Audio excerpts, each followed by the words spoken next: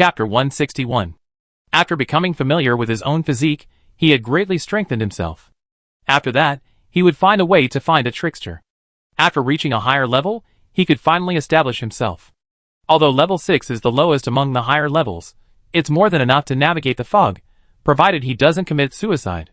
He took out 2 crystal cores.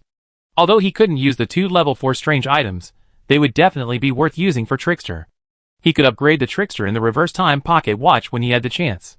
Trickstering was completed quickly, and he harvested 2 more strange creatures, bringing his total to 8. Reverse time tumor, trickster level 4, can reverse a single player's time to 3 minutes in advance.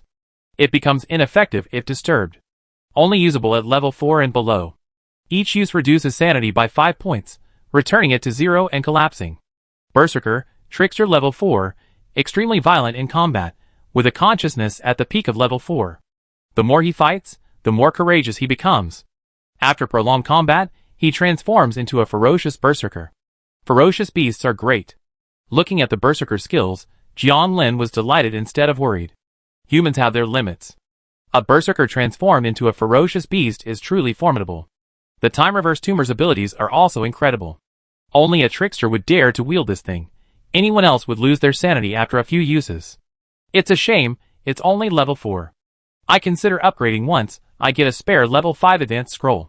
Checking the time, it was 7:34, almost dawn. Day 21, temperature 53 degrees.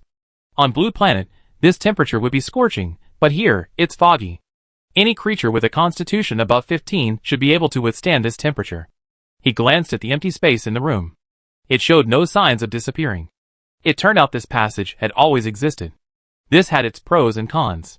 The upside was that he could access the resources of the directionless sea at any time, but the downside was that people from there could also come. Thankfully, he had hidden the cave well enough. The Supreme Cult's iceberg and the filthy cult couldn't get in. He moved the wall, partitioning the cave into a small, independent room. He wasn't planning to go back until needed. He took a quick shower with the strange spring water and felt much better. The sludge did have a cleansing effect, but since he was home, he still had to have some ritual. Comfortable. He lay on the bedroom bed, feeling the soft mattress. After days of traveling the strange sea, he was indeed a little tired, not physically, but mentally. Human beings, after all, need a stable home. System. With a thought, the interface popped up. The columns remained the same, except for the new dream between at the front. There was no rush. He planned to check out the world chat first. It was still bustling as usual. A few days passed, and while there were undoubtedly casualties, they were negligible given the 2 billion base. Lucas is the undisputed number 1 on Blue Star. He's fought his way into 14th place with his tier 3 strength. He's a proven champion. Unlike some who only know how to exploit their compatriots, I hear they're using healing potions to profit from their losses. That's right. I don't know where he found the crystal core, but it's selling for a maximum of 12,000 crystals. Even with so many crystals, he's still weak. I think Jian Lin was delayed. After all, with so many crystal cores, he's definitely not a weakling. I can tell you're from the Jojo Imperial Alliance. The Yin people are just idiots, only capable of petty tricks. Fuck, you Rya people, you're slandering others just because you didn't buy the crystal core, right? Jian Lin shook his head and took a quick look. The people cursing him were from the Lifeng and Lia nations.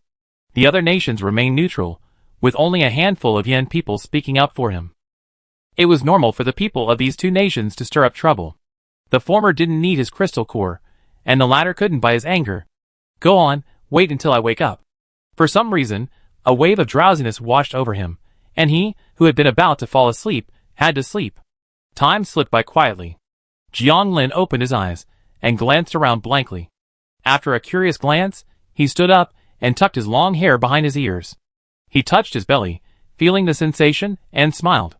Just then, Xiaoying suddenly pushed the door open and walked in.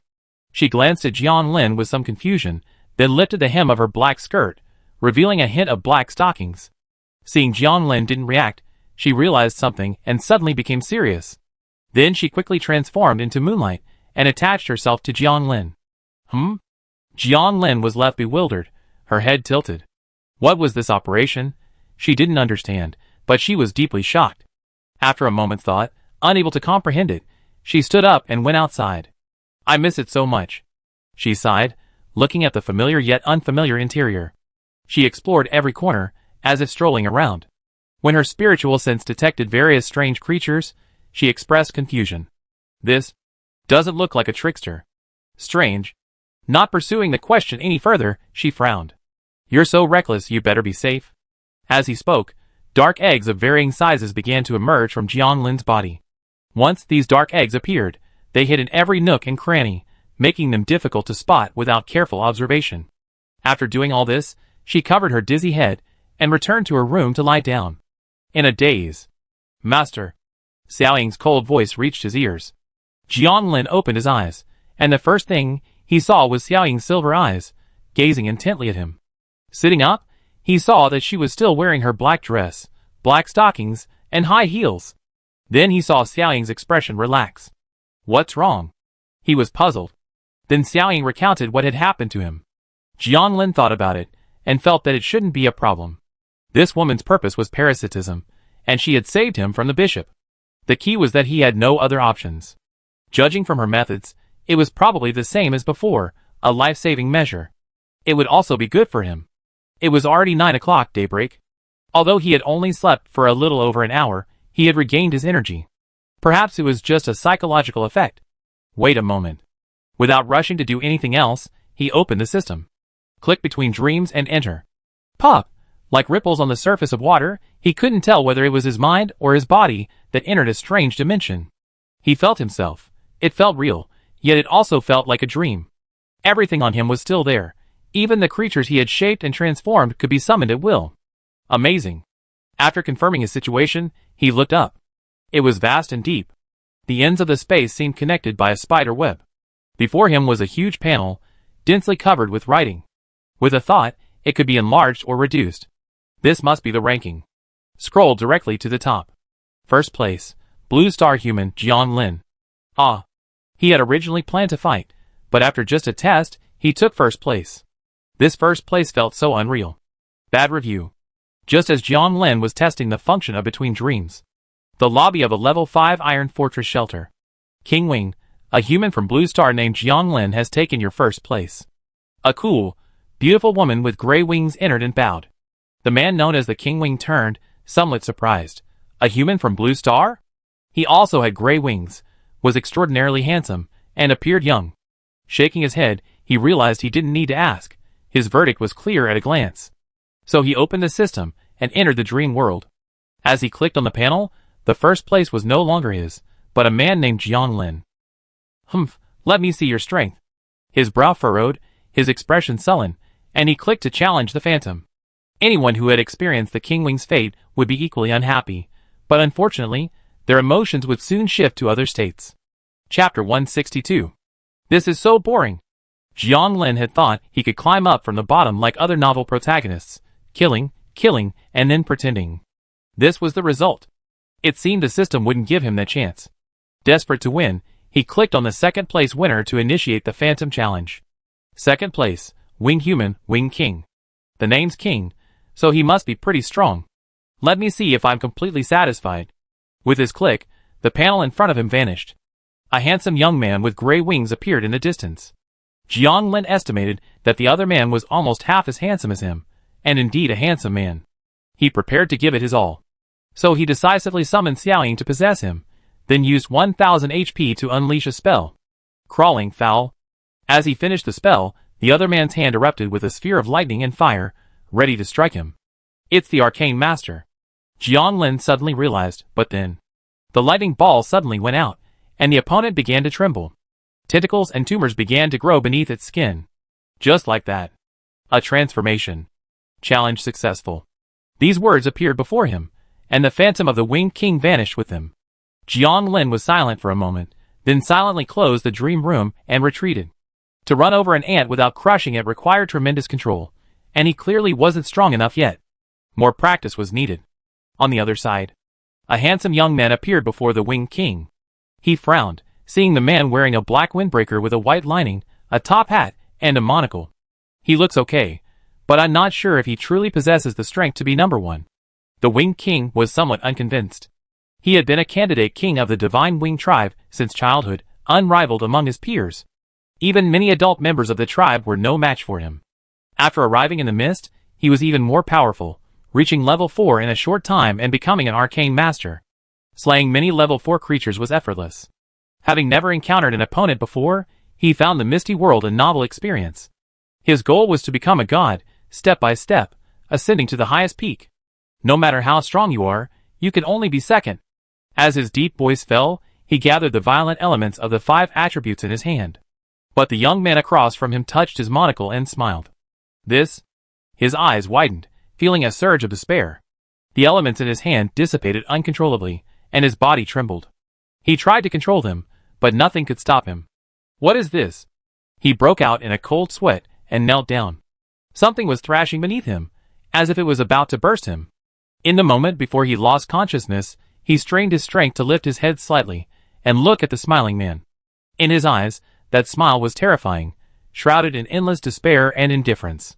He tried to laugh at himself, but his body suddenly expanded and exploded, sending up a shower of flesh and blood. In the darkness, his body reunited. No! Wing King's eyes widened, his breath pounding, and it took him a moment to calm down. Challenge failed. As the message appeared, he realized it was just an illusion. The despair of death was so real. How strong are you? A single smile left him powerless. He couldn't imagine such strength. He slowly raised his hand, his pride telling him to continue the challenge. But he eventually let it go. No result. It would be the same no matter how many times he tried. Reason told him the truth. He tried a few more times, but still couldn't click. His trembling hands made him feel sick. Wait until I reach level 5, and I definitely take back my first place.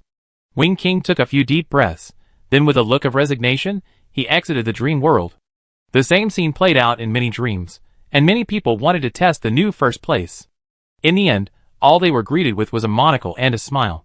In the end, they only remembered the feeling of despair and the uncontrollable pain of self-destruction. No one knew what had happened. It was like facing an insurmountable chasm. Jiang Lin gradually gained a code name among the survivors, Laughing Nightmare. It meant smiling despair. If Jiang Lin knew, he would definitely complain that the word wasn't powerful enough. He would rather call it Despair Killer. Letting Xiaoying possess him, Jiang Lin arrived at the hall. After taking a sip of the strange spring water, I wondered how long it would take to improve my health. I didn't send the 5 big ones out hunting for the defense corps today. They just found it, so I let them rest for a day. Jiang Lin. Ghost Master. Lin Yu pushed the door open and walked in. Surprise crossed her face upon seeing Jiang Lin. He was wearing a black dress, with dark blue tentacles peeking out from beneath. His upper body alone looked incredibly capable and handsome. Perhaps for some, adding the lower body would have made him look even better. Just got back, Jiang Lin smiled. Glad to be back. Oh, by the way. Lin Yu pulled a large pile of crystals from her system backpack. About 40,000. Lin Yu tucked her short hair behind her ear, her lips curled upwards. This is the income from the past few days. Well done. Jiang Lin no longer cared about the number of crystals, but he never had too much money, so he casually put it into his backpack. Now his crystals had exceeded 100,000, giving him 83 crystal cores and 15 fog-proof fire seeds. If he traded in the small box, 100,000 crystals would be equivalent to 100 crystal cores, and upgrading the small box would give him 10 crystal essences. Unfortunately, it didn't have a level 5 advancement scroll yet. He needed to find a gold treasure chest. He needed to upgrade the iron fort to pay his mortgage, so he didn't chat with Lin Yu much. He pointed upstairs and said, "There are 2 new members.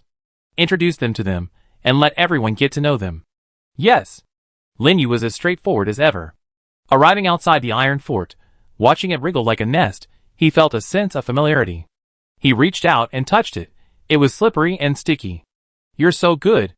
You feel so safe." When he was away, he was always nervous, but inside the iron fort, he didn't feel that way. Open the shelter panel. Fisher Crystalline Iron Fort, Level 6, Upgradable 1023/500 Wood, 814/800 Stone, 4409/500 Iron, 113060/1000 Crystal, 83 fifths Crystal Cores, 15 to 1 Fog Repelling Fire Seed. This upgrade will make the Iron Fort stronger, but will not increase its level. Click Upgrade, boom! A blinding white light enveloped the iron fort, and it began to expand, from 400 square meters to 600 square meters, expanding its overall size. No other changes were noticeable, except that the crystal blue iron walls were now coated in a reddish-yellow glow, likely due to the fog-repelling fire seed. Check the panel.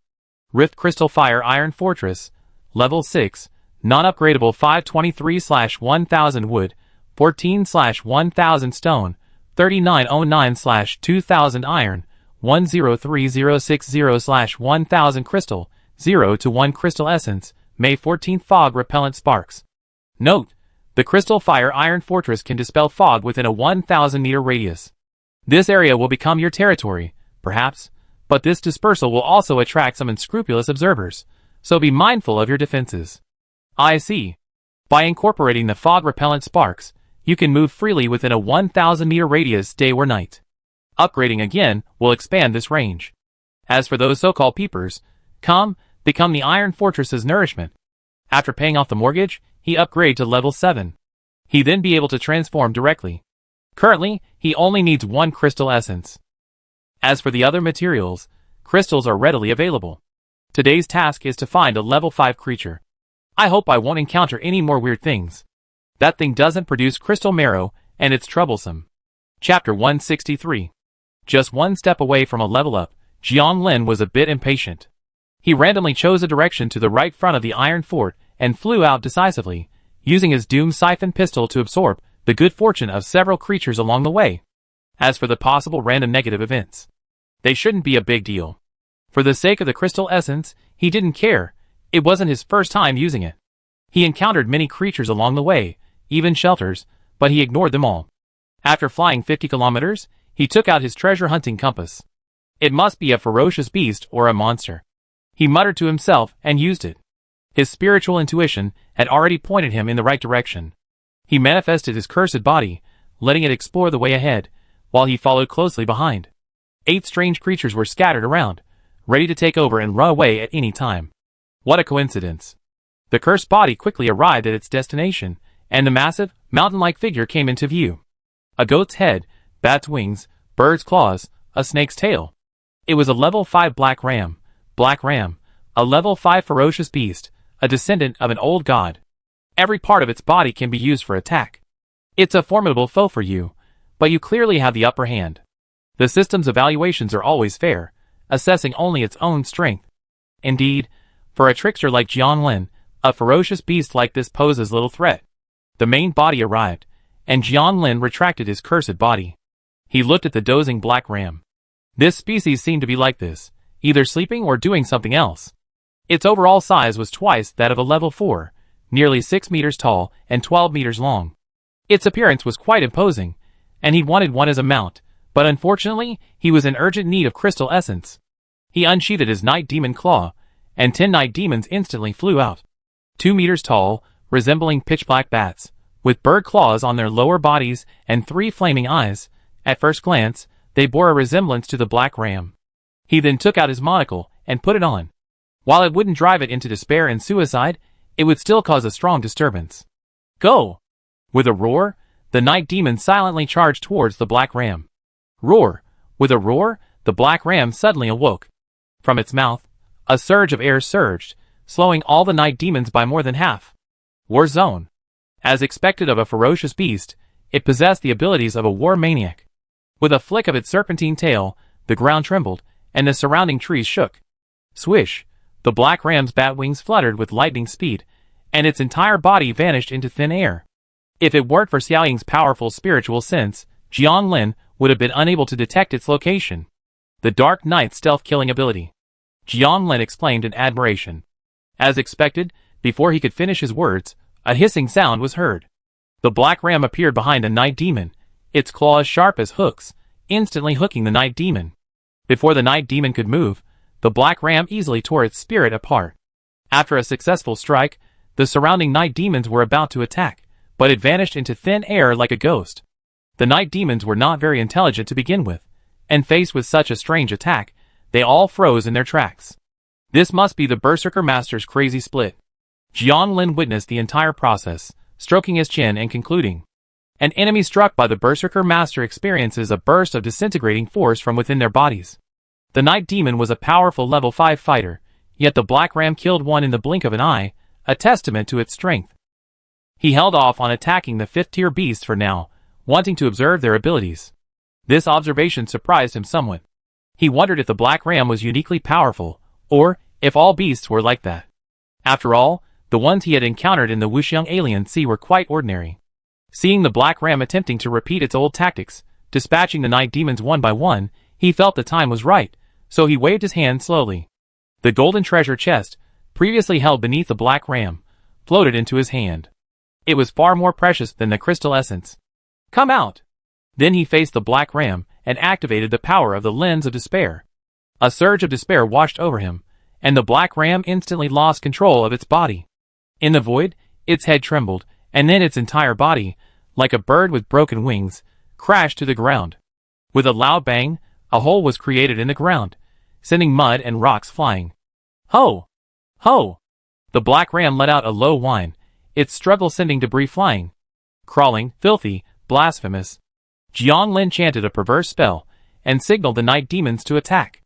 In fact, he was quite reluctant to let go, as this black ram was definitely a top-tier Tier 5 fighter, possessing most of the abilities of a Tier 5 warmonger. After consuming 1000 HP, the perverse spell was activated, enveloping him in an unpredictable atmosphere. Already suppressed by the lens of despair, the black ram was further affected by the perverse spell, and tentacles and tumors began to sprout from most of its body. Roar! Human! While struggling, the black ram finally saw who was attacking it, and let out a low growl. Conscious? Jiang Lin was surprised. Although they couldn't speak the same language, his spiritual sense could sense the meaning. The black ram was furious, growling and struggling continuously, but without any thoughts, seemingly unwilling to communicate with him. The night demons swooped down one by one, tearing apart its spirit. Just when I thought the matter was over, the black ram roared with determination, and the small portion of its untransformed body suddenly ripped apart. It flapped its remaining bat wings and vanished into thin air. "You're trying to escape?" Jiang Lin decisively transformed into Xiaoying, and dozens of moon mirror spikes flew out. Puff, puff, puff. With a desperate growl from the black ram, it fell heavily. It had apparently recovered a small portion of its lost body, a level of resilience that was probably standard for a ferocious beast. The black ram was undoubtedly the strongest level 5 beast Jiang Lin had ever encountered. Even under the dual pressure of the despair lens and the trick curse, it still managed to escape. Any other ferocious beast would have mutated or exploded long ago. The night demons swarmed over it, and a minute later, the black ram finally breathed its last. Crystal essence condensed. Jiang Lin collected the two halves of its body and the crystal essence, feeling a little sorry. As for the mount, it was probably all up to fate. It was still a bit early to go back, so he might as well hunt for some more crystal cores. The silver treasure chest would also be useful to him. He took out the 4 luck dice and began to predict. At 4:34 p.m., Jiang Lin returned safely to Crystalfire Iron Keep. Nothing unexpected happened. Who knew where the random negative events of the Doom Siphon Pistol would appear? Today, he had harvested 1 crystal essence, 3 crystal cores, 1 gold treasure chest, and 2 silver treasures. There were also some scattered treasure chests and beast cores. Under normal circumstances, such a harvest would have made him happy for a long time, but now his focus was completely on the shelter. Opening the trading house, he could simply use crystals to fill the wood and stone. It cost nothing. Thinking back to the days when he first came to the mist, scrambling for wood and stone. Times are changing. Jiang Lin shook his head, and then opened the shelter panel.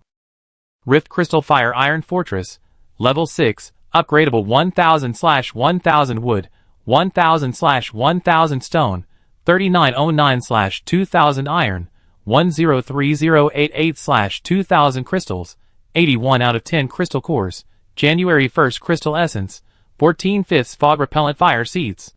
Although the transformation could only be done in the early morning, he couldn't hide his excitement. Iron Fortress, goodbye. Click to upgrade. Boom! A burst of white light enveloped the entire Iron Fortress, its blinding glare blinding the viewer. The dark shadow within began to swell and grow. At this moment, the space ahead seemed to pause, all changes coming to a standstill. Stuck? Jiang Lin was puzzled, but then a system notification popped up. Chapter 164. Congratulations, Survivor Jiang Lin. Your shelter has been upgraded to level 7. Please choose your next development path. Choice 1.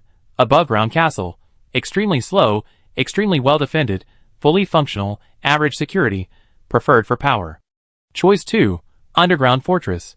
extremely slow, relatively strong defense, limited functionality, extremely high security, preferred for retreat.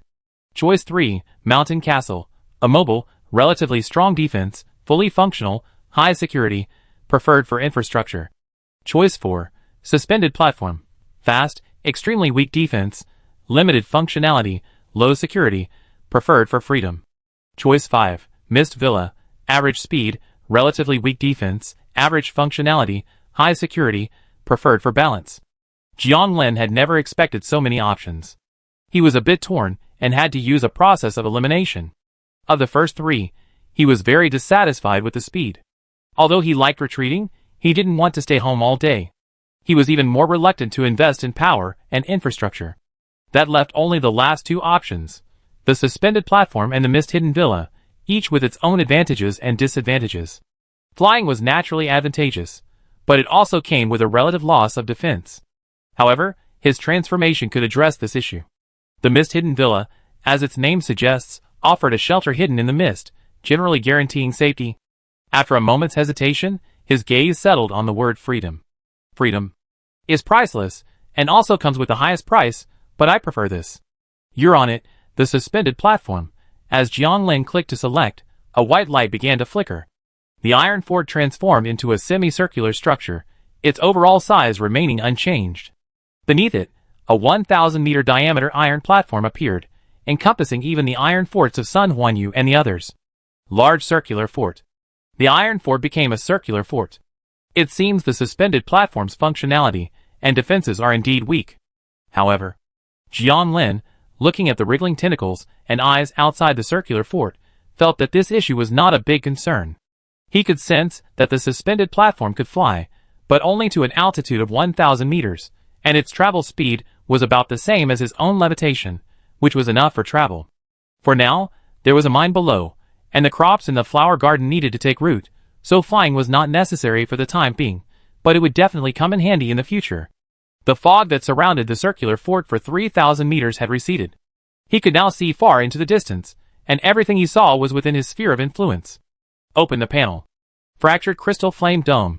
Suspended platform, tier 7, non-upgradable 1909/5000 iron, 0/1000 pumice, 101088/5000 crystal, 71/20 crystal core, 0/5 crystal essence, 9 out of 10 fog repellent spark, 0/2 crystal block, 0/1 source crystal.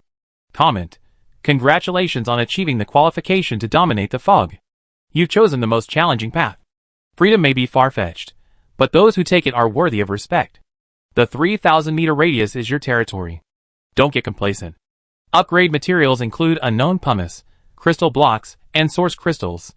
Jiang Lin roughly speculated that pumice is a rare material, crystal blocks correspond to tier 6, and source crystals correspond to tier 7.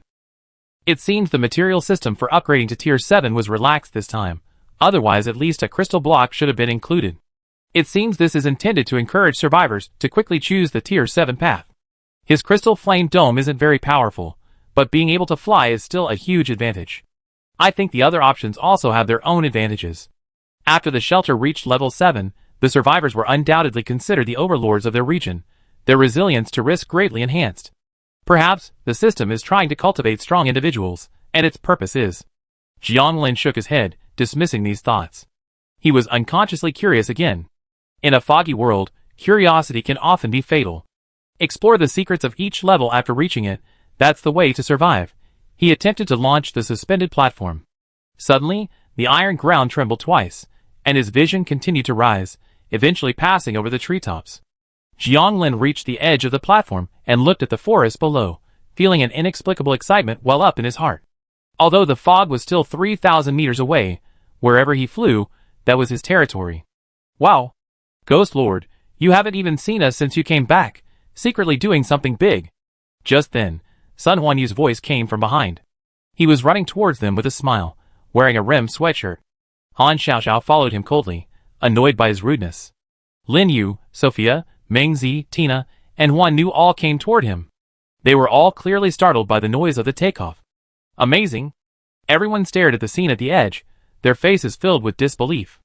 Master Ghost, you really did it. Lin Yu smiled, remembering Jiang Lin's repeated promises. The others also remembered Jiang Lin's words. "We will stand in the sky."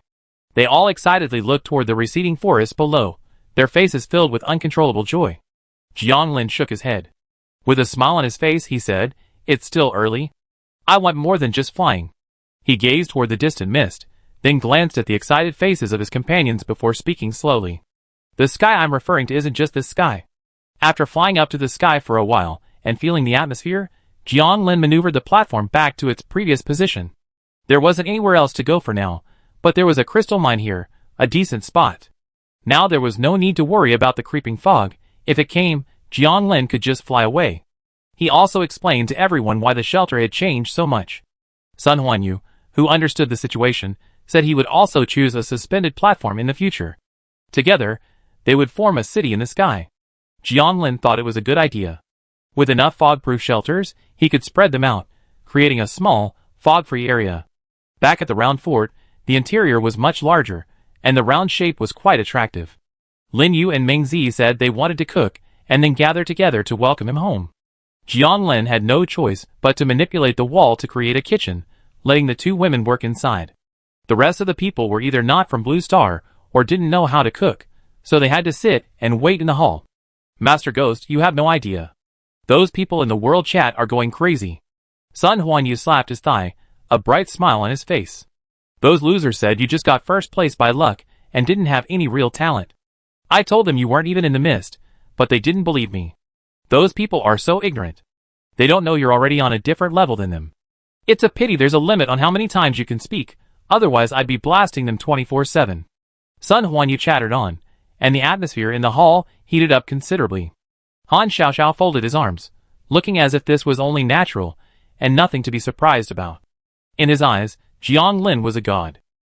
Sophia was baffled, while Tina and Huan were bewildered. They weren't survivors, so they had no idea what was happening. Seeing their expressions, Sun Huanyu quickly explained Jiang Lin's formidable abilities, and the intimidating name of the Laughing Nightmare. "Isn't this normal for a master?" Tina asked. Although Huan had a casual relationship with her, she nodded in agreement. Seeing their reactions, Sun Huanyu immediately knew they were likely just as rabid fans as Han Xiaoxiao. In their eyes, Jiang Lin was always the strongest, and nothing he did was surprising. Even more so when a bunch of noobs below level 5 were vying for position. Sun Huanyu suddenly felt bored, as if he wasn't in the same world as everyone else. Chapter 165. Don't you really understand? Just putting on those glasses and smiling, that despair is enough to drive people to suicide. That's the kind of thing you only see in anime with the ultimate villain. Sun Huanyu was still trying to convince everyone that he was awesome. Unfortunately, Han Xiaoxiao and the two women had a look on their faces that said, "Isn't that the way it should be?" Jiang Lin felt a little helpless, but there was nothing else to do. Since everyone was just sitting there awkwardly, he might as well listen. He would never admit that listening to others' praise was enjoyable. So he just smiled and watched. Sun Huanyu had no choice but to look at Sophia. She was dazed, her smile frozen. For a golden human, just being able to smile along was already a good thing, but after Sun Huanyu had been talking for so long, she suddenly didn't know what to say. "Dinner is ready." Thankfully, Lin Yu broke the awkward silence. She emerged carrying a pile of oddly shaped bowls. It contained white rice, likely the result of stimulating rice seeds. As for how the rice husks were removed, it was revealed to be a unique skill of farmers, simply ripening and cracking it. Eating in the misty world wasn't easy. It took a long time to shop at the trading house and prepare a lot of ingredients. Pots, pans, meat, vegetables, and seasonings. Jiang Lin wasn't too lazy to bother with anything. He was content with the cute meat fruit. Women like Lin Yu, however, were more interested in quality of life and made preparations. When all the dishes arrived, everyone, including Jiang Lin, examined them curiously. "This Blue Star has never seen this kind of meat before. Is it really edible?" Sun Huanyu asked, pointing to a dish resembling chicken soup. A green claw floated above it, but the soup was red. It didn't look edible. Meng Zi explained gently, "This is a warty-clawed snake, specially raised by survivors. It's currently the most popular meat." Sun Huanyu's face twisted. Seeing no one was picking up their chopsticks, Jiang Lin took the initiative and placed an unidentified purple meatball in his bowl. "Eat it all. Don't let Lin Yu and Meng Zi's efforts go to waste." He popped the purple meatball into his mouth, and a strange, lamb-like flavor immediately tickled his taste buds. Chewing it carefully, it was springy enough. While it didn't seem to suit his appetite, it was still edible. Jianglin smiled and said, "It's quite delicious. Try it." Han Xiaoxiao immediately obeyed, and with a heroic gesture, he took a meatball with his fork. He swallowed it in one gulp, not even chewing, and nodded in agreement. So lickable.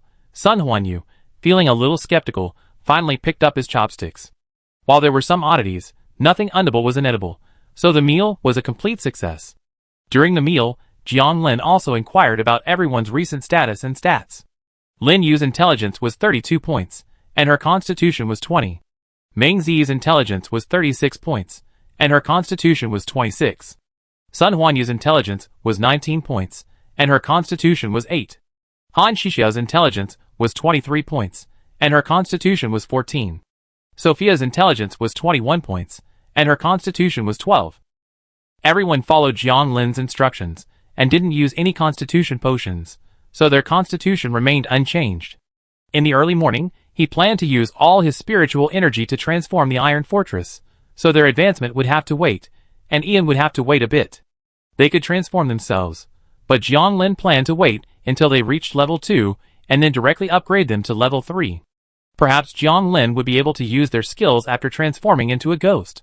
After the meal, Jiang Lin taught Tina and Huan the soul-devouring transfiguration technique and asked everyone to take some exotic spring water and lovely meat fruit. He needed to test the effects of both on physical and mental health. 7:36. Everyone went home. Now, the area within 3,000 meters was fog-free, so there was no need to worry about being unable to go out at night. As for the surrounding beasts and monsters, they had long since vanished. Jiang Lin fed the black ram's carcass and the rest of the carcasses to Iron Fort, obtaining 4 Tier 5 materials and 6 Tier 4 materials. Once Little Greed advanced, he could use the Tier 5 materials to upgrade the Snake Shadow Devouring Blade and Dark Thorn Ring. He found a small box downstairs and combined the harvest from the Temptation Bee with the low-level treasure chests he had found, creating a silver treasure chest. In the hall, he spread out 1 gold and 3 silver treasure chests. The silver treasure chest was open primarily for the advancement scrolls. The items were secondary. Sacrifice 20 years of restlessness. Open! He opened 3 silver treasure chests in succession. Unfortunately, there was no such passionate white light. Healing Staff. Level 4, consume stamina. Used to heal severe injuries. Broken edges. Always have the mist handy, and you never regret it. Fire Control Rune. Level 4, a unique item. Attaching it to your body allows you to control the violent fire element, dealing significant damage. Note, using it will affect you and cause confusion. Overuse will transform you into a fire spirit. Advanced Scroll. Level 4, slightly. Thief Doll Creation Recipe. Level 4, a one-time recipe. This recipe yields a thief doll. A doll with some of the abilities of an actor and a seer. Perhaps you can use it to steal things. Crystal Iron Spear. Level 4, slightly. Stamina Potion. Level 4, slightly. Ignore the 2 useless ones. The Advanced Scroll is definitely a valuable item, needless to say. The Fire Control Rune is also very useful for crafting dolls. He could even play a cameo role as a fire mage in the future. The Thief Puppet. I can't make a definitive conclusion yet, because I don't know the exact effects. I see after the transformation. He looked at the golden treasure chest, the highlight. Sacrifice 80 years of suffering, open. Reaching out to touch the cool, delicate lid, a flash of white light appeared. Level 6 is a no-brainer. The chances are impressive. Despicable Mouth Ring. Level 5. Wearing this mouth ring will make any words you say a provocation. Creatures facing you will perceive you as despicable and attack you recklessly, fighting to the death. Note, use with caution. Eye of Identification. Level 5. Can identify various stats of creatures. If the difference in intelligence is too great, all their secrets will be revealed. Huh? Jiang Lin wasn't sure whether these 2 items were good or bad. The latter could be considered useful, but the Despicable Mouth Ring. Maybe it could prevent someone from escaping? It should be useful, he wasn't sure. It was rather useless. Without the level 5 advancement scroll, the small chest couldn't be upgraded. I have to wait. Little Greed can indeed level up. After the transformation, he can reach level 5 and craft level 5 equipment. Not bad. After putting everything away, Jiang Lin went to the storage room. Hey, you're back alive. You're quite capable. I guess I won't be the master of this place for a while. Little Greed's shrill witch voice rang out. If you keep talking nonsense, I knock you down from the sky. He glared at the fleshy mouth, feeling it hadn't been spanked in ages. Little Greed's mouth quickly closed. With a cold snort, Jiang Lin took out the advancement scroll. If this thing weren't a production type, he wouldn't have bothered to upgrade it. Click to use. The advancement scroll transformed into white light and merged into Little Greed's body. Then, the fleshy tube squirmed twice, no change. You're level 4? Jiang Lin was a little puzzled. Yes. Little Greed curled his lips, seeming pleased. Maybe something had changed internally. That's the only explanation. No matter what, as long as I can make something, it's fine. He casually tossed a few dozen crystals to Little Greed, congratulating himself on his return, and exited the storage room. Sending away beggars? Little Greed's mouth sneered, but he actually thrust out his tongue and quickly rolled the crystals into his mouth. When he opened his mouth again, only darkness remained. It was still a while before dawn when Jiang Lin reached the top of the circular fortress, lost in thought as he gazed at the blood mist in the distance. After the Iron Fortress's transformation, he should prioritize finding a trickster. The subsequent transformations would require numerous changes: the members' constitution potions, themselves, Ian, and any newly acquired items. Transformation only affects one's appearance and profession, and it's not impossible to return to human form, as was the case with Tina and the Phantom Girl. They all relied on their abilities to transform back into their true selves, so Lin Yu and Meng Zi also have a chance to return to human form. In other words, appearance isn't a constraint at all. As long as one is strong enough, any transformation is possible. Chapter 166. Training up the members would also benefit him. He possessed the power of transformation and could use their abilities. This was something no other trickster path professional could achieve. Alienation. Thinking of this, Jiang Lin muttered, his thoughts racing. This talent of his truly defied common sense. Just like divination, perhaps it was a skill of the prophet. Synthesis.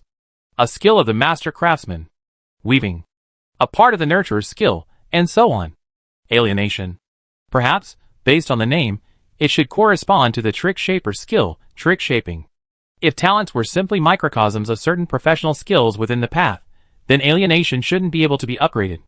And even more so, the ability to manipulate the rules of the world by transforming another's profession. Furthermore, Sun Huanyu was unable to synthesize the creatures and items he had transformed, as if his nature was different. All of this undoubtedly indicated his unusual nature. Unique talent. Perhaps that's what this prefix means. This ability, inexplicably transformed, might even be considered an incredible miracle in the world of the mist.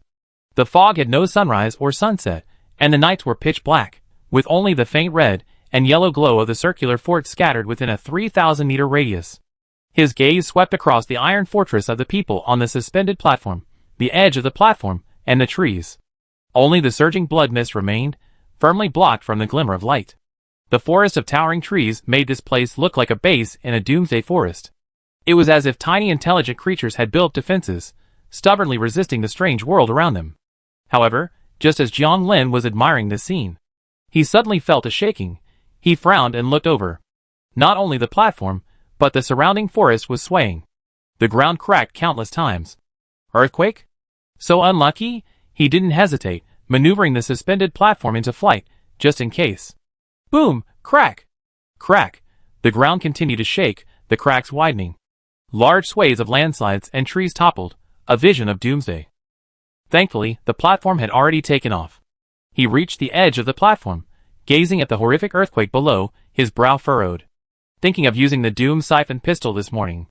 Random negative events also include earthquakes? This is too bad, and his crystal mine. Thinking of this, he hurriedly looked towards the crystal mine. The beautiful blue was gone, only vast expanses of collapse. The mine was gone. He, now a mindless boss, rubbed his temple. What happened? The secret meeting was startled by the noise, and rushed to the edge.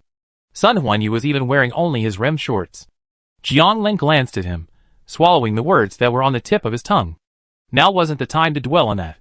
Is the Ghost Lord making another big move? Sun Huanyu looked bewildered, leaning over to the edge and peering down. Holy shit, what's that? Jiang Lin followed his gaze. This? He was also shocked by the sight before him. Where was the ground below? Just a massive, dark, deep black hole, its edges shrouded in earth and trees that continued to sink inward. Even the creatures within the blood mist hadn't escaped. As for what lay beyond, the blood mist obscured his view, preventing him from seeing anything. But even so, it was terrifying enough. His current field of vision covered a full 3,000 meters. From where he was, looking down, it was like the world was collapsing. He could vaguely see a massive, blurry red shadow at the innermost center of the black hole, but it was hard to make out. He couldn't stay here. He had been living on top of such a terrifying entity, and he was lucky to be alive today. The enemy hadn't attacked him yet, but he had to flee just in case. So he controlled the suspended platform and flew rapidly towards the temple. There was Lin Yu's iron fort there, a temporary refuge. During the evacuation, he activated the system to probe the giant red shadow. World Devourer, a level 7 beast, a resurrected form left behind by someone. It continuously devours the ground and living things, especially those with high psychic energy.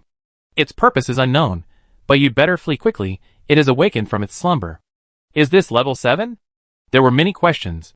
Perhaps it was the system's protection of survivors, some secrets he wasn't meant to know. The crystal mines were definitely gone, and this beast called the World Devourer was just that kind of thing. Fortunately, his dome was already level 7, gaining flight capabilities, otherwise he'd have had to abandon his shelter this time. The Doom Siphon pistol was useful, but it was incredibly tricky. He'd already caused bizarre incidents, like the sea-devouring flower in the directionless sea, and now he was forced to move again. An entire mine was lost for a single crystal. What the hell was going on around here? It was either the crawling mist or the yellow-cloaked mismasked one, and now he was told there was a World Devourer down there. This is just awful bad luck. Jian Lin sighed, becoming a mindless man from then on. The platform slowly moved forward, barely perceptible shaking, and the black hole gradually disappeared from view. An estimated diameter of 10,000 meters indicated that the World Devourer had devoured the ground. Everyone recovered from their shock, looking at each other, then at Jian Lin. Everyone go back. It'd be alright for now. Even if there's something wrong, you won't be able to solve it. Jian Lin didn't finish the rest of the sentence.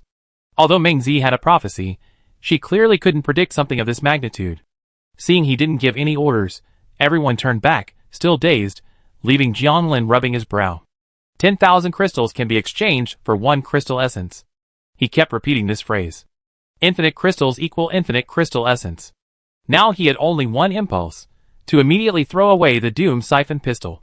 This incident also served as a wake-up call for him. Compared to truly terrifying beings, he was still too insignificant. Some beings might seem low rank, but their terrifying power completely belied their rank. Take the yellow-robed mismasked one, for example. He was only rank 5, but Jian Lin wouldn't dare provoke him.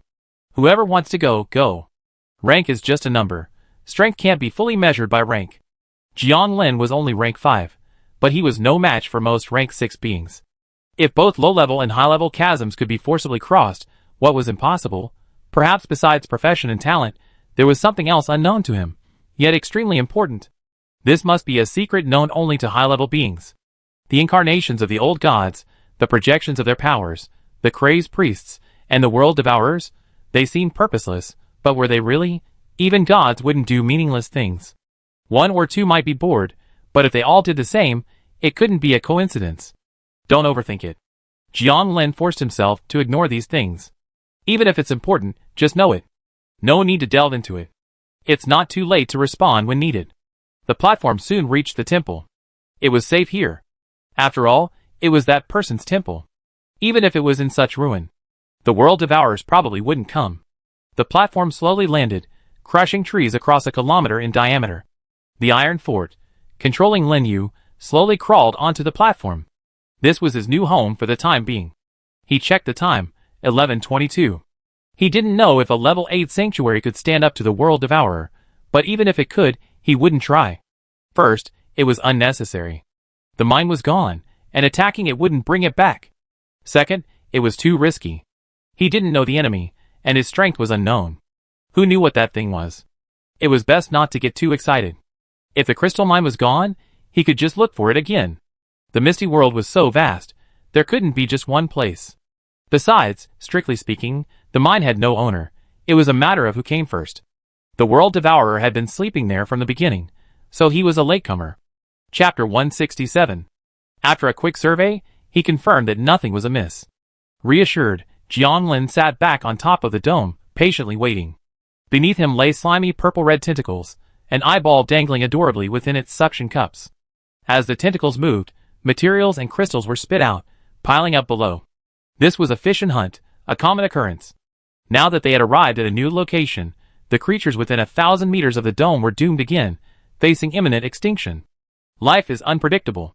He sighed, looking at the crystals. These creatures, like him, had encountered an irresistible and powerful entity. He didn't even know what they were.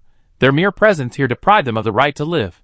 Just like the level 4 shelter that was crushed by the behemoth in the previous world chat, it was a completely unprovoked disaster. This was the crushing of the weak by the strong. Only by reaching the pinnacle could one survive safely. This was perhaps the driving force behind all professionals' reckless pursuit of advancement. There was still some time left until the dawn of the 22nd day. Having just arrived at the temple, he asked Tina and Juan to come together to acquire skills. All members of the secret society had already acquired elemental skills, both level 2 and level 3. One can never have too many ways to improve one's strength. To Jianglin's surprise, Juan easily acquired the level 3 skill, Water Entanglement, which allows her to manipulate water to imprison living things. But when Tina touched the stone platform, there was no reaction. Compared to Juan's success, Tina was visibly disappointed. What's the reason? Looking at the stone platform, which glowed a faint blue light, he stepped forward and patted it. If it wasn't due to energy, then there was only one possibility. The hypnotist's path, the main path of this filthy cult member, was disfavored by him. Although Tina had become a puppet master, her essence remained on this path.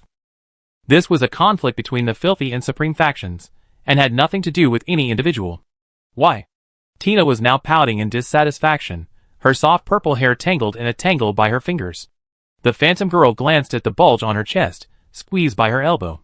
The joy of gaining a skill vanished. Seeing Tina's reaction, Jianglin had no choice but to share his speculation, which only made her feel better. Sending the two back, Jianglin remained alone at the edge of the platform. At dawn, a surge of spiritual energy surged. Finally, he had a premonition. This was an unprecedented transformation. He was only at level 5, yet he was about to obtain a level 8 sanctuary.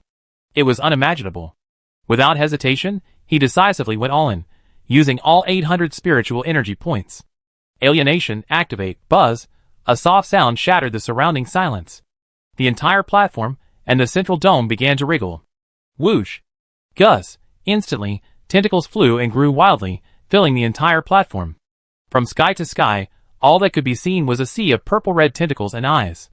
They danced wildly, intertwining, obscuring the heavens and the sun. Like the birth of a devastating beast. This is going to live.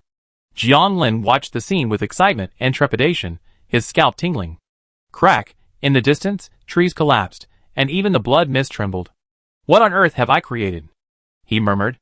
The fear of facing the giant creature surged, but it was quickly suppressed, replaced by the ecstasy of witnessing the birth of his own masterpiece.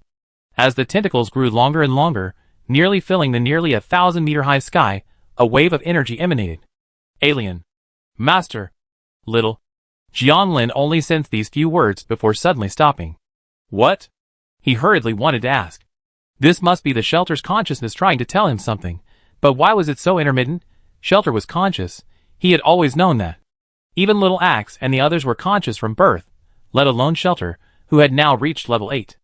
Unfortunately, there was no response. Be careful. What? Jianglin's brow furrowed in confusion. His intuition told him that what Shelter wanted to say was important, but something had clearly changed, and it had been interrupted. Or perhaps Shelter had sensed something and couldn't reveal more.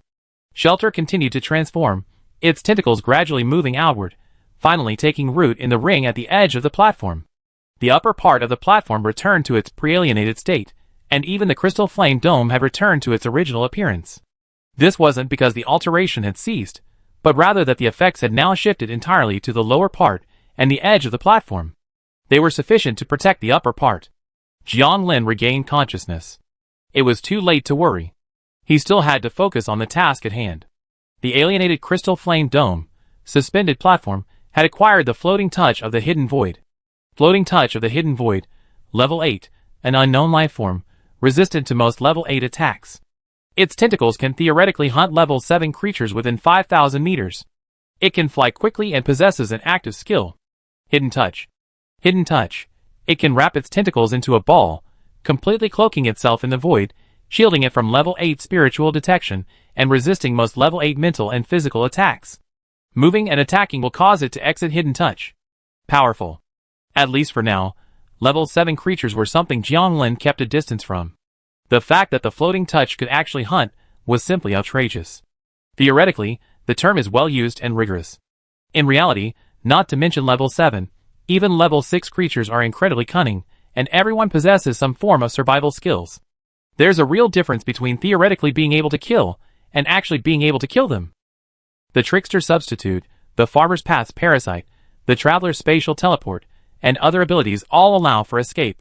Not to mention the Informer's Path, where the difference in level is minimal, and it's virtually impossible to find anyone. Although its offensive capabilities are somewhat ordinary, its defensive capabilities are absolutely top-notch. To put it simply, the Void Floating Touch has two states: the hunting state and the turtle state.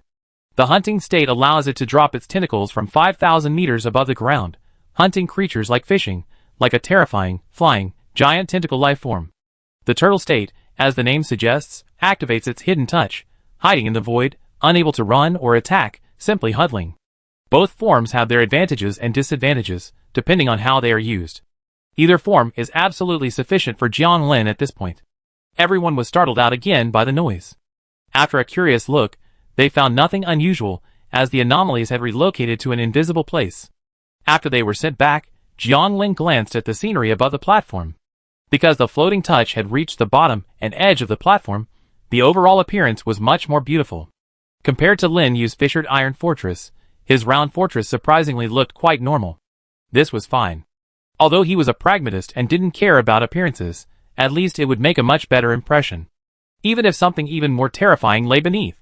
Beautiful on the surface, terrifying in the dark. It seems not bad. Jianglin was very satisfied with the current state of the shelter. As long as he was within the shelter, he didn't have to fear most level 8s.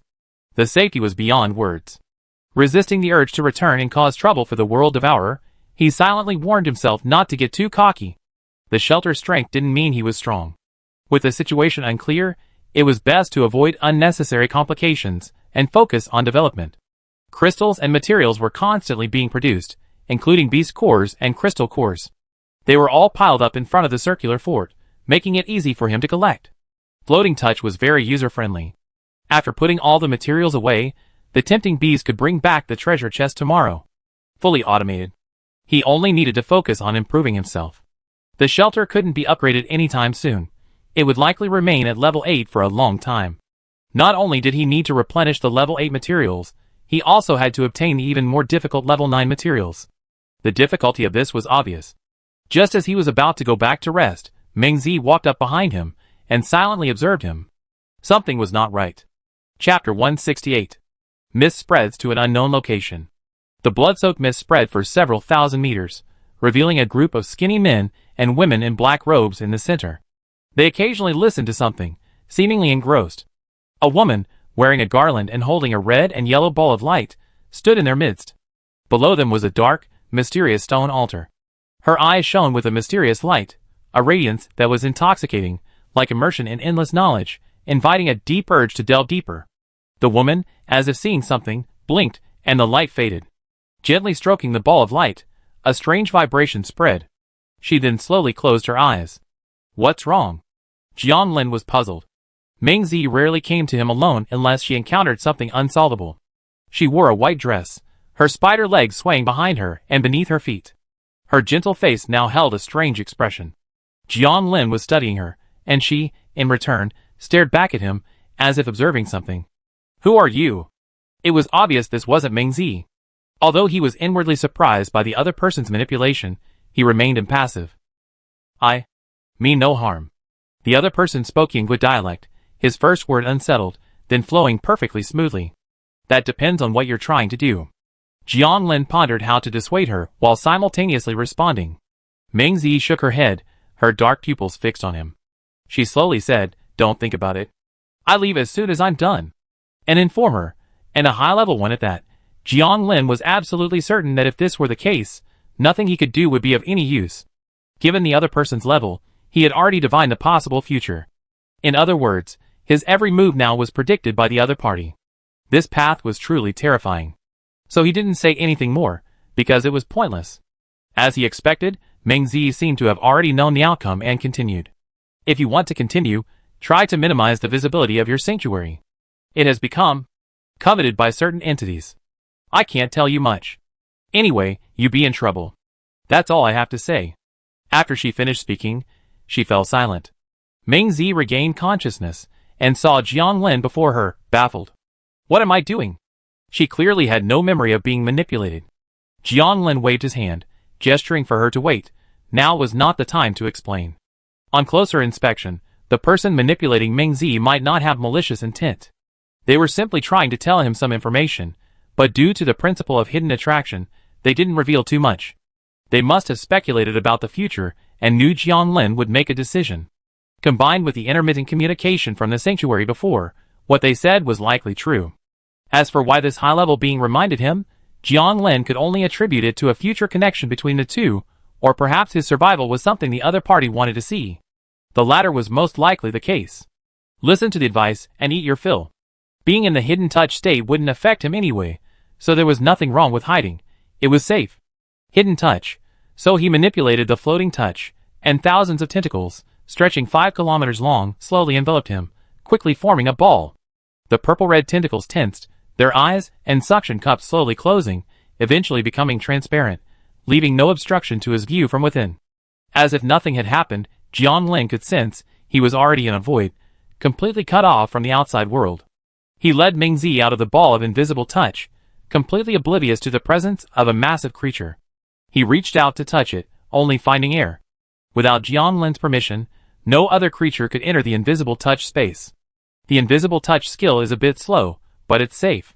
He nodded in satisfaction, resolving not to reveal the shelter easily in the future. A level 8 shelter must contain secrets unknown to him. The mysterious high-level being had a reason for reminding him. With such power, the other party wouldn't have gone to such lengths to deal with him if they truly wanted to, so their words were likely true. He then returned to the invisible touch space and explained what had just happened. Meng Zi was initially stunned, then, as if something had occurred to her, a thoughtful expression on her face. What did you think of that? Jiang Lin asked, puzzled. Although Meng Zi appeared gentle and non-aggressive, she was actually very intelligent and decisive. Otherwise, she wouldn't have secured third place on Blue Star with the protective core he provided. While prophecy is powerful, it lacks combat effectiveness, which demonstrates Meng Zi's abilities. She pursed her red lips slightly. The Informer path represents secrets, knowledge, and even time. Mastering higher-level secrets allows one to control all lower-level secrets. That's why they can control me. Jiang Lin nodded, finding this speculation plausible. But he couldn't help but feel a sense of fear about this path. According to Meng Zi, how terrifying would one be at the pinnacle of the Informer path, to be able to control all the secrets of the world? Wouldn't it mean that the entire direction of the world is within their predictions? This is even more outrageous than alienation. Don't overthink it. Jiang Lin patted her head. Have you forgotten how you mutated last time? Meng Zi always had a short memory, just like him. Okay. Meng Zi smiled gently, forcing herself to stop thinking. Perhaps being a snitch is the easiest way to lose control, besides hypnosis, combat, and acting. They have access to too many secrets, and their own level is not high enough, so they can easily mutate. Go back. I start strengthening you soon. You be able to break through to level 3 soon. Jiang Lin waved his hand. Meng Zi nodded, waving her spider legs towards her iron fortress. Looking around, except for Lin Yu's iron fortress, which had been mutated, the others were still at level 5. Let's put this matter aside for now. It's not a necessity. In the hidden touch space, iron fortresses are more than enough. There are too few high-level materials right now. He can't always be the one fetching them. The members should also grow on their own. He could use his transformation to help them improve their strength, an opportunity others wouldn't even dare to dream of. Enter the circular fortress. Drink a sip of the strange spring water, and eat a cute fleshy fruit. No matter if it works or not, just keep eating it every day. The soil in the flower bed still has nutrients, probably from the contact with the ground. It's quite intelligent. It's a shame the mine is empty now. I have to find another one later. Laying down on the bed, he opened the world chat. Today's chat mostly turned to flattery of him, and the earlier voices of doubt had disappeared. The Yen people were particularly active. Jiang Lin ignored the flattery, and began to extract useful information. The Platinum Guards have joined the mysterious Blood Moon Temple. I heard the strongest are as high as rank 7. Rank 7? The highest survivor from our 69th batch is probably only rank 5, and that's Jianglin, who tops the list. How do you know Jianglin is rank 5? I just guessed. He can crush the rank 4 Wing King. Can anyone other than rank 5 do that? Rank 5, so what? He's just an ant in front of the truly powerful. Our warrior alliance has joined the Filth Order and welcomes the people of Yen to seek refuge. We need your protection. The Filth Order sounds like a cult. Don't let them be completely wiped out. You dare to slander the Great Filth Order? You will regret it. The Dawnbreak Council has officially joined the Ruin Legion, gaining a firm foothold in the mist. Survivors are welcome to join. Compared to the Warrior Alliance, the Dawnbreak Council is much more low-key. For now, there's only news about these 3 organizations. Jianglin knew this would become more common. I just don't know if these forces belong to the Mist or the Fogless Land. According to Fei Yi, there's a difference between the two. The Mist forces can retain their system, but the Fogless Land forces should be separated from it. I don't know why this is the case. The system was still there when he returned from the Fogless Land. Chapter 169. Jianglin naturally had no intention of joining any faction. He was determined to become the strongest. Every faction has grown from humble beginnings, and he didn't see much benefit in joining someone else and living under their wing. Besides, his transformation technique was clearly exceptional, and joining someone else would easily attract covetous attention. He thought of the black-haired woman transformed into a human pig beneath the filthy Inquisition Hall. If he were captured by the filthy cult, that might be his fate. He needed to calm down for the next few days. Once the lovely meat fruit had boosted his physique to its limit, he could begin his breakthrough to a higher level. There were still many transformations to be done, and he could also collect more materials and treasure chests to improve his strength. Sleep. Transforming the sludge into underwear, he could finally sleep naked. This had always been his habit, something he hadn't dared to do before. Now that the sanctuary had reached level 8, and was in a hidden touch state, he felt particularly at ease. Master, it's dawn. Xiaoying's voice woke him, and something was pressing against his legs. Jianglin opened his eyes, and met Xiaoying's cold, silver eyes. She was dressed in a black dress, her knees bent, revealing sheer black stockings. Who taught you that? Jianglin was stunned for a moment, then surprised. Xiaoying's glittering face was filled with innocence. I feel. The Lord would like it. Impossible. Little moon mirror spirit, don't even think of messing with my godlike heart. 10 minutes later. Jianglin arrived in the hall, eating a fleshy fruit and drinking water. Xiaoying had already possessed him, and he felt her perceptions were subtly changing as she came into contact with the world. It must be the filthy cult's fault. The actions of those 2 priests had corrupted Xiaoying. Tina and Huan had also risen, quietly eating fruit across from the square table. At first, they were hesitant when they saw the cute fleshy fruit, but now they've fallen in love with the taste. As expected, appearance isn't important. What's inside is everything. He checked the time. Day 22, 9:13 a.m. Today's goal is still level 5. If you have a level 6, you can try provided it's safe. Don't get your hopes up too much. High-level beings are rare, and the same is true for living creatures. After finishing today's portion of fleshy fruit, he made arrangements for the 2 women. Take Xiaosan, Xiaodong, and Hongga with you to the mist to improve your strength. Use the spell that reveals your arm when you encounter danger, and improve as much as possible. Yes, master. The 2 women nodded in succession. They had the spell, the level 4 shaping ghost weapon given by Jianglin, and 2 level 5 ghost weapons. This lineup was several times stronger than his original one. As long as it wasn't arranged by some kind of entity, nothing should happen. The members of the Weird Mist Secret Society were now exploring on their own. Their starting point was high enough, but their growth depended on their own efforts. Although they weren't survivors, Xiao San and the others were his summons, so they could obtain treasure chests. As for the 5 big ones, he assigned them to hunt for protection cores. Protection cores are still very useful, so it's worth accumulating some.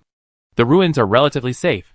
The Supreme Cult member suffered a setback at the hands of the filthy cult last time, so they probably wouldn't try to lure him into the dimensionless sea again. Besides, he already had a cave in his own home, so this was completely unnecessary. Out.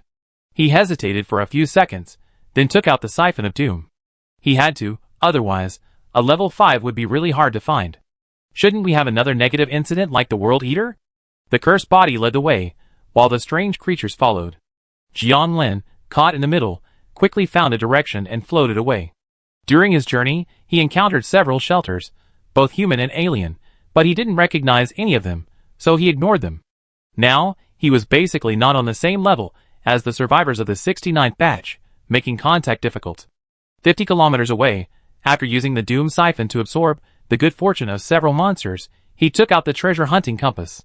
Gold, gold. He muttered and used it. His spiritual intuition quickly provided guidance. It was far away, about 40 kilometers away. Level 5s were indeed rare, and had become difficult to find. If it weren't for the 2 items, he might not even find one in a day. When he arrived, he was somewhat surprised. I've run into an old enemy? This time, he encountered not a single level 5, but a whole race. Here, in the middle of the valley, besides the highest level 5s, there were about dozens of intelligent creatures of levels 2 to 4. Since they were intelligent creatures, naturally there were no golden treasure chests. He was somewhat disappointed. Dark Rattlesnakemen, level 5, a descendant of the red-eyed dark sheep men. They possess intelligence and reproduce rapidly, and this is only a small portion. With snake heads and human bodies, their bodies pitch black, their eyes shimmering green, these dark rattlesnake men live in the caves of the valley, where conditions are not particularly good. Jiang Lin, hidden in midair, silently observed downward. He was so brazen, yet he failed to detect even the strongest level 5 dark rattlesnakeman. It's good that it's not a creepy creature. At least it has crystal essence. Unsure of the other party's profession, Jiang Lin took out his identification eye. Once the profession was mentioned, the system's description became vague, as if deliberately pitting survivors against ferocious beasts, monsters, and creepy creatures. Tour Guide, Intelligence 57, Constitution 55. The difference in intelligence wasn't significant, so I could only detect this information. I ran into someone who could run. Luckily, I didn't act rashly. Tour guides, like this one, can not only travel through space themselves, but also bring others along. And Faye's message mentioned that the traveler's path is incredibly lucky. If Xiaoying hadn't possessed the moon mirror boundary, he might not have been able to stop her. I seriously doubt he would have been able to meet the tour guide if it weren't for the luck boost from the Doom siphon pistol. Just as Jiang Lin was about to attack, the dark rattlesnakeman tour guide suddenly trembled, as if sensing something. It stretched out its pitch-black hand and waved, and a shimmering silver door appeared before all the dark rattlers. Running? I hadn't expected the tour guide's spiritual intuition to be so strong. Perhaps it was just some inexplicable luck at work. The other party sensed his murderous intent the moment it arose. Xiaoying barrier. He sensed it in his mind, quickly pulling out a despicable mouth ring and putting it on, shouting loud ding, don't run. With this curse, he transformed into the most despicable language of the dark ringing serpent man. Ugly human. The serpent man's steps toward the light gate faltered, and he stared uncontrollably at Jiang Lin, as if determined to fight him to the death. Just then, Xiaoying's moon mirror barrier descended. In the blink of an eye, Xiaoying and the serpent man, the tour guide, disappeared. Jiang Lin didn't enter. The barrier had a no-fly feature, so even the tour guide couldn't escape. The truly perverse thing about this profession was their inexplicable luck and spiritual intuition. What's going on? The clan leader just opened the silver gate. Why is it closing again? The other serpent men were still in a daze, so Jiang Lin immediately instructed the black-haired tooth man to activate his spiritual field. Huh? The black-haired toothed man opened his mouth, revealing eerie white teeth. An eerie atmosphere enveloped the surroundings. Twisted, all the snake men went into a frenzy, ripping off their own serpent fangs and using them to write and draw on their bodies. Their mental faculties steadily declined, until their physical strength was lower. Soon, they began to mutate, transforming into monsters. Jiang Lin then controlled other strange creatures to harvest them. Crush! The mental field of a mental patient is truly effective. Without even moving a hand. Jiang Lin sighed. Seeing that no living creatures were left, he let the black-haired toothed man hide. A moment later, Xiaoying appeared out of thin air, along with a crystal marrow. Adding 2 crystal cores and several crystal stones, the harvest was quite good, replacing the crystal cores previously used to make weapons for Tina and the Phantom Girl. The traveler's path truly has something to offer. This time, he nearly let the guide snakeman escape. His intuition and luck were truly exceptional. Chapter 170. Jiang Lin thought of Sophia, the little golden human girl whose presence had always been quiet. With her talent for mist transformation, she was likely a traveler. She was indeed lucky, having found Jiang Lin and everything had gone smoothly for her. Jiang Su, with his swiftness, had found an iron ore mine. And Lin Yifeng, with his invisibility, had previously climbed into the world's top 10 simply by virtue of the protection core Jiang Lin had sold him. And the woman with the flight technique whom Jiang Lin had coincidentally saved. Thinking back, luck was truly absurd. How much good fortune had he managed to find and kill this Snake Man guide? The Doom Siphon pistol, a negative event. Suddenly, he felt a little panicked. What was going on? It shouldn't be a big deal. Isn't it just something that happens every time I use it? Thinking with this, Jiang Lin flew towards the shelter. As expected, something unexpected happened. Halfway through his journey, a dense flock of birds obscured his vision. Buzz, a strange flapping sound of wings was like a prelude to a death trap. The fog-repelling chain could dispel a 200-meter radius of fog, but the area in front of him was completely obscured, countless in number. Locust birds. Level 7 ferocious beasts, a flying species that roamed the fog in swarms. They reproduced rapidly, and the sky was their domain. After death, they parasitized their killers. They were extremely vengeful, and killing one would permanently mark them, a relentless pursuit. This was a description of the strongest locust bird in the lead. It was enormous, a full 10 meters long. Behind it were several smaller locust birds, each of which had reached level 6 strength. These locust birds had a very strange appearance, with locust heads, bird wings, and worm tails, giving them a very creepy look. Tens of thousands of locust birds rushed towards Jiang Lin like a black torrent, and his scalp tingled. They were so dense that there was no end in sight, and the entire sky was obscured by them. Before he could even utter a complete word, he decisively used the replica silver key, opened the door to the side, and slipped inside. The locust birds, like a black storm, covered his previous position in the blink of an eye, leaving no survivors in their path. After several attempts of using borrowed objects to shift positions, he finally escaped the terrifying swarm of locust birds. Luckily, his figurines were far behind, otherwise they would have been completely wiped out. There are such creatures in the mist? He felt a wave of fear, thankful he had never encountered them before. If any ordinary survivor had encountered this, they would have been almost certain to survive. The survivors in the shelter in the locust bird's direction were doomed. This was called an unforeseen disaster. When fate determines death, struggle is futile. Fortunately, the level 7 locust wasn't particularly aggressive, and with some self-preservation measures, he could still escape. Just don't provoke them, just treat them as dangerous as the crawling mist. Never use a pistol again, it's too dangerous. After this incident, Jiang Lin made a secret resolution. He couldn't bear this constant situation. The rest went smoothly, and he returned safely to the sanctuary. In the level 8 invisible space, he wasn't afraid even of the world eaters. The locust swarms were his to-do. The round trip was over 100 kilometers, and he hunted 3 crystal cores and obtained 2 silver treasure chests along the way. The dark rattlers are indigenous, so they don't drop treasure chests, which is quite a shame. Tina and Phantom also returned, bringing back 1 silver, 2 crystal cores, and a few other items. Without the aid of the 4-moment dice, this harvest was considered exceptionally lucky. Adding the crystals earned by the 5 Great Ones and Lin Yu, today's total harvest was 1 crystal essence, 5 crystal cores, 3 silver treasure chests, 36 protection cores, and more. Having more people was a plus.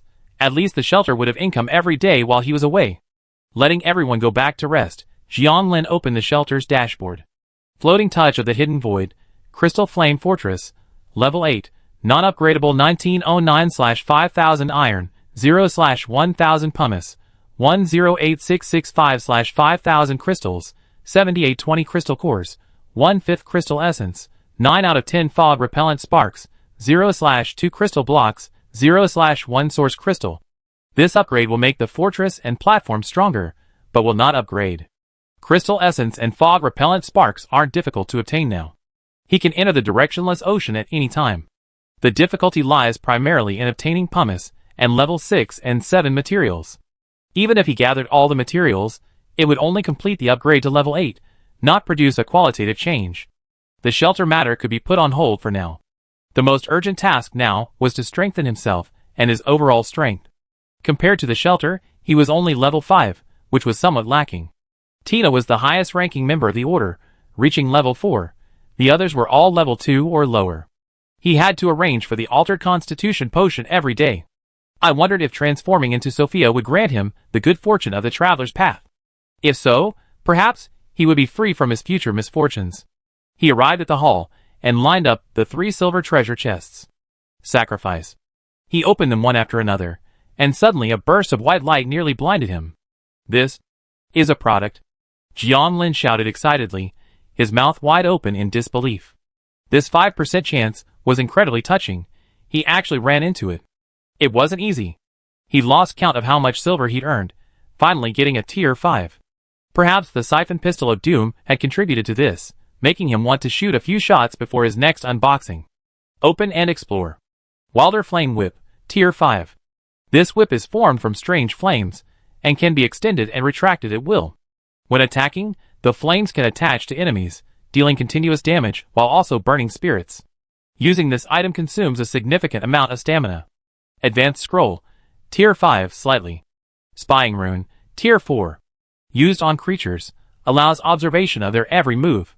Removal renders it ineffective, a must-have for any gentleman. Arcane Teleportation Array Creation Blueprint, tier 4. Disposable. This item can be used to create a teleportation array connecting 2 locations within a 4,000-meter radius. It can only be placed on objects, and cannot be retracted or moved. Invisibility Potion, level 4, completely conceals your presence and form for 60 minutes. Note, does not evade the spiritual awareness of level 5 and higher creatures. Thorn Dreamweaver Skirt Recipe, level 4, one-time use. Creates a long skirt woven from countless tiny thorns. When attacked, the thorns automatically strike back, releasing toxins upon piercing the enemy, gradually plunging them into a controlled dream.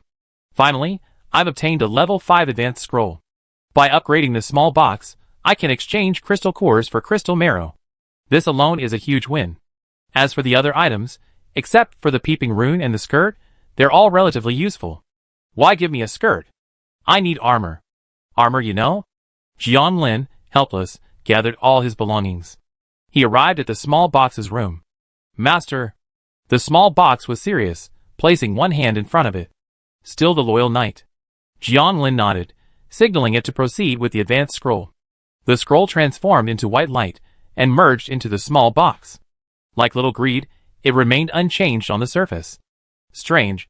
Although it was strange, he didn't understand the reason. Open the introduction. Exchange treasure chest. Level 5. A box contaminated by an unknown aura. It has been classified as strange. It can exchange 10 low-level items for 1 high-level item. This only works for items level 5 and below, and it has no combat capability. The prefix is the same as when Xiaoying was level 5. What does classified as strange mean?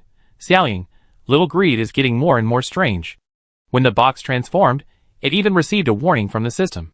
He didn't know if the box could transform again. The system gave it a 0 last time, so he didn't hold out much hope. But he still had to give it a try. Who knows if you mean you can only transform once, or only once. Jianlin attributed the mistake to the Star Warning's riddle, which prevented it from explaining itself clearly. Chapter 171. Back in the hall, it was only 5:30. It was already dark outside, but thanks to the fog-repelling glow of the crystal flame dome, it felt a bit like dusk. As a result, he fell back into his old habit of sleeping in the wee hours of the morning on Blue Star. He took out the level 4 fire-controlling magical pattern he'd opened yesterday and began to shape a ghost. As the crystal core and the magic pattern merged, a graceful flaming figure took shape. The predecessor of this strange object was surprisingly a woman. Fire-controlling witch, shape ghost level 4, can control the violent fire element with high lethality. While using it, it affects the fire element, causing confusion, and excessive use will transform into a fire spirit. What's the difference between this and a fire spirit? Looking at the woman made of flames before him, Jianlin was puzzled. Whatever, add 1 to the stand. Control the fire-controlling witch to set the fire. A violent flame roared out, condensing into a terrifying fireball in the air. He reached out and touched it, instantly emitting a meaty aroma. He withdrew his hand, and it quickly recovered. This power is definitely enough to burn a level 4 creature, and it can even explode, but he shouldn't experiment at home. He now has a total of 9 strange creatures, with quite diverse abilities.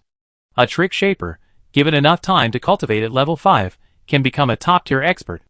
As long as they shape enough creatures, a trick shaper is essentially all-powerful, able to utilize some of the skills of all classes. Jianlin then took out the level 4 thief doll crafting blueprint and clicked create. The blueprint transformed into white light, converging into a half-human tall, bare white doll with vaguely human features.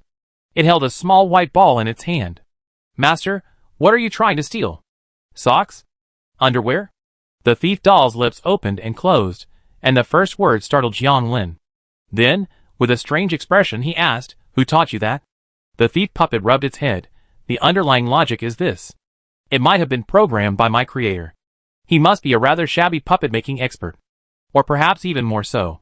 What abilities do you have? Jiang Lin didn't want to continue the conversation. The thief puppet held up the white ball in its hand, predicting the location of an object, then morphing to approach it, stealing it, and running away. Jiang Lin nodded. Putting aside the previous incident, the thief puppet was still quite useful, worthy of being a puppet that possessed partial abilities of both an actor and a prophet. Perhaps after its transformation, it could help him find the golden treasure chest. Let the thief puppet and Xiao San stay together for now. They're both white, so they should get along well. He took a tub of strange spring water and placed it in the bathtub for a bath. If he sold it, who knows how many crystals it would fetch, but he was just squandering it. It doesn't seem impossible to sell. Jiang Lin lay in the bathtub, gazing at the clear strange spring water, lost in thought. But he ultimately dismissed the idea. While it would undoubtedly sell well, he still felt a bit uneasy. A full vat of exotic spring water could be condensed in minutes these days, so there was no need for such a frivolous act. After a moment's thought, he randomly took some from the vat and listed it on the trading platform. Exotic spring water. Long-term consumption increases physical fitness and briefly doubles physical strength. There was no set price. He wanted to see what the survivors would offer. The world chat room quickly exploded. Boss Jiang Lin is making another big move. He's selling physical fitness water. Really? Does such a thing really exist? I thought only physical fitness potions could improve physical fitness. I don't know if it's a rare resource or mass-produced. If it's mass-produced, it's terrifying. As expected of Blue Star's #1, this is the order of the day, selling such precious water. Soon, the exotic spring water acquired a more fitting name. Constitution water. Jiang Lin's friend request also exploded, but it wasn't the first time, so he ignored it. He glanced at the few private messages. Zhou Lini, Jiang Lin, can Constitution water be mass-produced? If so, I'd like to purchase it long-term. I give you free access to my temple. Isabella, Boss Jiang Lin. Long-term trade. Linifeng, Boss, you're awesome. You can even get this stuff. If you have any extra, don't forget to trade with us long-term. You won't be short of crystals. Jiang Lin glanced at the current bid. He hadn't taken much just now, about 20 liters, the amount of a barrel of mineral water on Blue Star. That barrel was less than 1/10 of what he used for a bath. 2,000 crystals for 20 liters of exotic spring water, Isabella Rossini. 1,500 crystals for 20. Zhou Lini. 1,200 crystals for Linifeng. 1,000 crystals for Watanabe Shiro. This Watanabe guy is truly shameless. He failed to buy the crystal core last time, then instigated the people of Ria to slander him, and now he's brazen enough to make an offer. And Isabella? She's truly rich. She's even spending 2,000 on water whose effects are unknown. This is probably to make a good impression on him, presumably aiming for a long-term deal. Zhou Lini and Linifeng probably share this sentiment. Jiang Lin estimated that 20 liters of exotic spring water would only be enough for one person to drink for about a week. Those with low constitution might see a 1 to 2 point increase, while those with high constitution might barely see a 1 point increase. Currently, survivors all have constitution potions to drink, and the effects of the exotic spring water only become apparent in the later stages. That is, after reaching 40 points of constitution, survivors can no longer use constitution potions, and can only seek out resources like temples or exotic spring water. Those willing to pay a high price now are undoubtedly those with a long-term vision. The actual value should be 1,000 crystals, or 1 crystal core, for a 1-point constitution increase, which is not bad. Of course, crystal cores are still at a premium, so 1,000 crystals definitely won't exchange for 1 crystal core. Jiang Lin has a trade-in treasure chest to solve this problem.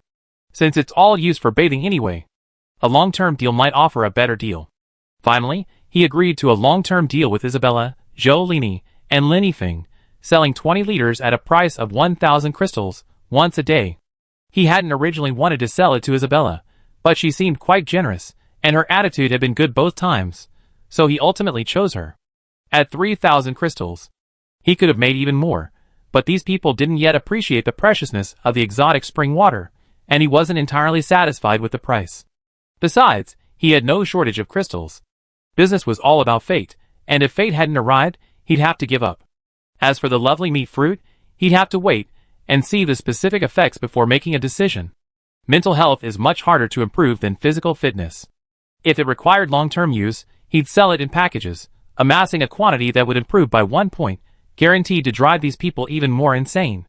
It quickly arrived at the early morning of the 23rd day. A surge of spiritual energy surged, and he was going to use all 6 of his transformations today. He had originally intended to deal with Tina's father, Ian, first, but, as my daughter, how could you betray me with such filth? I will kill you! Ian roared, about to activate his psychotic field. Jiang Lin had no choice but to seal it again with his amber sword. Lord, the cult's spiritual pollution is too strong. Father won't listen at all. Tina looked at him with pleading purple eyes. What should we do? It was indeed troublesome, something he had anticipated. He had used his eye of perception to examine Ian, and he saw that Ian's mental capacity matched his own, having already reached 59 points. This meant that none of his manipulation methods would work on Ian. The vassalage contract required a spiritual seal, meaning true obedience. It couldn't be signed while being manipulated. Directly transforming could break the filthy cult's spiritual pollution. But then it would all depend on Ian's own will. Level 6 would be even more difficult, but this was his level 8 invisible touch space, so subduing Ian would be easy. It was a gamble. Jiang Lin looked at Tina. Think about how to persuade him. Chapter 172. Tina nodded vigorously, knowing Jiang Lin was about to unleash that strange technique again. Jiang Lin took a deep breath, and 200 spiritual power points overflowed. Alteration. As the spiritual power enveloped Ian, the amber was retracted, sealing the sword, followed by a roar. Ah! Ian's face was grim, his mouth open and roaring, his body beginning to wriggle and deform. Goo! Goo! A gentle wriggling sound was heard, not as loud as Tina's. It seemed he had used less spiritual power. But it didn't matter. Jiang Lin simply wanted to use alteration to dispel the spiritual contamination of the filthy cult. A toad's head emerged, a foul tumor sprouted, and a series of blurred human faces shifted. This abnormality was the same as with Tina and the Phantom Girl. Thinking of the three's paths, Jiang Lin had a vague guess, but since he had never altered a fighter, he couldn't come to a definitive conclusion. Tina watched nervously, her small hand gripping Jiang Lin's arm. Don't worry, Jiang Lin reassured her. I've done this many times, and the patients are always satisfied. Huh? Though she had no idea what he was talking about, Tina relaxed. At this moment, the abnormalities on Ian's body began to radiate gray light, squeezing out of his body, only to be suppressed by other abnormalities in the blink of an eye. Seeing this, Jiang Lin thought of his gray light incarnation. Perhaps the gray light represented the power of alienation, but the spiritual energy invested this time was clearly too little, so it rarely appeared. It looked like it would be quite strange. Jiang Lin didn't say this out loud, feeling embarrassed. That wasn't necessarily the case. It was possible he was more normal. The movements gradually weakened, and eventually, except for his head, the rest of Ian turned into a flowing filth. The spiritual imprint hadn't taken effect, so he could only rely on Tina's verbal persuasion, or else he'd have to use floating touch to forcibly control him. Transform the psychopath, elevating him to the rank of evil master, fake level 6, a product of the psychopath profession tainted by an unknown aura. It can weave illusions, manipulate evil thoughts, and transform into a creature of its target's delusion. Its main body can release mental pollution, possessing strong combat power. Ugh! Jiang Lin had just finished reading the message when a feeling of dizziness washed over him. Fortunately, he'd anticipated that Ian wouldn't be able to cause any trouble within the floating touch. He quickly tossed the vassal contract to Tina, his consciousness fading into darkness. Xiaoying transformed into moonlight, hugged him, went upstairs, laid him on the bed, and then quietly stayed by his side.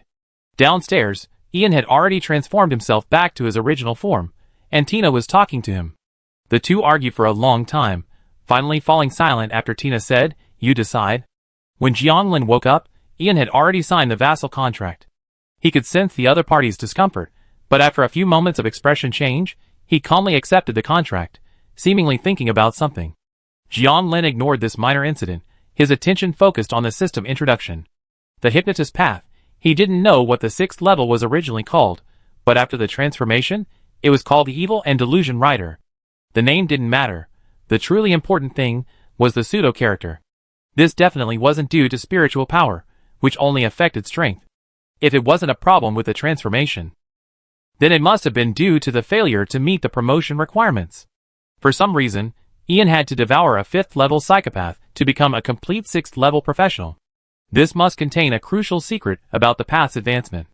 Seeing Ian and Tina staring at him, he had to let the question go for now. He smiled. From now on, you be the priest of tricksters of the trickster order, and Tina will be the trickster invoker. Lin Yu has already introduced the order to her. Just ask Tina for the details. There's no rush for that. Let's talk about your skills first. Yes. Ian, worthy of having served as a superior for many years, quickly got into the swing of things. Besides the first 4 levels, the skills of the evil master are illusion weaving, a level 6 class skill that manipulates illusions. Everything that happens within the illusion will actually affect the target. This requires a higher level of intelligence than the target and an undetectable state. Evil thought control controls various evil thoughts and injects mental fluctuations into the target's consciousness, causing them to be controlled by the evil thoughts and reduced to a puppet. A bit disgusting. Jianlin naturally had no idea what the normal class skills were like, but after the transformation, they were truly beyond the standard. Leaving aside illusion skills, like illusion weaving, which required concealment to be effective, evil thought control was simply an enhanced version of puppet control. No spiritual substance is needed as a medium. Simply using evil thoughts can influence the target. If the two work together, one close and one far away, it's virtually impossible to escape their control. No wonder Xiao Tan previously said to avoid dealing with those who use this method. It makes sense. If it weren't for the vassalage contract and Xiaoying's protection, Jian Lin would never have stayed with Ian. A level 6 is so terrifying. He was fortunate to have escaped the clutches of a level 7 bishop last time. But Ian's strength is also a good thing. Thinking of the directionless sea, he made a plan. Tomorrow, after you're familiar with the secret meeting, enter the directionless sea and help me collect the fog-resistant fire seeds and crystal essence. If there's an opportunity to obtain crystal blocks, don't miss it. Jianlin gestured, holding out a fog-repellent fire. Ian nodded. Although this was new to him, he had seen fog-repellent fire before. Try to find the green-haired native ships. They collect this, and you can exchange it for crystals. It should be faster than searching on your own. If they won't, just quietly cough. Ian nodded again, instantly understanding. Also, your own advancement is incomplete. If you encounter a level 5 member of the filthy cult, you can devour them. After giving these instructions, feeling there wasn't much else to do, Jianlin manipulated a wall to create a room for Ian to rest. Ian was already level 6. As long as he didn't enter the filthy cult headquarters, his safety was guaranteed. Gathering resources in the directionless sea was perfect. There were still 5 transmutations left, so he tried the small box first. Master. Arriving at the small box's room, it greeted him respectfully, and was about to undergo a transmutation. Swish, a streak of starlight, seemingly from nowhere, streaked across the ground, writing a single word. Then the writing vanished. Okay, let's just keep looking for the advancement scroll. During his last transformation, a small portion of his power was stripped away and integrated into the small box. I wonder if the system's warning is related to this. The small box is now level 5, which is more than enough. Jianlin dropped 40 crystal cores into the small box's mouth, and it began to dance like a ghost. Then it spat out 4 crystal marrows. Jianlin traded another 100,000 crystals for 100 crystal cores. Currently, he had 10,665 crystals, 137 crystal cores, and 5 crystal marrows. He didn't exchange all of them for crystal marrows. Currently, crystal cores were more useful than crystal marrows, and crystal marrows were a bit beyond the scope of today's survivors, so they couldn't fetch the ideal price. Besides, he wouldn't sell crystal marrows casually. Like the fog-repellent fire, it was a top-tier resource. He didn't even have enough for himself, so selling it would only help others develop and limit himself. Crystal cores were irrelevant. He had plenty of them already, and selling them would only yield compounded profits. After exchanging his resources, he glanced at his belongings. Tier 4 items weren't many, only the relatively useless stamina and invisibility potions. Saving up more would allow him to trade them for Tier 5 items. Thinking of the new material pumice needed for the shelter, Jianlin had an idea and tossed 10 units of stone into the mouth of the small box. And then? Iron +1. Unconvinced, he tossed another 10 units of iron. Refined iron +1. More. Crystalline iron plus 1. Crystalline iron plus 1. Fuck, they're not even in the same category. He had no choice but to give up, considering the wasted materials as testing fees. Chapter 173. After his failed attempt, Jianglin arrived at the storage room and saw Little Greed's gaping mouth, feeling strangely irritated. Do you need something from me? Little Greed's smarmy voice echoed. So? Bang. Hey. Are you having a seizure? Bang. I'm... Pa. Pa. Stop. Stop hitting me. Little Greed's unpleasant witch voice was filled with grievance. The flesh on his platform had ruptured in several places, and his huge mouth was covered in blood. I'm giving you a treat. It be healed in a moment. Feeling much better, Jianglin raised his hand and activated his transformation technique. 200 spiritual power points overflowed, and Little Greed began to wriggle, but instead of deforming, it simply expanded. Finally, it transformed into a 3-meter-wide platform, so large that Jianglin could barely look at the huge mouth above it. It was even more resilient. Transform the Greedy Platform to obtain the Great Greedy Platform. The Great Greedy Platform, Level 5, contaminated by an unknown aura, now considered a strange entity. Give it the materials, and it will grant you what you desire, though it may come at a small price. Note, it has become smarter. Smart? Jianglin looked at Little Greedy's current appearance. It looked the same as before, just a bit bigger. Could it be that its brain had also grown bigger? He took out the Snake Shadow Devouring Blade and the Shadow Thorn Phantom Ring and asked, how much does it cost to upgrade to level 5? Hee. Little Greedy's mouth curled up, greed etched in its lips alone. It said seriously, 2 level 5 materials, 200,000 iron, and 2 crystals. Little Greedy had indeed become smarter. The numbers were perfectly symmetrical, seemingly flawless. Jianglin's calculations seemed a bit off. The materials and crystals should be correct, since it was a level 5 weapon, after all. However, the amount of iron was a bit excessive. 100,000 iron for a level 5 weapon. At a 1:5 exchange rate for crystals to iron, that's 20,000 crystals. 20,000 crystals can be exchanged for 2 crystal cores. It seems you've indeed become smarter. Jianglin sighed, and slowly took out the weird flame whip. Looking at the whip form from strange flames, feeling the terrifying burning force within, Little Greed's lips trembled. Master! Master! I know I was wrong. I know I was wrong. I accidentally said the wrong thing just now. It wasn't 200,000, it was 20,000. 20,000. Little Greed, quite honest, begged for mercy. Jianglin touched the weird flame whip and silently calculated. 10,000 iron equals 2,000 crystals, or 2 crystal cores. 1.2 crystal cores plus level 5 materials. That should be about right. 10,000 iron plus level 5 materials plus 1 crystal core equals a level 5 weapon. I hope you know what's good for you, or I let Xiuqian control you. Jianglin threatened harshly. Greedy said sincerely, I never dare to do it again. Smarter? Jianglin disagreed. 0 plus 1 only equals 1. It's just more greedy, not smarter. Jianglin bought 20,000 iron at the trading house, spending over 4,000 crystals, effectively driving up the price of iron to 1:4 crystals. Iron production was already low, so buying so much at once certainly drove up prices, but they should fall back down soon. After finding a small box and exchanging 20 crystal cores for 2 crystal essences, Jianglin tossed the materials and weapons into Greedy's mouth. Greedy's entire meat platform began to shake, emitting a dazzling green light. Then, with a wide mouth and a vomit, he spat out the 2 weapons. Long accustomed to this awful way of shipping things, Jianglin picked up the bracelet and the flying blade. Open the exploration. Snake Bite Blade, Level 5. The snake's shadow devours the enemy's flesh and spirit, increasing damage and easily penetrating level 5 defense, offering top-tier lethality at its level. Stinger Ring, Level 5, transforms into vine thorns that travel between the void and reality.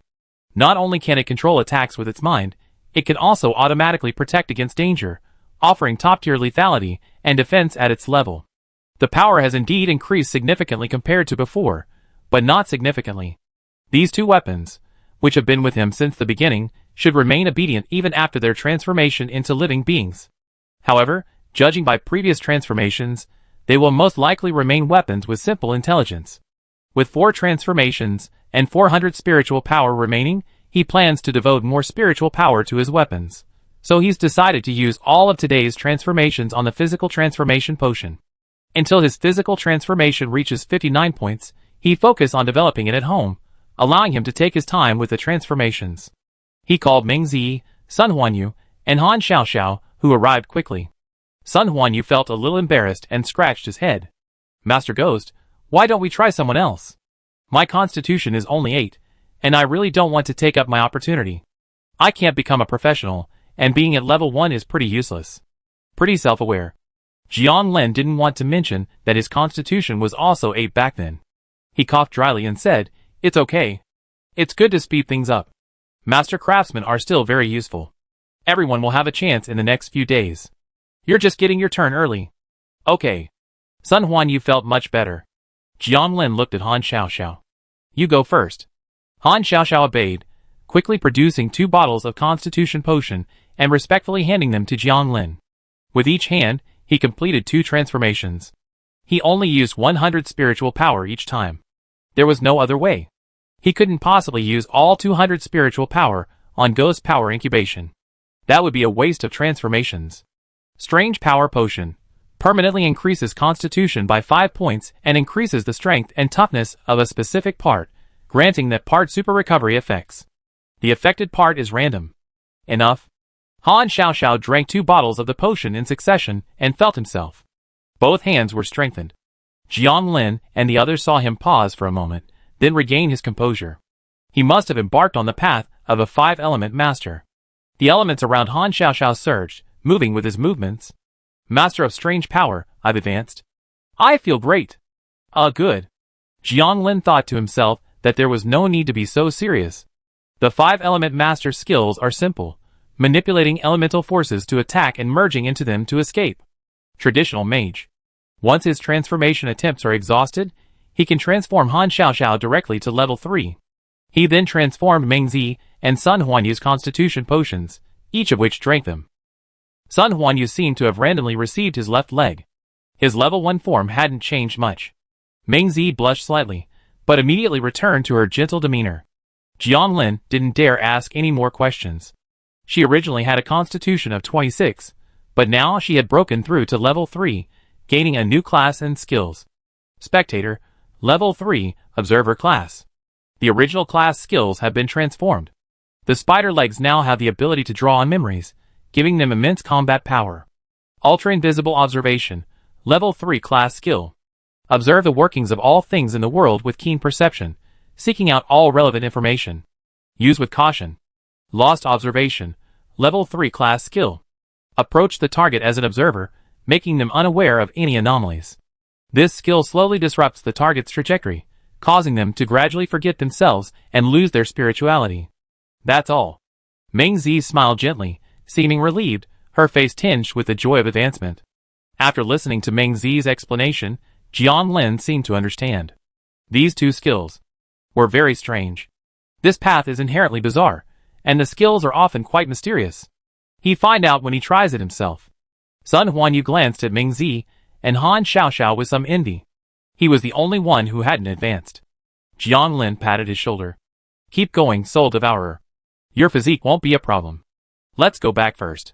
He lay down on the bed, finally able to sleep. If nothing unexpected happened, he would spend the next few days like this. Chapter 174. Day 23.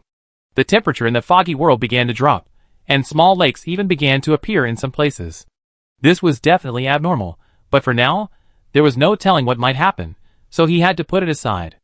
Ian took off through the void and returned to the directionless sea to collect the fog-avoiding fire and crystal essence for him. Jiang Lin didn't use the Doom Siphon pistol today, so he only harvested 3 crystal cores and 1 silver treasure chest. Level 4 creatures were becoming increasingly difficult to find, let alone level 5 or higher. He also killed several alien species that were not friendly to humans, and took several strange oil lamps. The other loot. Well, let's not talk about it. He didn't send the 5 big ones to the ruins again. Instead, he had Tina and the illusion girl split up, each leading their strongest fighters, Xiao San and Xiao Tong, to hunt. Both teams were level 5, so they were very safe. With the help of the thief doll, they harvested a total of 5 crystal cores and 3 silver treasure chests, in addition to the harvest of Temptation Bee and Linyu. I earned a total of 12,250 crystals, 16 beast cores, 8 crystal cores, and some materials for the day. I barely made back the money I spent on upgrading my weapons yesterday. I combined all the low-level treasure chests and got 1 silver, for a total of 5. After exchanging some useless items, and the previous level 4 potion and other items for the small box, I left. Advanced scroll, level 4 omitted. Healing potion crafting scroll, level 4, can cure serious injuries or fatal diseases, and suppress even minor mutations. A best-selling item in the Misty world. 0/8 aloe vera, 0/8 feather grass, 0/80 crystals. Death doll, level 4, can withstand 1 fatal attack. Destroys after use. Only effective for users level 4 and below. War Madness cloak, level 5. The wearer gains violent power, unleashing their physical strength to its fullest, reaching the pinnacle of level 5. Note, do not force this if your physical fitness is insufficient. It's been a while since I've obtained a crafting scroll, and this time I got a level 4 directly, which is not bad. I give the advanced scroll to Xiao Axe first. After the transformation, it will become another level 5 combat power. Huh? Jiang Lin lay in the bathtub, washing away his fatigue, while Xiaoying stood quietly by his side. He had run over 100 kilometers today, but his gains weren't very promising. If it weren't for the small box exchange, he wouldn't have even received a single level 5 item. The Doom Siphon pistol was useful, but luck always seemed to him to be a mystery. It's like the common good luck of travelers, the higher the level the better. Could such a good thing really exist in the world, without a price to pay? It didn't seem right, but it didn't matter to him much. He stood up, let Xiaoying dry him off, and put on the cloak. Let's go back and have some fun. Jiang Lin walked into the hall and looked at the crops in the strange flower garden. Today's healing potion had already been sold, and the level 4 healing potion would have to wait until tomorrow. He tentatively decided to sell it for 500 crystals, but wondered if he could sell it. This price was astronomical for most survivors, and if it didn't sell, he'd probably have to lower it. The cute fleshy fruits, however, had grown densely, numbering in the hundreds. He had stored them all in his backpack. If they continued to grow, they would fill it up. It had only been 3 days since the cute fleshy fruits appeared, and even Sun Huanyu, the most mentally retarded, hadn't seen any change. It seemed the effects weren't immediate. We have to wait and see. Jiang Lin shook his head, and headed into the 5 large rooms. The empty rooms were littered with fallen objects. Xu Qiang had found a new host, a rather handsome mechanical black wolf. Little axe, he called out. The red tentacles swayed for a moment, and then the axe stood upright, like a child suddenly awakened. Jiang Lin, helpless, took out the advanced scroll and clicked to use it. White light merged into Little Axe's body, and its tentacles began to extend, and the saw axe grew larger. Eventually, it reached over 2 meters in height, with its tentacles spread out to a distance of about 5 or 6 meters. It had completely transformed into a giant axe tentacle monster. Trick Touch Sky-Severing Axe, Level 4, an iron axe imbued with an unknown aura. It had embarked on a strange path, capable of automatically harvesting wood resources, making it a top-tier combatant of its level. Little Axe seemed pleased with its current form, and with a wave of its tentacles, it swept up the other large creatures in the room. Instantly, there was a flurry of activity. Alright, stop playing. Jiang Lin floated up and patted its axe, and it finally stopped. Looking at Little Axe, Little Pickaxe, and Little Lantern, now larger than himself, he felt a strange sense of emotion. It felt like watching my own children grow up. Compared to other mutants, they weren't particularly intelligent, just very obedient. It quickly reached early morning. Jiang Lin directly invested 400 spiritual power points in the transformation of Little Axe. As the spiritual power was applied, Little Axe's body began to wriggle. The saw axe visibly grew larger, and its tentacles slowly grew. How big is it going to get? The originally relatively empty room instantly filled up, and Jiang Lin had no choice but to use borrowed object translocation to move it to the open space outside. Swish! The original 8 tentacles became 16, and the saw axe even sprouted 2 adorable, lifeless eyes. Curious. Jiang Lin scratched his hair. In its normal state, it was 5 meters tall, and its tentacles stretched out to 12 meters. 16 tentacles swayed, and his vision was completely obscured by red and white slime. He looked up, finally able to see Xiao Axe's adorable eyes. A pair of eyes like that on a saw axe, the feeling was indescribable. Jiang Lin simply felt it was incredibly strange. Master. Are Are you talking? Jianlin searched but couldn't find a mouth. How could it talk without a mouth? Master, I want to go play. Xiao Axe's voice sounded a bit like a baby's. Go, go, go. Jianlin waved his hand, deciding not to delve into the mouth issue. Perhaps the octopus tentacles had other vocal organs. Tear. Xiao Axe's tentacles suddenly tore through space, then slipped through. Teleport? Jianlin stared in a daze, feeling incredibly unbelievable, unable to react. Just before Xiao Axe vanished, he opened the system introduction. Wandering Axe. Level 5, a puppet tainted by an unknown aura, now considered a strange entity. It can automatically gather forest resources and roam the void. The damage dealt by its saw axe is imbued with void power, making it extremely difficult to dispel. It's a top-tier combat power in its tier. Has Little Axe truly gained the ability to travel through the void? This means that as long as he transforms into Little Axe, he can also travel through the void. Excited, Jianlin quickly used his transformation technique, transforming into Little Axe's 5-meter-tall form. He waved his tentacles a few times, and it worked quite well. Tear. He extended his tentacles, and a pitch-black rift suddenly ripped open in front of him. Trying to enter, he felt only pitch black, but he could sense his surroundings. He extended his tentacles, but felt nothing. This place is like the other side of the world, a void yet a reality. If I had to describe it, I could use the Taoist concept of yin and yang. Each is independent of the other, yet inseparable from the other, supporting each other. Jianlin wandered the surrounding void for a while, and noticed that Little Axe had returned to the room. It seemed it wanted to play with Little Pickaxe and the others. Unfortunately, the room is a bit small. I have to expand it later. Thinking for a moment, Jianlin transformed back into his original form within the void, only to be instantly returned to reality. He didn't possess the ability to roam the void. Jianlin transformed into Xiaoying again and tried to enter the void, but it didn't work either. He could only blend in with the shadows, and the red and yellow light emanating from the round fortress. It seemed that Xiaoying was traveling between light and shadow, and the two were not connected. Xiaofu's new ability was quite impressive. From now on, whenever necessary, he could enter the void and travel unnoticed. Chapter 175. Somewhere in the fog. Inside the level 3 shelter, the dim crimson glow of an oil lamp spread evenly. In the corner lay an unconscious man. Two figures, one large and one small, sat at a wooden table. The smaller one spoke first, revealing crimson eyes. Something strange. The scarred one appeared during the day, then vanished at night. A black hand extended from its black robe, fiddling with a strange glass container. Inside, a single jet black hair was revealed. Humph. The tall figure, with the head of a bull and the body of a human, exhaled white mist as it spoke fiercely, its crimson eyes filled with disdain. How dare you, these ant-like survivors, kill the gods' favored race? How ignorant and fearless. It patted its chest, its fore shaking the air around it. It walked over to the unconscious man in the corner and kicked him twice, leaving a dent in the area. Don't worry, sir. I'm here to make that ant like this one. The red-eyed dark sheep man, sitting at the table, shook his head. It tapped the table lightly. Don't be careless. He might have a high-level person with him. Last time, I sent the director to attack, but he died inexplicably. The Minotaur spat. Directors are useless. They have no fighting ability. New survivors have no power, so how can they have a high-level person as a backer? In my opinion, he must have used some shady means to kill the director.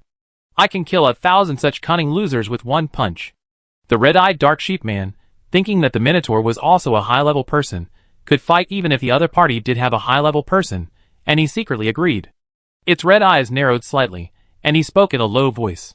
To be safe, he has been out wandering during the past 2 days, and he should be out again tomorrow. You should ambush him and try to kill him with one strike. Don't worry, sir.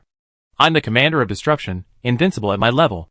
Of course I trust you, but I'm afraid he escaped, which would waste a lot of time. Hidden touch space. After familiarizing himself with Xiaofu's void travel ability, Jianlin took out the level 5 snake bite extermination blade. Using 200 spiritual power to transform, it should be enough.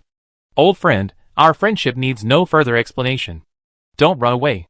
Transformation activated. The surface of the flying blade began to wriggle. First, it expanded, revealing a terrifying, ferocious snake. Then, it quieted and began to shrink, transforming into an inconspicuous ring-like shape, covered in slender snake teeth.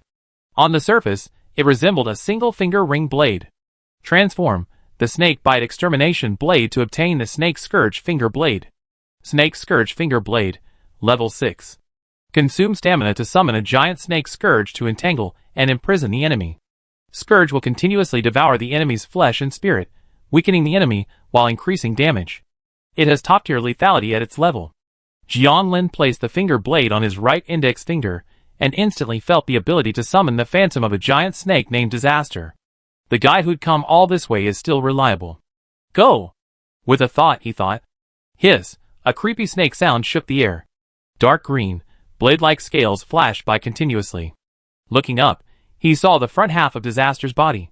Two men tall and thick, their bodies intertwined and coiled, perhaps over 30 meters long.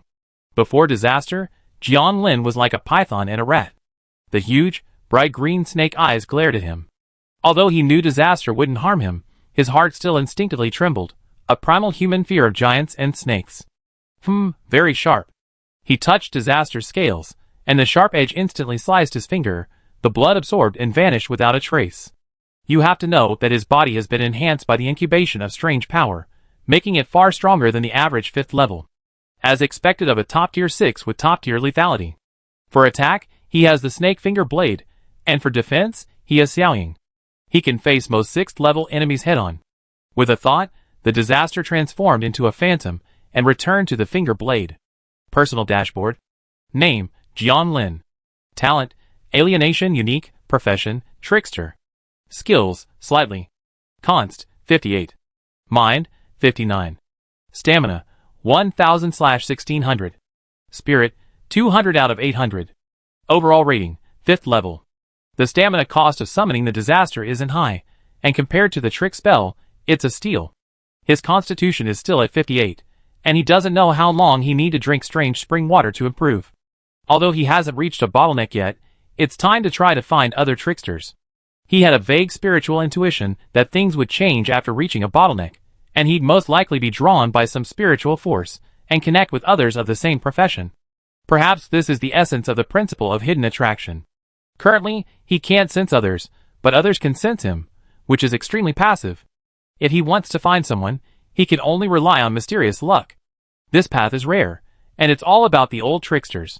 It's normal for such a profession to join a faction. Finding a lone person would be difficult. By then, he inevitably have to face an entire faction. Calling Lin Yu and Sophia. Ghostmaster.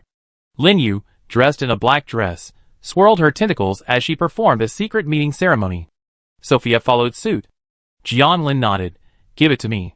As the last 200 spiritual power points were used up, 4 bottles of constitution potions were transformed. This thing has a value of 5 points whether used a little or a lot. It's just a few extra effects dispensable.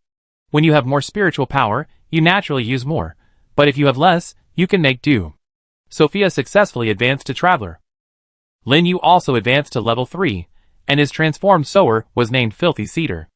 Upgrading his previous class skills to level 3 will significantly accelerate the growth of crops, and new class skills will also help.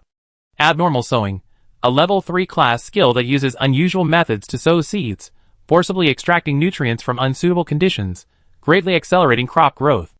Heart-Snatching Seed, a level 3 class skill that consumes stamina to plant heart-snatching seeds within a target's body.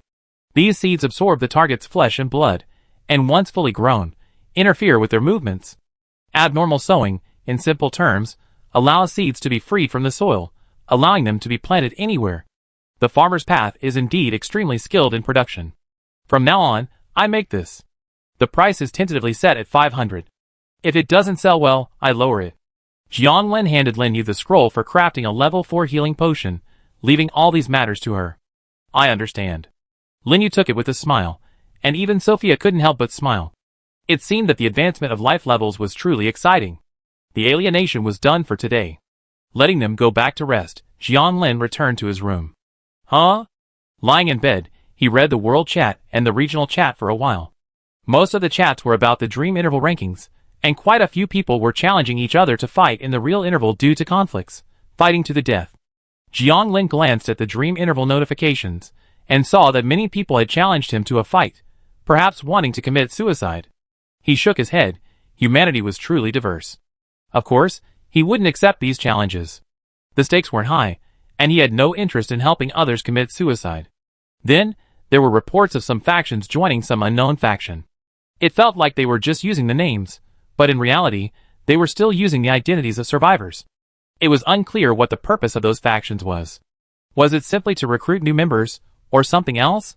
Chat channel 10068 3356/10000. Compared to the world, the regional chats were much quieter. He remembered that there were over 4,000 people before entering the directionless sea, and it seemed many had been deployed to other areas. I find our area quite bizarre. It seems there's always something out of this world. Yeah. The last time I encountered the yellow-cloaked mismasked one, I was scared to death. Luckily, it wasn't aggressive. Family, who understands? My shelter was demolished by a flock of parasitic hummingbirds, and now I'm occupying an alien shelter.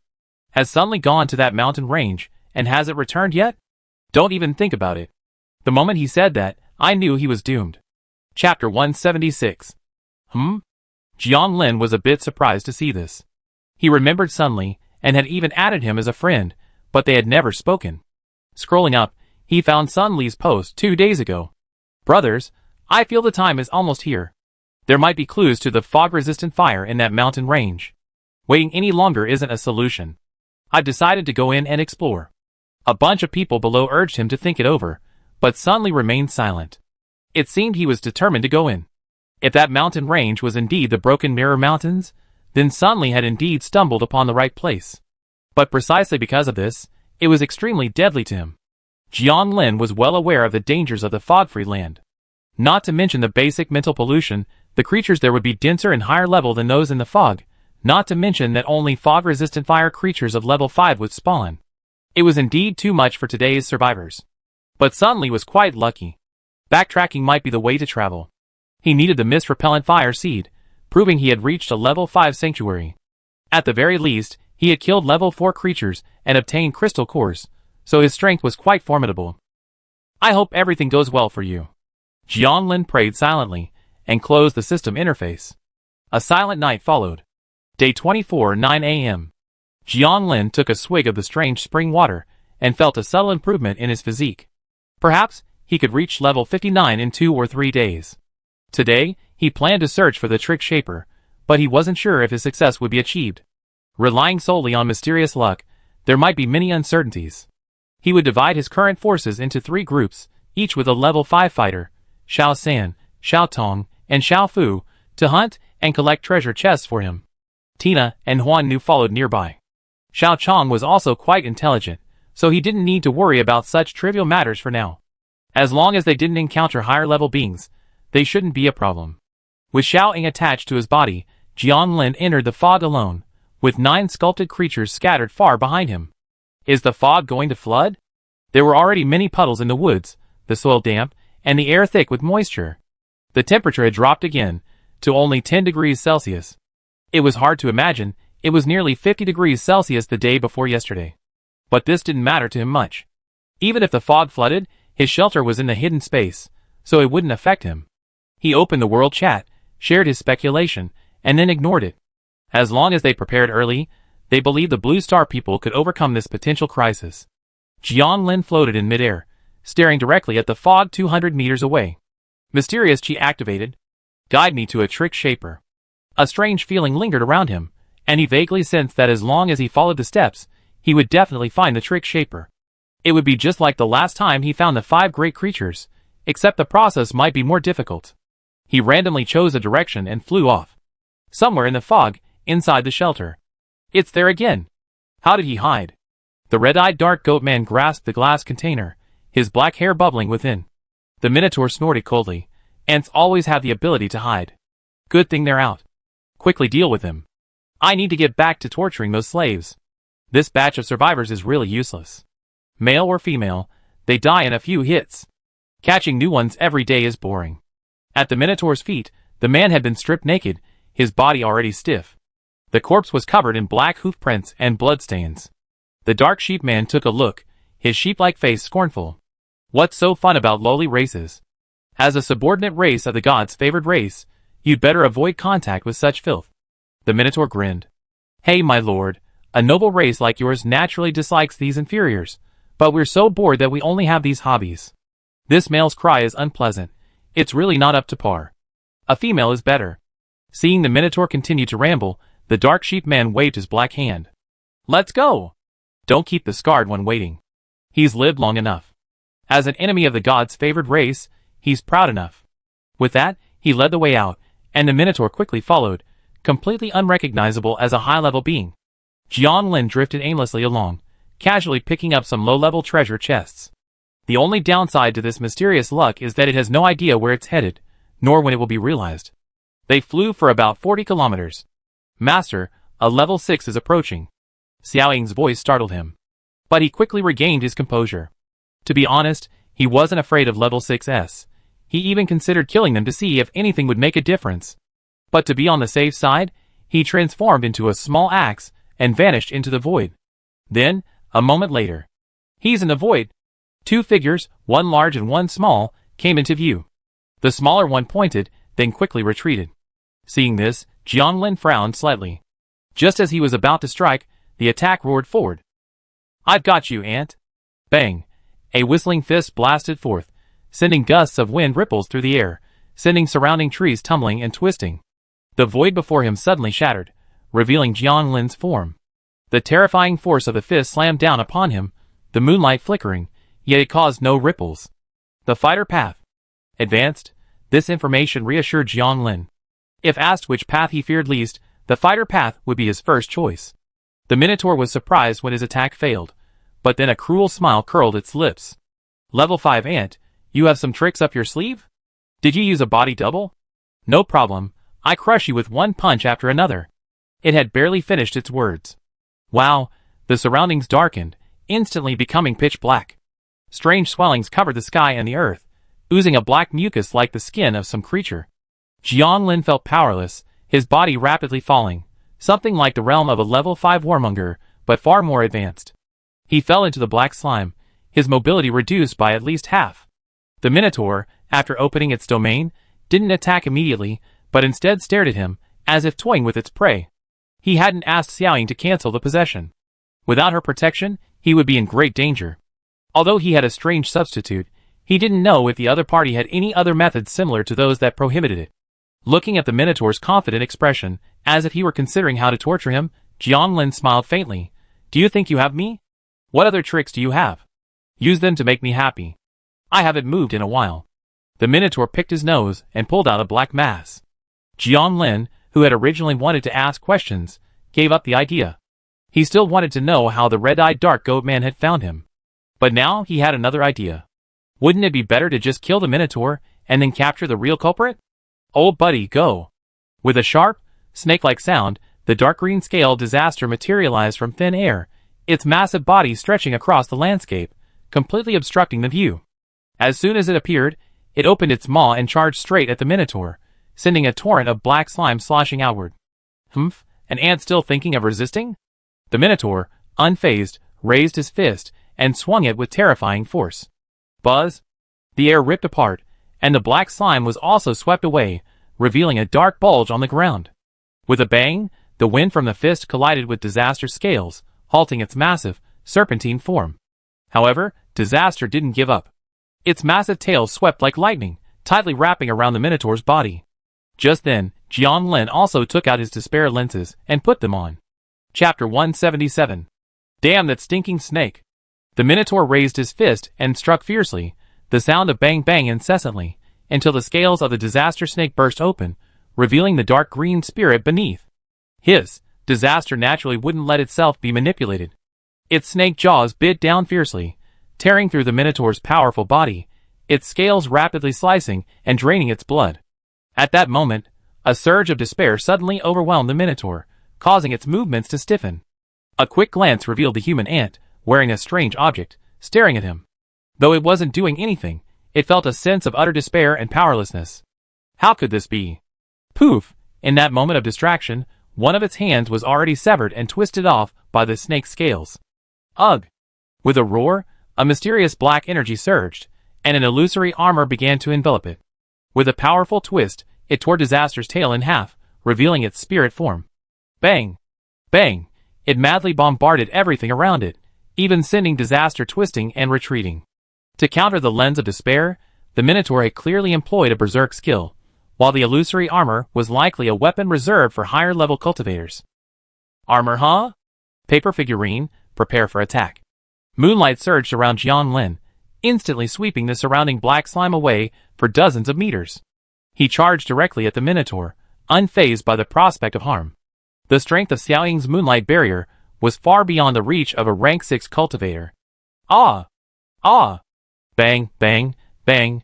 The Minotaur continued to swing his fists wildly, each blow bringing a tearing wind. Disaster tried to advance, but was always repelled. Break! Jianlin felt a whistling wind as he engaged the Minotaur head-on with a punch. Bang! The fist formed by moonlight and illusory armor roared with a deafening roar. With a crack, as the paper figure fell silent, the Minotaur's illusory armor suddenly shattered. It had forgotten this skill. For 30 minutes. Though its armor shattered, its own frenzy-like skill was still in effect, so it hadn't regained its composure and continued to punch instinctively. Puff! Jianlin simply kicked it in the face. The moonlight surged, and the kick was as powerful as a peak level 6 attack, sending the Minotaur flying dozens of meters. I also have Xiaoying armor.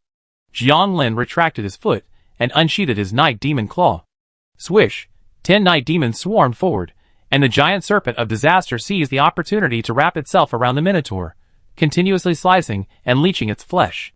Still feeling it was too slow, Jianlin pulled out his weird flame whip, occasionally lashing the Minotaur. Level 6 vitality was indeed formidable. After a full 10 minutes of beating, the Minotaur gradually subsided. Exhausted, it finally regained its composure.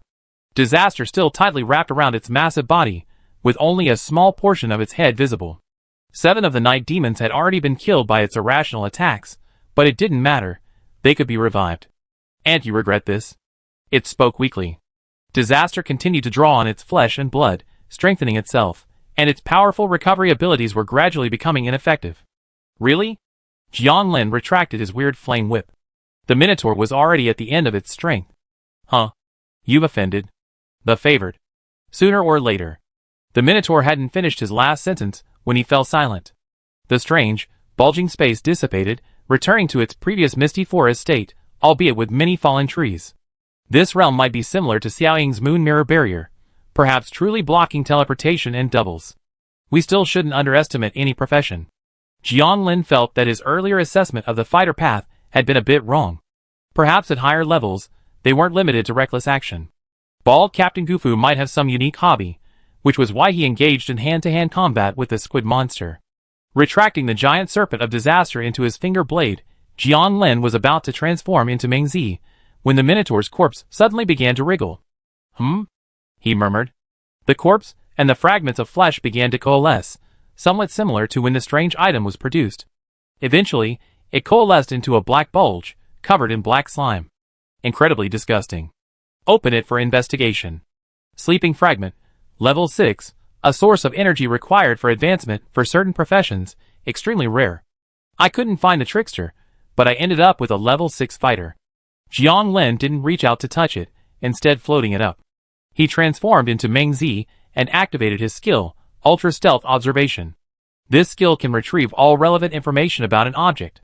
The Minotaur had just come into contact with a red-eyed dark goat man, so finding him shouldn't be difficult. As the skill activated, he entered a state of profound perception. He had witnessed the previous conversation between the Minotaur and the red-eyed dark goat man, as well as their torture of the man. Jianlin was speechless, then began to explore the future through the red-eyed dark goat man's past. Soon, he sensed his location. Can you escape? On the other side. The red-eyed dark goat man sprinted through the woods, feeling like he was going mad. What had he just sensed? The Minotaur, a rank 6 destruction commander, was dead. This is impossible. How could that damn scarred one be so powerful? That's a high-ranking one. High-ranking ones are rare even among their subordinate races.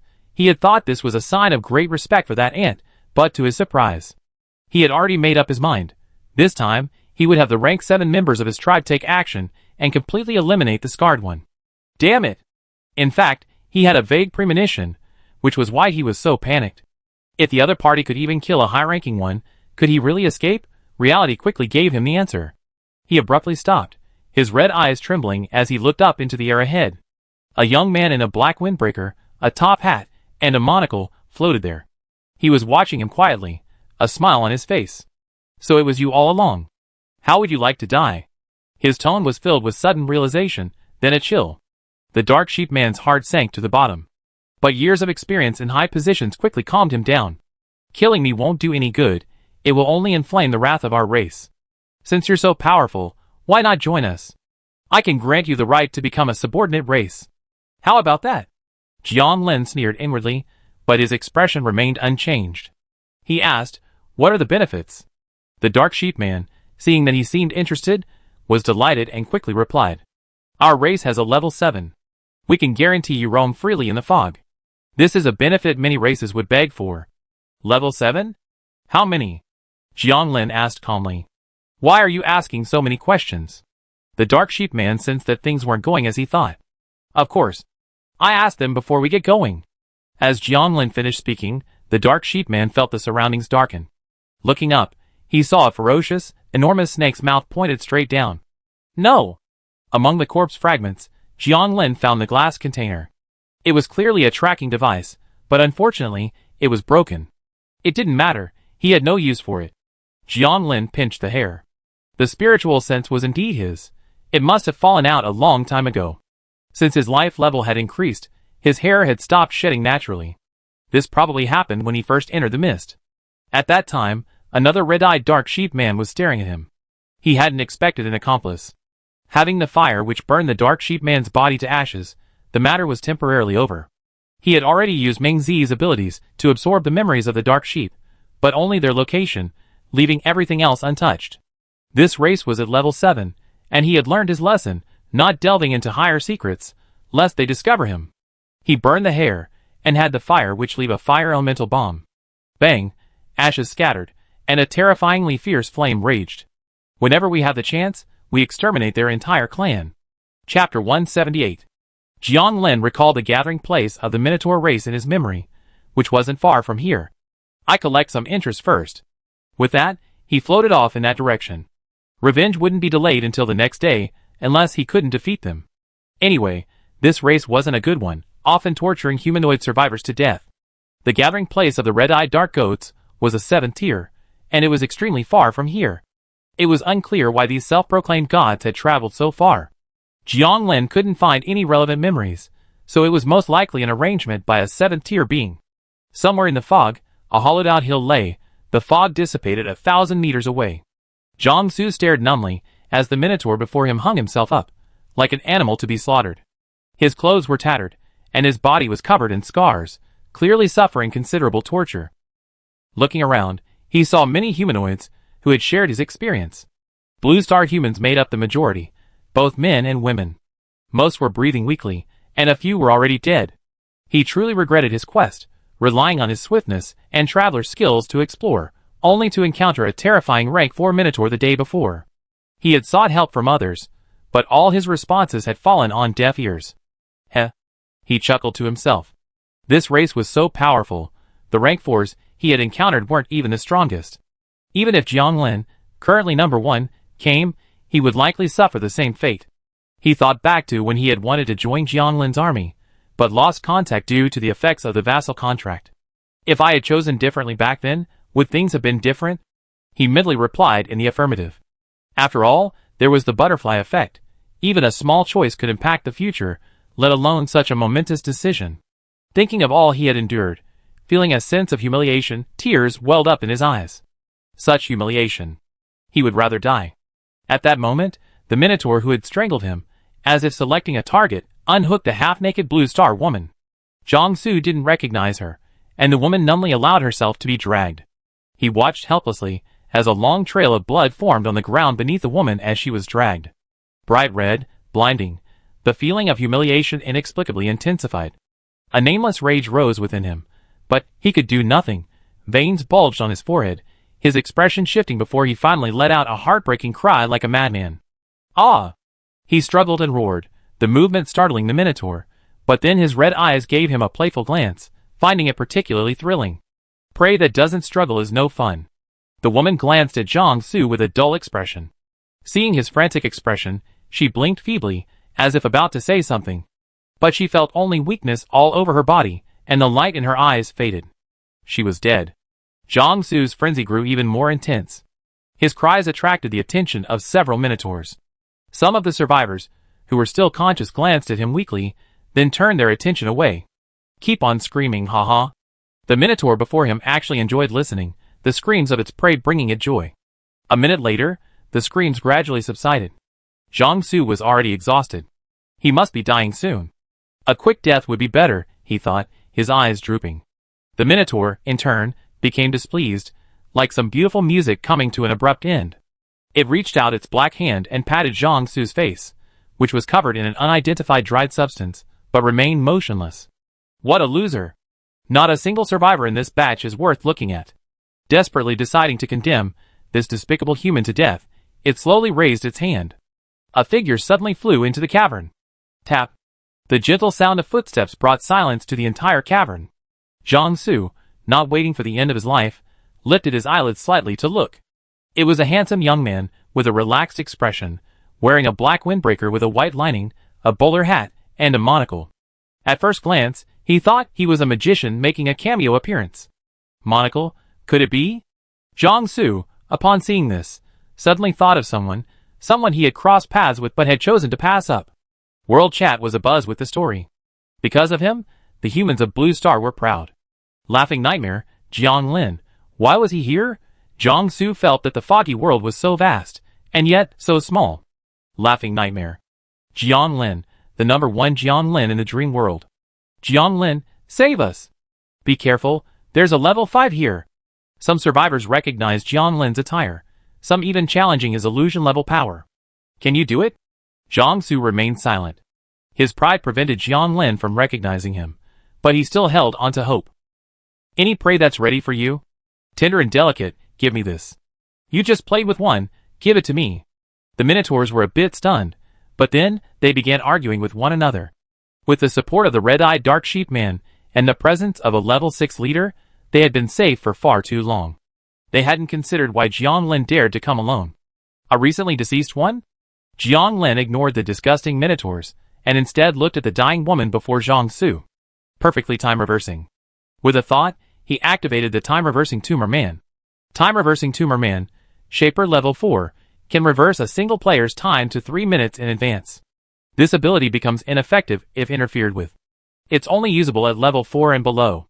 Each use reduces sanity by 5 points, returning them to 0 and causing collapse.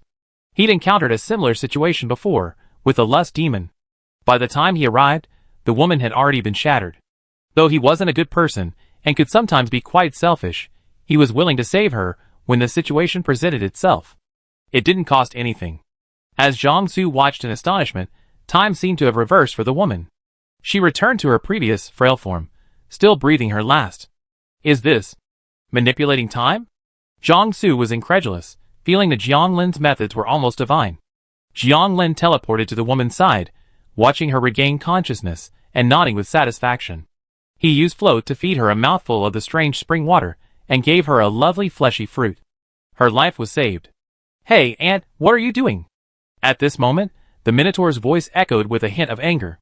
Although I don't know what this human has done, I'm acting on my own terms and showing too little respect for it. Jiang Lin raised his eyes and smiled coldly. Laughing Nightmare. Jiang Su saw this, and 2 words flashed through his mind. There was a loud bang, and the Minotaur's flesh and blood splattered. Including a seated level 5 Minotaur, all the Minotaurs were stunned. It's really Jiang Lin. This is Laughing Nightmare. It's Laughing Nightmare. Haha, we're saved. A voice broke the silence. A man burst into tears as he spoke, his sobs like a fuse, drawing tears from the eyes of many around him. Some women also sobbed in pain, venting the pain they had felt over the past few days. Jiang Lin simply shook his head, saying nothing, and turned his gaze towards the level 5 Minotaur. The Minotaur had already stood up, its face wrinkled as it stared at him. Human, you can easily kill a level 4. You may have some strength, but our leader is a high-level being. Are you planning to become an enemy of our tribe? This was a disguised surrender.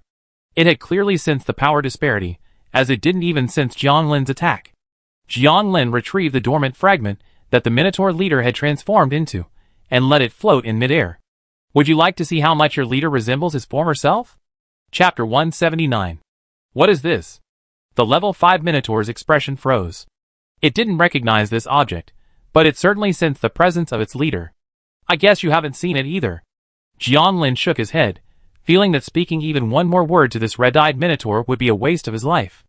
Retracting the fragment of his dormant state, he activated the power of his lens of despair, and simultaneously, the serpent blade in his hand flashed green. Hiss!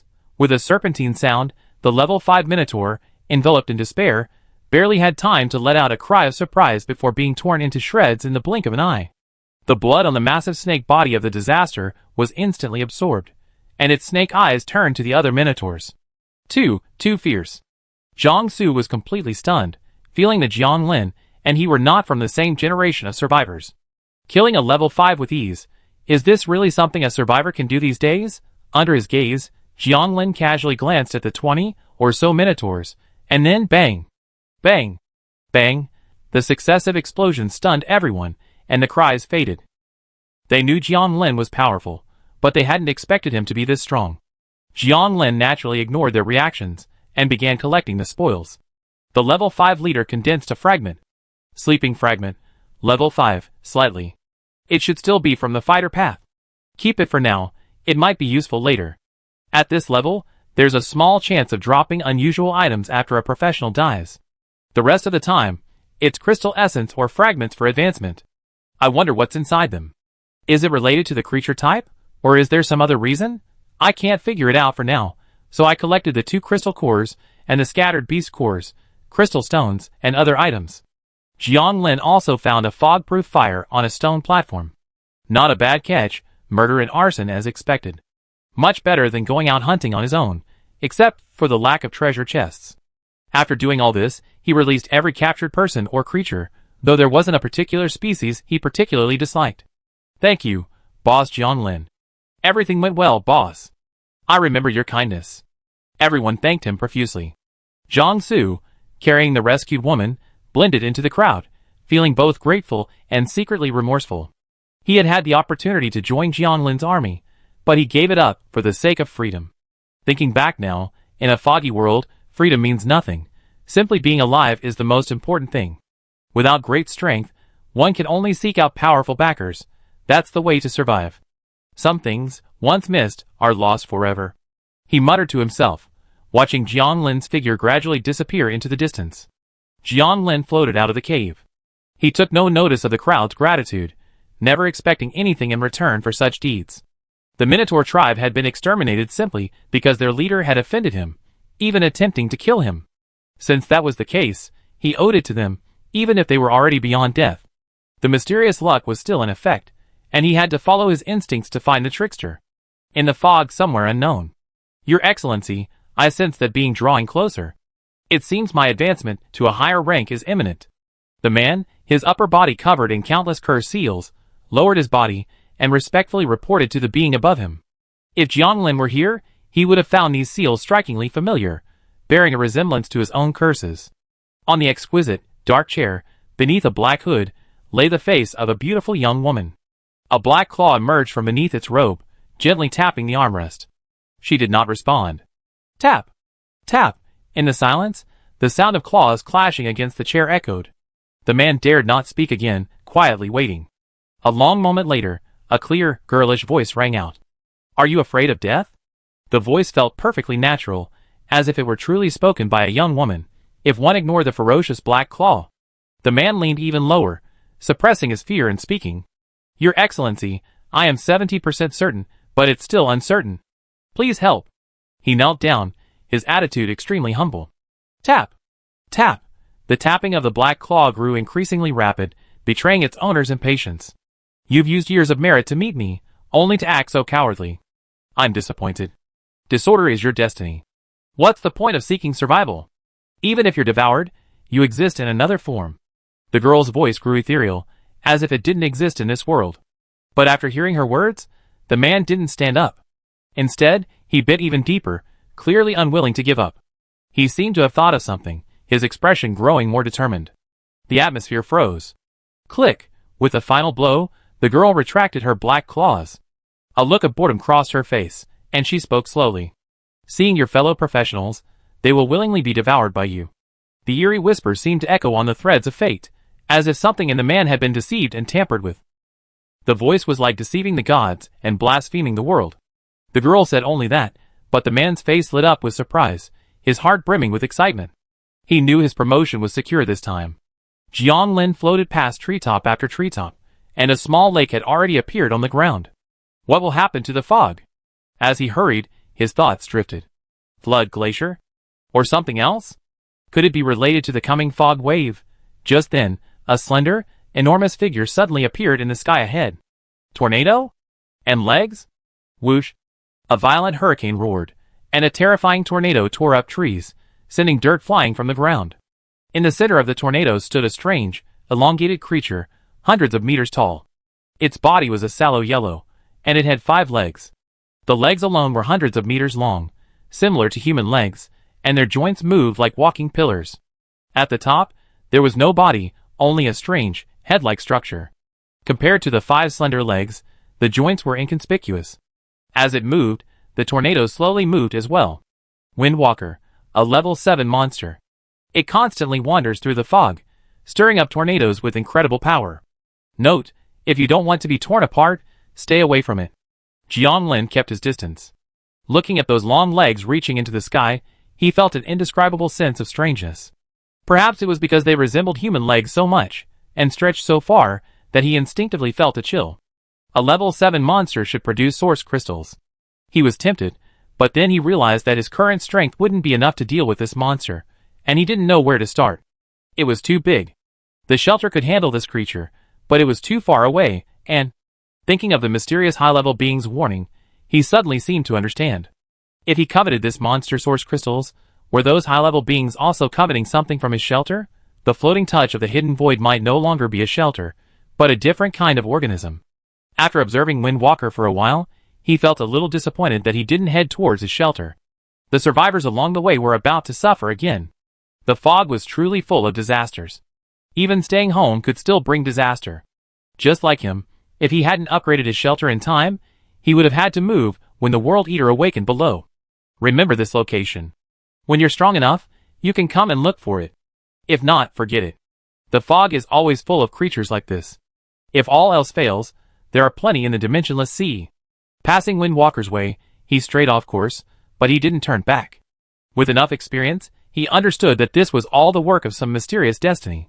Chapter 180. 10 p.m. The fog had already darkened. Jiang Lin had traveled all day, covering nearly 1,000 kilometers. He was likely not even in Area 10068. He rarely stopped unless he came across something of interest, like a treasure chest. Unfortunately, with his casual pace, he naturally didn't encounter a golden treasure chest. He did, however, find a level 5 monster and obtain crystal essence. Due to his stamina, he occasionally stopped to drink from the strange spring water to stay in top condition. How difficult. Sitting on a tree branch, he sighed, gazing at the blood mist in the distance. The foggy world was truly vast, and the trickster paths were extremely rare, let alone a level 5 trick shaper. There was no telling when he would find one. After a half-hour rest, his stamina had almost fully recovered thanks to the double effect of the strange spring water. Jiang Lin floated up and headed forward in a random direction. Several hours later, Jiang Lin stopped and drank from the strange spring water. Alas, finding someone in the fog is definitely a physical chore. His transmutation spell count had been refreshed, and he took out the level 5 alien thorn ring. With the precedent of the snake finger blade, he was confident in the transmutation of this equipment. These 2 pieces of equipment, which had accompanied him from the very beginning until now, were originally only level 1 items. A crude short knife, a thornwood stick. Who could have imagined they would become such top-notch equipment? Transmutation activated, 200 spiritual power points overflowed, instantly enveloping the alien thorn ring. The bracelet began to wriggle and grow, slowly transforming into dozens of connected vine thorns, a deep, pitch-black color, almost transparent, invisible to the naked eye. The vines suddenly shrank, and in the blink of an eye, they entered Jiang Lin's right arm, leaving thorn-like patterns on the surface of his skin. The pump bracelet has transformed into a tattoo. Am I a delinquent? Jiang Lin touched the black lines, finding no movement. Transform the void ring to gain the void thorn vine pattern. Void thorn vine pattern, level 6. Consume stamina to control the vines and wrap around itself, fading into the void. The vines can travel between reality and the void, allowing attacks to be controlled with the mind and automatic protection from danger. This boasts top-tier damage and defense at its level. Compared to level 5, it has the added ability to vanish into the void, but otherwise remains unchanged. Jian Lin's mind moved, and dozens of vines erupted from the vines on his arm, enveloping him tightly. The surroundings suddenly darkened. He had vanished into the void. Tried floating. It was fine, though this state constantly drained stamina. Not bad. I won't have to transform into a small axe to enter the void in the future. Sheathing the vines, he touched the pattern with satisfaction. He still had 5 more transformations, 600 spiritual power. He planned to save 2 for transforming Han Xiaoxiao and Sophia, the 5 elements master and the traveler. Transforming them to level 3 would be very useful. Each person would use 200 spiritual power, leaving 200. He could transform another thief puppet, which would be very useful for finding the gold treasure chest. That was about it. Nothing on him could really change, so he put it aside for now. After resting for a while, he continued on his journey. On the 25th day, nearing dawn, Jian Lin finally found the real target. The other person was floating towards him, and his unrestrained demeanor gave him a sense of something was amiss. Shouldn't this method be Lao Lu's? He secretly observed, and he transformed into a gray-like cursed body, while he himself disappeared into the void. The man and the cursed body stood facing each other in midair. He was a bare-chested man with brown hair and white skin, his upper body covered in strange spells. Such behavior was truly Lao Lu's. But his outspoken appearance left Jian Lin baffled. In his mind, both sides should be sending out all sorts of bizarre creatures to engage in a deadly battle, their true selves hidden behind the scenes. Seeing the situation was dire, he immediately fled. "Come here." The man didn't even glance at the cursed body, but spoke confidently into the void. As if his words were divine oracle, Jian Lin would obey. Huh? Jian Lin was a little confused, feeling that the situation was full of drama, but then he understood what was happening. The paper figurine. Activated. What happened? Jian Lin pulled the paper figurine from his pocket, but it had already gone silent. According to the man's words, what skill was he trying to use on him? Psychic control. Impossible. Both of them had a 59-point mental acuity, so this type of skill wouldn't have any effect at all. Unsure of the situation, Jian Lin silently floated back. What he didn't know was that the other party was even more confused than he was. After saying those 3 words, Visser waited confidently. He had already received the Venerable's blessing, and this unknown shaper could not possibly resist. After so many years among the Faceless, he had heard countless accolades of the Venerable's power. Every word the Venerable spoke was reflected in reality, without exception. It was simply like a god, but after waiting for a long time, there was still only a gray humanoid figure that resembled a shaper. He was puzzled, thinking he had spoken too softly, so he spoke a little louder. "Come here." The voice echoed, and the atmosphere in the woods became awkward. After waiting for a while, a ray of moonlight suddenly enveloped him. Under normal circumstances, he would have activated his monstrous double and fled, never even appearing to confront the enemy. But this time, the development of the situation caught him off guard, and for a moment, he was caught off guard. Damn! As soon as this thought crossed his mind, he was already in an isolated space. Weasel decisively activated his monstrous double, but found it impossible. The Venerable's oracle has failed? His face was filled with astonishment, his eyes filled with disbelief. It took a while for him to recover from his shock. He knew, though he didn't understand why the other party wasn't affected, he was definitely in trouble this time. For a moment, his heart sank to the bottom. Even on the other side, in the void, now it was Jian Lin's turn to be stunned. He had expected some incredible tricks from the other party, but he hadn't expected Xiaoying to take him down directly. In the moon mirror barrier, without the use of a double, the monstrous sculptor was essentially a lamb to be slaughtered. Perhaps this skill is his reliance. He glanced at the forgotten paper figurine in his hand, which now rested limply against his palm. What kind of power could make a sculptor so arrogant, losing his usual caution? Jian Lin didn't know, and he wasn't prepared to engage him, so he let the cursed body test him. Inside the moon mirror barrier, Weasel realized he couldn't escape. His once proud substitute skills were useless. Translocation was even less effective. He was filled with regret and despair, feeling like a foolish dish, washed clean and served on the other party's table. A figure suddenly appeared before him. It was the strange gray figure from before. "You won, won't you come see me?" Weasel collapsed, his face grim, as if he had given up. He stared at the faintly shimmering silver edge of the moon mirror barrier, his tone dejected. That's how professionals are. You devour me, I devour you. We don't even know each other, yet we're natural enemies. Jianglin smiled after hearing this. You're trying to risk your life with spirit possession, right? Weasel remained silent. Maybe. I have a wife and a daughter. I have reasons to live, and I believe you do too. We originally had no conflicts, but in the end, only one of us can survive. How sad. As he spoke, his eyes went blank, as if he were reminiscing. Finally, tears welled up in his eyes. Weasel was a relatively tall and muscular man, but for such a grown man, to have such an expression was truly heartbreaking. Chapter 181. Jianglin was silent for a moment. Then he slowly spoke. Such last words are rare in the mist. Weasel's eyes were hazy, and he muttered, perhaps the Venerable is right, that disorder is the ultimate destiny, but I really can't bear to let him go. This incident was so dramatic. Both sides prepared methods they were sure the other couldn't resist, but one's methods inexplicably failed. The result was that the two barely had a direct confrontation. Not caring what he was about to say, Jianglin prepared to disappear. Just as he was about to disappear into the moon mirror barrier, a voice rang out. My name is Weasel. Jianglin was startled, but he still emerged from the barrier. As the gray light cursed body vanished, sharp mirrors and moonlight began to emerge from the moon mirror barrier. They pierced Weasel's skin, leaving sharp wounds that would not heal in a short time. After all, Weasel's expression hardened as he activated his transfiguration. A ferocious humanoid monster suddenly appeared, dodging quickly and attempting to reach the edge of the barrier. A trapped beast still fought. He knew it was mostly futile, but for the sake of his concerns, this was a last-ditch effort. Just as he had chosen to seek help, regardless of angering the Venerable. He truly was terrified of death. No one can be fearless, but some people live for more than just themselves. Somewhere in the fog, the hooded girl slowly raised her black claws.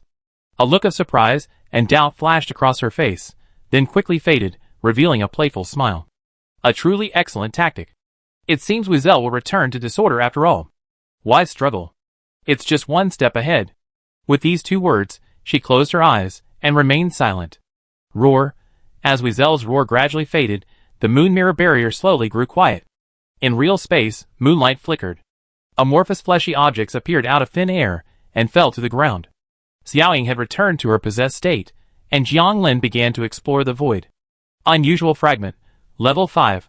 A source material required for advancement in certain professions, extremely rare. Jianglin breathed a sigh of relief. Retracting the vine thorns, he transformed into Mengzi and began observing in stealth. He hadn't observed recent events, as that would have made it very likely he'd see the unknown high-level individual. As he observed, he gradually learned some secrets about Visser. Visser, a former survivor, was now a member of the Faceless. The Faceless were a loose faction located in the Pendulum Realm, but for some unknown reason, most of them had recently entered the mist. This faction lacked hierarchy. Rather than a faction, it was more like mercenaries. Members earned merit by completing missions and could request various requests. Like the Cult of the Unholy, the Faceless believed in disorder, but their styles of operation were completely different. The filthy cult spread spiritual pollution and unknown phenomena, causing things to mutate and become disordered. The Faceless ones incite chaos, such as destroying major factions and causing the disintegration of races, doing things that are incomprehensible and ineffective to ordinary people. If I had to describe it, it's a bit like a terrorist organization, highlighting someone who harms others and benefits themselves. Perhaps this is the disorder the Faceless ones desire. And then, there's Visser himself. 6 years ago, he was part of the 68th batch of survivors, perhaps the same batch as the owner of the ruined Iron Fortress. He was just an ordinary survivor, his only extraordinary talent being the art of controlling trickery. This talent led him to the path of a trickster, becoming a glorious member of the Way of the Sorcerer. Compared to Jianglin, he was truly cautious, as evidenced by the trickery spells inscribed all over his body. Unfortunately, something unexpected happened this time. He hadn't lied to Jianglin. He truly had a wife and a daughter, living in his residence in the Pendulum Realm. 3 years old? Jianglin gathered the strange fragments and drifted silently towards home. As Weasel had said, the two had no connection, let alone any grudges, but since they met, only one could survive. They were both struggling to survive in the fog. If they didn't move forward, their lives would be in their hands. Jianglin looked down. It was already daybreak, and vaguely, a road seemed to appear. The path. It was crimson, with no escape route. Every step you took it vanished. Ahead lay a ferocious, yawning maw, like a devouring abyss, terrifying, yet also like the end of the world, a yearning for it. Jiang Lin rubbed his eyes, and the road to heaven vanished in an instant. For the first time, he truly felt the cruelty of advancement. The fog dissipated in the distance, and he simply pressed forward, struggling to cross. As darkness approached 5 a.m., Jiang Lin finally returned to the hidden touch dimension. His physique hadn't reached its limit, so he couldn't advance yet, but he had already obtained the materials for advancement. It was only a matter of time. This time, it was truly thanks to him forgetting about the paper figurine, otherwise things might have turned out unexpectedly. This also reminded him not to underestimate anyone, because you never know their true abilities or the forces they support. Just like Visser, he must have made what he considered foolproof preparations. Judging by his confident demeanor, such a method must be terrifying. Thinking of this, Jiang Lin touched the paper figurine in his pocket. This little creature had probably saved him twice. If only every one of his mutants were this abnormally powerful. After 2 days, the shelter had yielded a considerable harvest.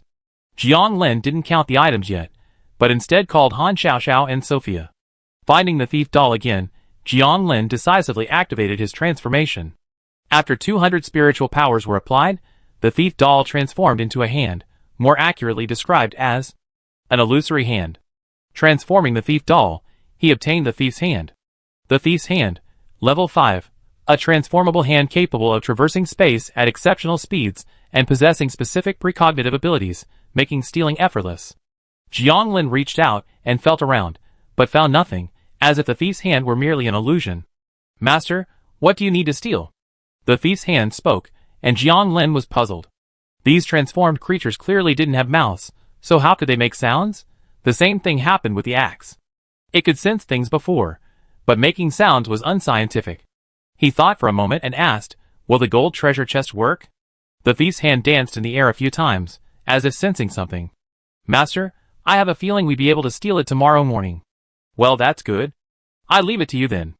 Jiang Lin said, leaving professional matters to professionals, and he could relax again. Returning to the hall, he looked at Han Xiaoxiao and Sophia, who were sitting upright, and explained the effects and changes of the transformations. Master Ghost, I do. Han Xiaoxiao spoke first, his blue eyes fixed on Jiang Lin with admiration. Can you please not make this like we're getting married? Jiang Lin wanted to roll his eyes, but to maintain the Master Ghost's dignity, he gave up. Master Ghost, I can do the same. Sophia nodded. She had no concept of beauty, or even most things. It was worse before, but now that she was with Lin Yu, it was much better, and she had a basic understanding. Their reactions were as expected. After so long in the fog, the harshness of survival taught survivors the importance of strength over appearance. Among Jiang Lin's transformations, with the exception of Xiaoying, none were unremarkable. Let's start with you. Jiang Lin looked at Han Xiaoxiao. He also wanted to know what profession a wizard would become after his transformation. Chapter 182. After drinking the potion last time, Han Xiaoxiao had become a pure 5 elements master. Now, with his transformation, he could skip directly to level 2 and reach level 3, saving a considerable amount of time. Jiang Lin raised his hand, ready to initiate the transformation. He had originally intended to prepare Han Xiaoxiao mentally, but to his surprise, his expression remained unchanged. Should he be such a diehard fan? Jiang Lin shook his head secretly, 200 spiritual power points overflowing. Ugh! Han Xiaoxiao let out a brief muffled groan, his face contorted, his clothes instantly falling off, and his entire body transformed into a strange ball of flesh, wriggling. Jiang Lin saw this and moved Sophia to the upper room. Not suitable for children. Sometimes he sprouted strange eyeballs, sometimes spidery legs, followed by several tentacles. A gray light then appeared, squeezing out Han Xiaoxiao's naked body. This transformation was somewhat similar to the one he had undergone when he transformed Mingzi. Jiang Lin silently noted this and watched. Several forces collided, intertwined, and finally stabilized. 8 thick tentacles sprouted from Han Xiaoxiao's tail vertebrae, covered in suction cups and eyeballs. Somewhat like 8 tails, but otherwise unchanged. Jiang Lin looked him over. Ghost Lord. Han Xiaoxiao, realizing what he was doing, instinctively covered his vitals with his hands, a little embarrassed. You've probably never bathed in a bathhouse. Seeing his embarrassment, Jiang Lin tossed him his discarded level 2 crystal-powered thermostatic suit. Han Xiaoxiao quickly put it on, feeling somewhat offensive, and hurriedly tried to explain. Ghost Lord, I just. Hey, we're all men, what's there to explain? Jianlin waved his hands. It was fine if he didn't explain this sort of thing, but explaining it would be ridiculous. What kind of men hadn't he seen? After all, he'd been educated, from junior high to college. How could he not have seen those perverted roommates running around naked? Open the system introduction. Transform the 5 elements master, promoting him to a trickster. Trickster, level 3, a wizard class tainted by an unknown aura. Skills can be stored in their tentacles, doubling the power of skills released from them. That doesn't seem very powerful, but double the power? Wait. Jianlin suddenly thought of the thunder and fireball explosion he'd encountered in the ruins. If that skill had doubled its power. This is art. What's the skill? He asked. But as soon as he said that, a wave of dizziness washed over him. Han Xiaoxiao was about to respond when he saw Jianglin's eyes suddenly glaze over, and he fell forward. Trickster? Frightened, he moved to support him. A ray of moonlight deflected him, enveloping Jianlin and carrying him up the stairs. Han Xiaoxiao hurried over and saw Jianlin being gently lowered to the bed by a powerful force. Should he be alright? He consoled himself, yet felt a twinge of self-blame. So, the Ghost Lord's gift of power comes at a price. If he had known, he would never have accepted it. God of Grey Light. He gazed at Jianlin's face with guilt and reverence. That handsome face was deeply etched in his mind. His god was so selfless and great. When Jianlin woke up, a pair of icy blue eyes were fixed on him. Oh my god! He instinctively stepped back. Coming to his senses, he coughed dryly. Next time, please don't get so close to me. I'm afraid I might accidentally kill you. Okay, Grey. Ghost Lord. Han Xiaoxiao scratched his silver hair. Back in the hall, Han Xiaoxiao revealed his 2 new skills. Force Spirit Bond, a Tier 3 class skill. Through mysterious rituals and incantations, one can forcibly form a contract with a natural spirit, commanding it to act. Pandemic Fusion, a Tier 3 class skill. This skill manipulates mutually exclusive elements into a forcible fusion, infusing them with a contaminated plague toxin, resulting in a violent explosion. It turns out that not only ghost shapers can manipulate strange creatures, but wizards can also manipulate natural spirits. Ghost wizards are even more perverse, forcing contracts directly, and once transformed, they become unreasonable. Go back, familiarize yourself, and strive for a good ranking. With Han Xiaoxiao's current abilities, getting into the top 20 of dreams shouldn't be a problem. He still has some good stuff on him. Ghost Lord, do you want to use your abilities again? Han Xiaoxiao asked, thinking of Sophia. Clearly, Jianlin's coma had left him somewhat worried. Oh! Jianlin was a bit confused. What's wrong? The price must be huge. Giving it to us is a waste. Han Xiaoxiao pursed his lips. Jianlin then realized he was referring to the coma. He had assumed he was mad at Sophia. Han Xiaoxiao wasn't the type to pick on others for no reason, except for Sun Huanyu. Sun Huanyu was always erratic and disrespectful to Jianlin. Jianlin didn't mind, but Han Xiaoxiao had a deep dislike for him. But speaking of the price, his coma was indeed a bit unusual. It's okay. I'm confident. Jianlin waved his hand, signaling him to go back. Han Xiaoxiao obeyed and stepped out of the round fort. Jianlin didn't notice anything unusual, but Han Xiaoxiao's warning made sense. Just complete the 8 classes, forget about the extra ones. Determined, Jianlin moved Sophia back. The girl was submissive, having barely moved since being moved up. Signing her to prepare, Jianlin activated his transformation technique. The final 200 spiritual powers flowed out, and Sophia's clothes melted and fell off. MMM! With a muffled cry of pain, her body transformed into a strange, wriggling ball of flesh. Jianlin observed closely, taking in every detail. Strange eyeballs, spider legs, tentacles. Gray light appeared, squeezing out Sophia's naked form. An effect strikingly similar to Ming Zi and Han Xiaoxiao's. 5 elements master and former traveler. These 3 paths must have some hidden connection. Finally, Sophia transformed into a spider woman similar to Ming Zi, but instead of legs, she had 4 on her back. It was also covered in suction cups and eyeballs. Each person was different, and the transformations were also unique. Sophia stood there in a daze, flexing the 4 spider legs behind her, feeling quite amazed. It took her a moment to realize she was naked, and she instinctively covered them with her hands. Jianlin casually retrieved a golden dress from Xiaoying's room, found some underwear, and gestured for her to put it on. Swish! The spider legs sliced through the dress, and it slipped on smoothly, revealing 4 slits at the back. The spider legs were sharp, the cut perfect, transforming the alien traveler, promoting them to Dreamer. Dreamer, Level 3, the product of the Dreamer class tainted by an unknown aura. The spider legs can allow creatures to enter dreams, imprison them through dreams, or extract information. Tell me about your skills.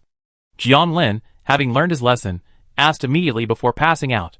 Dreaming, a Tier 3 class skill. Through a unique meditation technique, one spirit can detach from the body and enter the dream world of a living being, allowing them to explore hidden secrets.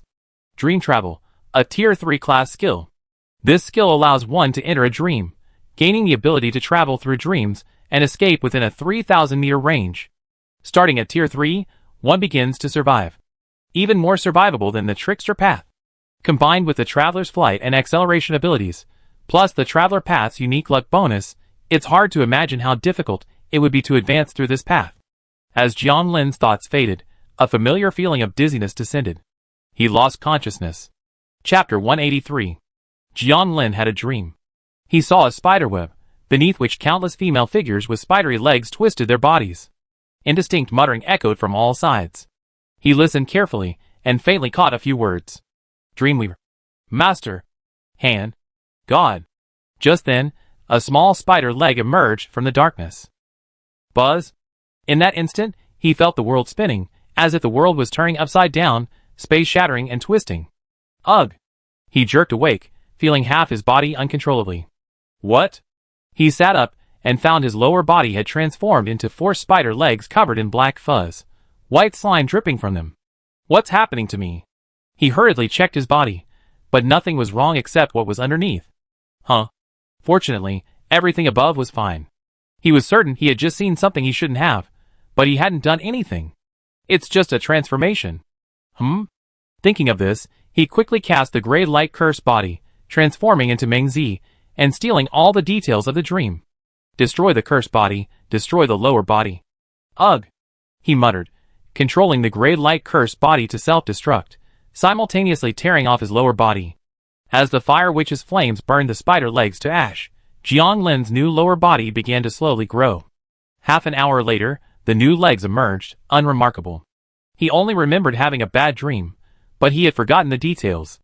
It must have been the transformation caused by the transformation class. He wouldn't do this kind of thing often in the future. He had decided to stop once he had collected all 8 classes. Half an hour of transformations was more than enough. 1 for each class was enough. More wouldn't be very useful. Today's transformations finished, he began sorting out his gains. In 2 days, including his own gains, the sanctuary had obtained a total of 8 silver treasure chests, 12 crystal cores, 28 beast cores, and over 80,000 crystals. By exchanging all the lower-level treasure chests, 2 more silver treasure chests could be combined.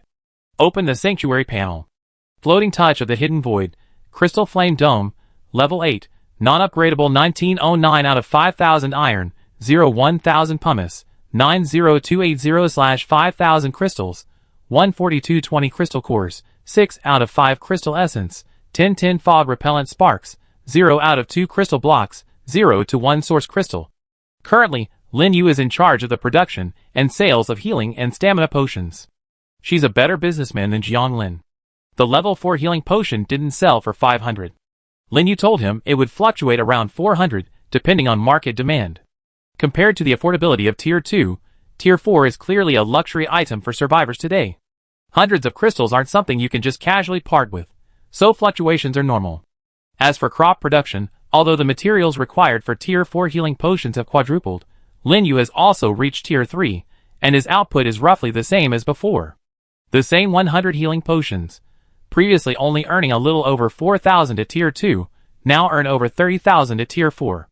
That's nearly an 8-fold increase.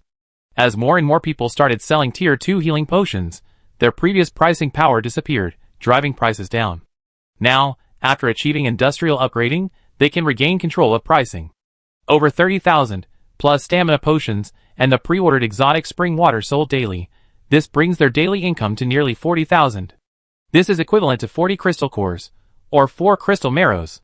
Of course, only Jiang Lin could make this conversion.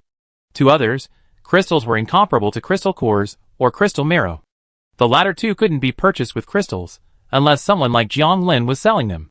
But others didn't possess a creature as extraordinary as Xiang, so how could they possibly exchange their painstakingly acquired high-level psychic items for lower-level ones? So, normally, earning crystals doesn't equate to becoming stronger. No matter how many crystals one possesses, they're just a number. This consensus only broke with Jiang Lin. Xiang's formation was inherently unique. What power had been stripped away from him last time? What was it? What power could have created such an extraordinary creature as Xiang? Jiang Lin didn't know, but he'd just use it. Arriving at Xiang's room, Xiang respectfully placed one hand in front of him and said, "Master." Jiang Lin nodded. Then, he exchanged 60,000 crystals for 60 crystal cores, bringing his total to 202. After a moment's thought, he took out another 100 crystal cores and exchanged them for 10 crystal marrows. Currently, he has 102 crystal cores and 16 crystal essences. No one would dare believe this kind of financial resources.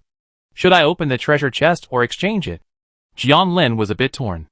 Opening it would yield 20 tier 4 items, which wouldn't be much help, but the advanced scrolls would be very useful. Synthesizing it and opening it again would yield only 2 tier 5 items, with a very small chance of a tier 6. It's so small it's not even as big as a fingernail. Just one gamble, not next time. Jiang Lin stuffed all the treasure chests in at once. After a few frantic movements, the small chest finally produced a golden treasure chest. "Do your best, baby." He returned to the hall, holding the glittering treasure chest, and sat solemnly in a chair. The treasure chest was placed upright. He took a deep breath. Sacrifice 80 years of sorrow, open it. With a flash of white light, Jiang Lin slumped in his chair.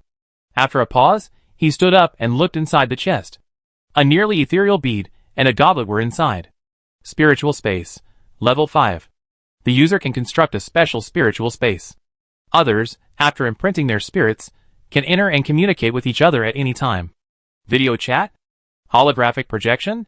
This was a thought that flashed through Jiang Lin's mind. Cup of Persuasion.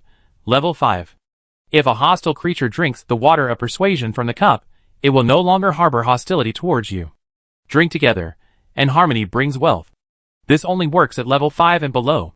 Jiang Lin picked up the cup of persuasion. It was empty. Where was the water of persuasion? The system says it's there, so it is. Shaking his head, he placed it in the storage crystal. He picked up the bead called Spiritual Interval again. It had some uses. Should he transform it? Will it lose its ability to build spiritual intervals after transformation? I think about it. There's no rush. He checked the time. It was the 25th day, 10:30 p.m. His physical fitness was still at 58 points. Drinking the strange spring water daily, he should be able to break through in the next 2 days. Relying solely on the strange spring water was still a bit slow. He should also consider how to improve after reaching the advanced level. He also had a lot he wanted to learn. He was about to break through to the advanced level, and in the hidden touch space, he was already qualified to understand some of the secrets. He took out the star call. Struggling to suppress the discomfort, he chanted the incantation. Elegant and noble crimson, serene and elegant starry night, I sincerely call upon you, the most perfect Lord Fei. As he finished speaking, the star call in his hand suddenly transformed into a silver light, condensing into a shimmering silver door in the void ahead. Fei slowly stepped out. She was still dressed as she had been last time, with wavy red hair, blood-red eyes, and a tall figure. She wore a black crop top, a high-waisted red leather skirt, and black over-the-knee boots with intricate silver star patterns on the laces. She wore black lace gloves, and in her right hand, she held a strange, star-engraved firearm. In just 10 days, and you've already become a trickster, advancing 2 levels in a row. Incredible. Her red lips moved, her voice a queenly lady. Jiang Lin, however, was more concerned with something else. You actually made it in. Does star calling seem to defy spatial constraints? After all, he was in a level 8 hidden touch dimension. If high-level travelers on the traveler's path could enter and exit freely, then he should have considered the potential safety risks. Chapter 184. Fei Yi took in her surroundings, understanding his concerns. She raised her lips slightly. Don't worry, I was able to come in because you used star calling, which is like you opening the door and inviting me in. That makes sense. Jiang Lin didn't continue the conversation, asking, Can you get pumice or source crystals? Fei Yi twirled her hair with her fingers, nonchalant. Pumice has a chance, but I don't want to take the risk. Source crystals? I didn't expect you'd need such a high-level psychic item so soon. I can't get them. That's it? I thought star travel merchants were so prestigious. You're only at level 6, aren't you? Jiang Lin couldn't help but ask. Only? Fei Yi rolled her eyes, but couldn't refute him. Seeing her reaction, Jiang Lin continued to attack. Hearing the name, I thought it was at least tier 7. How did it get such a high-end name? You? But you're right. What high-end stuff can come out of a low-tier chest? Fei Yi was speechless, clasping her hands and tapping the ground with her toes. Jiang Lin didn't continue to criticize her. It was actually quite normal. The summoning scroll came from a tier 4 silver treasure chest. Being able to summon a high-tier being was already a bonus from the system. It's just that the name doesn't quite match tier 6, but there's some truth to it. As long as someone opens the door, the star travel merchant might indeed be able to travel through the stars. Then do you know where I can find pumice? 1 crystal essence, Fei Yi blurted out. Do you think I'm stupid? It was just a piece of information, clearly not worth the price. Fei Yi snorted and said casually, Phantom Suspension Island. Huh? Pumice is only found on Phantom Suspension Island, but that place is very eerie. Anyone who enters becomes unnatural. Jiang Lin didn't expect Fei Yi to actually share this information. So he asked, what kind of abnormality is it? I'm not like myself anymore like. Fei Yi's lace-gloved left hand stroked her chin. She was a little unsure. It's like there's another person inside me. That's how I feel anyway. Another person? How does that feel? Jiang Lin was a little confused, so he asked her for an example. Memories flashed through Fei Yi's eyes. A friend of mine went to the Phantom Hanging Island once, and after she came back, I kept thinking she'd become strange at times. At first, I didn't take it seriously, but then her behavior got weirder. She'd secretly perform a kind of ritual, let's call it a ritual. She'd always be topless, mumbling something incoherently, but she'd be back to normal when she saw me. Later, she barely contacted me, but I saw her occasionally and didn't notice anything wrong. But that's impossible. If she were truly fine, she'd contact me. I have a feeling something's taken over her body, but I can't find anything unusual. So mysterious, it made him hesitant to go. Phantom Hanging Island, one of the 9 fogless lands. Unlike the mysterious and unknown Wuxiang Weihai, this place is easy to find once you know the direction. Such a bright and obvious place should have a lot of information about it, but unfortunately, that's not the case. Its mystery rivals Wuxiang Weihai's. In every way, this is extremely abnormal. Seeing Jiang Lin deep in thought, Fei Yi reminded him, I advise you not to go there yourself. If you need pumice stones, you can ask others to help you explore the way. While Fei Yi's method was a bit tricky, it was undoubtedly the safest. If it were truly that simple, it would be the best, but reality often doesn't live up to expectations, and he wasn't very hopeful about this suggestion. He asked another question of concern. How do the people of the Mist World improve their physical and mental health without relying on systems? As soon as he said this, Fei Yi gave him a strange look. You actually reached a bottleneck before the first major fog wave. No wonder you asked such a question. Actually, even if I didn't tell you, you'd know soon enough, because the system will announce this information after the first world rankings. There are many methods. Many magical items and locations can improve your abilities. I only mentioned the most common ones. 1. Eat. 2. Attract. 3. Consume crystals. The first method is the fastest, but also the most dangerous. Directly consume creatures of the corresponding level or higher, boosting both your physical and mental abilities. This assumes you're lucky enough not to mutate. Few creatures in the fog would do this unless they desperately need it. The second method is to attract the attention of those above you and gain divine favor. As long as you can resist unknown contamination, your physical and mental abilities will improve rapidly. This method? I wouldn't do that anyway. Jiang Lin was speechless. He'd mentioned 2 methods, both of which were foolish. So the highlight should be the third one. The third method, a skill book, will be awarded to the top 1,000 survivors by the system. The crystal consumption method, as the name suggests, involves consuming psychic energy to improve oneself. This method is only available to level 5 and above, requires a minimum of crystal essence, and consumes a significant amount.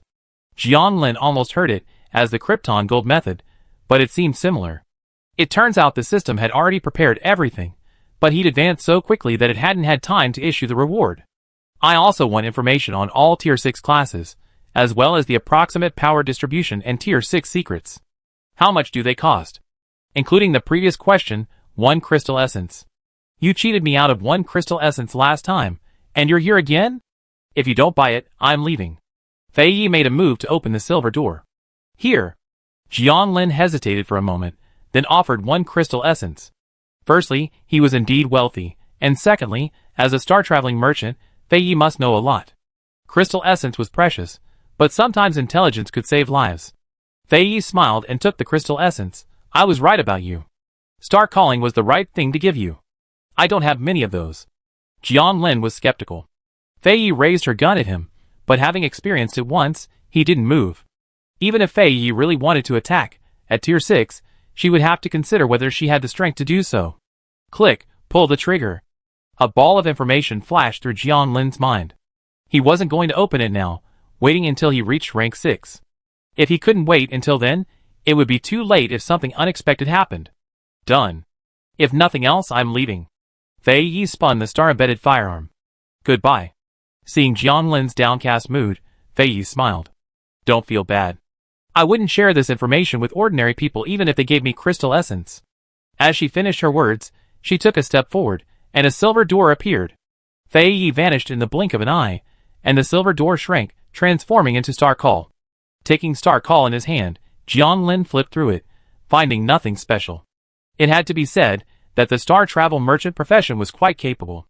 As long as someone opened the door, they could arrive, regardless of space. He had gained a lot of useful information. Although it cost him some money, it was still acceptable. He opened the trading post, ready to sell some cute meat fruits. Sun Huanyu told him that his mental capacity had increased by 1 point, bringing his total to 20. Over the course of about 4 days, combined with his lazy soul devouring, Jiang Lin estimated that for a low-level player, daily consumption of meat fruits should add 1 point in about 7 days. While the improvement might not seem fast, it could be combined with other enhancement methods, like soul devouring and transfiguration. Sun Huanyu practically devoured 1 day and rested the next, so a 1 point increase in 4 days was already quite rapid. The key point was that there was no upper limit to the amount of cute meat fruits, while the soul devouring and transfiguration method could only reach 50 mental capacity. After that, one had to rely on the crystal devouring method Fei Yi had mentioned. Not to mention whether the survivors knew about this. Even if they did, who could come up with so many crystal essences? Chapter 185. For survivors of any level, this is an extremely rare and precious opportunity to advance. Jiang Lin immediately put 100 of them on the market to see what the response would be. The vines currently produce over 300 fleshy fruits daily, so this amount is nothing. Cute fleshy fruit. Level 3, rich in nutrients. No need to eat for a week after eating. Long-term use can improve mental clarity. After some thought, he realized there were a lot of crystal cores lately, so he might be able to make some money. He put another 20 crystal cores on the market, using the same bidding price. The transaction quickly became visible, and someone had already started bidding. These people are constantly watching the trading floor. Jiang Lin sighed, feeling that simply keeping it visible wasn't enough. The effect of the pioneer's announcement couldn't be wasted. A pop-up window suddenly appeared before all Blue Star survivors. Jiang Lin, the lovely meat fruit has arrived. My subordinates have personally tested it. Long-term use can boost mental acuity by 1 point in approximately 7 days. The effects are cumulative with soul-devouring transfiguration. 100 pieces are initially available, and a limited number of crystal cores are returning, first come, first served. This is his second time using a notice. The last time was when he first sold crystal cores. Both notices were shocking. All Blue Star survivors were immediately enraged, and various factions swung into action, turning the once quiet, foggy night into a fiery frenzy. In a certain iron fortress, the blonde, blue-eyed Lucas was sparring with several of his subordinates, their fight intense. He looked surprised upon seeing the news, and opened the trading post. What? 20? Since his last hunt of a level 4 beast, he'd only obtained 2 crystal cores in the past 10 days, and Jiang Lin was selling 20. This is insane! Jiang Lin, just how strong are you? Lucas muttered, a look of shock lingering on his face. After a moment, he regained consciousness and called out, Randy, go watch the trading floor. Buy as many of those lovely fleshy fruits as you can. Yes, President. Lucas looked at his men again. Keep going. Keep your spirits up.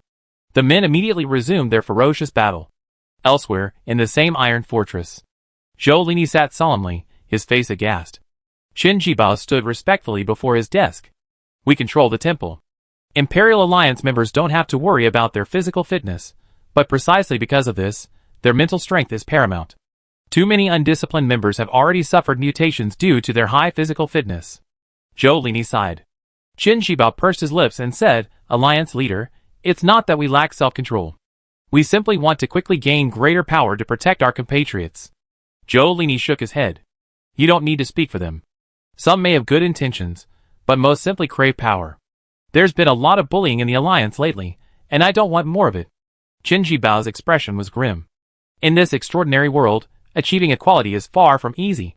Or perhaps it's fair to say that humans have never experienced equality. Only absolute dominance can perhaps achieve relative equality. Alas!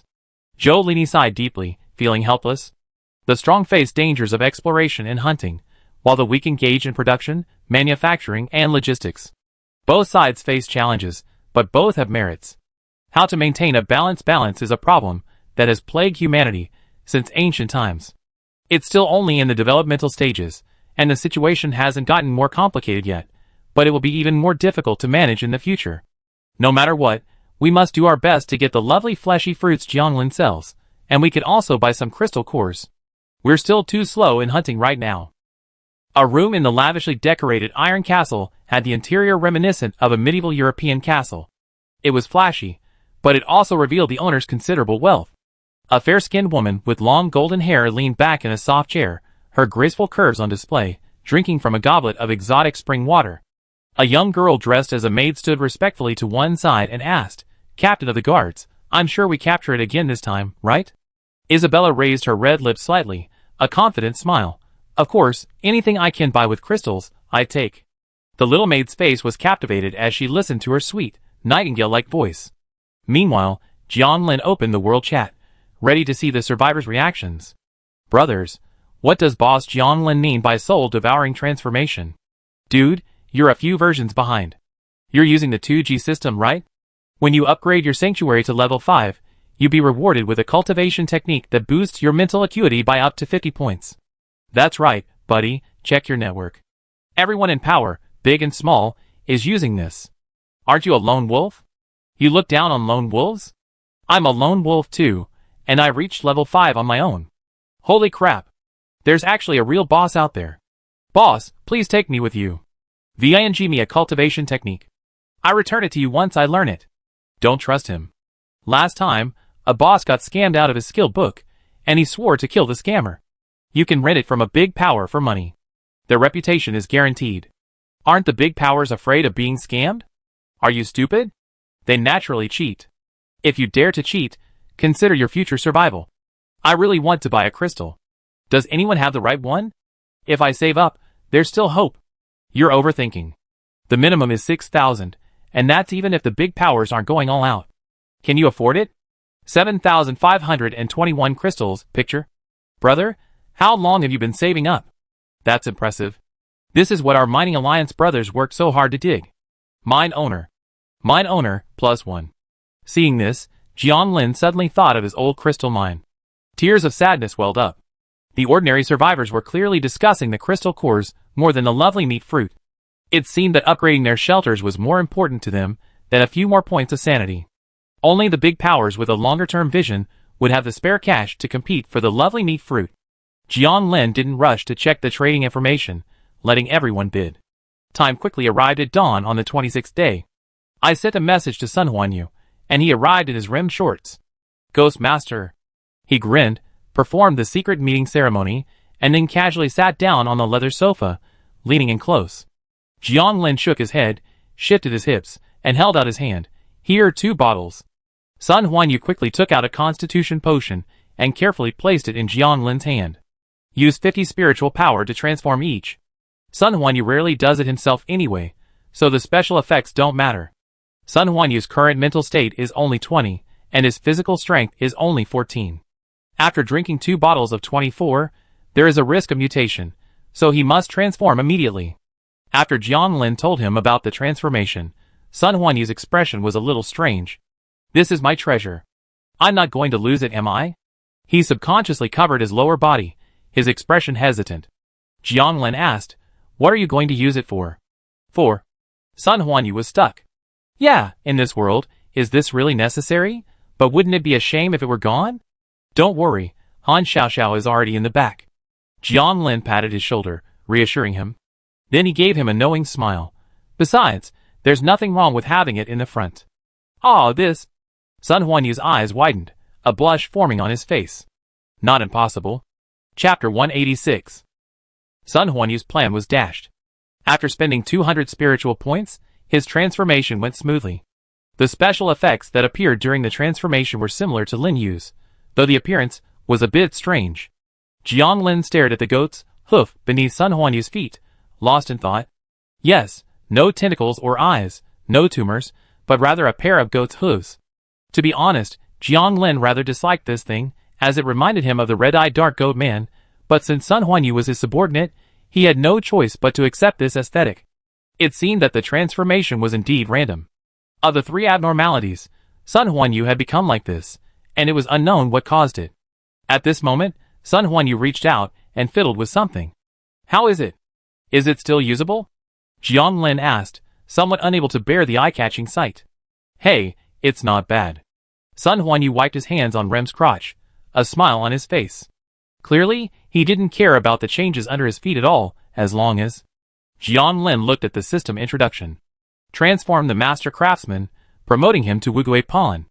Wugui Pawn, a product of the pawnbroker profession tainted by an unknown aura. After the pawn is completed and the payment is received, the items obtained do not need to be returned. Sheep's hoof can increase travel speed. The master craftsman's two skills are, one is to craft items, somewhat like a workbench, and the other is to enhance items, but this has a time limit and can only be used during combat. As for Wugui Pawn, its two skills are quite bizarre. 10,000 price true appraisal, a tier 3 class skill that excels at evaluating the value of items, revealing hidden attributes, crafting materials, current status, and more. It is particularly effective against strange items. Use with caution, as it may cause mental contamination. Free Heart Pawn, a tier 3 class skill that consumes stamina and forces the target to pawn their own items, including body parts, spirits, etc. After paying the corresponding reward, a pawn contract is formed, which lasts for 10 minutes. Use with caution, as it may result in death. The appraisal part at the beginning was fine, but the free-spirited pawning at the end was simply disgusting. The skills alone were fine, and it only took about 10 minutes. But if you add in Wugui Pawn's original passive ability, after the pawn is completed and the money is returned, the items don't need to be returned. What's the difference between this and robbing? As long as I can afford the reward temporarily, I can buy everything from you. If you use the reward I give you to redeem it, I tell you that the items will belong to me too. Taking advantage of both money and goods. What kind of gang power is this? Luckily, this effect only occurs after the transformation. If all pawnbrokers had this ability, the world would be in chaos. Jiang Lin couldn't help but assess his own worth. He was about to transform into Sun Huanyu and try the 10,000 price true appraisal. Again, his vision went dark, and he fell back on the sofa. Hey, Ghost Master! Sun Huanyu was shocked, thinking something had happened to him. Just as he was about to touch him, a ray of moonlight deflected him away. An idea struck him, and he thought of his priceless mirror. Perhaps he could observe what was wrong with Jiang Lin. He was clearly too naive, unaware of the notion that knowledge is poisonous. Jiang Lin fell into a coma, and no one warned him. So he made a decision that nearly cost him his life. Priceless mirror determined Jiang Lin's worth. He activated his skill. At that moment, holy crap! His eyes widened suddenly, and he took several steps back, as if witnessing something incredible. Ugh! He tried to say something, but his throat seemed to be blocked, and only a long guttural sound came out. Then, a terrifying, blood-red tumor began to grow on his skin. His entire body began to swell and grow. Fine red hair sprouted from the tumor, and then strange eyes emerged from beneath the red hair. It was about to explode. At this critical moment, a woman's silent sigh echoed. Stupid! Dark eggs began to swell from Jiang Lin's body, instantly enveloping Sun Huanyu. These dark eggs seemed to block something, and Sun Huanyu's already inhuman form stopped transforming. The tumors, red hair, eyeballs, and other things began to turn to ash and fall off. Sun Huanyu's body, now riddled with blood and holes, gradually returned to its original form. The fat man with white sheep's hooves returned. When Jiang Lin awoke, he saw only ashes scattered across the ground, and a white mass lying in the middle. What the hell is this? He didn't understand. He had only slept for a while. What had happened here? He checked himself and found that Sun Huanyu hadn't done anything to him. So what was this strange play? Looking at Sun Huanyu's buttocks, he was a little confused. You'd better delete his memory of what happened just now. A female voice came from below, startling Jiang Lin. Can you start with a preface? He touched his heart. The female voice didn't respond. By the way, when are you leaving? Jiang Lin had been wanting to ask this for a long time. His current appearance was a result of physical transformation. The real him now had long hair and a big belly. Do you really want me to leave? Then, what else? Jiang Lin thought, wondering what man wanted to be pregnant. Soon. Huh? Now it was Jiang Lin's turn to be confused. What do you mean? Hey, tell me where you're leaving from. He was very concerned about this question, but the female voice didn't respond. He asked for a long time, but it felt like he was talking to nothing. He sighed, his expression serious. Although you saved me from the bishop once, I won't be grateful. You're parasitic on my body, so we can only call it even. Silence. Jiang Lin stopped dwelling on it. After checking Sun Huanyu, he confirmed he was only unconscious, not dead, and breathed a sigh of relief. Transforming into Mingzi, he began to absorb Sun Huanyu's memories. This guy is so reckless. I'm a level 5. He finally understood what had just happened, and couldn't help but sigh at his good fortune. He stole all those memories. Huh? Am I only worth 3 crystal essence? So cheap? Jiang Lin sensed something was wrong, but he quickly and unconsciously put it out of his mind. He used the object to transport Sun Huanyu back to his own iron fortress, and ignored the reckless man. Perhaps I should educate the members about the common sense of the mist world, otherwise we won't know if something strange happens outside one day. As he spoke, he produced several items. I still have 3 transmutations left. While they're nothing special, I can't waste them. Self-Redemption of the Fallen, Healing Staff, Peeping Rune. All are level 4. The latter 2 were recently discovered. As for the former, Self-Redemption of the Fallen, level 4, a suicide item that completely obliterates one's spirituality, preventing certain events from occurring. Effective at level 4 and below. Note, Lord, please allow me to atone. This item was discovered a long time ago, and I've never used it. Besides, I can't use it anyway. I still have 500 spirit points. 200 for the first 2, 100 for the Peeping Rune. Transmutation activated. The spirit points enveloped the 3 items, and they began to wriggle and transform. Chapter 187. The transformations quickly ceased. They became a delicate knife, a strange vine, and a single-eyed phantom. The knife was cold white, engraved with strange, intricate patterns. The handle was covered in white fur, slowly wriggling. Erosion Blade, level 5, transforms damage inflicted into astral erosion of the source of the damage. Level 5 and below, 60-minute cooldown. Sacrificing half of one's spirit can sever the connection to a certain causal line. Note, Master, I will be the one wielding the blade this time. Jiang Lin held up the erosion blade with a strange expression. The fur in his hand seemed to move, ready to absorb something. The first effect was average, even less practical than the forgotten paper figure, but the erosion blade's additional effects were quite intriguing. What good is severing the causal line? The only entity he had encountered so far related to causality was the yellow-cloaked Mistface one, but that entity was mysterious and unpredictable, and generally did not proactively attack those around them. Unable to find a use for it, he had no choice but to put it away. He looked at the strange vine. It looked like a living vine wrapped in pulsating blood vessels, with a bud resembling an eyeball growing on its tip. Flesh and blood symbiotic vine, level 5, consume stamina. Every time you heal someone, the bud will exude a foul-smelling mucus, turning anyone contaminated by it into a symbiotic vine puppet. A perfectly good healing item has become a tool of enslavement. Others think you're treating them out of good intentions, but you turn them into a puppet. This is very strange. Jiang Lin picked up the palm-thick vascular vine and felt it, discovering that the mucus was controllable and didn't necessarily leak with every treatment. Not bad, it can be used for healing. He himself had little use for this thing. Perhaps, he could use it as a reward for secret society members later. It couldn't be given away for free, it had to contribute enough. As for the single-eyed phantom transformed from the Peeping Rune, it was a psychic creature. It was palm-sized, humanoid, and nearly transparent, with a single eye on its head that looked a bit like a symbol. Peeper, level 5. It can possess a living being, observing its every move and transmitting that information to the user. It's extremely stealthy, and has a high probability of evading level 6 detection. Level 5, being able to evade level 6 detection, is a form of cross-level combat. It's also useless for now, so let it team up with the thief's hand to steal treasure chests. One voyeur, the other thief, a strangely satisfying duo. Today's transformation was complete. Jiang Lin reclined on the leather sofa, sipping strange spring water while checking the trading room. What caught his eye was a dense web of trade requests, hundreds of thousands of them. The crystal core market is even hotter than last time, but the top price isn't high. Some people have already secured their cores, so people have a rough idea of their value. 6,000 plus. This is the currently accepted minimum price for a crystal core. To Jiang Lin, it's 6 times its actual value, but for others, it's definitely acceptable. Activate the filter to only view bids over 6,000. 10,000 crystals for 1 crystal core. Isabella Rossini left a message. Boss Jiang Lin, I can buy them all at this price. 8,000 crystals for 1 crystal core. Zhou Lini left a message. Jiang Lin, the price is negotiable. If it's not enough, please privately message me. 7,623 crystals for. Chunan left a message. Boss, give me a friend. If it's not enough, I can lend you money. I have a mine. 7,265 crystals for.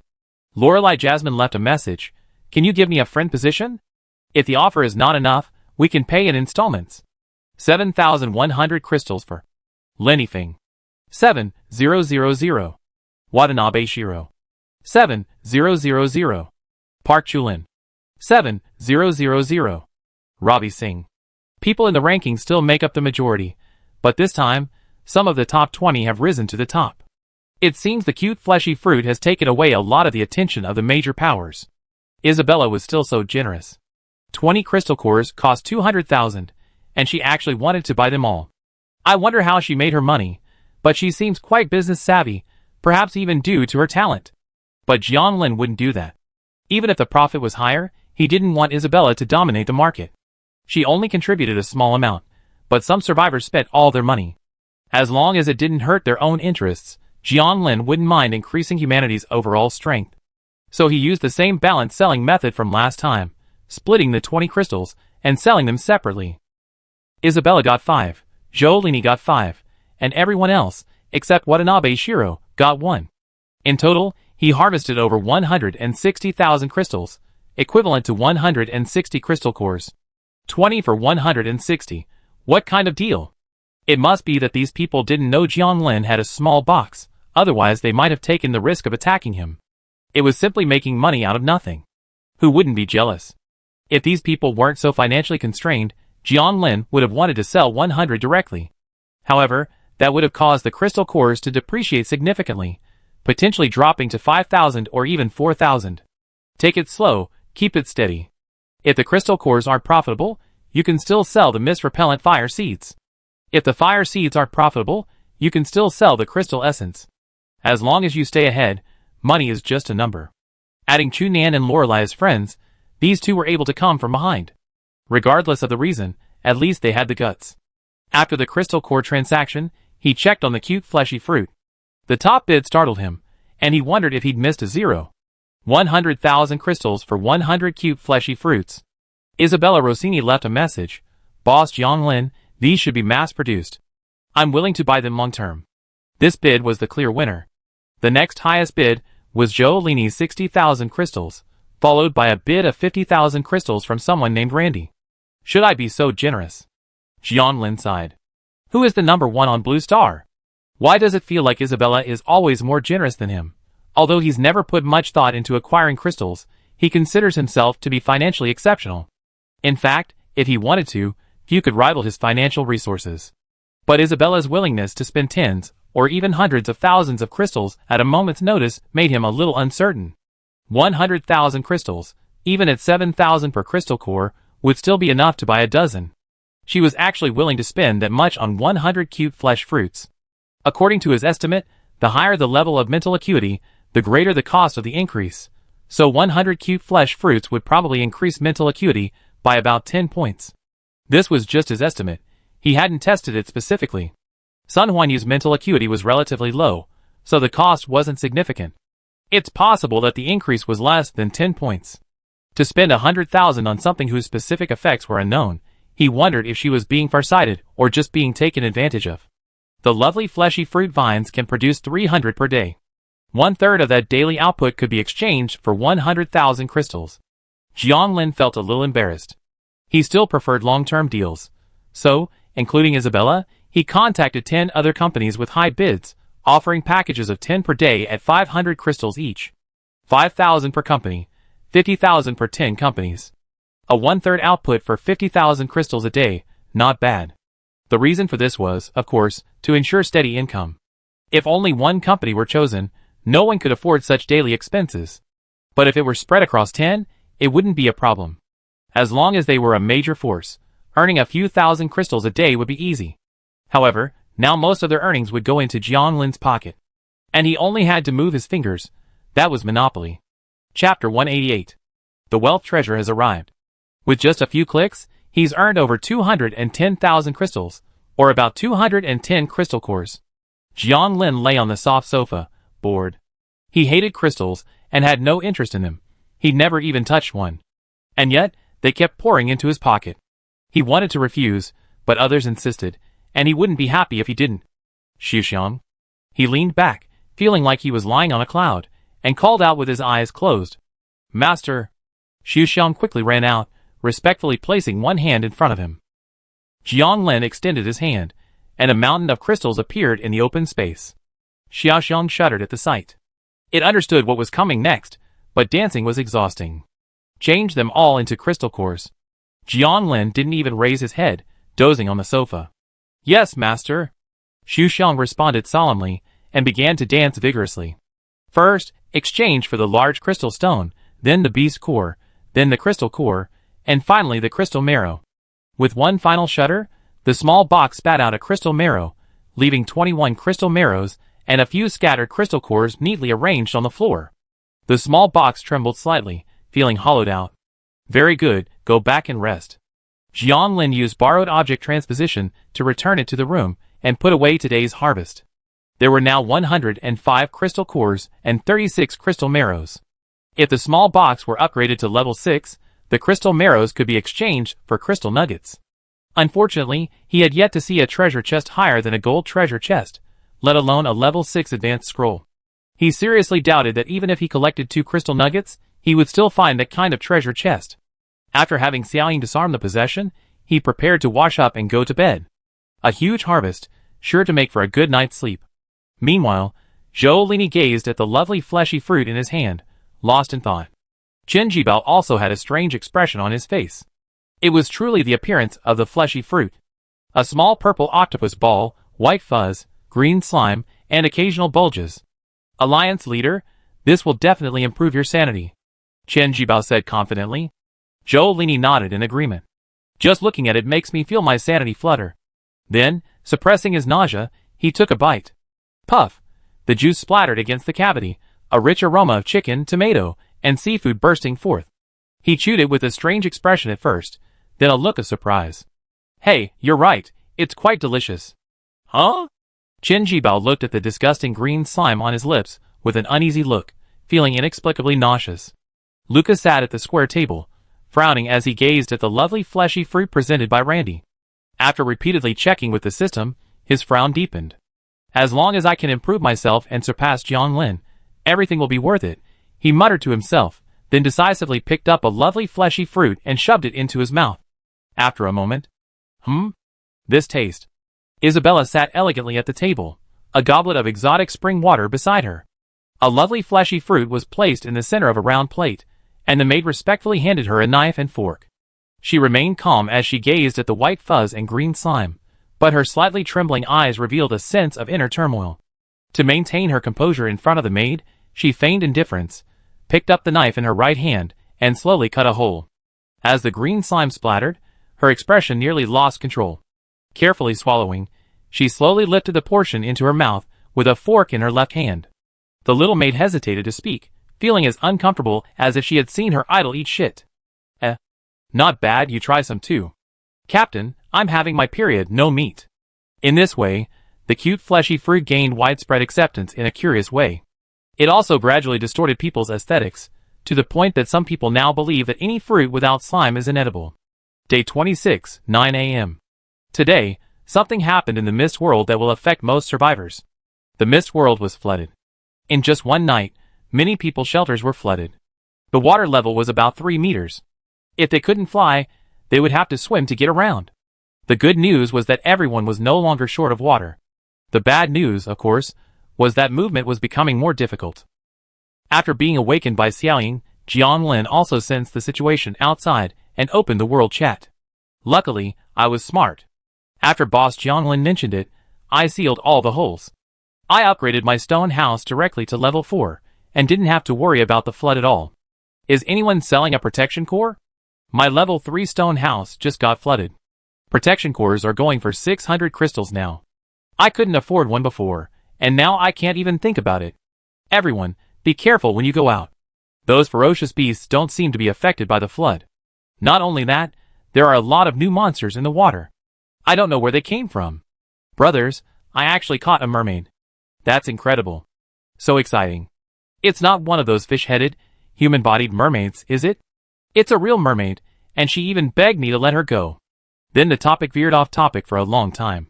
Jianlin, however, had a feeling that things were more complicated than they seemed. He had a premonition that this survivor was likely doomed. When things are out of the ordinary, there must be something fishy going on. How could a race that could operate in the foggy world be so simple? He currently had 44 protection cores, but they wouldn't be of much use if they were kept. There were plenty of them in the ruins. The price was high right now, so he could sell some. He put 30 protection cores on the market and advertised them with a pinned post, sparking a heated discussion in the world chat. Though these things weren't rare, and some even specialized in hunting them for crystals, Jianlin was the only one who could produce 30 at once. This small amount of money wasn't much. He was selling them to do something good. Making money and gaining a good reputation. What better way to avoid it? After about 10 minutes, the bid stabilized at just over 500 each. Feeling like they were about right, Jianlin decided to sell. Over 10,000 crystals arrived, without a ripple. Crystals are so easy to earn, Jianlin sighed, shaking his head. Those who bought the protection core showered him with gratitude in the world chat, drowning out those who accused him of profiting from a disaster. He admitted that this move posed a lingering urge to profit, but he truly meant it for good. Those naive youngsters couldn't understand. This was unacceptable. He arrived in the hall and drank the strange spring water, feeling a subtle improvement in his physique. Perhaps he could break through to 59 points tomorrow. Jianlin felt a certain anticipation. What changes would come with reaching the advanced level? He wished he could skip today. But there was no time to waste. He used objects to teleport outside the circular fortress. Because he was in the hidden touch space, the platform was not submerged by the flood. He inspected the edge and saw that the forest had transformed into a rainforest. The floodwaters weren't a yellowish-brown hue, but rather a rather murky, transparent color. It was clear the water wasn't flowing, but seeping directly from the ground below. Tall, slender trees were half submerged, and the entire foggy world now resembled a shallow sea with trees growing within it, a strange sight. Opening the system to investigate. The water, Jianlin floated slightly, and after observing it for a moment, he realized it was just normal fresh water. Everything seemed normal, yet something strange lingered. Why was water seeping from the ground? Seepage would be fine, but it could actually flood the entire foggy world. Chapter 189. Does this foreshadow some changes? Jianlin couldn't figure it out, but it was likely a major issue, one he couldn't interfere with. Back at the round castle, he made arrangements for everyone. The same 3 teams as the previous 2 days, except this time, the Thief's Hand and the Peeper would form their own team, tasked with finding the golden treasure chest for Jianlin. Jianlin himself was also prepared to try his luck. Lin Yu would still be in charge of spawning and selling items, so that his abilities could be maximized. The 2 potions, the strange spring water, and the lovely fleshy fruit would bring in at least 80,000 yuan a day, or 80 crystal cores, or 8 crystal essences. A terrifying income. As expected, doing business was much faster than exploring for crystals. How many crystal essences could you get from exploring in a day? Take away the word how many, even one was a good thing. If it weren't for treasure chests, which couldn't be measured in crystals, he wouldn't even bother organizing explorations. Earning crystals only guarantees a supply of materials. Improving strength still requires exploration. They complement each other and are indispensable.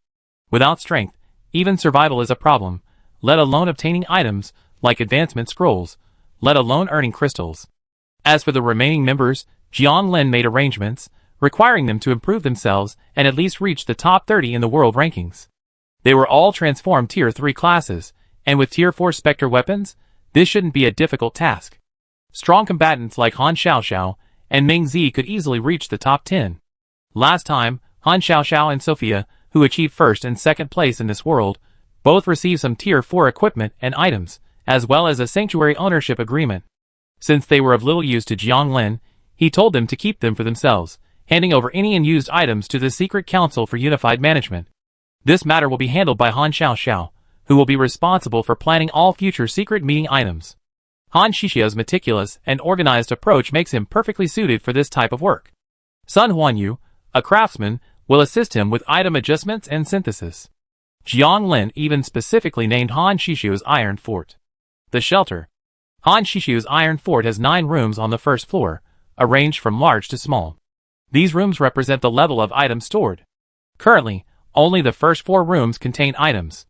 In room 4, most of the neatly arranged shelves are still empty, with only one containing several storage crystals. Jiang Lin inspected room 1, accompanied by Sun Huanyu and Han Xiaoxiao. Although the shelter is still in its infancy, with only a few dozen items inside, he is confident that it will eventually be filled. He removed the unused items, such as the level 4 paranormal blast witch bullet, and placed them in the empty storage crystals. He returned to room 5, which was empty except for the storage crystals. He took out the newly transformed level 5 flesh symbiotic vine and placed it in one of the storage crystals. The first level 5 item in the shelter had been created, and its effects were exceptionally powerful, a good omen. You've all done a great job. I'm sure the shelter will be bustling sooner or later. Jiang Lin patted the 2 on the shoulders, expressing his appreciation for their recent work. Han Xixia's stern face broke into a smile, and Sun Huanyu also chuckled. In the future, the secret meeting will redeem the use of these items based on your contributions. You can discuss and decide the details. Yes, Ghost Master. Okay. Hey, why are you glaring at me? Sun Huanyu responded with a grin, only to find Han Xiaoxiao turning around and giving him a deathly stare. Jiang Lin smiled and shook his head. Don't be so serious. You're all veterans of the secret society. Relax when you need to. He gently patted Han Xixia's shoulder. That's right, keeping a straight face all day is so silly. Sun Huanyu echoed. Han Xiaoxiao frowned slightly, but because Jiang Lin was there, he didn't move. He mentally resolved to teach Sun Huanyu a lesson later. Jiang Lin naturally had no idea what Han Xiaoxiao was thinking, and even if he did, he wouldn't have cared. Sparring is good for bonding and improving strength. There's nothing wrong with that. He didn't stay long. He planned to observe any new changes in the fog today. He pulled out the 4-moment dice and randomly selected several directions for prediction. The results showed that all of them would encounter level 4 creatures. Perhaps this was one of the changes in the fog, more creatures. Not only that, one of his predictions was a stroke of luck. Tentacle hexagram, unexpected good luck. It had been a long time since he'd encountered anything like this, so he drifted in that direction. Along the way, he indeed spotted many creatures he'd never seen before, such as water monkeys, green dragon pythons, and twisted red silk snakes. They ranged from level 2 to level 3, and he had no idea where they came from. In truth, he only had a limited understanding of the fog. Perhaps these creatures had already existed and simply arrived from somewhere else. But if they seeped out from underground with the flood, how much more did he still not know about the fog? He had thought that at level 5, he could fight against higher level beings, and that he had a basic understanding of the fog. Unexpectedly, his knowledge was only the tip of the iceberg. Perhaps the information Fei Yi provided would give him a better understanding, but she was only at level 6, so her access was still limited. Level 7, level 8, and perhaps even the highest level, level 9. What secrets still lay ahead? Is level 9 the highest? If it were before, he might have thought so, but now he's no longer so sure. If nothing unexpected happens tomorrow, he'd be among the higher level ones. Although at the lowest level, he'd be able to access more. After traveling a few dozen kilometers, Jiang Lin found himself somewhat unfamiliar with the misty world.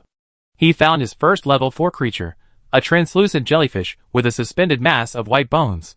Its tentacles were as slender as human intestines, ending in sharp finger bones. It uttered a sound like a woman's wail as it swam. Abyssal Skeleton Mother, a level 4 monster capable of manipulating the surrounding water, producing a deadly toxin that corrodes spirits. Creatures infected by it become sluggish, and gradually come to regard it as their mother. Note, how's that? Immersed in maternal love, huh? Its name reminded Jiang Lin of the abyssal skeleton slug, but the fact that it was a monster, not a ferocious beast, struck him as a bit strange. Actually, the monsters didn't matter.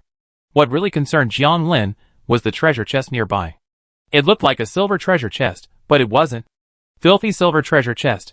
Level 4, can yield one strange item, 95% chance for level 4, 5% chance for level 5. What does this mean? A treasure chest that could yield 2 good items now only yields one strange item. There were normal bronze and stone treasure chests along the way, so not all treasure chests are like this. Why did the foggy world suddenly start dropping these boxes? Strange items are a double-edged sword for most survivors, akin to slow suicide. What on earth is this? He gazed at the distant fog and the flooded forest, feeling inexplicably restless. It felt as if a strange eye was watching the entire foggy world. All survivors were like fish caught in a net, struggling desperately, only to be engulfed ever tighter. Chapter 190. Jiang Lin attempted to use the lens of despair to force the Yuanza skeleton mother to commit suicide, but discovered that the monster was highly resistant to despair. The skeleton mother's movements paused, but she did not self-destruct. For a level 4 monster to possess such resistance was indeed different from the previous mist creatures. So he summoned 10 night demons to attack, and after a combined assault, they finally managed to rip its spirit apart. It has strong resistance to both mental and spiritual attacks. Looking at the corpse of the skeleton jellyfish in the water, he concluded. Compared to mist creatures of the same level, the Yuanza skeleton mother's resistance in this regard was exceptionally high. A crystal core condensed next to the corpse, and was placed in his backpack along with the filthy silver treasure chest and the corpse. These corpses could be given to Sun Huanyu for synthesis, perhaps yielding some useful items. After resolving this minor incident, he continued on his way. This time, he focused on observing the number of suspected new creatures along the way, which accounted for approximately 1/3 of the mist creatures. This percentage may seem small, but it's actually terrifying. No one knows how many creatures there are in the foggy world, and the sudden appearance of so many bizarre creatures. I wonder if this is a good thing or a bad thing. This incident didn't affect him much for now, but he had to keep an eye on it. About 100 kilometers later, Jiang Lin finally encountered the good fortune predicted by the 4-moment dice.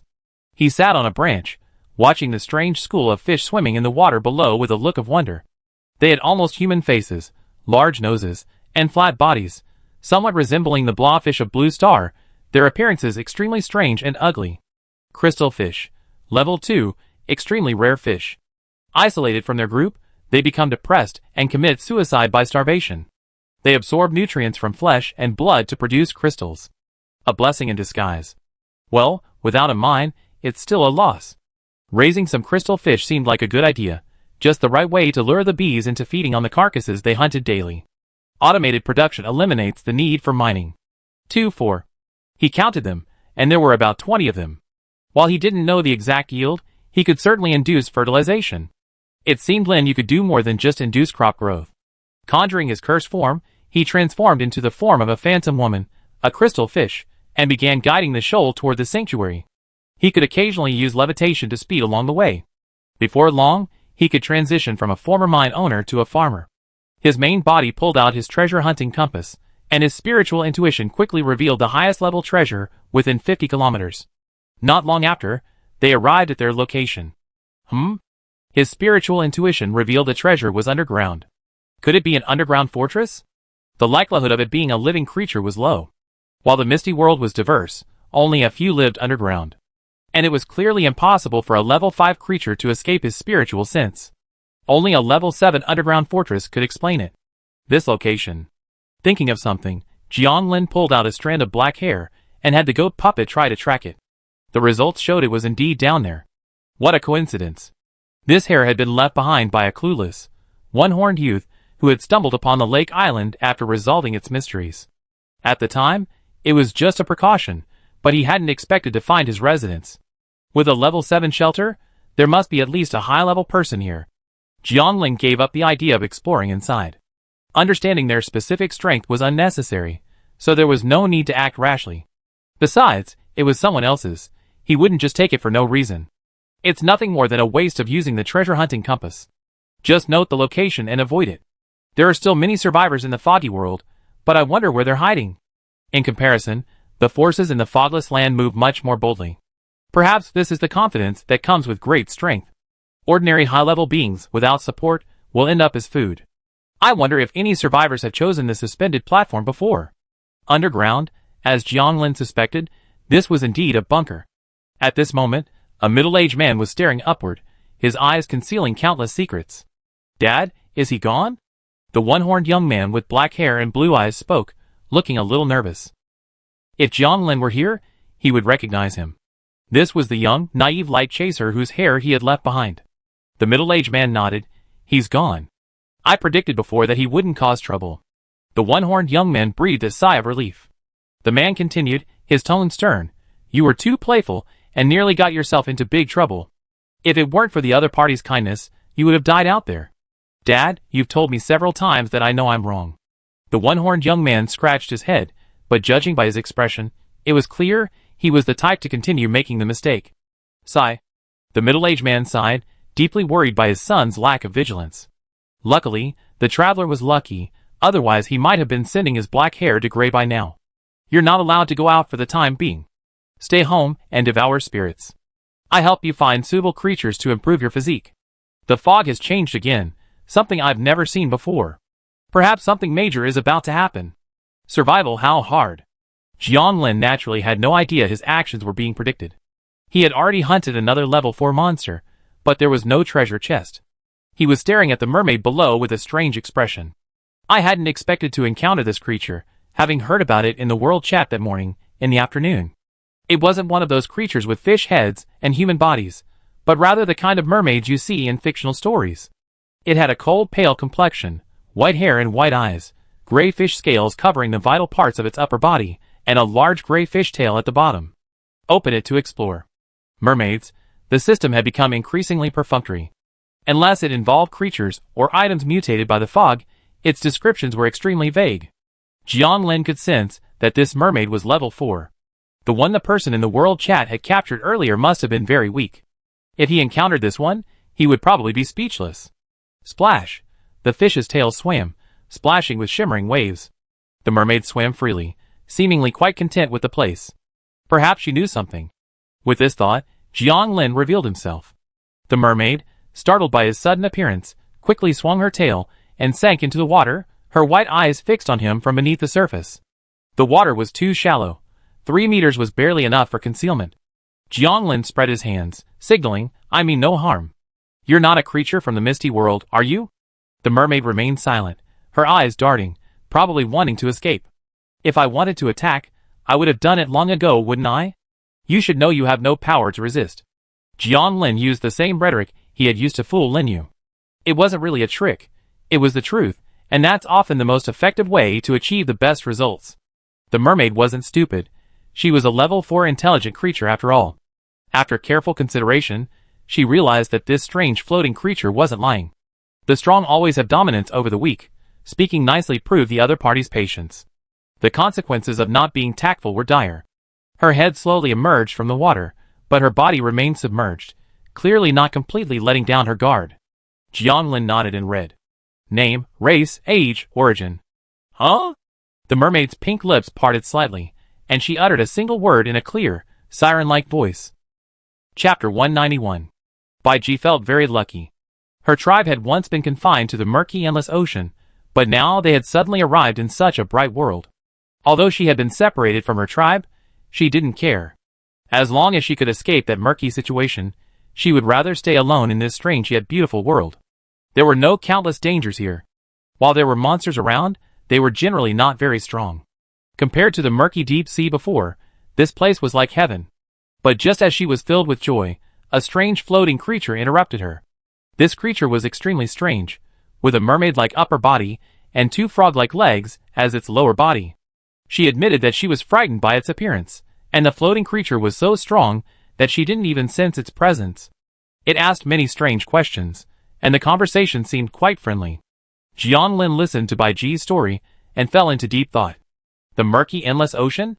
It didn't sound like the directionless ocean, but more like a viscous liquid. Living in a place like this, Baiji naturally knew very little. Their survival depended on constantly devouring the creatures around them. They might mutate, or perhaps grow stronger. Although intelligent, their species wasn't much different from those demented creatures. All in all, this information had some value, but not much. Just as he was thinking. Are you a frogman? Baiji asked curiously, her eyes blinking slightly. Though frogmen seem better looking than you.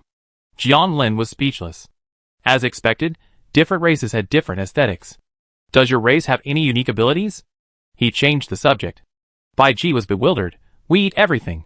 Anything else? Creatures that come near us also become voracious eaters. That's a good idea. Jiang Lin instinctively thought of crystal fish. Their production is directly linked to their appetite.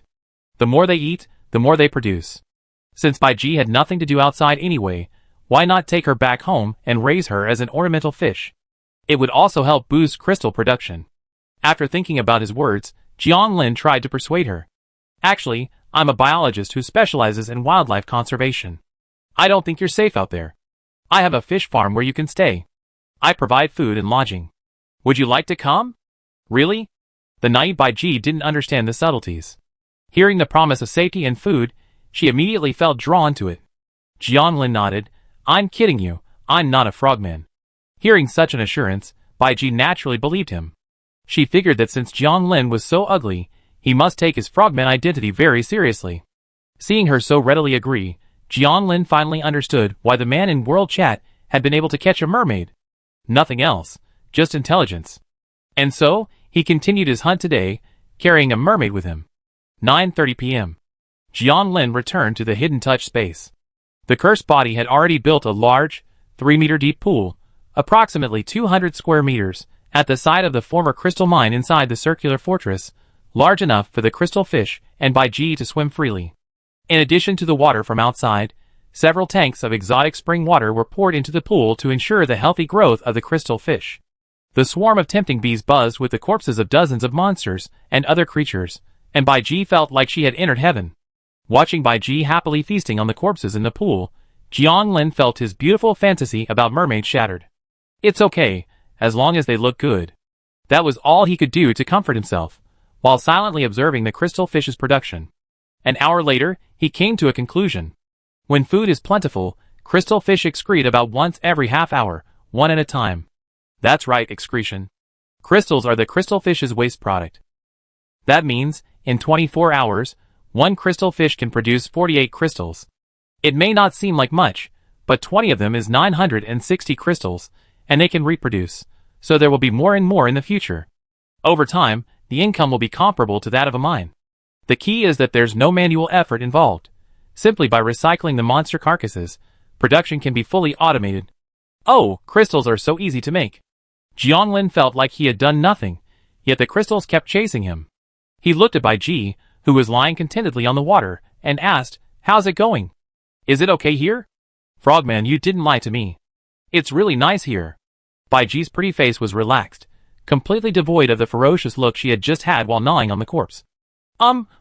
Actually, I have a name. You can call me Jiang Lin." "Jiang Lin? What a strange name." "I remember it. Frogman." Jiang Lin quietly exited the breeding room.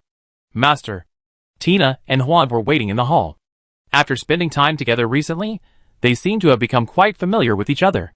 Looking at the various harvests laid out on the square table, Jiang Lin nodded with satisfaction. "You are all my most capable subordinates.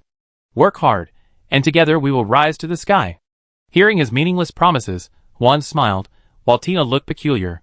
It seemed her father, Ian, had said this to his subordinates before. Letting the two go back to rest, Jiang Lin began to organize. Finally, he couldn't resist and combined all the low-level treasure chests into one gold treasure chest. Including the one stolen by the thief's hand, there were 2 in total. 2 of the filthy silver treasure chests couldn't be exchanged. They weren't from the same series. Adding the crystals sold by Lin Yu, he exchanged for 9 crystal essences. Currently, he had 105 crystal cores and 45 crystal essences. He placed the 2 gold treasure chests on the square table. He wasn't going to open the filthy silver treasure chests. Once he had 10 to exchange for filthy gold, he should be able to get a level 5 strange item. He was about to enter the high-level realm, and the low-level items would soon be obsolete. Before opening the chests, Jiang Lin transformed into Sophia, a girl with golden hair and eyes, and 4 spider legs on her back. Hoping to share the good fortune of the traveler's path. Sacrifice 80 years of sorrow, open. Their hands opened the 2 chests in quick succession, without a violent white light. Disappointment crossed Jiang Lin's pretty face, but when he saw the item clearly, excitement returned. This luck is really working. Advanced Scroll, Level 5, slightly. Sanity Potion, permanently increases sanity by 3, allowing your spirit to attract more attention. Guardian Rune, Level 5, automatically protects against one spiritual attack upon use, then removes. Effective for levels 5 and below. Psychic Cannon Crafting Recipe, Level 5, a one-time recipe that grants a psychic cannon. Using a psychic object fires a powerful psychic bomb, but the downside is its high cost. Advanced Scrolls, needless to say, are currently his most useful item. Sanity Potion is rare. He's only obtained it once in the regional rankings, and from what Fei Yi said, the maximum number of items a person can obtain is 3. While it won't be of much use to him, it's a subtle proof that he's finally gotten over his poverty. The last 2 items are just average. Perhaps the psychic cannon could be used to speed things along. Find a solid object, place it in front of the cannon, and then blast it away. He can then use the object to teleport into it, achieving ultra-long distance flight. It's a bit risky though. What if you run head-on into a swarm of locusts? But it's not impossible to try. How do I use this advanced scroll? After putting everything away, Jiang Lin was torn. Chapter 192. He has now transformed quite a few level 4 creatures and items. Small pickaxe, small lamp, soul-devouring ring, mist-repelling chain, for luck dice. With Xiaoying, level 6 combat power is sufficient for now. The small pickaxe and the others can wait, and the mist-repelling chain has been eliminated, as it won't increase combat power. Between concealing his tactics and gambling on luck, Jiang Lin ultimately chose the 4 luck dice. There's no other choice, luck is king. He took out the triangular pyramid-shaped 4 luck dice, raised the advanced scroll, and clicked to use it. White light merged with the 4 luck dice, gradually transforming into an irregular pentahedron in the shape of a triangular prism. 5 luck spirit dice, level 5. Choose what you want to do and roll the dice. The mask symbol is unknown. This can only be used for level 5 events and below, and is effective 3 times per day. The first 4 effects are the same as the 4 luck dice, except for the additional mask symbol. Unknown? I already used the prediction. Why are you giving me this effect? Jiang Lin put away the 5 luck spirit dice. After all, leveling up was a good thing. At least, he could find a gold treasure chest. It was almost dawn, and he wasn't planning on using mutation. Once he reached a higher level, he could directly mutate a bunch of level 5 items. Go to sleep. After taking a bath in the strange spring water, he laid down on the bed and closed his eyes. Day 27, 5 a.m. I thought the night would pass like this, but unexpectedly, something happened in my stomach. Ugh! Jiang Lin was awakened by a sharp pain. Ah! The excruciating pain made him break out in a cold sweat, and he curled up into a ball. He could feel a powerful force surge in his stomach, as if something was about to burst out. Oh my god! Jiang Lin suddenly realized what might happen. But the pain in his body distracted him from the discomfort within. Ah! He clutched the blanket tightly with both hands, suddenly realizing that his body could transform at will. This was all thanks to the sarcoma that had strengthened his entire body to its maximum capacity for strange power incubation. His body squirmed, transforming into a massive, spherical sarcoma that nearly filled the entire room. And then, the pain stopped. It was easy. Jiang Lin tilted his swollen head, feeling quite clever. An hour later, Jiang Lin stared at the woman in the cheongsam before him, speechless. She was slender, her skin a sickly pale, as if covered in a thin layer of gray. Her black hair was casually tied up, a few strands dangling by her cheeks. Her pupils were amber, a cold hue. In fact, the whole process was relatively safe, because he had transformed directly, so he didn't feel a thing. By the time he realized it was over, the woman had grown so much, it was incredible. As for the cheongsam, she must have made it herself. For a high-ranking farmer, this couldn't be easier. It's this style. Why is it so similar to Blue Star? Jiang Lin broke the silence and asked directly, "Are you from Blue Star?" The woman's amber eyes fixed on him, her voice like a cold spring, of course. She spoke in pure Blue Star Yin Mandarin. "How long have you been in the mist?" Jiang Lin asked again. In truth, he had many questions. If he hadn't been defeated, he would have wanted to transform into Mengzi and absorb her memories. But the woman didn't answer, only uttering a few words. "I'm leaving." Huh? Jiang Lin was stunned for a moment, a little unresponsive. It took him a while to finally utter a sentence that made the air stagnate. Don't you want to eat? The woman shook her head, her pale lips slightly raised. Someone's looking for me. It's dangerous to stay here. Jiang Lin was about to ask who it was, but the word stopped on his lips. The principle of hidden attraction meant he shouldn't ask about matters at this level. Those dark eggs can save your life. As she spoke, she seemed to sense something. Then, a flower bud materialized out of thin air in front of her. By the time Jiang Lin realized what was happening, she was already halfway inside. Then, just before she completely disappeared, Jiang Lin blurted out, for some reason. What's your name? There was no response, and the bud closed. Knowing that the bud was about to disappear into the void, a cold female voice rang out. Han. The room fell completely silent for a long moment. Jiang Lin looked around, as if nothing had happened, feeling as if he had just had a strange dream. He muttered subconsciously, there's no need to use a fake name to get by. In short, the matter he'd been vaguely worried about ended with a whimper. It hadn't had much of an impact on him, and instead saved his life from the bishop. And from what Yin had said, the dark egg in the round castle could have a similar effect, saving him in times of danger. But after this, he felt a sense of emptiness. It was an indescribable feeling, just not pleasant. Sleep was a distinct possibility, so Jiang Lin simply went to the hall and began guzzling the strange spring water. Gulp! Gulp! As the strange spring water flowed down his throat, he felt his body enveloped by an invisible force, his muscles tensing and becoming exceptionally strong. Breakthrough! Jiang Lin exclaimed in delight. He was thrilled upon realizing this, and checked his dashboard. Sure enough, his constitution had reached 59 points. Not only had his body changed, but a faint spiritual pull had also emerged, leading him to the other level 5 tricksters. However, this pull could only detect a general direction, likely due to the distance. He thought, so that's how Visser sensed me. Now it didn't matter. He stopped dwelling on it, and took out the abnormal fragment. Anomaly fragment, level 5, a source material required for advancement in certain professions, extremely rare. The moment the amorphous flesh appeared, an intense hunger washed over him, making him almost unable to suppress the urge to devour it. This was just an illusion. His spiritual intuition had already told him how to advance. Advance? A pulling force began to surge within him, and the abnormal fragment transformed into a strange energy that flowed into his body, merging with his spiritual essence. At that moment, he felt a certain bondage within him being broken. A sense of transcendence arose, a feeling that all living things were but ants. However, before he could fully grasp the sensation, a familiar suction surged, followed by an intense feeling of weightlessness. He opened his eyes again, only to be met with a pitch-black, mysterious space. At the end of the darkness lay a bizarre scene, concealing endless, strange changes. Beneath his feet lay an illusory staircase with no end in sight. He observed it carefully, finding it strange that the staircase seemed endless, yet also seemed to reach its end in one step. This time, there was no pulling sensation to encourage him to take a step, so, having gained experience, he had to attempt to advance on his own. Huh? The step failed. What's going on? Just as he was puzzled, his spiritual intuition provided the answer. Inscribing a true name. It dawned on him that reaching a higher level required inscribing a true name on the staircase. This was the spiritual imprint of a higher level being. Unlike ordinary names, true names could be locked to their spiritual origins through certain means, and could not be repeated.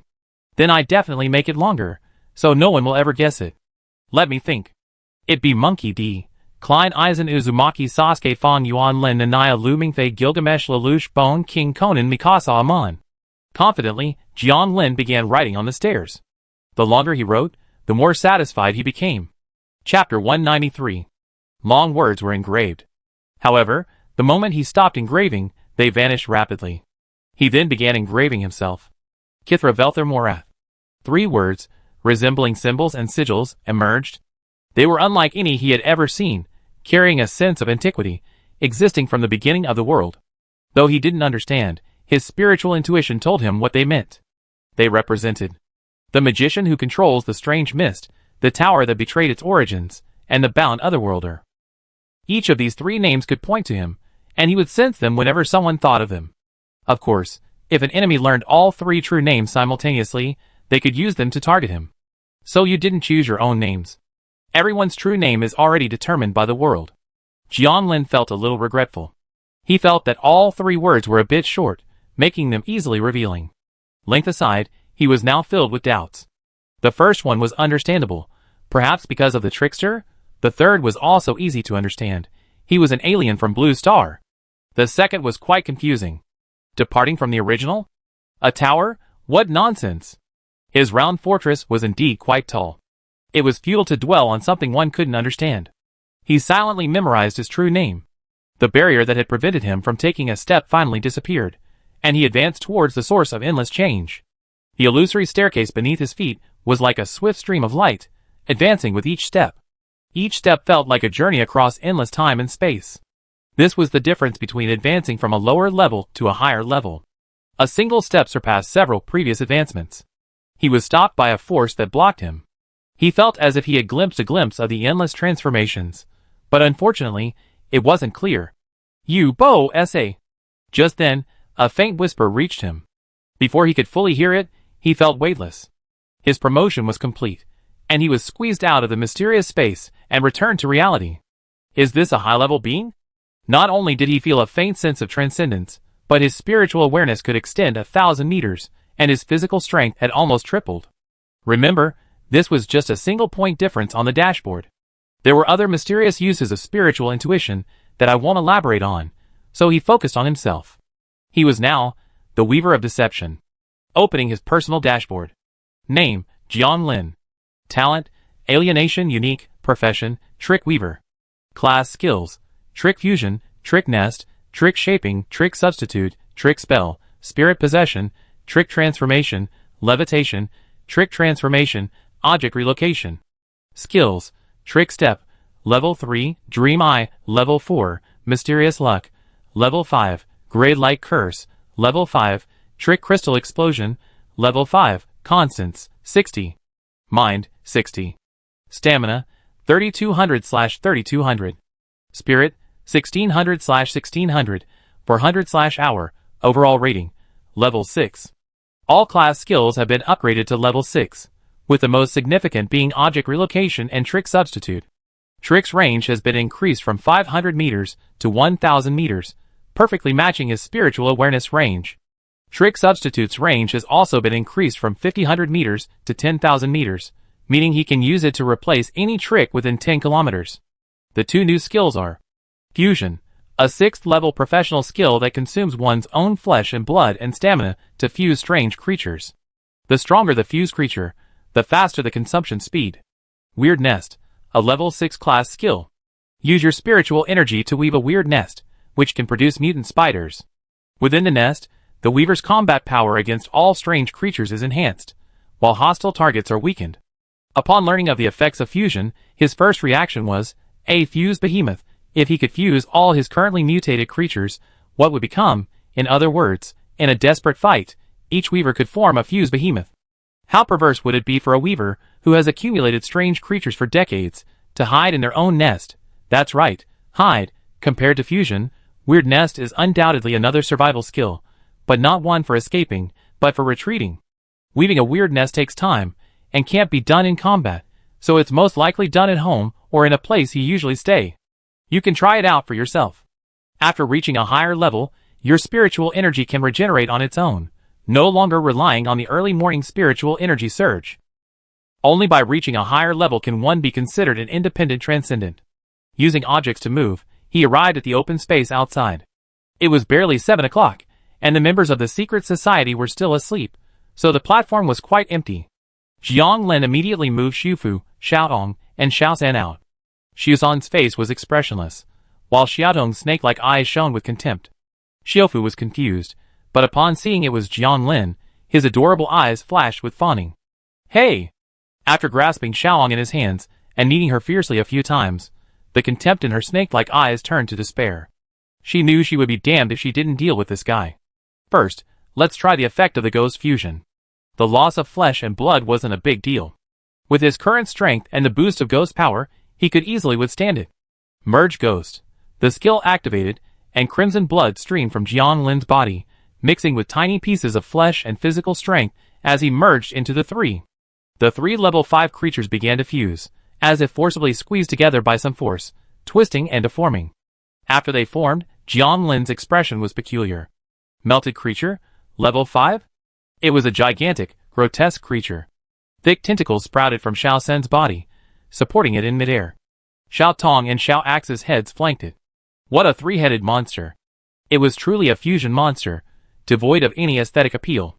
Its abilities were a combination of three: void, eye technique, and manipulation, and its physical strength was immense. Jiang Lin sent Xiao Ying out to fight them, only to discover that the Rongui could barely hold Xiao Ying back with its physical strength alone. But after Xiao Ying used the Moon Mirror Thorn, the Rongui was unable to withstand the attack. After all, it was only 3 level 5 creatures. To achieve this was truly remarkable. After 10 minutes, the energy consumption wasn't significant. I couldn't even feel any changes in my flesh and blood, but I had already lost 200 points of stamina. If there were 10 or even dozens, the effect would certainly be even more insane, but the cost would likely be even greater, making it a life or death tactic. Removing the fusion spell, Jiang Lin sent the 3 back. This can be used as a trump card, he concluded, stroking his chin. If necessary, we can just have a grand reunion and merge himself into it. His mental resistance is high, and his body is also abnormal. If you want to fight, you can fight us all. Then, there's the haunted nest. Weaving one at home is the best option, but you can also weave it elsewhere if needed. Reaching the edge of the platform, he attempted to activate the haunted nest with 600 spiritual power. The spiritual power rapidly wove into shape, enveloping the entire platform, creating an illusory, dark nest shrouded in an unpredictable atmosphere. A dense web began to weave, and white balls of fluff gradually formed on it. Jiang Lin felt his senses sharpen, his movements becoming lighter. But this transformation suddenly stopped. 600 isn't enough? Looking at the still ethereal haunted nest, it seemed like this wasn't something he could accomplish in a day. Since his spiritual power could be restored, he might as well use it all up and see how it progressed. Thinking this way, the remaining 1,000 spiritual power points flowed out of him. Chapter 194. Spiritual power drained. The haunted nest began to transform again, the scenes becoming more solid, Jiang Lin's senses sharper, and his body lighter. Unfortunately, the haunted nest still hadn't taken shape. Judging from its current state, it was estimated to be less than 1/5 complete. The circular platform was now 1,000 meters in diameter, which meant that to weave a haunted nest of this size, he would need to invest approximately 10,000 spiritual power. At his current spiritual power recovery rate, he could finish it in 2 days, and even if he worked non-stop, he could barely finish it in a day. 400 spiritual power was restored per hour, and fully restored in 4 hours. A maximum of 9,600 spiritual power could be used per day. He had to use transformations every day, so he could take his time with the haunted nest and not rush. Transformation. Transform any object into a higher level. The same object can only be used once, and the effect depends on the spiritual power invested, limited to 7 times per day. He no longer needed to manage his spiritual power. Whenever he wanted, each transformation would maximize its effect. Although he could only replenish his spiritual power 6 times a day, there were always items that didn't require excessive consumption. Besides, he couldn't possibly not rest. It would be too abstract to wait until his spiritual power was full. One still needed to relax a bit. Later on, when it came to transformation, one could be more relaxed. It was okay to wait for more non-urgent tasks. It was still early, and his mood had improved significantly after his breakthrough. He decided to go back and catch up on some sleep. When he woke up, his spiritual power would be high enough to start transforming a level 5 item. Xiaoying, wake me when it's time. After discussing the alarm clock, he closed his eyes.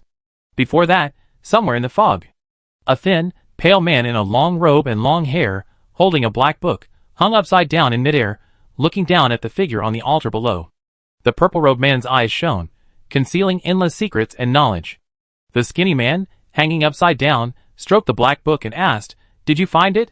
After a moment's wait, the purple-robed man, as if seeing something, suddenly shouted excitedly, "Master Gui!" "Ugh!" His voice abruptly stopped, a look of horror on his face. "Huh?" The skinny man, somewhat surprised by this, slowly floated in front of the purple-robed man and looked up at him.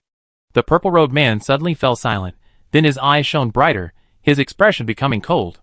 "Grey High, you crossed the line," he said calmly, a stark contrast to his earlier expression. The skinny man known as Grey High suddenly realized, his expression unchanged. "So it's you, Serena? You're involved in such matters? It seems this newcomer is a bit special." Serena said nothing more. The purple-robed man, under his control, began to contort his face, and tiny tumors sprouted from his body. "You pissed me off, Serena." Grey High didn't try to stop him, To be more precise, he couldn't, so he could only lash out. But a hoarse voice answered him. Dog barking. With those two words, the purple-robed man transformed into a tumor covered in strange eyeballs, no trace of his former human form. He had been tainted and mutated. Grey stared at the insane tumor monster, murderous intent flashing in his eyes, before vanishing in the blink of an eye. His face was expressionless, as if nothing had happened. This method was so unreasonable, and he truly had no way to deal with it. Since revenge was impossible, he could only endure it. This matter won't end so easily. Grey, hanging upside down, slowly flipped open the black book. Jianlin had a strange dream. It was a blue planet, and the ancients had taken a fragment in the hope of gaining immortality and immense power. The fragment eventually fell into the deep sea, where it began to split and mutate, its genes evolving. After enduring vicissitudes, it gave birth to life, emerged from the sea, and set foot on land. A strange upright creature was born, evolved into a civilization, and then perished. This cycle repeated itself over and over again, as if some invisible hand was interfering. The scene shifted, finally freezing on the eve of the apocalypse. Jianlin was deeply impressed by this scene. Amidst the pitch-black sky, eerie eyeballs and tentacles filled the sky. A blood-red moon hung high, and an endless wave of darkness surged into every corner of the city. Lord! Xiaoying's cold voice rang out, shattering the dream. Jianlin jolted awake, his body sticky and drenched in cold sweat. Regardless of his superior physique, sweat shouldn't have occurred. This dream? He felt a little strange. The dream that had been so clear just a moment ago was now hazy. Is that blue planet? It's different from what I know. In this dream, humanity wasn't the first civilization to appear, but merely one in a recurring cycle. Perhaps after humanity's extinction, other civilizations would emerge on Blue Planet. In the past, he would have dismissed dreams as unconscious fantasies. But now, he understood that dreams were also a form of spiritual intuition, somehow connected to one's own experiences and future. So this should represent the past? Origins? It seemed that the birth of humanity on Blue Planet wasn't accidental, but rather unique. In any case, he was now in a foggy world. The events of Blue Planet were a thing of the past. He should focus on the present. Xiaoying, dressed in a black dress, now sat on his lap, across the blanket. Since the last time, this awakening had become a regular occurrence. 10 minutes later, Jianlin lay in the bathtub, holding a half-eaten cute fleshy fruit in his hand, while controlling the strange spring water to float into his mouth. By consistently eating it daily, he was now able to continue improving his mental and physical fitness. After eating and drinking his fill and washing himself, he let Xiaoying dry him, and put on the mud ball. Tina, Wang, and the others had already set out hunting on their own, without Jianlin's reminder. A rare moment of leisure. He sighed, and sat on the sofa in the living room. My spiritual power was full, and it was time to transform. First, he took out the Doom Siphon pistol. This gun was useful, but it also caused a lot of negative events. Hopefully, the transformation would improve. Use 1,600 spiritual power points to transform directly. The spiritual power was applied to it, and the pistol began to wriggle and deform violently. The effect of transformation with sufficient spiritual power was very strong. 5 strange red threads sprouted from the pistol, wrapping around the barrel and converging at the muzzle. As they swung, they resembled a living creature. Transform the Doom Siphon pistol to obtain the Trickster Noose gun. Trickster Noose gun, Tier 6. Fires a noose, forcibly binding up to 5 targets, forcing their actions to fail while granting the user unexpected rewards. Note: overuse will counter the noose, triggering a similar fatal scenario the target has experienced. Upon picking up the gun, he felt an inexplicable urge to shoot. Compared to before, the effect was stronger. As long as the bound target survived, he would continue to enjoy good luck. The negative effects were relatively weaker, triggering scenarios experienced by the target. Compared to the Sea Devourer, World Devourer, and swarms of parasitic hummingbirds, they were probably nothing. He couldn't wait to test the effects and head out in search of lucky creatures. But before that, he had to have Lin Yu try to stimulate crystal fish reproduction. Lin Yu, dressed in a black dress, tentacles swayed below her, diligently promoting the growth of crops. Come here, take a look at the crystal fish. Jianlin stood at the entrance to the breeding room and waved at her. Huh? Lin Yu's red lips parted slightly, a hint of something in her mind, a hint of embarrassment. Right now? Isn't it? What did he mean? Jianlin didn't quite understand, so she pushed the door open and walked into the breeding room. Hurry up, I need to get out. But Lin Yu instinctively glanced at the tentacles beneath her, a look of shock on her pretty face. What should I do? Chapter 195.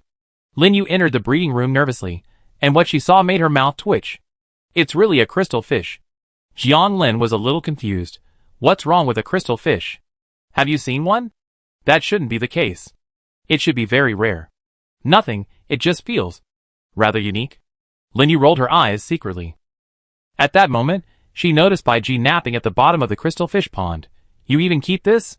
She glanced at Jiang Lin with a strange expression. Then she looked at the tentacles below her, thoughtful. You mean Bai Ji? She's quite useful. She helps the crystal fish eat more and poop more, Jiang Lin explained. Hearing the word poop, Lin Yu subconsciously glanced at the crystals at the bottom. She, who had been so keen on earning crystals, suddenly felt less appealing. Spend some spiritual energy every day on nurturing crystal fish and see how it works. Jiang Lin was about to leave when he paused.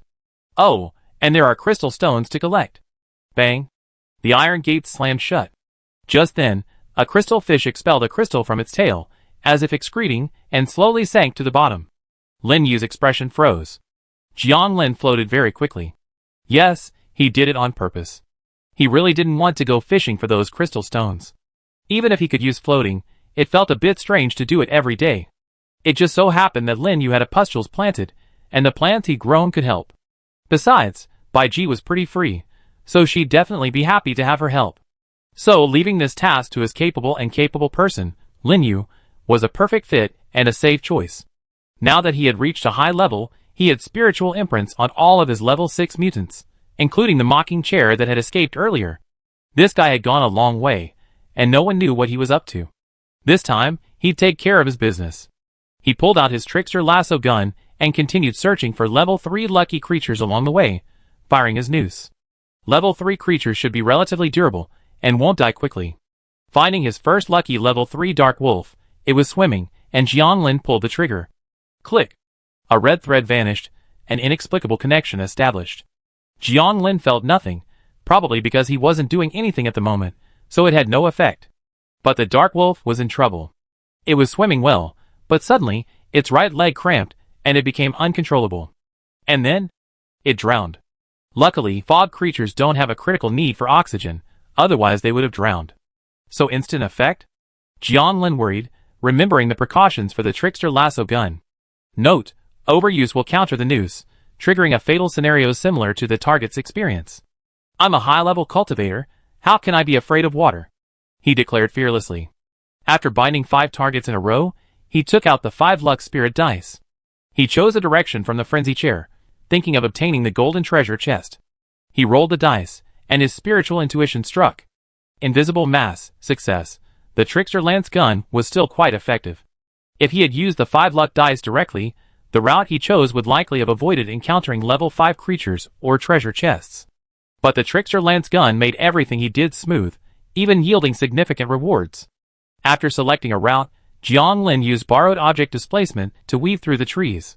Each creature appeared 1,000 meters away, and he now had more than enough stamina to sustain such movement. Soon, he crossed hundreds of kilometers and encountered his first level 5 creature. It was a 9-headed snake, its eye sockets ablaze with dark purple phantom fire. Its tail sprouted a hideous bone hook. Its body was oozing with a thick, asphalt-like black substance, its neck composed of wriggling flesh and rust. Purple-eyed Garo, a level 5 ferocious beast. Its phantom fire can petrify living things. Destroying one of its heads sprays a corrosive blood mist, and upon contact with the ground, it condenses into small skeletal snake heads, inheriting the original's corrosive abilities. Note, you can kill it with just a word, so why bother reading an introduction? Jiang Lin choked at the system's final introduction. Indeed, with his current high-level strength, he could easily kill a level 5 creature with just a strange spell.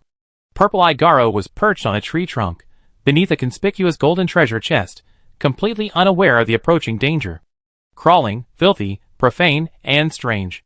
As Jiang Lin unleashed the strange spell, a mysterious aura descended, and Purple-eyed Garo shuddered. The enormous snake's body tore through the trees. It instinctively tried to escape, but found itself unable to control its body. Hiss. It let out a low whine, its tentacles and tumors spreading and surging wildly. Suicide? Jiang Lin's mind moved, and its tentacles and tumors expanded and squeezed. Bang! Bone fragments flew, and fragments of the tumor scattering everywhere. Killing a powerful level 5 creature required only a paltry 200 HP points, and it would recover quickly. This was the crushing power of the higher level over the lower level. After collecting the treasure chest, crystal essence, and materials, they were not far from the mocking chair. The location of the mocking chair had become a foggy wasteland. The 5-kilometer radius was filled with bizarre and mutated creatures, all the work of the mocking chair. Jianglin felt his scalp tingle as he gazed at the dense swarm of grotesque creatures below. Among those mutated creatures, some were wearing tattered human clothing. They were undoubtedly survivors. There were at least tens of thousands of mutated creatures here, ranging from levels 1 to 5. It was a virtual dead end for survivors, or perhaps even a dead end for the creatures in the fog. For the first time, he realized the magnitude of the catastrophe his creations could cause if they were left uncontrolled. How could I have created such a thing? Jianlin's face grimaced as he drifted toward the center. Sensing his presence, the mocking chair remained obediently in place, its spiritual imprint already subdued. In the water, amidst a cluster of mutated creatures, it floated silently like a king. It had 7 or 8 arms and legs, and dozens of tentacles, covered in creepy red filaments and tumors. Mocking chair, level 6, a chair imbued with an unknown aura, it had forged its own uncanny path. It attracts hatred, causing creatures facing it to taunt it uncontrollably. If it taunts more than 3 times, a sanity check will be conducted. If it's below the level of the mocking chair, the creature's spiritual essence will mutate. This applies to level 6 and below. Its effects are truly perverse, almost unstoppable. Looking at the mocking chair, which waited obediently, Jianlin remained silent. Having betrayed him and caused such a mess, it was a sign of good temper that he didn't take direct action. After a while, he slowly spoke, "Tell me why you did this." The mocking chair simply replied, "Master, I think it's fun." The voice sounded like a little boy. It lacked vocal organs, yet it could still make sounds, a basic operation for altered items, just like the axe. Its answer was simple. Just like the axe, it just enjoyed playing. But its playfulness could cause tens of thousands of creatures to mutate. If left unchecked, it could even alter the fog. After a long silence, Jianlin finally made a decision. "Shao Yi, are you willing to contribute to my cause?" "Master, I can." "Then destroy yourself." "Yes, master." Jianlin put away the crystal, feeling an indescribable emotion. This was the first alienated creature he had ever dealt with, and it would likely be the last. Giving it life, then destroying it, it was a feeling others could hardly understand. He had made this decision after careful consideration. Betrayal, regardless of the reason. Chapter 196. Crystal, an energy core produced only by level 6 and higher ferocious beasts and monsters. It is so rare that its value cannot be measured in monetary terms. The mocking chair was dealt with in this manner because it had a history of rebellion. Simply lacking a spiritual imprint, it acts on its own, unlike the obedient altered creatures like the little axe, little pickaxe, and little ing. If he can create, he naturally has the power to destroy. Looking at the densely packed altered creatures, he knew it was time to cleanse this area. These were all crystals and materials, and nothing could be left untouched. Sun Yan swam cautiously through the mist. She had been particularly troubled recently, because a large number of altered creatures had appeared to the left of the shelter at random, and their numbers were increasing. Although she was already an informant, and had the innate detection skill, she was simply unable to withstand the pressure. After all, her skills weren't particularly strong in combat. She was fine fighting alone, but she was vulnerable when faced with a large group of enemies. She had to spend time cleaning up every day, otherwise these altered creatures would surround her shelter. "If this continues, I have no choice but to join a faction," she muttered, her face filled with reluctance. She had just reached adulthood, the age of fantasy, imagining she could thrive in another world, becoming empress and taking in male concubines. Reality was harsher. She was actually doing quite well. Through her own hard work, she had upgraded her shelter to level 4, which was already better than most. That was why she still clung to her fantasy, and didn't join a major faction. You could be your own boss. No one wanted to work for someone else. Just as her thoughts were racing, she unconsciously used her detection technique to gather information about the situation ahead, when she froze. "Huh? There aren't any living monsters?"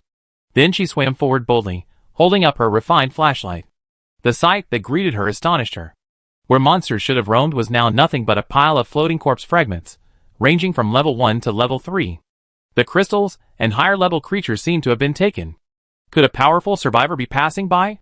Sun Yan's face flickered with worry, but she swiftly collected several level 2 and 3 corpses. These were valuable items. If others didn't want them, she could definitely use them as weapons or sell them. She continued forward with a mixture of trepidation and excitement. Her gains along the way made her feel like she'd scored a great bargain. As she swam, the fog ahead mysteriously vanished. The sudden change in scenery made her stop subconsciously. Detection. She cautiously cast her detection technique forward. The results showed no danger other than the corpses. But something was clearly amiss ahead, and for a moment she hesitated. Never mind. The bold die of excess, the timid die of starvation. To become the queen, you must be brave enough to exploit the cracks. She swam forward decisively, finding nothing but rewards along the way, without the slightest danger. And so she advanced 2 kilometers. Flight? Sun Yan was startled by a sudden appearance in the sky ahead. Her detection spell hadn't registered. She quietly hid behind a tree, only to witness a scene she would never forget. The young man in a black windbreaker and a top hat floated in midair, like a god, gliding forward. Bang! Bang! Under his feet, every living creature exploded, leaving no survivors, not even a level 4 creature. The crystals and high-level materials, drawn to the young man like a magnet, flew towards him and vanished. My humanoid harvester. Sun Yan sighed, noticing the monocle on the young man's face. Laughing Nightmare? Jianglin? The two were in the same area, and Sun Yan had practically watched Jianglin's rise to world number 1. This was the scenario she had imagined for herself. So powerful. Soon, the surrounding monsters were cleared out. Sun Yan saw Jianglin glance over, then flew away, ignoring him. She was ignored. Sun Yan's face puffed up, indignant. Man, you've successfully caught my attention. You're my number 1 male concubine. 30 years.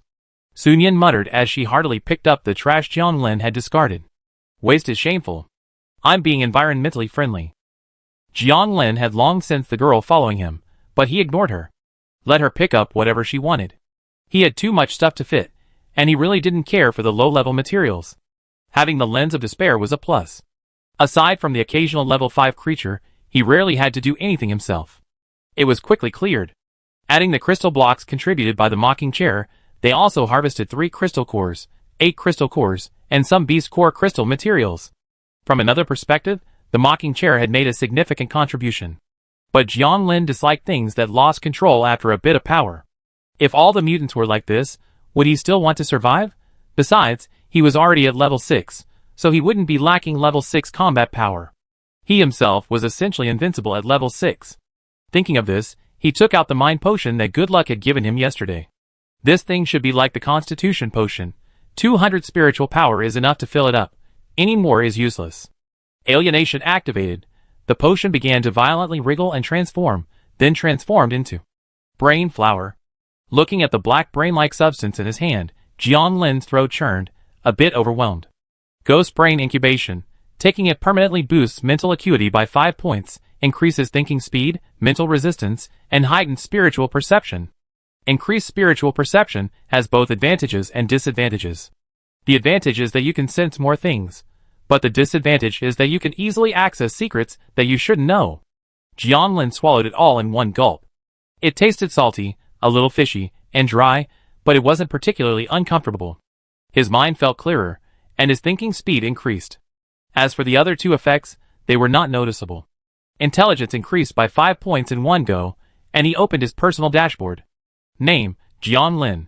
Talent, Alienation Unique, Occupation, Weaver. Const, 60. Mind, 65. Stamina, 1200/3200. Spirit, 600/1600, 400/hour, overall rating, level 6. After 2 consecutive alienations, his mind didn't increase. It's not that alienation can't improve mind, but the number of alienations required increases after reaching higher levels. He could sense that it currently took about 20 alienations to increase his mind by 1 point. At 7 per day, that meant 1 point every 3 days, an incredible rate compared to others. Not to mention that he could eat the lovely meat fruit, which would further increase his speed. Of course, as his level increased, the amount required would increase, but the rate was already far greater than the rate of physical improvement, so it didn't matter. For others, improving mind was more difficult, but for him, it was his physical fitness that limited him, and the materials required for advancement. To reach rank 7, you need 2 trick weavers. Jiang Lin shook his head, sensing the difficulty. Not to mention the rarity of this class, which is already extremely hard to find, there's also the question of whether one can defeat the opponent. Trick nests, trick shapers, trick fusions, substitutes, and the forces that might exist behind them. Taking all these factors into account, the difficulty of advancing to rank 6 is far greater than that of rank 5. Last time, he had easily killed Visser, but the opponent had somehow mastered some trick, and by chance, he had used a paper figurine to defeat him. Plus, the faceless ones were a loose faction, so there were no high-level ones to protect Visser. Had a rank 7 intervened, the outcome would have been different. Looking back, he was truly audacious to confront them head-on. Chapter 197. There's no point in thinking too much now. It will take quite some time for his physique to reach its plateau. All he can do is strive to improve himself. With the alienation technique, he only grows stronger, so there's no need to rush. Compared to the survivors in the 69th batch, he's already far ahead, and his sights have long been set on the deeper levels of the fog. He used the 5 luck spirit dice again, and with the good fortune of the trickster noose gun, he predicted another golden treasure chest. However, as Jiang Lin advanced, 3 threads on the noose gun suddenly appeared, foreshadowing the deaths of 3 bound targets. So quickly, 3 level 3 creatures tragically perished. Isn't that overuse? Thinking of the precautions regarding the trickster noose gun, Jiang Lin felt a little guilty. In his opinion, it should have been used at least dozens of times before it was considered overuse. The result was smooth sailing. He successfully found the second level 5 monster and the golden treasure chest beneath its butt. Jiang Lin floated in midair.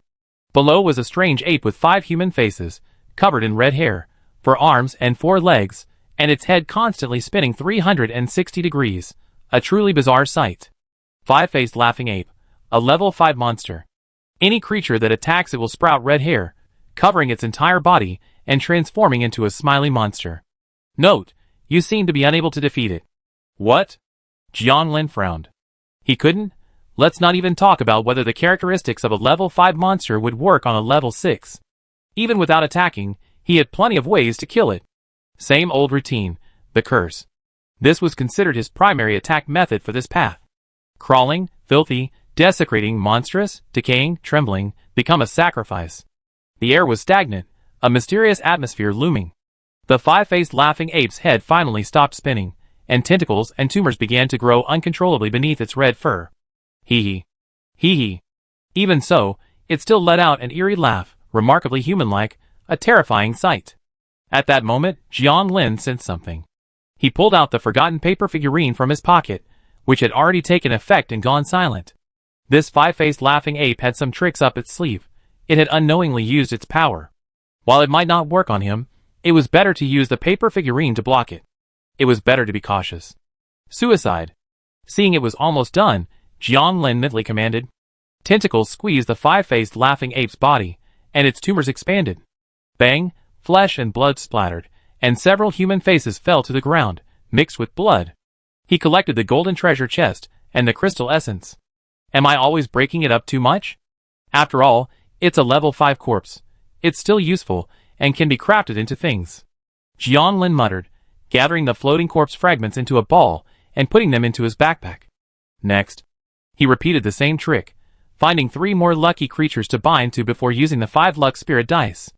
As expected, he was lucky enough to find another golden treasure chest, and the surrounding area of several hundred kilometers became his hunting ground. It was roughly the size of a 10,068 square meter area. He collected the crystal marrow corpse and the treasure chest, feeling elated. Today's harvest was unprecedented. 3 golden treasure chests. If other survivors knew about it, they would probably be envious. Not to mention the crystal blocks and crystal marrow, things others couldn't even imagine. With time almost up and his spiritual power fully restored, Jiang Lin took out the treasure hunting compass. Treasure hunting compass, level 5. When activated, the compass needle will point to the highest level treasure within 50 kilometers. It can be activated once a day. He had a lot of level 5 items, so he'd start by transforming those that could generate income, compounding the profits.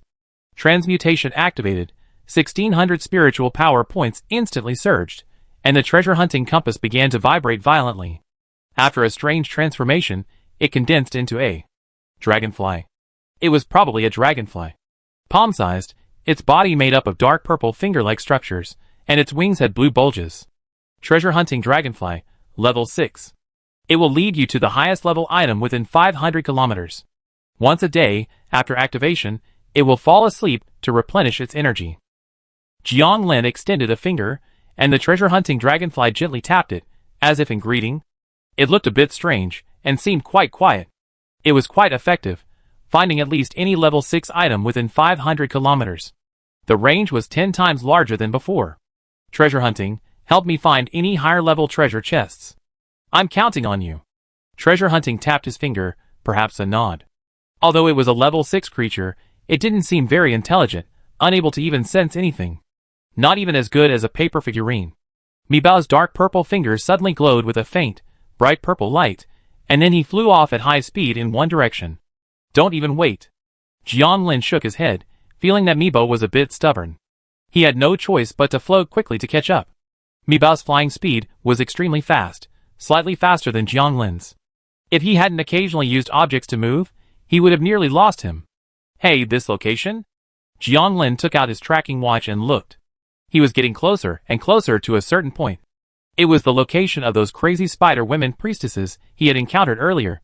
At that time, he had sensed some great terror approaching, so he ran so fast. He hadn't expected Mi Bao to lead him here this time. He wanted to stop Mi Bao, but it had already entered the area. Forget it, the sacrifice is over, there shouldn't be any danger. He followed anyway, wanting to see what Mi Bao could find. After passing a steep slope, the floodwaters were blocked. Ahead lay a normal forest. The original stone altar had disappeared, replaced by a deep underground cave. Mi Bao was lying on the ground at the cave entrance, deep asleep. So I found it? Jiang Lin put Mi Bao in his pocket, and frowned as he gazed at the deep cave. Spiritual awareness was extremely stagnant here, barely able to penetrate the surface. He was a high-level cultivator, so it was clear there were no abnormalities. The fact that Mi Bao could find this place proved that there was likely a level 6 object. It could only be higher, not lower, otherwise his spiritual awareness wouldn't be blocked. 9 plastic creatures were scattered within a 10,000-meter radius, ready to activate their substitutes at any time. That was why he didn't move away immediately. Brother, are you here to enjoy yourself too? Just then, a male voice interrupted his thoughts. Jiang Lin was startled. Without spiritual awareness, he hadn't noticed the other person approaching. Being both at level 6, Xiaoying was naturally the same. He turned and looked at the newcomer. Traveler. That was his first thought, since the other person was flying in midair. No wonder he didn't even have a single footstep. He looked to be a young man in his 20s, noticeably thinner before, but much more symmetrical after reaching level 2. He was 1.7 meters tall, with a subconsciously bent back. He probably worked in the internet industry. Open the search. Blue Star Human Survivor, level 2. There was a system description, indicating that he was a real person, not a spooky creature. Jiang Lin felt relieved. A level 2 survivor posed no threat to him. He smiled, acting curious. Do you know what's inside? Tap. The young man landed in front of him, looking puzzled. You don't know? Didn't you find this place after seeing a message? What message? It's in the area chat. Many people recommend this place. Just trade the beacon with someone who's been there, and then find it yourself. It couldn't be anything important, otherwise Jiang Lin wouldn't have missed it. So he asked, what's this place for? Can you tell me? The young man grinned mischievously. Of course it's that kind. He patted Jiang Lin on the shoulder. Oh, what kind? Jiang Lin was stunned. Chapter 198. It wasn't that Jiang Lin was slow to react. It was simply that he had a preconceived notion, knowing that a mad ritual had taken place here before. It was difficult for him to connect such a bizarre incident with that kind of thing. After some conversation, he learned that the young man's name was Lu Qi, gifted with the acceleration technique, and currently a level 2 traveler. He honestly told the other party that his name was Sun Huanyu, gifted with the synthesis technique, and a level 2 master craftsman. This cave was first discovered by a male survivor named Ma Dong, who described an extremely charming encounter after entering the cave. The description was vivid, and since male survivors are already under long periods of stress, word spread quickly. Then, the cave became a hit, albeit in a very subtle way.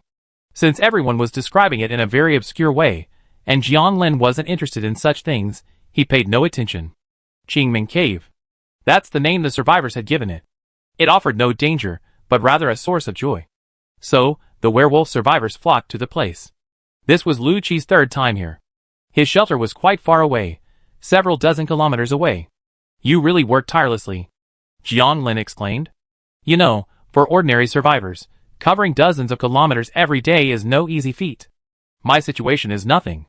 I heard there's a traveler survivor from 100 kilometers away who comes here every day, staying all night and returning the next day. Lu Qi felt a little embarrassed and quickly gave an even more ridiculous example. Jiang Lin thought, sure enough, no matter what world, there are only a few things that can drive a man. I have to get in, or I won't be able to get home today. Lu Qi couldn't wait, and he turned around and asked, Brother Sun, are you coming? Then let me, Sun, see for myself. Jiang Lin followed him. Lu Qi smiled wickedly at this, then put his arm around his shoulder and walked inside. The two of them looked like a group of drifters. Ta-ta-ta. Footsteps echoed through the quiet cave. Jiang Lin followed him down. The passage was 5 meters high and spacious.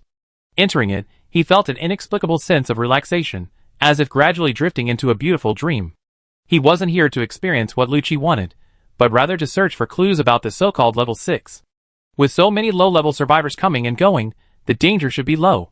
His sculpted creatures were all outside, and he himself was a high-level survivor, so there was nothing to fear. As they descended, they encountered a man walking out. His face was flushed, and his steps were unsteady, clearly having been drained of a lot of yang energy. What's his purpose? The foggy world, such a place, was clearly extremely unusual. These survivors weren't fools. They should have known that. But they all subconsciously ignored it, or perhaps simply didn't want to think about it. This was perfectly normal. Blue Star has many harmful things, and aren't there people who do them? Soon, they reached the depths of the cave. A noise was heard. The view suddenly opened up. The vast underground space was filled with a faint green mist, and figures mingled within. Dozens of small caves dotted the surrounding rock walls, leading nowhere. There was no obscure scene as Jiang Lin had imagined. The men and women simply conversed in the mist, and occasionally a man would smile triumphantly and pull a woman into the surrounding caves. Lu Qi excitedly ran into the mist, while Jiang Lin followed cautiously.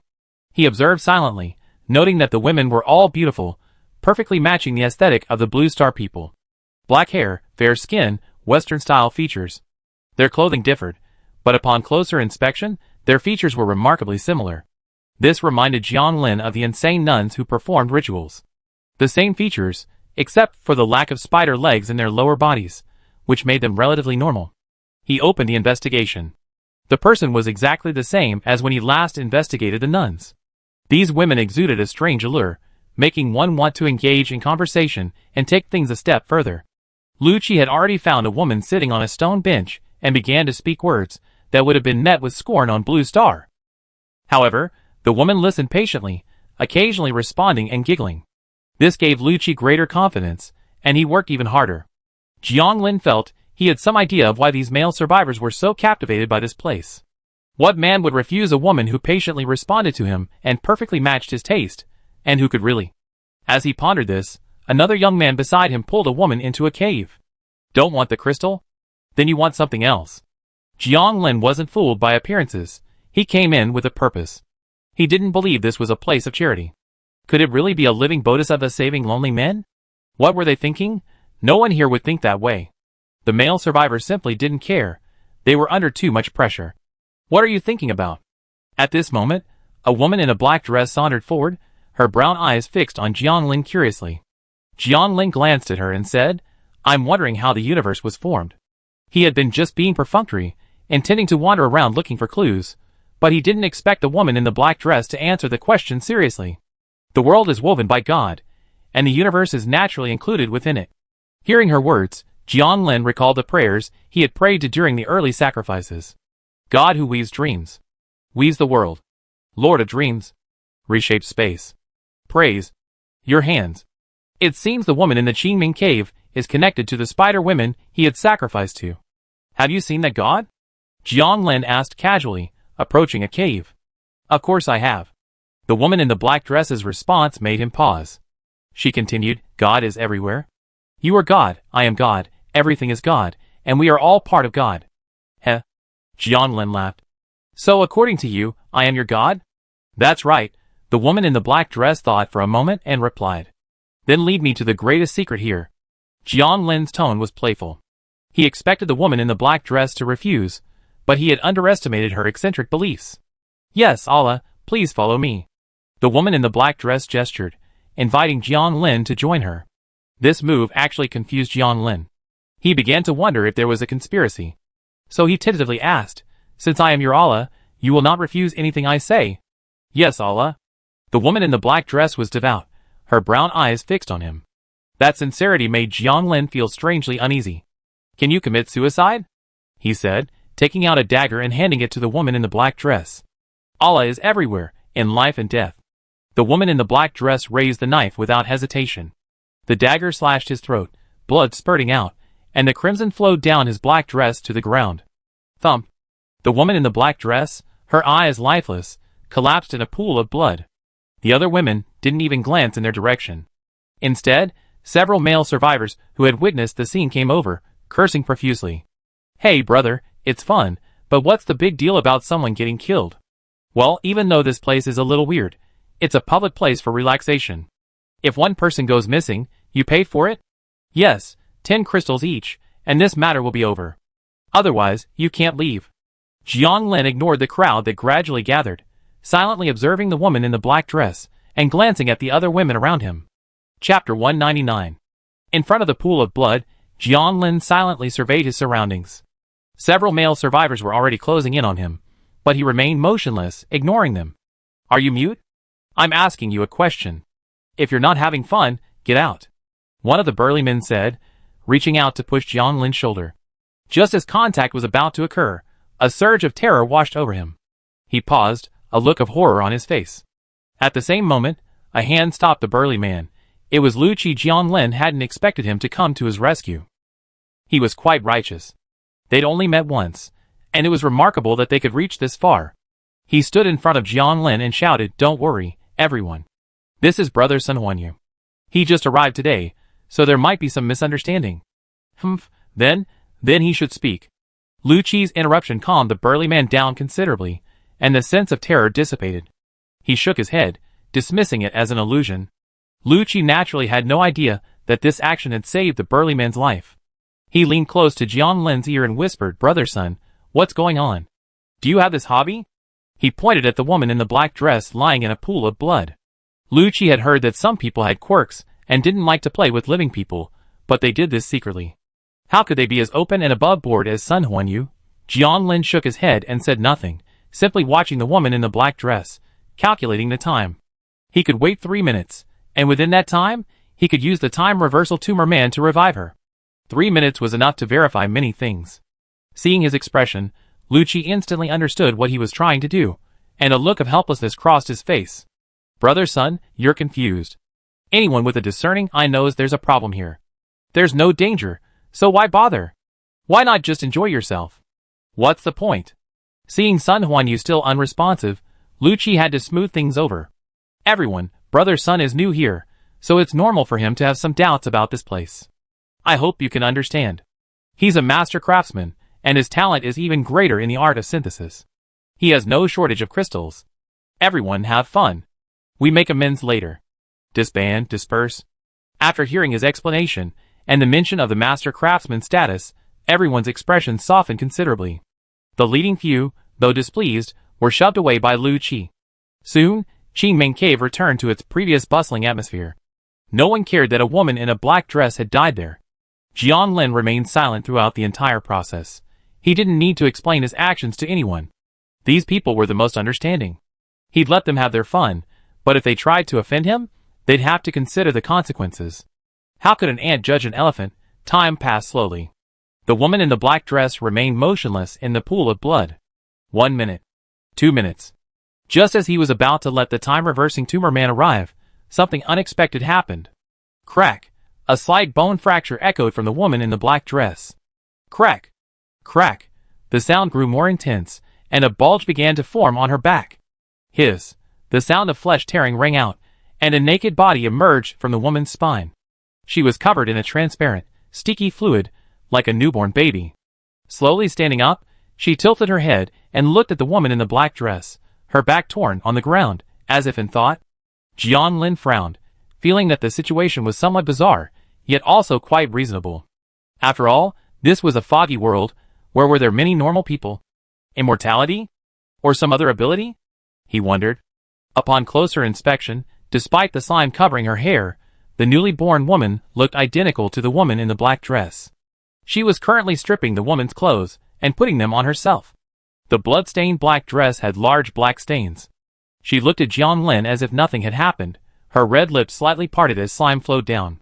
God is everywhere, regardless of life or death. Jianlin was certain she was the woman in the black dress, resurrected through some means.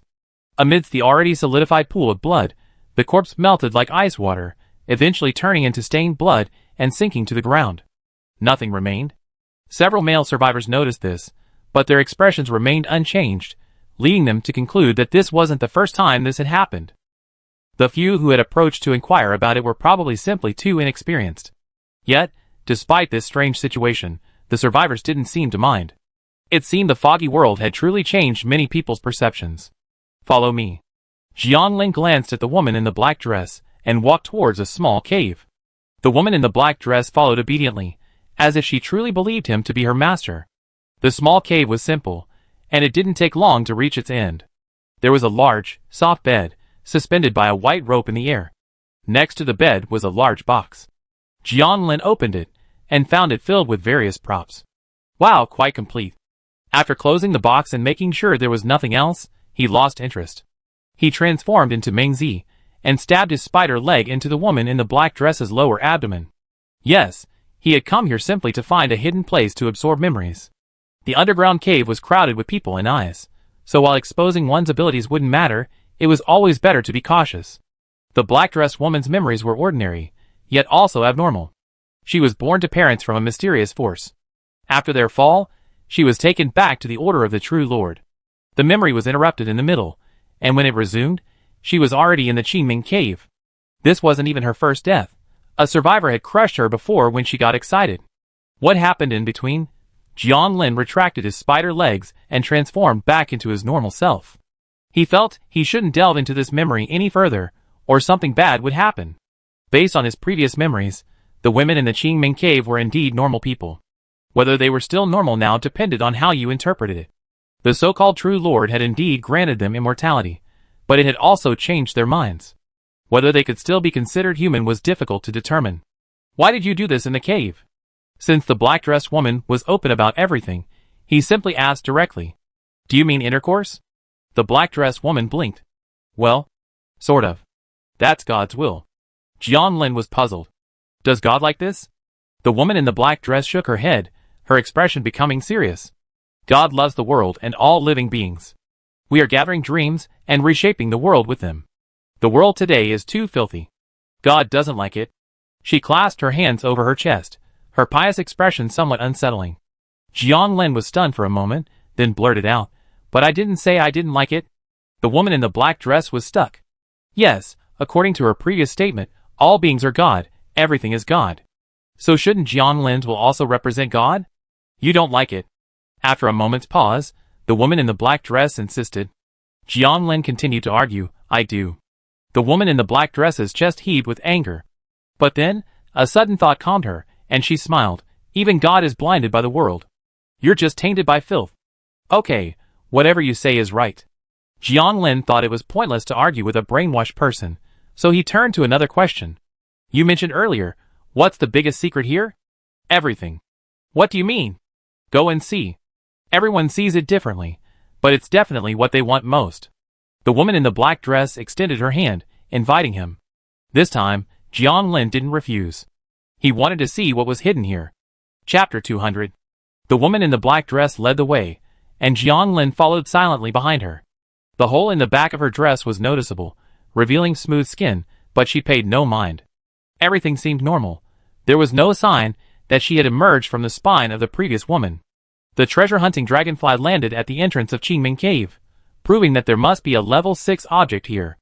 The two of them, one in front and one behind, entered a small, somewhat unusual cave. The sides of this small cave were covered with cyan spiderweb curtains, drawing one in at a glance. It felt like a dream. The small cave was unusually long, yet it gave off a strange feeling. It felt like walking for an eternity, yet it was only a moment. An entrance, obscured by cyan curtains, appeared ahead, and the woman in the black dress stopped. It's inside, and only one person can enter. Jianlin hesitated. But then he thought, if there was real danger, he would have encountered it upon entering Qingming Cave, and there would be no need to wait until now. Can I get someone else to come? Despite his skill and courage, he decided to ask someone else to help scout the way. The woman in the black dress nodded. Yes, God has mercy on all living things. That's easy. Without a word, Jianlin turned back to the underground space and found the burly man who had tried to push him. Hiding in the shadows, he quietly transformed himself into a mistress, then manipulated the burly man's 3 senses, allowing him to enter the curtained cave. Good buddy, since you're so kind, I give you a chance, he said, and they returned to the entrance they had just reached. The burly man lifted the curtain and walked in. The control was interrupted, and he took the opportunity to look inside. It was pitch black. Nothing there?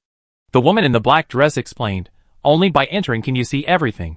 Jianlin waited silently. It took a long time, and he had no idea what was going on inside. The curtain suddenly opened. A burly man emerged, holding a plain-looking woman in his arms, a silver treasure chest in his hands. Wife, I never expected to find you again, and I even found a silver treasure chest.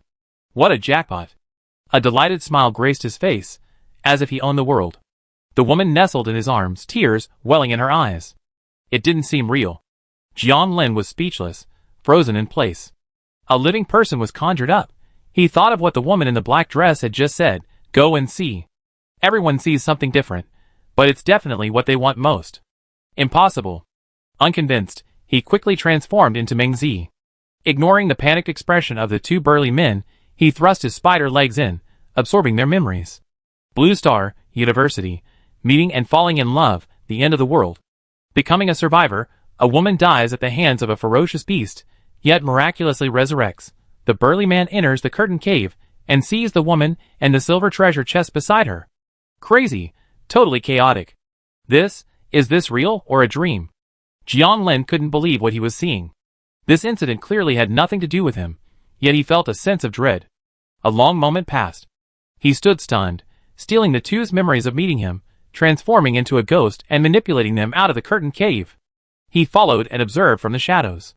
The burly man stopped playing and, contentedly, left with his wife. Until they left Qingming Cave and drifted several kilometers away, Jianlin silently observed from midair, saying nothing. The strong man's joy was genuine, and the woman's survival didn't seem fake. It was a heartwarming scene, yet he felt a chill down his spine. May your wishes come true? Is there really such a power in the world? Perhaps, but could a being with such power be so selfless? Jianlin wasn't sure. He was only human, at best a high-level human, and couldn't understand their thoughts. Back to Qingming Cave. The strong man's harvest was like opening a Pandora's box. The underground space was empty, and people began to file into the azure curtains. Jianlin felt he should stop them, but what reason did he have? He only felt he was right, but did his opinion matter to others, even if it was just a dream? Most people didn't want to wake up. Qingming Cave, he murmured, watching the people coming in and out of the curtains. Some took out silver treasure chests, some took out crystal cores, and some had already hidden their belongings in their backpacks. Naturally, some, out of deep affection and loyalty, brought out their deceased wives, parents, and children. Jianlin scratched his hair and rubbed his temples. Even Lucci joined in, bringing out a girl of 17 or 18. They looked very similar. She must be his sister. Lucci was overwhelmed with excitement, his smile as bright as the sun. He saw Jianlin approaching with the girl. Brother son, you're incredible. You stumbled upon a hidden bonus. Lucci patted Jianlin's shoulder, his voice overflowing with excitement. This is my sister. Her name is Lu Ying. Ying, like in Sakura. Sounds nice, doesn't it? Jianlin nodded, stunned, feeling like he was going deaf. The clamor around him was incessant, but he seemed oblivious to anything else. Lucci was gesticulating and talking excitedly, his sister Lu Ying, holding his arm, and also beaming. Jianlin felt so far away from the world. Lucci spoke for a long time, but seeing Jianlin only nodding woodenly, he suddenly felt bored. So he took Lu Ying and left. Everyone left excitedly. They had gotten what they wanted. Jianlin leaned against a curtain to the side, his form obscured by the azure spider silk curtain. After an unknown amount of time, the curtain cave was deserted. Aren't you going in? The woman in the black dress approached him, her voice soft and gentle, dreamlike. Jianlin was silent for a moment, then asked, what will they pay? Nothing. This is God's mercy. Do you think I believe it? The facts are right before our eyes. The woman in the black dress clasped her hands over her chest and closed her eyes, as if in prayer. Indeed. For the moment, he couldn't refute her. Facts spoke louder than words. Perhaps there is such a God in this world, one who loves humanity and is willing to grant everything. Then I see with my own eyes. Jiang Lin stood up, pushed the woman in the black dress away, and abruptly broke her clenched hands. The woman in the black dress didn't get angry. She clasped her hands together again and stared at him quietly. Whoa! The curtain parted. A cyan light appeared. It was dazzling, but Jiang Lin didn't blink, staring straight into the light and walking in.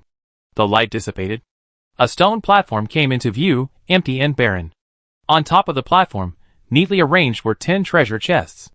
The golden boxes were covered in pale blue patterns, exquisite and ornate. Open the system to explore. Crystalline treasure chest, level 6, contains random items, with a 75% chance of level 6 and a 25% chance of level 7. Oh, a crystalline treasure chest, and a high-level one at that.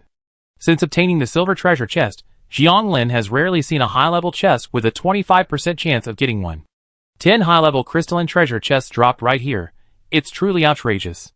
No survivor could resist such a temptation, not even him. Level 6, after transformation, becomes level 7. If you're lucky enough to get a level 7, you can transform into level 8. A quick ascent, even if you don't know if you can control the transformation, it's still tempting enough. Furthermore, there are 10 of them here, enough to drive any survivor crazy. Jiang Lin stared at the crystalline treasure chest for a long time, but ultimately made no move. Unfortunately, I fight for what I want. Without even a glance at the crystalline treasure chests, he turned and lifted the curtain. Whether it's charity or conspiracy, I don't want it. Whatever this thing is, keep it for yourself. He took a step forward. The scene around him changed, and before him stood the woman in the black dress, quietly waiting. Chapter 201. If you're not satisfied, you can re-enter. The woman in the black dress, noticing he didn't smile, spoke in a gentle, soothing tone. Jiang Lin shook his head, his eyes piercing with an unusual depth. No, I've already got what I wanted.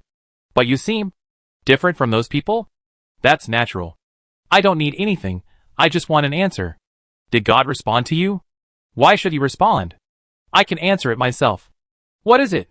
The woman in the black dress was curious. Jiang Lin didn't answer, but simply smiled and walked out of the cave. Regardless of whether the contents were real or fake, he had never considered obtaining them. This trip was simply to verify his desires. He wanted strength, to reach the highest point. Control, change, a single word, a single thought. This Dreamweaver god was indeed powerful and strange, but he disdained charity. Relying on others meant always being inferior. Outside Qingming Cave, it was almost dark. Jiang Lin slowly walked out, a female survivor brushing past. She quickly entered the cave, having apparently received news that Qingming Cave had fulfilled their wish. What's the purpose? Jiang Lin gazed toward the deep cave entrance.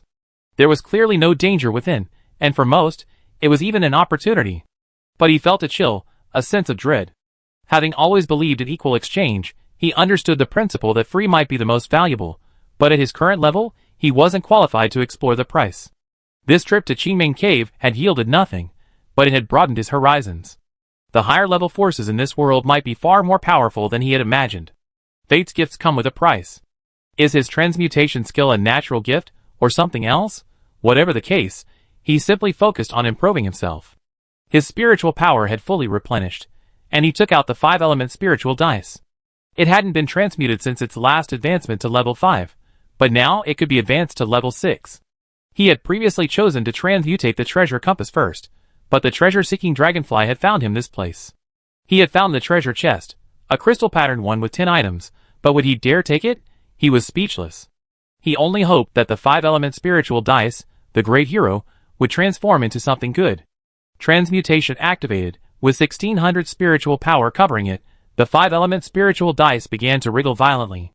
The entire dice began to swell and expand, and fine, unidentified black matter oozed out, outlining a palm-sized mirror in the air. The mirror was round, pitch black, with black eyelashes along the edges, and a wriggling filth flowing from the back. I picked up the mirror, but it felt as light as a feather, unable to reflect anything. The mirror was pitch black, with a faint, indistinct shadow. Open the introduction. Transform the 5 luck spirit dice to obtain the Pseudo-Luck Magic Mirror. Pseudo-Luck Magic Mirror, Level 6. Call upon the mirror spirit, Moirian, to simulate the fortune of any event you desire. This simulation can last up to 12 hours, covering only a small portion of Level 7 events. It can only be used 3 times a day, at which point the spirit will fall into a deep sleep. Finally, something good. After reading the introduction, Jianlin couldn't put the magic mirror down. Even the eyelashes on the edge and the dirt on the back looked adorable. This is much more useful than dice. Not only can it cover only a small portion of Level 7, but it can also simulate events, allowing for a more intuitive sense of fortune. Moirian. Lord, I am here. A deep, rich male voice emanated from the mirror, and the dark shadow within it faltered. Jianlin mentally planned to return home after wandering for a while, hoping to see if he could encounter a Level 6 creature. Simulate it for me. Yes, master. As Moirian's voice fell, Jianlin felt a surge of spiritual intuition. He entered a seemingly illusory perspective. Starting left, circling in a wide circle, then turning right. He encountered a Level 4 monster along the way, and obtained a vile silver treasure chest. Then, all he encountered were Level 2 and 3 creatures. Half a day later, he arrived home. Perhaps because all the threads on his trick luck lasso had returned, he wasn't particularly lucky. Still, the effect was already satisfying to Jianlin. It was comparable to divination. And it could even predict a small number of Level 7 creatures. Looking for Level 6 creatures would be much easier in the future. He could just use trick luck to activate the magic mirror simulation. If that didn't work, he could have the treasure-seeking dragonfly investigate directly. Forget about today. We're almost there, and we've harvested enough. Let's go home and rest. Qingming Cave isn't far from the shelter, only a few dozen kilometers. Jianlin quickly returned to the shelter. Linyu, dressed in a black dress, waved her tentacles as she came to report. Net income from stamina potions, 15,200, healing potions, 32,000, strange spring water, 3,000, cued meat fruit, 50,000, crystal fish, 960. Total income, 101,160. Jianlin was stunned for a moment, somewhat surprised. Breaking through 100,000 so quickly. Linyu smiled and nodded, her short hair moving slightly, revealing delicate crystal earrings. Jianlin praised, it looks pretty good. You get your 1,000 salary, and go back to rest. You seem to be in a good mood. Linyu was a bit surprised. He usually didn't pay attention to such trivial matters. It's easier to be free than to be free. By the way, I came across a strange place today. Tell the members of this secret society not to approach. What place? Linyu asked curiously. A place that even he avoided couldn't be a good place. After briefly explaining the situation in Qingming Cave, Linyu's expression became peculiar. It's certainly not right, but only a few survivors can control themselves. Everyone pursues what they want, even if it's just a dream, especially when this dream feels so real. Family, wealth, power. Just then, Tina came down from upstairs, having obviously overheard their conversation. Jianlin frowned. He knew about Tina's mother. Seeing his expression, Tina smiled. Master, don't worry, I'm not that stupid. If death could be reversed, then life would lose its meaning. I didn't see you had the potential to be a philosopher. Jianlin didn't understand why she had such thoughts, but as long as she didn't sneak into Qingming Cave, it would be fine.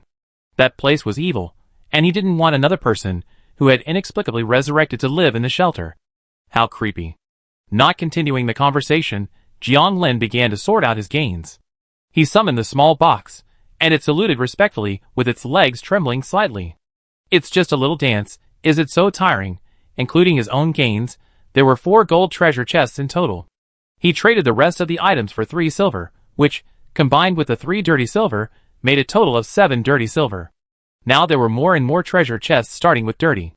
If it weren't for his tricks, the number of normal treasure chests he'd have collected would be even smaller. He exchanged the crystals for crystal marrow, and then used the crystals to replenish the iron, then opened the shelter panel. Floating touch of the hidden void, crystal flame dome, level 8, non-upgradable 5,000/5,000 iron, 0/1,000 pumice, 29,000/5,000 crystals, 1 20/20 crystal cores, 61 out of 5 crystal essences, 10/10 fog-repelling sparks, 1/2 crystal block, 0 to 1 source crystal. This upgrade will make the dome and platform stronger, but will not upgrade. He already has so much crystal essence that he's tempted to use the crystal explosion spell to squander a few. But that's just an illusion. Strictly speaking, 61 crystal essences equal only 6 crystal blocks. Currently, his assets are less than 1 source crystal. He can't even pay off his mortgage, let alone upgrade.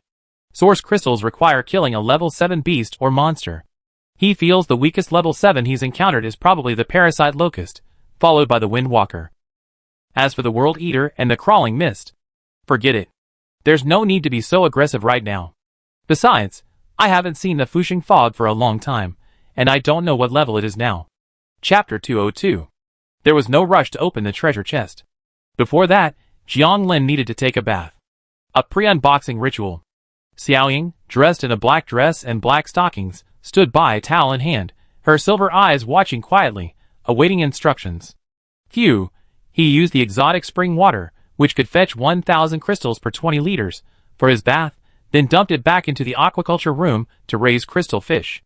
That meant he spent more than 1 crystal core just for a single bath. Lying back in the bathtub, life should be simple and frugal. Not taking pleasure in material things. After soaking for a while, he began to reflect on his day's events. The Order of the True Lord. Perhaps Qiming Cave isn't an exception. He still knew too little about the mist, but that didn't matter. He had prepared before the breakthrough. In his mind, he found the secret about the higher levels left by Fei Yi. With a thought, the light sphere shattered. A flood of higher-level information flooded into his mind, and it took him a while to recover. Tier 6 class information, secrets of the Mistless Land, faction distribution, and speculation about the above. Fei Yi knew a lot, even giving him his own summary. 1 crystal essence, definitely worth it. He covered his head and sighed. Compared to using it for a bath, buying so many secrets was clearly a much better deal. First, there was the Order of the True Lord encountered today. This faction, suspected to be from the Phantom Suspended Island, was composed entirely of women, and all of them were very generous. The nuns would unconditionally grant you any wish, even at their own cost. Of course, the nuns wouldn't actually die. Even if you burned them to ashes, they would reappear after a while. When the nuns were out and about, they would reside in places similar to the Qiming Cave. Enter the Veil, and you gain everything. Fei Yi had come into contact with many who had entered the Veil Cave, but despite her extensive experience, she had never encountered a creature that paid a price. Is it truly selfless dedication? It defied common sense, but for now, there was no way to verify its authenticity. Jiang Lin rubbed his temples, feeling that nothing in the mist was new. Putting aside the True Lord Order, another secret caught his attention. The force of the Weightless Ghost City. The Grey Mist Prison Tower. He was drawn to this force because, among the 9 fogless lands, only the Grey Mist Prison Tower had been destroyed. Yes, destroyed. Even the Weightless Ghost City was flattened.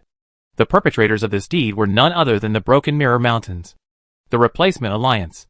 The information was authentic, and most veteran high-ranking individuals knew it. The Replacement Alliance was primarily composed of those on the Master Craftsman path, while the Grey Mist Prison Tower was composed of those on the Trickster path. The Artisan defeated the Tricker. Jiang Lin felt a bit dramatic, but it didn't seem like a big deal. The Artisan path wasn't weak, especially at higher levels, where they were practically an army of one. The Tricker path, while timid and capable of forming an army, wasn't necessarily any match for the Artisan path in a fight. Especially the Artisan path's level 6. The Shapeshifter. This class was a true quantum leap, allowing them to alter the appearance and function of items at will, achieving all-around transformation. Combined with the level 5 Spirit Empowerment Hand's ability to imbue spirits, they could easily create powerful, alternative life forms. Fei Yi deduced this. The one in the Tricker path might have been in trouble. This was a battle between 2 hymns, and now that one side's anchor had been essentially removed, it probably wasn't going to be easy. No wonder there are so few trickery channels. The largest gathering place has been destroyed. That shouldn't affect me, right? After all, he wasn't part of that Grey Mist Prison Tower. He was just a wild trickery officer. Besides the 2 forces mentioned above, there was another one whose name I had never seen before. The Trickery Desert Force. The Hidden Mind Society. It was extremely secretive, with virtually no news leaking out, and no one knew what they were doing. This reminded Jiang Lin of the mysterious entity that had controlled Ming Zi last time, when it had warned him to hide his sanctuary. The Hidden Mind Society, as the name suggested, was likely comprised of informants. As for the other forces in the Mistless Land, Jiang Lin had had some contact with them, but now he had a better understanding of them. Generally speaking, they can be divided into 3 categories. Mystical Neutral, the Hidden Mind Society, Order of the True Lord. Chaotic Neutral, the Destruction Chapter, the Faceless Ones. Opposition, the Filthy Order, the Supreme Order, Endangered, Blood Moon Temple, the Transmutation Alliance, Grey Mist Prison Tower, destroyed. Chaotic Neutral doesn't mean inaction, but rather that they will indiscriminately attack any force. The Transformation Alliance is currently targeting the Blood Moon Temple, and the two are engaged in a covert and open conflict. Currently, the Filthy Order can actually be considered chaotic neutral, as the Supreme Cult is only barely surviving. Oh, so there are still remnants of the Supreme Cult in the fog. Jianglin suddenly thought of the mysterious figure who had previously sent him into the dimensionless sea with an explosion. It's likely a level 6-5 Elements Master, an elemental arbitrator. Besides the Iceberg's level 5 Mystic Scholar, the old Patriarch Eugene, there are also high-ranking members of the Supreme Cult in the fog. From this perspective, the Supreme Cult isn't completely hopeless. If they could advance further and reach level 7, they might still have a chance to return to their peak. Unfortunately, Jianglin now fully understands how difficult it is to reach level 7. If he didn't have the alienation technique, he honestly couldn't guarantee he'd reach it in his lifetime. With the same profession and similar skills, how could they be killed? Besides, at this level, they're likely to join factions, and those who fight alone are few and far between. If you want to kill, be prepared to face those at level 7 or even higher. As for the reasons for the conflict between the forces in the Fogless Lands, Fei also has his own theories. The 9 Fogless Lands are actually 9 anchor points above. To maintain their rationality, they need a large number of anchors to resist the encroachment of higher levels. The formation of extraordinary professions and secrets all stems from the unconscious observation of certain beings outside the fog. This is all speculation. Fei is only level 6, after all. Although he has extensive exposure, he still knows relatively little about higher secrets. Oh, my head hurts. Jianglin rubbed his brow, feeling things were becoming increasingly complicated. He still had a long way to go to reach the summit. Seeing this, Xiaoying slowly walked behind him and rubbed his temples. It was just copying. Jianglin did it often. Leaning his head against the edge of the bathtub, enjoying the mini-mirror's care, the swelling sensation in his head from receiving so much information subsided considerably. This only involved the forces in the mistless land. There were also many well-known forces within the mist, but they were relatively weaker. And they were all largely the same, nothing more than remnants of survivors or dependent races. Continue sorting. The only important information left was the 6th-tier class information. Besides the Trickster, they were the Shapeshifter, the Soul-Bearing Servant, the Destruction Lord, the Trickster, the Evil Mind Controller, the Elemental Arbiter, the Sage, and the Star Travel Merchant. He had seen 3 of them before, and had even killed a Destruction Lord, a Minotaur. After receiving this information, he finally merged fully into the foggy world, and came into contact with the real side.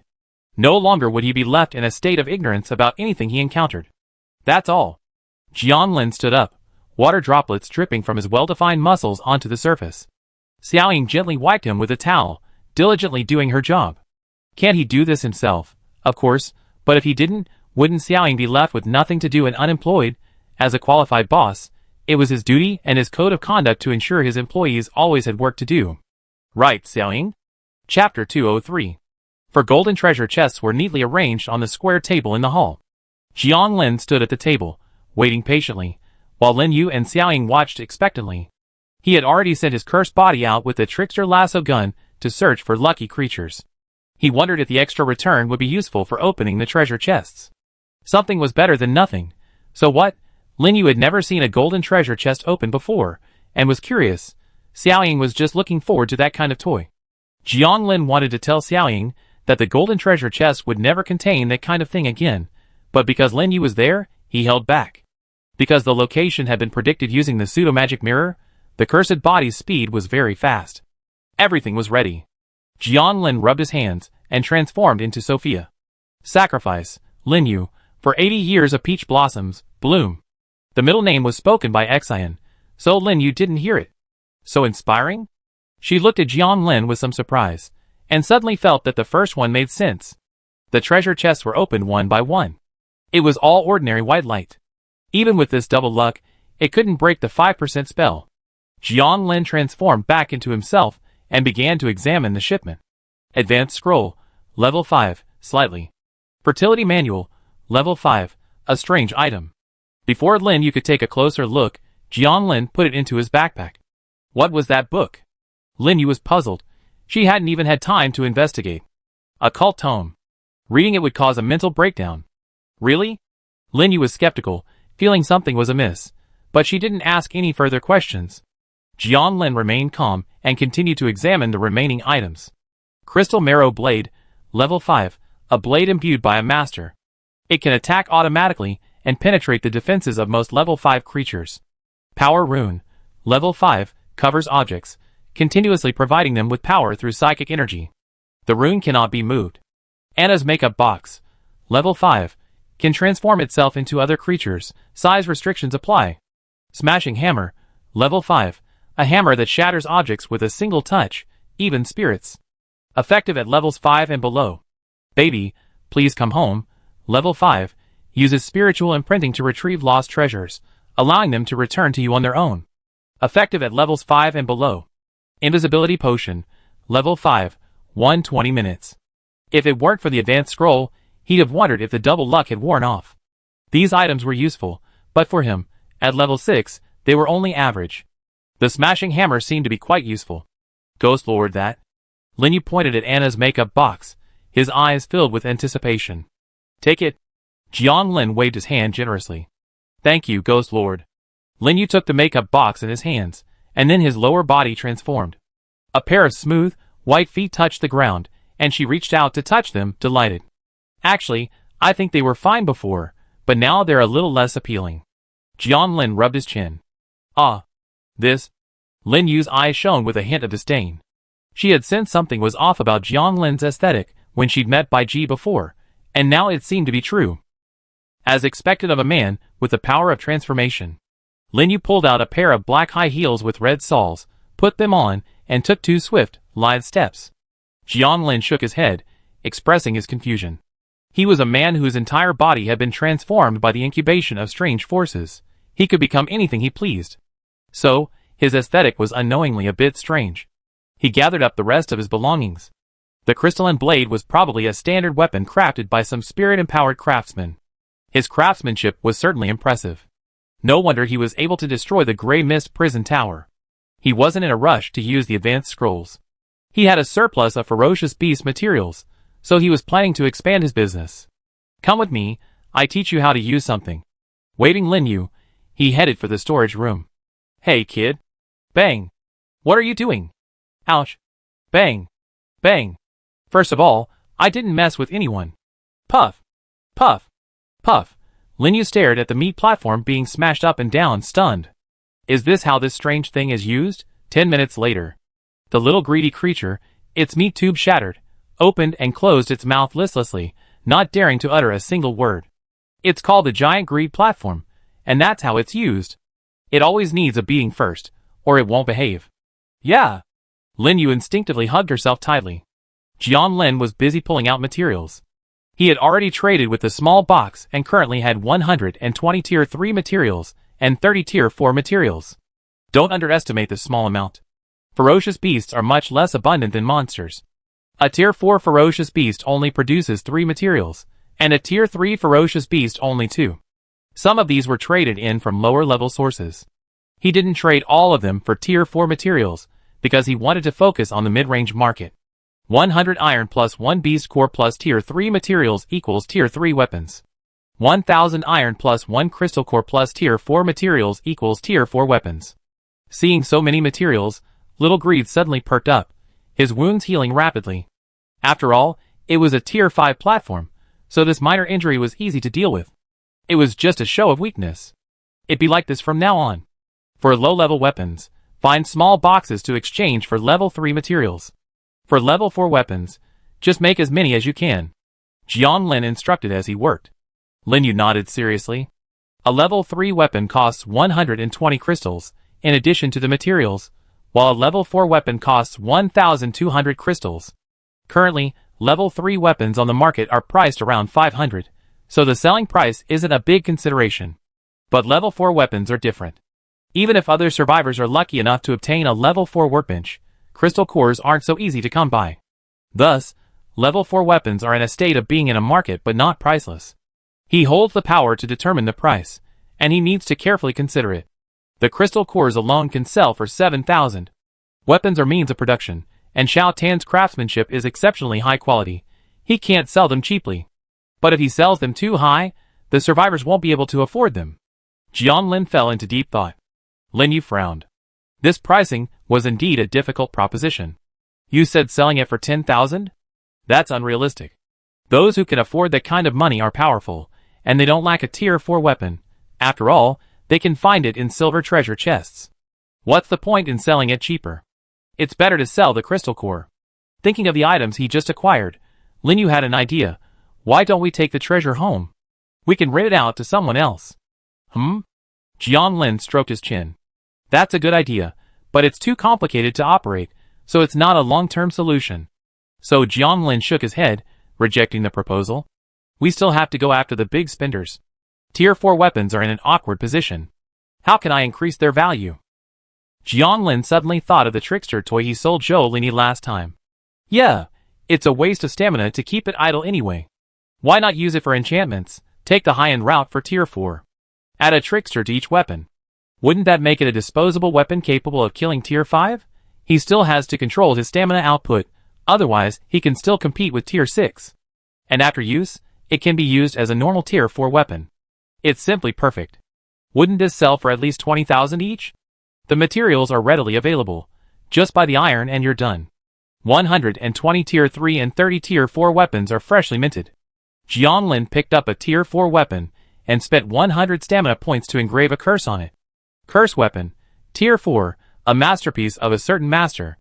Upon selecting a target, it causes them to lose their mind, causing their body to mutate, which will then attack them. This is a one-time operation, effective for tier 5 and below. 30 curse weapons completed with ease. Jiang Lin knew he would have to earn crystals with tiers again. Chapter 204. Day 27, 8 p.m. A pop-up window appeared before all the Blue Star survivors.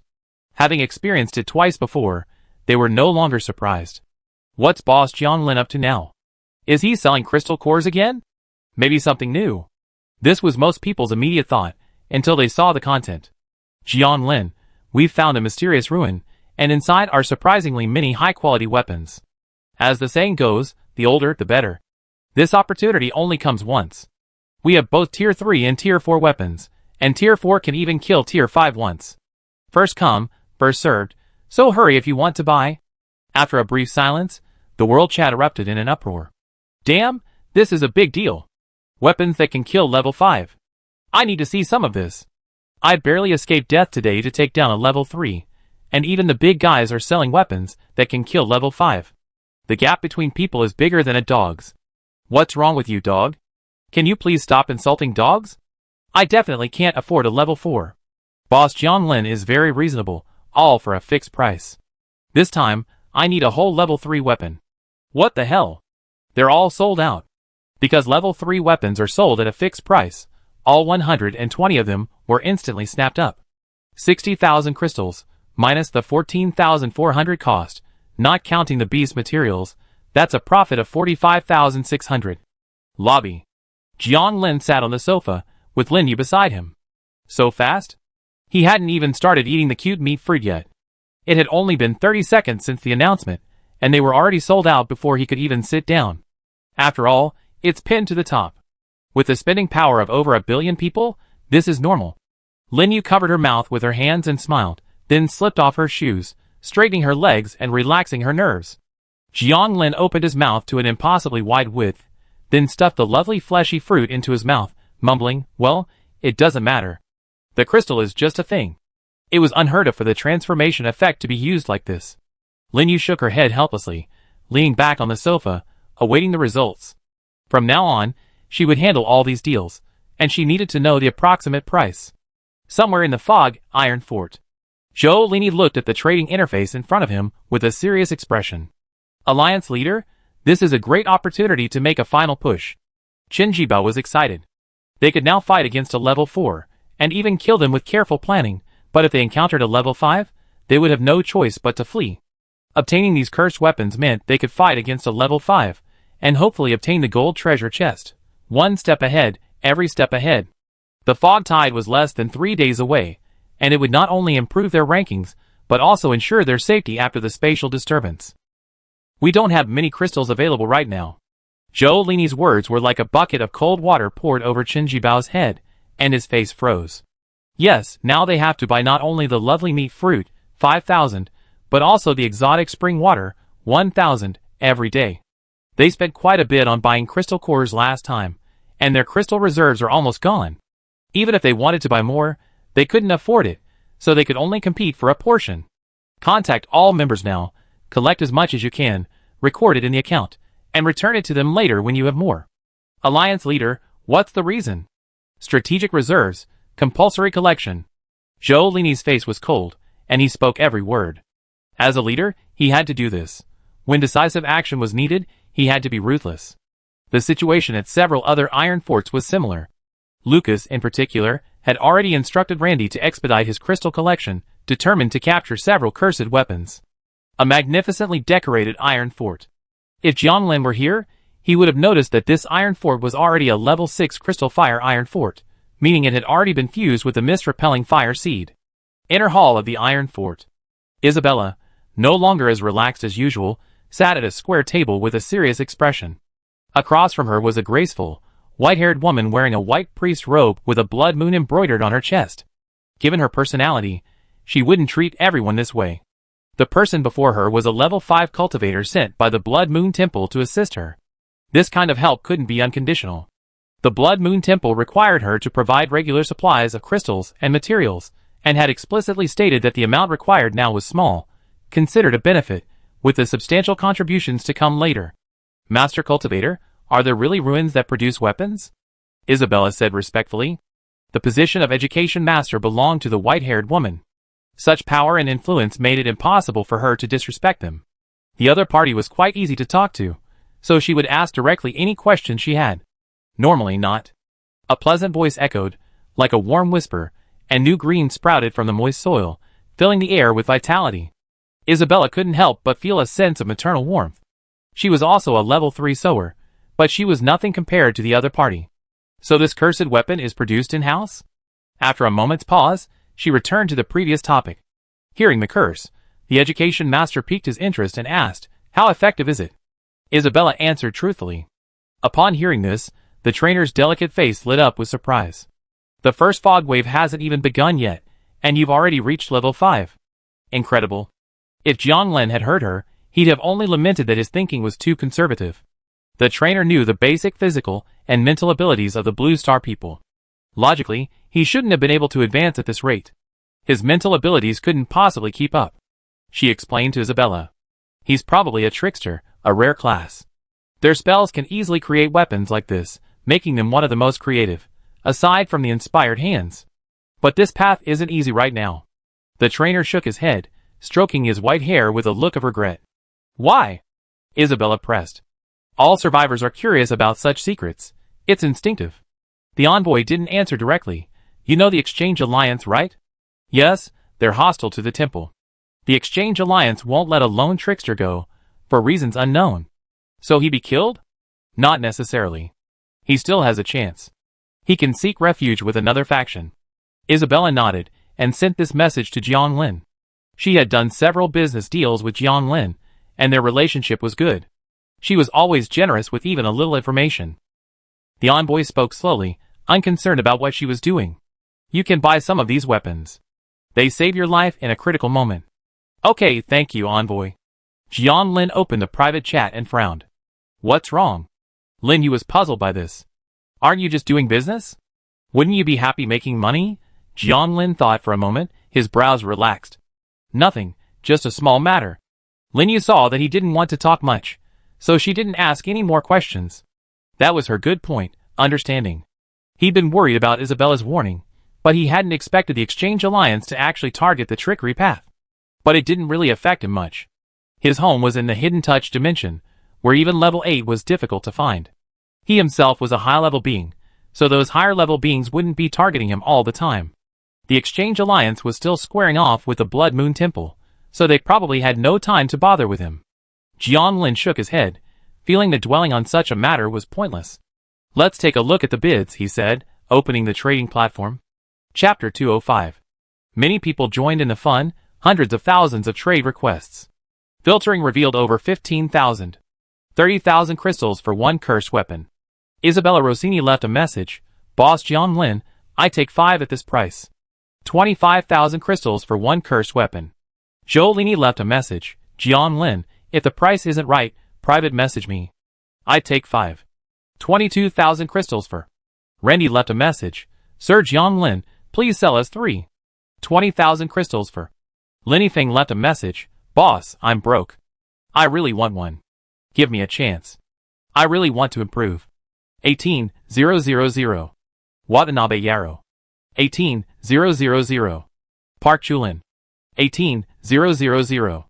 Ravi Singh. 17,000. Chu Nan. Isabella, as arrogant as ever, offered a fixed price for whatever she wanted. This personality is quite similar to Jiang Lin's. He bought iron when he saw fit. Reborn. I'm a tycoon in the mist? That's a pretty accurate description of Isabella. The other savings had been largely drained, and it was unlikely they could make any more. They didn't reach Jiang Lin's target of 20,000, but it wasn't far off. Even taking into account the crystal core's market price of 7,000, the cost was less than 10,000. But his actual cost was 1,200 crystals plus tier 4 materials. That's nearly 20 times the original cost. And Jiang Lin's move wasn't just about making money, it was also about improving the top-tier strength of Blue Star's human population. The monthly rankings were coming up soon, and selling some weapons would only benefit. All 30 cursed weapons were sold. Crystals plus 633,000.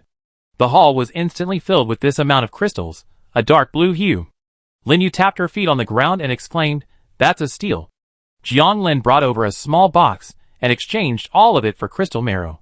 He said calmly, Crystals are just external objects. Strength is the foundation. Without the box, these crystals are just decorations. Lin Yu paused in thought.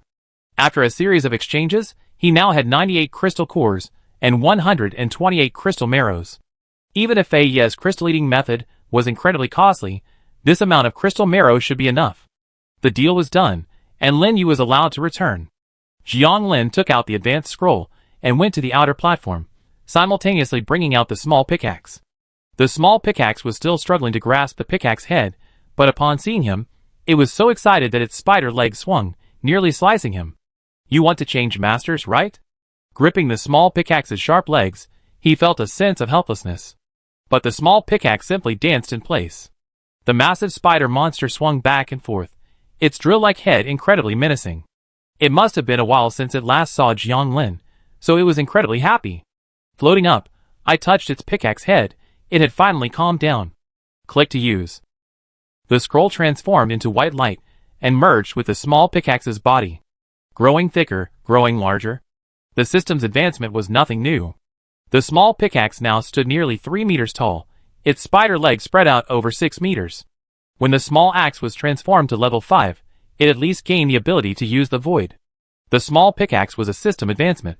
It gained nothing more than strength. But it didn't matter. The transformation would take action. Transformation activated. 1600 spiritual power overflowed, instantly enveloping the small pickaxe's massive body.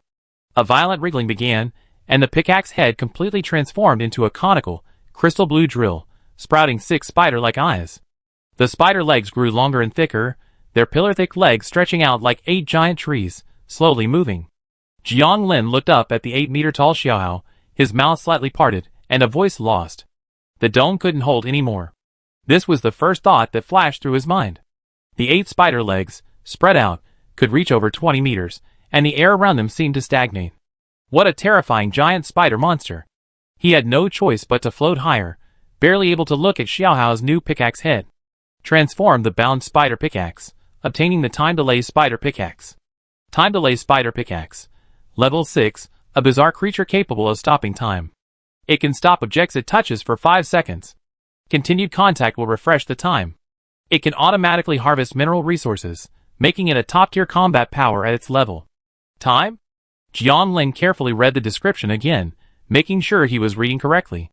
This meant that if Xiaohao touched something, as long as he didn't release his legs, that object would remain stopped in time. So, as long as Xiaohao touched it, it was at Xiaohao's mercy. Xiaohao and Xiaoax, one wandering the void, the other stopping time, made for a truly nightmare-level assassin. Before anyone else could react, they'd likely have been ripped to pieces. While he was stunned, Master, Xiaohao's voice rang out. Jiang Lin instinctively looked over, only to see a spider leg snaking towards him. Jiang Lin's face was filled with shock, frozen in midair. Xiaoying wasn't on him. She was in her room playing with that toy. Master? Xiaohao's voice sounded like a little boy, just like Xiaofu's. It propped Jiang Lin up with its two spider legs and swung him left and right. No response. Xiaohao clearly hadn't yet grasped its own strength. It simply shook Jiang Lin with a hint of confusion. However, its master was now like a stiff puppet, being tossed back and forth. Master? Six eyes held a human-like bewilderment. After a long moment of no response, it led Jiang Lin towards the circular fort. Click! Click! Click! The pillar-thick spider legs pierced the circular platform, making a resounding noise. Xiaohao stopped at the gate. It was too big to fit in. This made it anxious and at a loss. 10 minutes later. Don't! Jiang Lin tried to retreat, but found himself lying on the ground, Xiaohao's six spider eyes staring down at him. He checked the time. Not bad. In just 10 minutes, Xiaohao had mastered the power of stasis. What a genius, what the hell. He'd be really stupid. Like Xiaofu, his intelligence was childish, and his only real strength was obedience. Master, I'm sorry. Xiaohao's voice was a little aggrieved, like a child begging for mercy after making a mistake. What could he do? Should he give it a beating? It didn't mean to do that. Okay, it's not a big deal. Well done, you're very clever. You've mastered it in such a short time, that's impressive. Click. Click. The pickaxe was working very well, and its spider legs began to shake.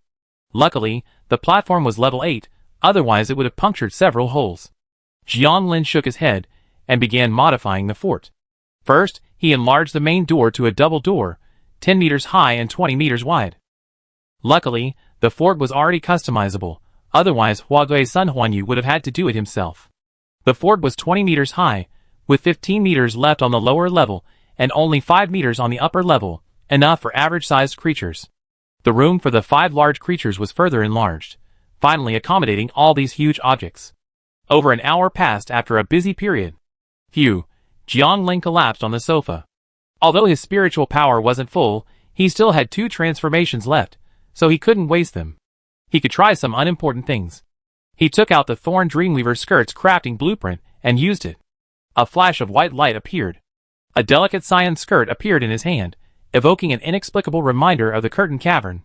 The alienation spell activated, releasing 200 spiritual power points. The skirt began to wriggle, and a translucent cocoon formed behind it, shimmering with a faint blue glow. Illusory chains of thorns encircled the skirt. Transform the Thorn Dreamweaver skirt to obtain the Phantom Knight Prisoner's Uniform. Phantom Knight Prisoner's Uniform. Level 5. Automatically counterattacks when attacked. Thorns lock onto the target, forcing them into a controlled dream. Everything in the dream will manifest in reality. Effective at level 5 and below. What kind of weird cosplay costume is this? Looking at the phantom blue maid outfit, which seemed bound by chains, Jiang Lin casually tossed it into Xiaoying's room. Chapter 206. Level 5 items are no longer of much use to Jiang Lin. The 200 spiritual power points were just an experiment, a way to recycle waste. He naturally wouldn't wear the skirt, so it was perfect for Xiaoying. The Phantom Knight Prisoner Uniform's effects could also be used during possession, so it was better than nothing. In Xiaoying's room, Xiaoying, who had been fiddling with her toys, paused and curiously gazed at the dark blue skirt that had emerged from the bed.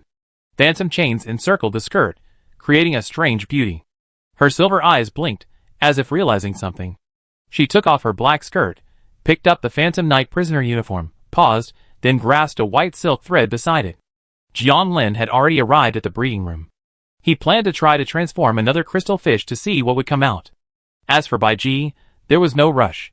There would be plenty of opportunities in the future, and she could use more spiritual power.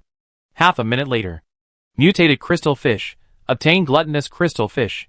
Gluttonous crystal fish. Level 3. This crystal fish, infected by an unknown aura, will become depressed and commit suicide through starvation if separated from its group. It has an extremely voracious appetite, absorbing nutrients from flesh and blood to produce crystals. Originally, the crystal fish resembled a blowfish, but now, beneath its large, human-like snout, it has developed worm-like mouthparts, resembling the mouth of a facehugger. Is this considered a power-up? Jianlin muttered, returning the gluttonous crystal fish to the water. Bai Ji, watching from the side, widened her white eyes in curiosity, finding it quite astonishing. After returning to the water, the gluttonous crystal fish devoured the sunken monster carcasses with a frenzy, devouring nearly half a corpse in the blink of an eye. Compared to other crystal fish, its appetite was indeed much greater. It produced a crystal every 10 minutes, doubling its speed. In other words, a gluttonous crystal fish can produce 96 crystals a day, equivalent to 12 Tier 2 monsters. It might not seem like much, but if the number increases, it could be a crystal-making machine. I don't know how to tell the male from the female. He was considering getting two, so they could reproduce on their own. Or maybe crystal fish, like the black ram, reproduced on their own, so no distinction was needed. Jianlin didn't know, but getting a few wouldn't be a bad idea. Then, have Linyu work on inducing the births. Crystal automation would be just around the corner. Back to the room. After removing the clot and lying on the bed, he relaxed. Everything was progressing steadily on the right track. Occasional rest was acceptable, but complacency was crucial. Tier 6 wasn't the strongest. He was at most the king among the 69th batch of survivors. Compared to those hidden forces or higher-level beings, Tier 6 wasn't much. But achieving this before the fog tide was already a good thing. He would just have to continue his steady progress. Both for himself and for the secret society, they needed to settle down. A silent night passed. Day 28, 9 a.m. Master, it's dawn. Xiaoying's cold voice reached his ears. He opened his eyes and saw Xiaoying standing by the bed, her silver eyes gazing at him with a hint of anticipation. Getting up? Jianlin was puzzled, but soon understood what was going on. Xiaoying was already wearing her phantom night prison uniform. The dark blue skirt was entwined with ethereal thorn chains, and her lower body was white silk, paired with blue bowtie leather shoes. At first glance, she looked a bit like a thorn battle maid. Jianlin nodded in approval. Very pretty, it suits your temperament. However, Xiaoying's silver eyes only flashed a hint of joy, then quickly faded, returning to their cold expression. Back to its usual routine. It had always been like this, rarely showing any mood swings. Jianlin had grown accustomed to it. 20 minutes later, Jianlin sat at the square table in the hall, eating lovely meaty fruits and drinking strange spring water. After 5 days, Ian had returned from the Wuxiang Alien Sea. Master. He respectfully performed a secret meeting salute to Jianlin. Tina smiled and watched, clearly in a good mood. Tell me about your findings. Jianlin gestured for Ian to sit down, and placed meaty fruits and water on the square table as a welcome gesture. Ian, without further ado, sat down with Tina. I took the goob and found several indigenous cruise ships in the Yellow Sea. I traded with them for fog-repellent fire seeds. Including my own gains, I have a total of 43. Because I didn't dare go to the Red Sea, I didn't encounter anyone from the filthy cult. However, there's a level 6 priest guarding the iceberg. His name is Lucian, and I've met him before. Ian said, pulling out a storage crystal and handing it to Jianlin. How strong are those indigenous people? Some are high and some are low. The captains are generally level 5, and some are level 6. I heard there are level 7s on a few large ships, but I haven't seen any. You didn't encounter any other psychopaths? Jianlin thought, thinking Ian's level 6 wasn't complete. Ian shook his head. Really? Any wild ones had long been recruited or devoured by the filthy cult, leaving them for outsiders. There are now 53 fog-repellent fire seeds. This is the benefit of being backed by a fog-free land. To those within, the fog-repellent fire seeds are just ornaments, but to the survivors, they are valuable treasures worth millions of crystals. You've done a great job. I give you 2 days off. After the fog tide, you can enter the directionless sea again. During these 2 days, you can explore the fog with Tina and the others. Thank you, Master Ghost. Leaving the father and daughter to reminisce, Jianlin returned to the circular platform to continue weaving the ghost nest. Adding the previous 3,200 spiritual power points, the ghost nest's image became more solid, and the progress was currently 1/3 complete. Because of the need to use the alienation technique, the ghost nest was progressing relatively slowly.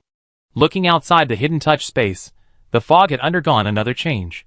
The flood had become turbid, and upon sensing it, it was carrying a spiritual contamination, currently at a level that would mutate even those who hadn't yet reached a certain level. Will it get worse?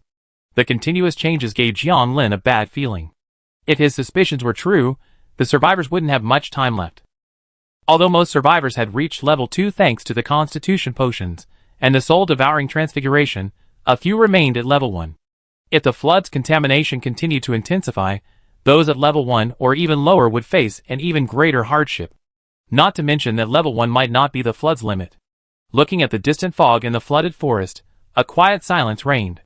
He muttered to himself. Things are about to change. Just as he finished speaking, Sun Huanyu's voice boomed, "Fuck, Master Ghost, you're being a chubby again."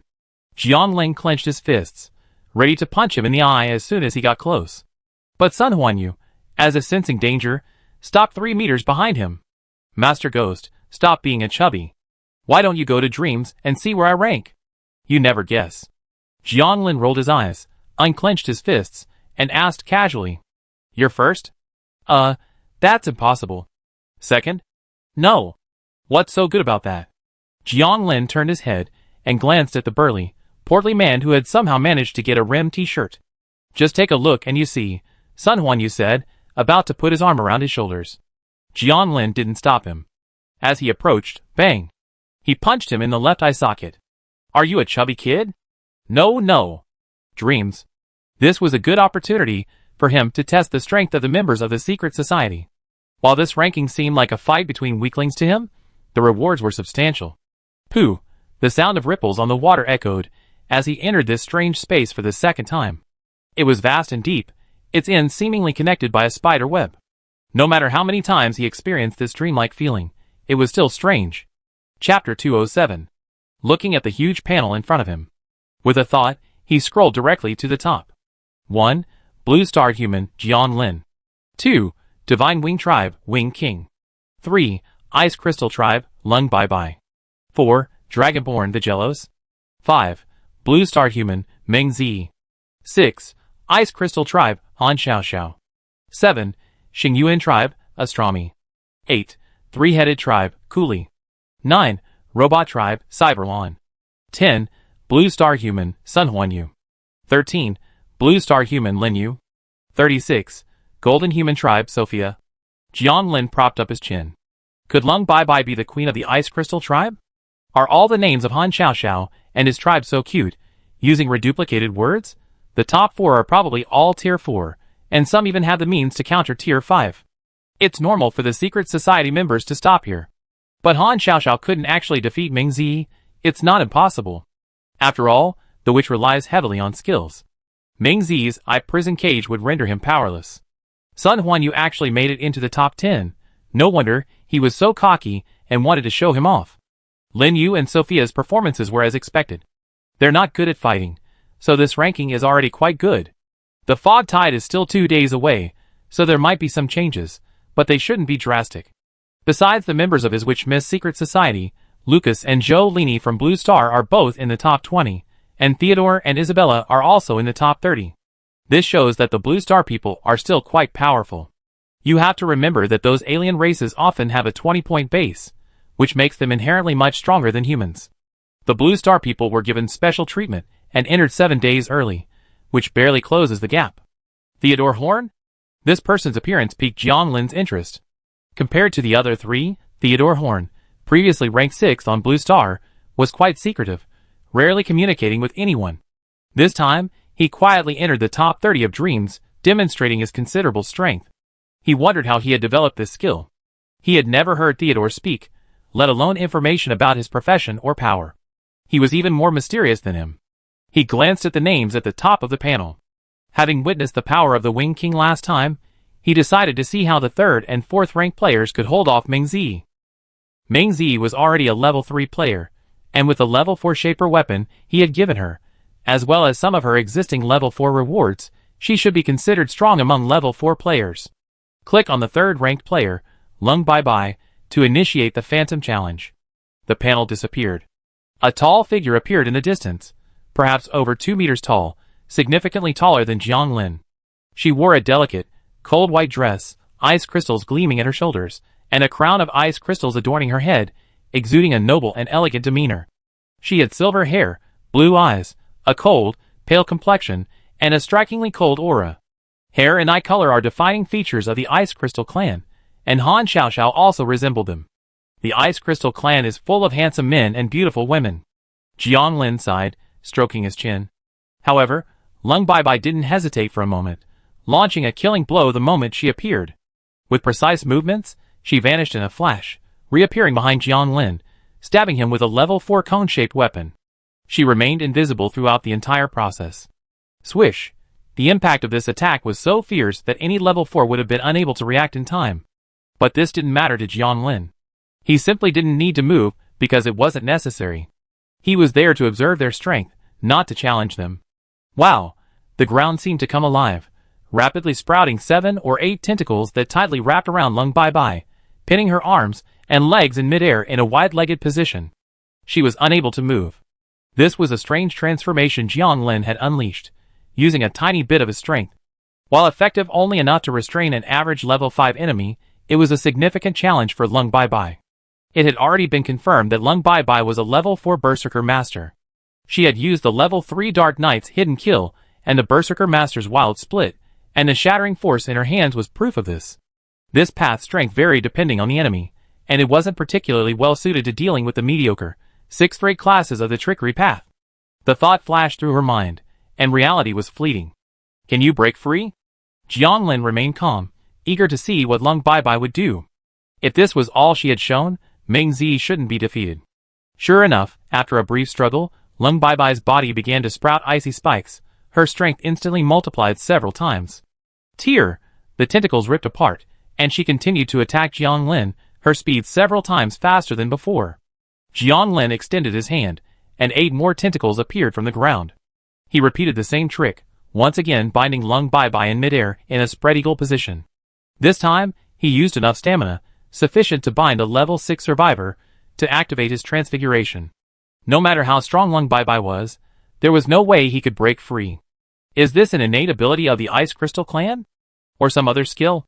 Jiang Lin reached out, and touched the ice spikes on her body. They pricked sharp. He had never seen Han Xiaoxiao use this move before. It was either a queen-only skill or a level 5 skill. He preferred the former, as the chances of a survivor acquiring a level 5 skill were quite low. He had opened so many gold treasure chests, but he had never found one. No wonder Meng Zi couldn't defeat him. With such strength, he could even fight a level 5. After the tests were almost complete, Jiang Lin took out his smashing hammer and smashed it hard against Lung Baibai's head. Bang! A crisp cracking sound echoed. Lung Baibai's entire body was shattered into pieces before vanishing at a rapid speed. Challenge successful. Jiang Lin then clicked on the 4th Dragonborn Vigelos. The panel disappeared. In the distance, a tall man appeared, wearing a helmet with inverted dragon horns. He wore leather armor, revealing his muscular features, and a scaly dragon tail behind him. He was taller than Lung Baibai, over 3 meters tall. Jiang Lin was a tiny creature next to him. Jiang Lin had manipulated his body to grow to 4 meters, his entire body transformed by the strange power of incubation. His appearance wasn't a problem for him. Vigelos was a level 4 mystic scholar, just like the Wing King. He decisively launched several elemental spheres at the start, summoning 3 natural spirits simultaneously. He then set up a spatial and defensive formation beneath his feet. His movements were seamless, as if rehearsed countless times. So professional? Jiang Lin was stunned, feeling like he'd learned something. Alas, all Vigelos' preparations were in vain. He was completely defeated by sheer power. The same bizarre tentacles as before erupted from the ground, easily shattering numerous obstacles and tightly entangling Vigelos. For testing purposes, Jiang Lin once again used only his 5th level stamina. As expected, Vigelos had other tricks up his sleeve. Roar! A dragon's roar echoed, and obscure spiritual words whispered. Vigelos' elemental power surged, and raging flames reduced his tentacles to ash. Whoosh! 4 massive balls of lightning and fire roared towards Jiang Lin, ready to explode right in front of him. Not bad. Jiang Lin didn't dodge or evade. The lightning and fireball exploded before him, its immense impact completely blocked by the silt mass, leaving him unscathed. He took out his smashing hammer. Challenge successful. The panel appeared, and Jiang Lin folded his hands, surveying the densely packed list of names, tapping his arm lightly. The top few were indeed very powerful. Even at level 4, they possessed the means to counter level 5. They should not be underestimated. In comparison, the naturally weak Blue Star people had no advantage, not to mention that some races possessed innate abilities and a strong combat awareness. However, 4 of the top 10 were members of the Weird Mist Order, which wasn't bad at all. He had no plans to give his members level 5 shaping weapons. He had already done enough. Members should contribute to the Order on their own, and even contribute back to him. Relying solely on him wasn't a long-term solution. Chapter 208. Exiting the Dream. Jiang Lin patted Sun Huanyu's shoulder, feigning regret. It's just average, only 10th. It's quite a bit behind Meng Zi and Han Xiaoxiao. Come on, Ghost Master, are you asking for such high standards? Sun Huanyu patted his hip, his other hand clasped around Jiang Lin's neck, grinning. I'm quite content. Jiang Lin pushed his hand away with disdain. He took out 2 items. The blueprints for a level 5 psychic cannon and a treasure. You're here, I have an idea. Let's see if I can complete it. Click on the blueprint to create. A 3-meter long and wide steam-powered cannon appeared, its black barrel emblazoned with dark blue patterns. So handsome. This is a man's romance. Are we embarking on a technological journey? Sun Huanyu was stunned, reaching out to gently stroke the cool barrel, a look of enjoyment on his face. Jiang Lin ignored him, and took out a man-sized iron sphere with dark blue patterns. Bang! It landed heavily on the ground. This was the crystal-veined iron he had specifically exchanged for the large amount of iron he had found in the small box. Its hardness was definitely level 5. He pointed at 3 objects with his chin and looked at Sun Huanyu. This sphere bears my spiritual imprint. If you combine these 3 items, the psychic cannon will automatically recover the sphere after firing. Can you do that? Sun Huanyu examined each one, a puzzled expression on his face. If you want to bombard someone, there's no need for such fuss. Wouldn't it be better to just fire directly? It's bombarding someone, but I'm bombarding myself. Huh? 1 minute later.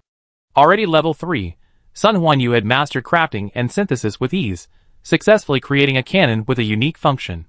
The psychic cannon's appearance remained unchanged, save for a large spherical sphere covering the muzzle. Psychic Recycling Cannon, Level 5, a unique creation of a master. Utilizing a psychic object, it fires a rapid-fire projectile, dealing a devastating Level 5 explosion upon impact. The projectile then recycles itself. After reading the introduction, Jiang Lin nodded in satisfaction. Not bad. Your training was worthwhile. Sun Huanyu looked quizzical. It feels rather useless. Most people wouldn't rush like this, would they? It's too reckless. Perfect for a trickster, isn't it? Maybe only a trickster would do that. It didn't matter. As long as Jiang Lin could use it himself, he was fine. He didn't need a cannon to help him kill enemies. Seeing that this synthesis had yielded good results, he took out 2 more items. The Level 5 War Madness Cloak, and the Despicable Mouth Ring. After synthesis. Despicable War Berserker Cloak, Level 5. When worn, your words will cause creatures to perceive you as extremely despicable, and they will fight you to the death. You will also gain violent power, and your physical strength will reach the peak of Level 5. Note, do not force this if you lack physical fitness. This is awesome. Sun Huanyu was excited, panting slightly. Even an awesome beast like you can't use it. A small dog would explode in it. Jiang Lin said, as he put away the cloak. These items were originally useless, but now after synthesis, they are extremely useful. They can even be transformed if needed. It's simply perfect. Seeing Sun Huanyu panting heavily, he looked disgusted. Can you do it? Don't you still have 50 spiritual power? Men can't stand hearing such talk, and Sun Huanyu is no exception.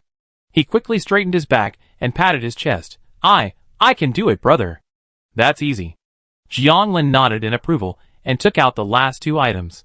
The Level 5 Smashing Hammer and the Strange Flame Whip. Sun Huanyu forced a smile. A certain fat man went back to lie down. Using a little spiritual power had left him so weak, Jiang Lin couldn't understand. He looked at the flaming whip hammer in his hand, finding its design quite appealing. Strange Flame Whip Hammer, Level 5. This whip hammer, composed of strange flames, can be extended and retracted at will. Its attack shatters everything, including spirits, upon contact. It's effective for levels below 5. The strange flames inflict a persistent burn, requiring significant stamina to use. The simpler the weapon, the better. He wished he could fuse everything he possessed. Unfortunately, reality wouldn't allow it. Sun Huanyu couldn't even touch the items he had transformed. He put them in his backpack, and could transform them once his spiritual power was fully restored. Jiang Lin began fiddling with the psychic energy recovery cannon, while sending his cursed body out with a strange noose gun to search for lucky creatures. Today's target was level 6, his first time searching for a level 6 creature. Everything was soon ready, and he took out the pseudo-magic mirror. Moirian. Lord, I'm here. Simulation. As soon as he finished speaking, his spiritual intuition stirred. In the simulation, he used an object to teleport into a cannonball, which then sent him to a valley 1,000 kilometers away. After wandering around for a while, even using the treasure-hunting dragonfly, the highest he could find was a level 5. The simulation ended. That's it. Luck wasn't great. Could unfortunate luck really be reliable? Moirian, try again. This time, Jianlin changed direction and added psychic items to the cannon. He was transported to a mountain range 2,000 kilometers away, where he encountered a strange level 6 creature.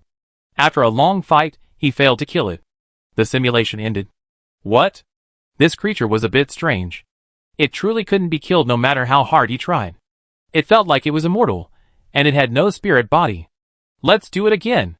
Unconvinced, Jianlin summed up his experience and repeated the simulation. He tried everything, but he couldn't completely kill it. He wasn't in any danger though. He was completely dominated the entire time. 3 simulations completed. I finally found one. I can't let it go to waste. He decided to meet the monster, and if that didn't work, he'd switch. No matter where he went, he always brought his shaped creatures with him. Having a substitute was the only way to feel safe. Merge, he and all the shaped creatures combined to form a gigantic, bizarre monster. A goat's head, a shadow, black fur, a cat's face, a tumor, a flame man. A chaotic mess, fused together. Whoever could come up with a name for such a bizarre monster was a genius. This is how the feeding ghost is. It's really hard to maintain grace in a fight. His stamina and flesh were constantly being depleted, but thankfully, his own body had the ability to transform at will, allowing the fused creatures to do the same. Without wasting any time, he transformed into his original form. He extracted a crystal core and injected it into the psychic energy recovery cannon. 2,000 kilometers was enough. Using an object to move into the cannonball, he simultaneously controlled the cannonball's launch with his mind. Bang! With a roar that reverberated throughout the hidden space, the cannonball, carrying Jianlin with it, vanished into the sky. Whoosh! Whoosh! The wind whistled. The surrounding scenery rapidly receded, the cannonball whirled at breakneck speed, and Jianlin felt a little dizzy. The ride was terrible. The advantage was speed, the disadvantage was the lack of business class. With a resounding bang, a deafening explosion toppled and ripped apart the surrounding trees, creating a deep hole tens of meters wide in the ground. Yes, in just over 10 seconds, Jianlin had traveled 2,000 kilometers. The explosion subsided, and a while later, he staggered out of the cannonball, and a swarm of strange plastic creatures quickly scattered around. Ugh! He couldn't help but retch, shaking his dizzy head. Although he was a high-level cultivator, he couldn't quite withstand the thousands of revolutions per second. Behind him, the cannonball completed its mission and automatically flew back in the direction it had come from. This is truly inhuman. Jianlin began to wonder if he was truly a genius. Would a genius come up with such a foolish method of traveling? Regardless, the result was a good one. At least it saved him half a day's travel time. For 2,000 kilometers, he would have had to use objects to move 2,000 times, a waste of energy. After a short rest, he floated up and observed his surroundings. This place was halfway up the mountain range, so it wasn't flooded. Perhaps exploring the mountains could be a way out for low-level survivors? Chapter 209. Jianlin posted his previous observations of flood pollution, as well as the fact that the mountains hadn't been flooded, to the world chat. It was just a thought. If he could save as many as he could, he would. Amidst a chorus of thanks, he closed the system panel. Because he had previously simulated it, he drifted directly in the direction of the level 6 creature. The fog dissipated 200 meters, and he soon came into view of the simulated cave. The cave was deep and dark, like a gaping maw. Click! He stepped into the narrow entrance, where he couldn't move using objects. This was the way it was in the foggy world, and anything on the ground couldn't be moved. He still hadn't figured out why. An unidentified fragrance filled the air, bringing an eerie tranquility that dispelled the darkness and fear of the cave. Jianlin walked at a steady pace, familiar with the route, xiaoying some light. The darkness was pitch black. Although he had spiritual awareness, he felt uncomfortable without seeing. Yes, master. Accompanied by Xiaoying's cold voice, moonlight shone from his body, illuminating the darkness. Jianlin instantly felt more comfortable. Sure enough, people still get used to the light. After walking for more than 10 minutes, they finally arrived at an empty, damp space. Ahead lay a deep pool of water. A figure in red sat with her back to the water's edge. Her black hair spread across the ground like a sheet of black silk. Tap! Ta! At the sound of Jianglin's footsteps, the figure turned, revealing a poignant and beautiful face. Her smooth feet lightly tapped the water, creating subtle ripples, like a woman with a preoccupied mind, grieving alone by the pool. The woman in red said nothing, her clear eyes following Jianglin's movements, a look of pity. Jianglin slowly approached the pool's edge and surveyed the surroundings. He didn't act immediately. He had already tried twice in the simulation, but besides forcing the monster's true form, it had no effect. Despite the alluring appearance of the woman in red, she was actually a worm-like monster cloaked in red. Open the probe. Woman, it was obvious that the system was playing tricks. The description would only change when the monster's true form was probed. Are you here to kill me? The woman's red lips parted, her voice mournful. No. Jianglin chose a different answer from the previous one, wanting to see if anything changed. The woman in red dipped her tiny foot into the water. Under the moonlight, the scene was breathtakingly beautiful. Picture of a beautiful woman in red playing in the water. The higher the level of the monster, the more elaborate its maneuvers. He had learned a lot. He wanted to kill this monster, but until he found a way to break it, he needed to observe it more. Do you think I'm a monster? The woman in red splashed the water with her toes, her tone resentful. He wanted to say otherwise, but he denied it. No, I think you're beautiful. The woman in red shook her head. Don't lie. I can see through people's minds. Oh. Jianglin became interested. Then tell me how many times I used mutation yesterday. 7 times. Jianglin frowned, unconvinced, and asked again, how many skills do I have? You haven't even counted yourself, so naturally I don't know either. Can you really read minds? Can a monster do that? Jianglin's mind raced. A mutation in the hypnosis path should result in a strangeness, not a monster. Monsters are most likely mutations of the actor path, and shouldn't have any mental detection methods. Actor path level 6. Deceitful hermit. The information Fei Yi provided very little information about this class. It should be said that a level 6 class had almost no information other than its name. At this level, encountering each other is likely not a good thing. The deceitful hermit's ability is likely to distort falsehood and reality, thereby deceiving the world. He finally understood why he hadn't been able to kill this monster before. It turned out he hadn't found the monster's true form. Xiaoying, can you sense anything unusual around you? His mental state was 65 points, and Xiaoying's resistance in this area was higher than his. Master, I feel normal, Xiaoying replied quickly. Jianglin's heart sank. Could he really do nothing with this monster? At this moment, the voice of the woman in red echoed faintly. Do you still think I'm a monster? Looking down, she was staring at him with watery eyes. Jianglin felt that he was still better at dealing with ferocious beasts. Encountering strange things before was already frustrating, but now even monsters were no longer simple. Violence was not an option, as he had already verified in previous simulations. But using his brain was difficult for him. Then what are you? He responded casually, thinking about a solution. I can be human. What do you mean? You can treat me like a human. Will you come and hug me? She said, spreading her red sleeves, as if ready to welcome Jianglin into her arms.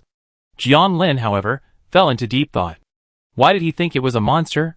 Because after the first 2 simulated attacks, the system's detection showed it was a level 6 red worm. He seemed to have grasped something, but it was elusive. The woman in red, seeing Jianglin's lack of reaction, let go of her hands, feeling bored, and continued to play with her toes in the water. Was the woman in red actually a red worm? Or had he preconceived the idea that she was a monster, causing the red worm to appear? But if he didn't take action, he couldn't kill the monster. Everything seemed to be entering a vicious cycle. That shouldn't be the case. What's wrong? He scratched his head, somewhat annoyed by the situation. No wonder Xiao Ten had said before that he should avoid dealing with these 3 avenues. Fighters were fine, but hypnotists and actors were really. You can't imagine it. The woman in red shook her head, looking at the water. Here, I am the real one, and you are the fake one. Fake people can only live in a fake world. Fake people? Jianglin had a flash of inspiration. Ever since entering the cave, he had felt something was amiss. Perhaps he had never truly entered the cave, and everything was just a fantasy. The reality of his entry into the cave, and the illusion of his falsehood, had been reversed.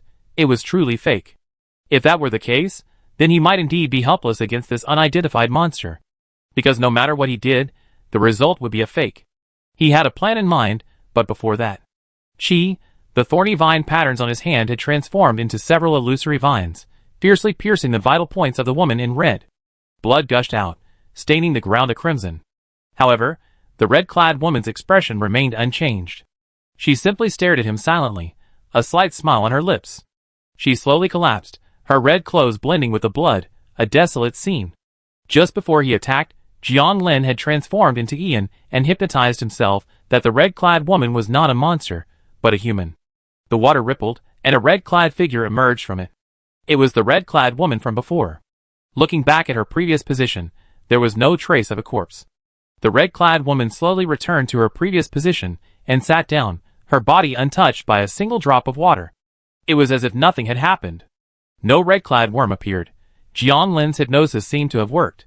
But this only proved that he had indeed been twisted between reality and illusion. Conventional methods would be impossible to truly harm or even kill the monster. Thinking of this, he retreated out of the cave. His exit was smooth, without any obstruction. The inexplicable sense of unreality also vanished. Was the woman telling the truth? Would the monster be kind enough to remind him? Jiang Lin didn't know, but he had already thought of a possible way out. Chapter 210. 3 hours until his spiritual power is fully restored. He didn't wait there, ready to use the treasure-seeking dragonfly. Treasure-seeking, besides this broken cave, helped me find any high-level items nearby. The treasure-seeking dragonfly flicked its finger, emitting a faint, bright purple glow as it flew off at high speed in one direction. Jiang Lin quickly used the object to move and catch up, accustomed to treasure-seeking single-minded nature. This mountain range is quite large, and there are still some survivor shelters there. These survivors were lucky enough not to be affected by the flood. Treasure-seeking had stopped ahead. Putting away treasure-seeking, Jiang Lin looked ahead and sighed. Why is there another level 5? Within 500 kilometers, the only level 6 monster was the cave monster just now. It was surprisingly rare. This was a level 5 beast, Jiang Lin's favorite type. Bloodman Violent Bear, level 5. Its hair transforms into a vampire field, and its paws create shockwaves that shatter its target's physical and spiritual form. Stop wasting time. What's so interesting about it? None of your business. Jiang Lin spat softly. A broken system only works when it's time to crush you. When it's time to use it, it hides all sorts of information. He didn't believe the system, with its capabilities, didn't know the true information about the level 6 beast, but even when he was being manipulated, the system remained silent. This might be to discourage survivors from over-reliance on the system, but Jiang Lin still wanted to dismantle it. The blood-maned violent bear looked quite imposing, covered in long, blood-red fur, standing over 6 meters tall. It was currently napping under a tree, the golden treasure chest tucked under its butt. It probably smelled quite strong. It seemed like all ferocious beasts were like this, either napping or on their way to a nap. How could they still be sleepy at this level? Perhaps it has something to do with some characteristic of the fighter path. When things are out of the ordinary, there must be something fishy going on. Jiang Lin doesn't believe in coincidences. 1 or 2 of them being like this is understandable, but all of them being like this is clearly abnormal. Just like the good fortune of the traveler path, each path may have its own hidden characteristics. What are the characteristics of the trickery path? It seems so. Anyway, he feels like he's particularly attracted to strange things. Just look at the extraordinary beings surrounding his shelter. It's hard for ordinary people to encounter even one. This doesn't seem like a good thing. He shook his head, putting the matter aside. Not wanting to disturb the violent bear's sweet dreams, so, under the dimensionality-reducing attack of the Void Thorn Vine and the disaster, the blood-maned violent bear ended its life in its sleep. After collecting the crystal essence, the corpse, and the treasure chest, Jiang Lin felt like a kind person. His spiritual power was almost full, and he hurried to the cave. He had to take down this level 6 monster today. Brute force or cunning tactics wouldn't work, so he had to open it. At the cave entrance, he produced an object. Eye of Identification, level 5. It can identify various living beings. If the difference in mental acuity is too great, all their hidden secrets will be revealed. Open. Oh no. Transform. Transformation activated, enveloping the eyeball-shaped sphere with 1600 spiritual power. A violent wriggling began, the sphere cracked, and fine black threads sprouted from behind the eyeball. The white portion turned pitch black, and the pupils turned a dark red. The black threads pulsed, threatening to pierce his palm, but his level 6 body was clearly not so easily pierced. Transformed Eye of Identification. Gain True Vision. True Vision, Level 6. When consumed, you gain a constantly awakened eye capable of identifying various living beings, possessing a higher mental acuity than the opponent, allowing you to detect all hidden secrets. Watching the pulsating eye in his hand, Jiang Lin's throat churned. I'm a pragmatist. He consoled himself as he swallowed the eye in one gulp. A strong fishy smell. The round object lodged in his throat, unable to be swallowed. Then he felt the eye dissolve, transforming into an unknown liquid that flowed into his upper bladder. It rushed straight to his brow. Ugh. A faint itching sensation, followed by a wave of dizziness. He shook his head, feeling his thoughts clearer. A crack had opened between Jiang Lin's eyebrows, and his dark red pupils emanated an eerie aura. Looking back at the cave, his view was split in two. One was a normal, deep cave, the other a pile of bones. I see. He had been affected even before entering the cave, and everything he saw was false. So no matter how hard he fought, he couldn't harm the monsters in the least. His true self had been twisted. If one's strength wasn't sufficient, they would end up like those skeletons, becoming food. But Jiang Lin was clearly not one of them. While he couldn't do anything to the monsters, they couldn't possibly harm him, a level 6 monster. Let me see your true face. The strange eye between his brows opened wide, and with dark red pupils, he walked into the skeleton cave. A pungent, strong, and fishy odor wafted into the air, completely different from before. Xiaoying's moonlight shone, illuminating the darkness. The surrounding cave walls were studded with the skeletons of various creatures, their faces twisted and hideous. Human-like, beast-like, all sorts of skeletons, each struggling in a terrifying, horrifying motion. Crack! Jiang Lin accidentally stepped on a hand bone and gently kicked it away. Very hungry. Along the way, he'd seen at least thousands of skeletons of all kinds. Without the weird eye, he wouldn't have been able to see them. He returned to that humid space. There was no pool of water, only a pool of blood, with bones floating in it. The original woman in red was gone, replaced by a hunched, red-clad monster. It was currently devouring a bloody human leg with relish, one of its wrinkled faces showing considerable enjoyment. Why one of them? Because it was a monster composed of human faces, its skin stitched like needles. The grotesque faces on their hunched backs were now grinning distortedly, as they looked at Jiang Lin. White pus oozed from the joints, a truly disgusting sight. How disgusting. Jiang Lin would rather face the red-clad worm than this monster. Weird eye activated, old woman with stitched face, level 6, Constitution 64 mind, system probe. Stitched face old woman, a level 6 monster that enjoys consuming living creatures. It can manipulate illusion and reality. Until it's cracked, everything a creature that enters its domain does is a lie. Great. The system's introduction is now imminent, and it's no show at all. Winning with the wind is king, playing dead against the wind. The stitch-faced old woman had clearly noticed Jiang Lin, but she made no move, continuing to chew voraciously. The only sounds echoing throughout the cave were the crunching and gulping of bites and swallowing. It clearly didn't take Jiang Lin seriously, believing him still to be in a state of delusion. It refrained from attack simply because it sensed it couldn't do anything to this human. Just then, Jiang Lin raised his lip and slowly stepped forward.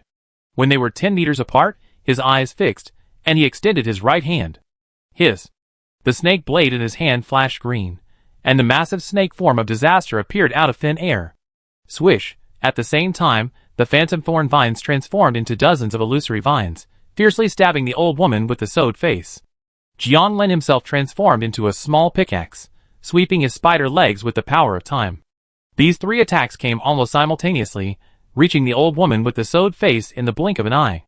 Even as a level 6 monster, it had never witnessed such a terrifying display. Mute! A strange cry rang out. When it sensed something was wrong, the distorted human faces on its body showed horror, twisting and squirming in unison, clearly trying to react. But it was too late. The spider legs had already made contact with the wrinkled face on its back. All changes froze in an instant. Chapter 211. All the trembling faces on the face-stitching old woman froze. The white pus at the patch joint ceased to ooze, its flow stagnant. The next moment, puff, puff, puff, the illusory vine thorns pierced the face-stitching old woman's hunched body like lightning, and disaster's thick, serpentine tail tightly wrapped around it. The fine, sharp snake scales were stained with blood, and flesh and blood flew as it writhed. The face-stitching old woman's body, and the faces were torn apart piece by piece, a scene of unbelievable horror. There were no screams, no cries. Aside from the strange, Hoarse sound at the beginning, the face-stitching old woman died almost silently. In less than 3 seconds, it was torn into pieces. The fragments scattered everywhere, blood, flesh, and skin mixed with the disgusting white pus, forming an extremely disgusting scene. Having stopped at the moment when the small pickaxe was truly a bug, this powerful level 6 monster didn't even stand a chance to resist. Fast and violent, Jiang Lin transformed back into his original form, feeling the snake finger blade and the void thorn vine in his hands, pleased with their lethality. A crystal block had already coalesced nearby, proving the monster was completely dead. I wonder if these fragments are still useful. After all, it was a level 6 monster corpse, quite rare. Jiang Lin suppressed his nausea, levitated it into a ball, and put it in his backpack. His spiritual sense detected a treasure chest here. Activated levitate. The blood pool began to tremble slightly, and with a plop, a dark blue treasure chest covered in blood emerged. Jiang Lin's heart was filled with excitement. This was his first true encounter with a crystal treasure chest, not counting the one in the curtain cave. Crystal treasure chest, level 6, contains a random item, 95% chance of level 6, 5% chance of level 7. Using levitate to brush away the blood stains on the surface, he reached out and touched the chest.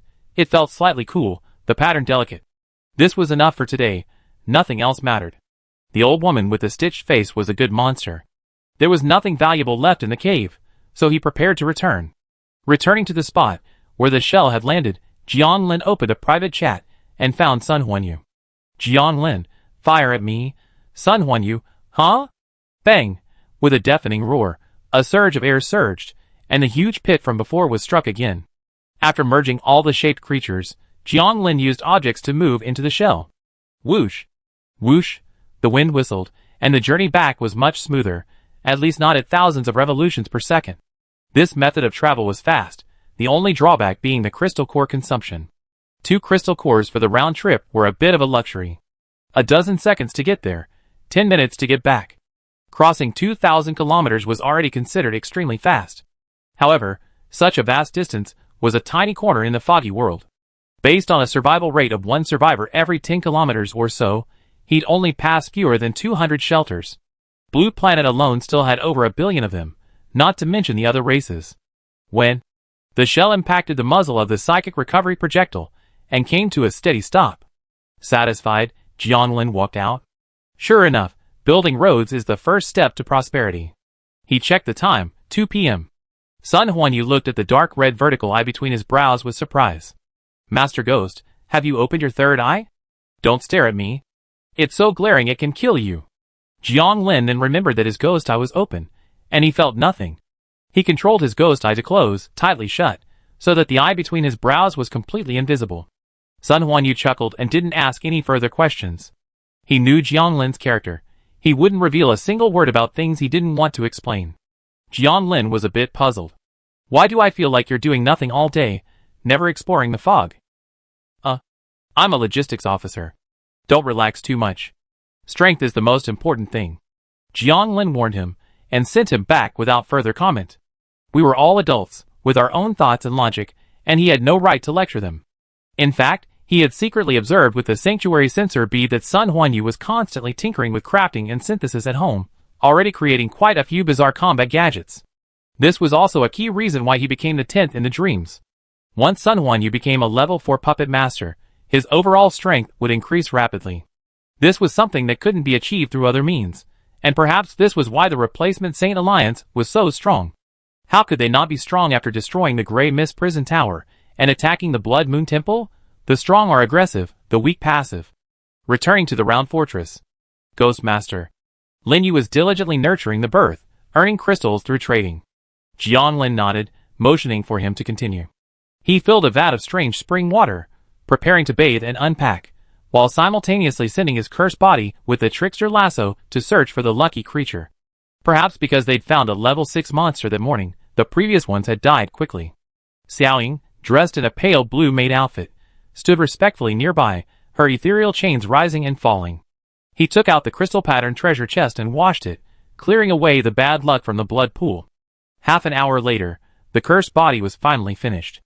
Jiang Lin stood up, letting Xiaoying dry herself, then put on his blouse, and confidently carried the crystal pattern treasure chest into the hall.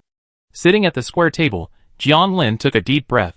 Xiao Ying's silver eyes flickered nearby, and Lin Yu watched from a distance, curious. She had never even opened a silver treasure chest, let alone one with crystal patterns. Wouldn't that be a feast for the eyes? Sacrifice 100 years of bad luck, open. Jiang Lin transformed into Sophia and shouted softly, solemnly grasping the lid with both hands and slowly opening it. A flash of white light. Accustomed to this kind of light, he wasn't disappointed and looked closely. 1. Inside the treasure chest was a white glove, barely covering 3 fingers, looking extremely ordinary. Investigation. Energy stealing gloves, level 6.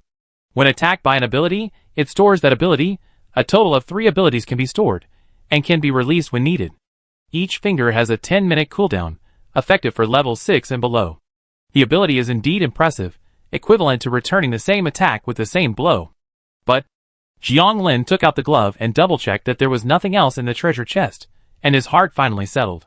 At low levels, 3 occasionally dropped, then it became 2, and now only 1 in high levels, right? Seeing him waving the box around, Lin Yu covered her mouth and chuckled. Maybe the system doesn't have many high-level items in stock? Look at it another way, it makes them more valuable, doesn't it? Jiang Lin felt helpless. He felt Lin Yu had a point, but even though he understood, he still had to scold him. This system is so crappy and so useless. He picked up the energy-stealing glove and put it on his hand. Only the index, middle, and ring fingers were covered, representing 3 abilities respectively. It works well without the altered items. I wonder what they look like after altered items. Now that he's reached a higher level, altered items at level 7 should be under his control. I don't know about level 8. The level difference is quite significant. I wonder if the spiritual imprint can be engraved on them. The sanctuary doesn't have a spiritual imprint anyway, but it's been with him from level 0 until now, and even without the imprint, it hasn't had any thoughts of rebellion. Each mutant creature is different, with its own consciousness. Some are obedient, and some are naturally disobedient. The obedient ones, like Xiufu, Ziox, and Xiaoying, don't need any spiritual imprinting to restrain them, but the disobedient ones do need to be restrained. Next, he has to wait for his spiritual power to recover. For level 6 items, he must max out his spiritual power before transforming. Before that, he can wait for the members' harvest today and open a wave of gold treasure chests. He's currently in urgent need of level 5 and 6 advancement scrolls. He can't rely on the crystal pattern treasure chest anymore, so he can only hope for the gold treasure chest. Chapter 212. 5:30 p.m. Tina, Ian, and Huan Nu returned with a group of strange creatures. Ian and his daughter were clearly very happy. After all, they hadn't seen each other for a long time. Huan Nu's smile was all over her face upon seeing Jiang Lin. Ghost Master. The 3 of them bowed respectfully, then took out their storage crystals and piled their haul in the hall. Well, a good harvest. Jiang Lin glanced at the number of treasure chests, and could tell from their hard work. After briefly discussing their experiences, he let them go back to rest. The fog hadn't changed much. Little Axe, Little Pickaxe, Little Pupil, and Little Sam were all capable of leading a team, but due to their limited intelligence, they needed someone to accompany them to prevent mistakes. These Hand and Peeper formed a team and returned with a golden treasure chest, stolen from somewhere unknown. Jiang Lin summoned the small chest and exchanged it. Including his own haul, he had a total of 4 golden treasure chests, and 1 dirty gold treasure chest. While the trickster's noose was still in effect, he transformed into Sophia and opened all the treasure chests. Crystal Medulla Sword, Tier 5 slightly. Advanced Scroll, Tier 5 slightly. Calm Pendant, Tier 5, protects against mental attacks, effectiveness depends on the wearer's mental attributes. Protection Rune, Tier 5, single-use rune, automatically blocks critical hits of Tier 5 and below. Mystic Teleportation Array Creation Blueprint, Tier 5, single-use, allows you to create a teleportation array connecting 2 locations within 10,000 meters. Can only be placed on an object, and cannot be retracted or moved. Advanced Scroll, Tier 5 slightly. Immobilization Sticker, Tier 5, limited to 1 target. Once applied, the target cannot move, their thoughts are slowed down by 3 times, and will not function if removed. Tier 5 and below. Healing Potion, Tier 5. Suppresses minor mutations. Not bad, 2 advanced scrolls are enough to recoup my investment. Double luck is truly remarkable. At least all the drops were physical, not psionic items, like crystal essence. I hadn't found a place to put the arcane teleportation array I got before, and now I've been given a mystic teleportation array. It only increases range, but isn't very useful. The other items are average, so I've put them all away. The filthy gold treasure chest only has one strange item. Sacrificial Mantis Claw, level 5, a strange item. Using the Mantis Claw to damage yourself causes the target to take an equal amount of damage. This item activates a sacrificial field, where both players survive, but their spirits and bodies are continuously weakened. Note, overuse will transform into an insected creature. The effect is decent, but the negative side effects are significant. Jiang Lin took out the crystal essence and immediately shaped it. Soon, a mantis-like strange creature, 2 feet tall, took shape, covered in hideous barbs, looking quite terrifying. After shaping, it was called the sacrificial mantis. Jiang Lin now has 10 shaped creatures. Although not many, they're all very powerful, each one a leader in their tier.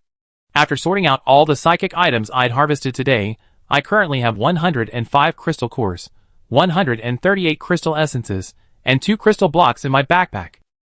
It felt like I was back in the days of arriving in the mist, commanding axe and pickaxe to work every day while I explored on my own. The materials kept increasing, thanks to his effective leadership as the boss. How many level 7 shelters could he upgrade with all those crystal essences?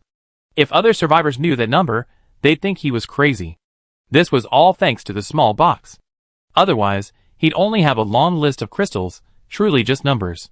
No matter how many crystals he had, if he couldn't transform them into high-level psychic items, their usefulness would always be limited.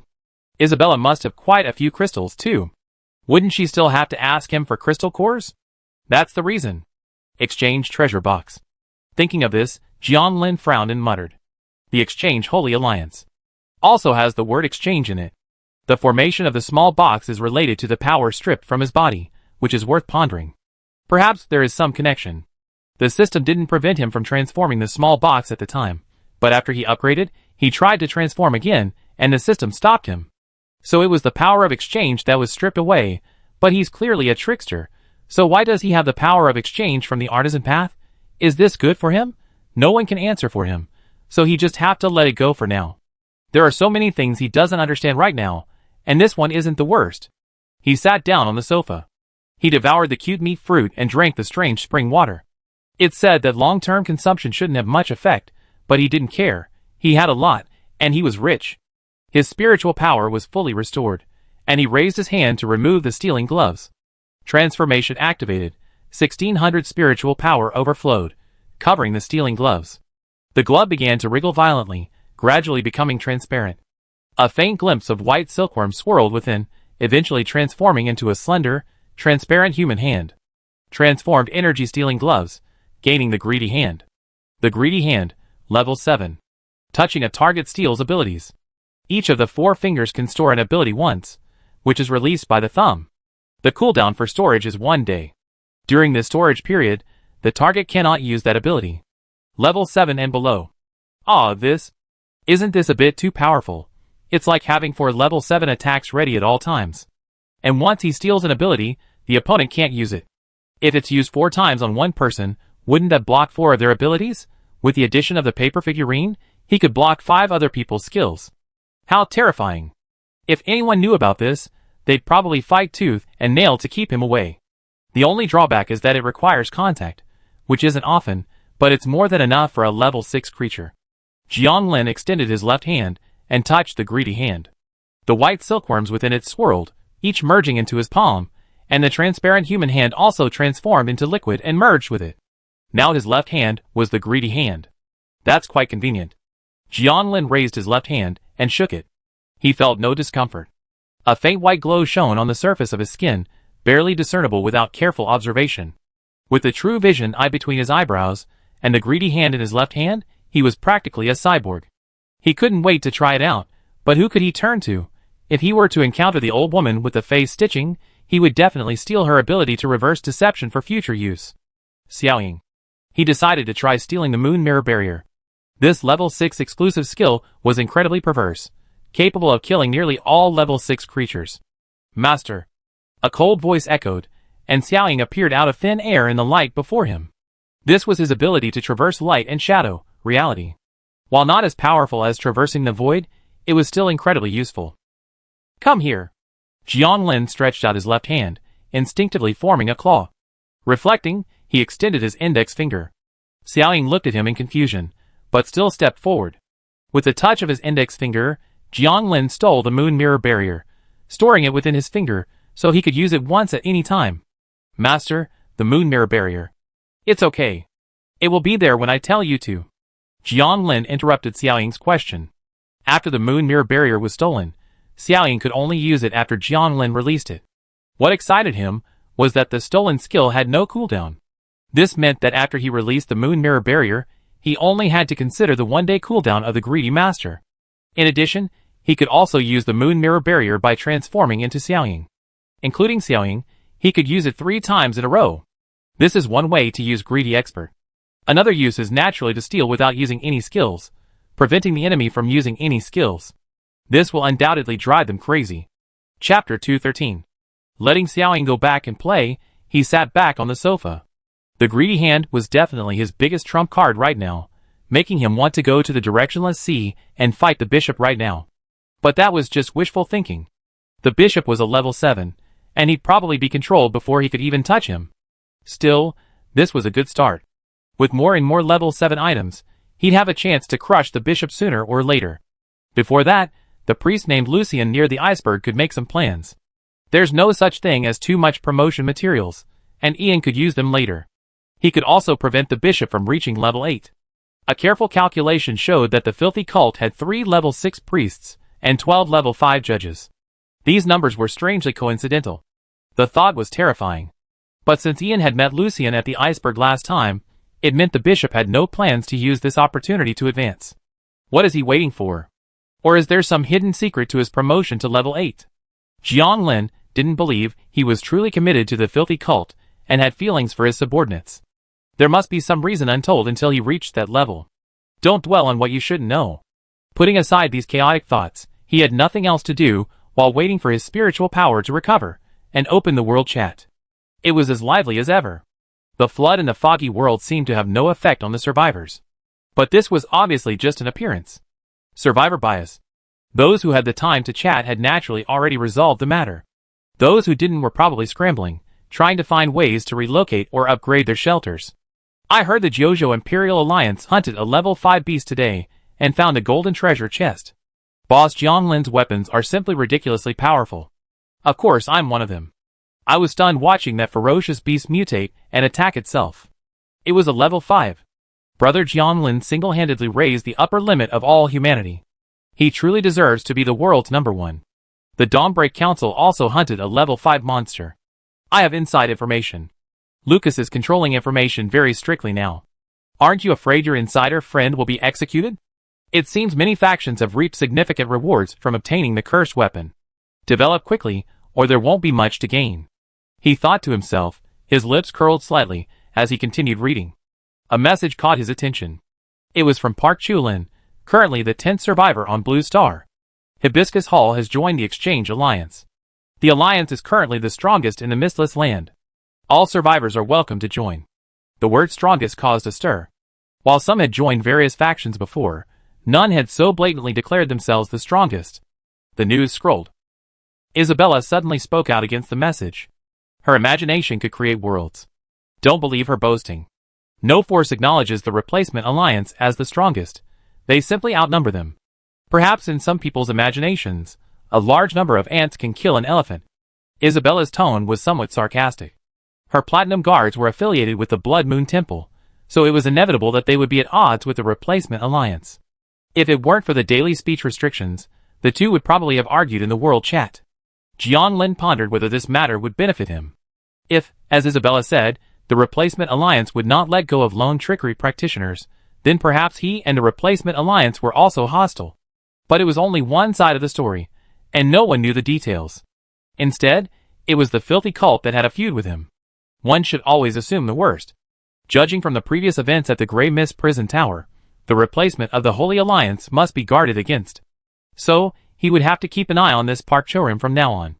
These matters of the upper echelons are never mainstream, and the news quickly faded. Brother Jianglin, can you sell me some weapons that can deal with level 4 curses? I'm only 1 crystal core away from upgrading to a level 5 iron fortress. You can't even get a crystal core, So how can you possibly handle weapons that deal with level 4? Alas, there's a level 4 beast nearby. Every time I pass by it, I have to avoid it. I'm afraid it attacked my shelter one day. A level 4 stone house can't be defended? I heard a survivor was chased back to the stone house and had to sign a shelter ownership agreement to survive. Jiang Lin stroked his chin. Indeed, if it were an ordinary shelter, it could temporarily resist creatures of the same level, but it would be a matter of time before it was breached. This shows the disadvantage ordinary survivors face against the creatures in the fog.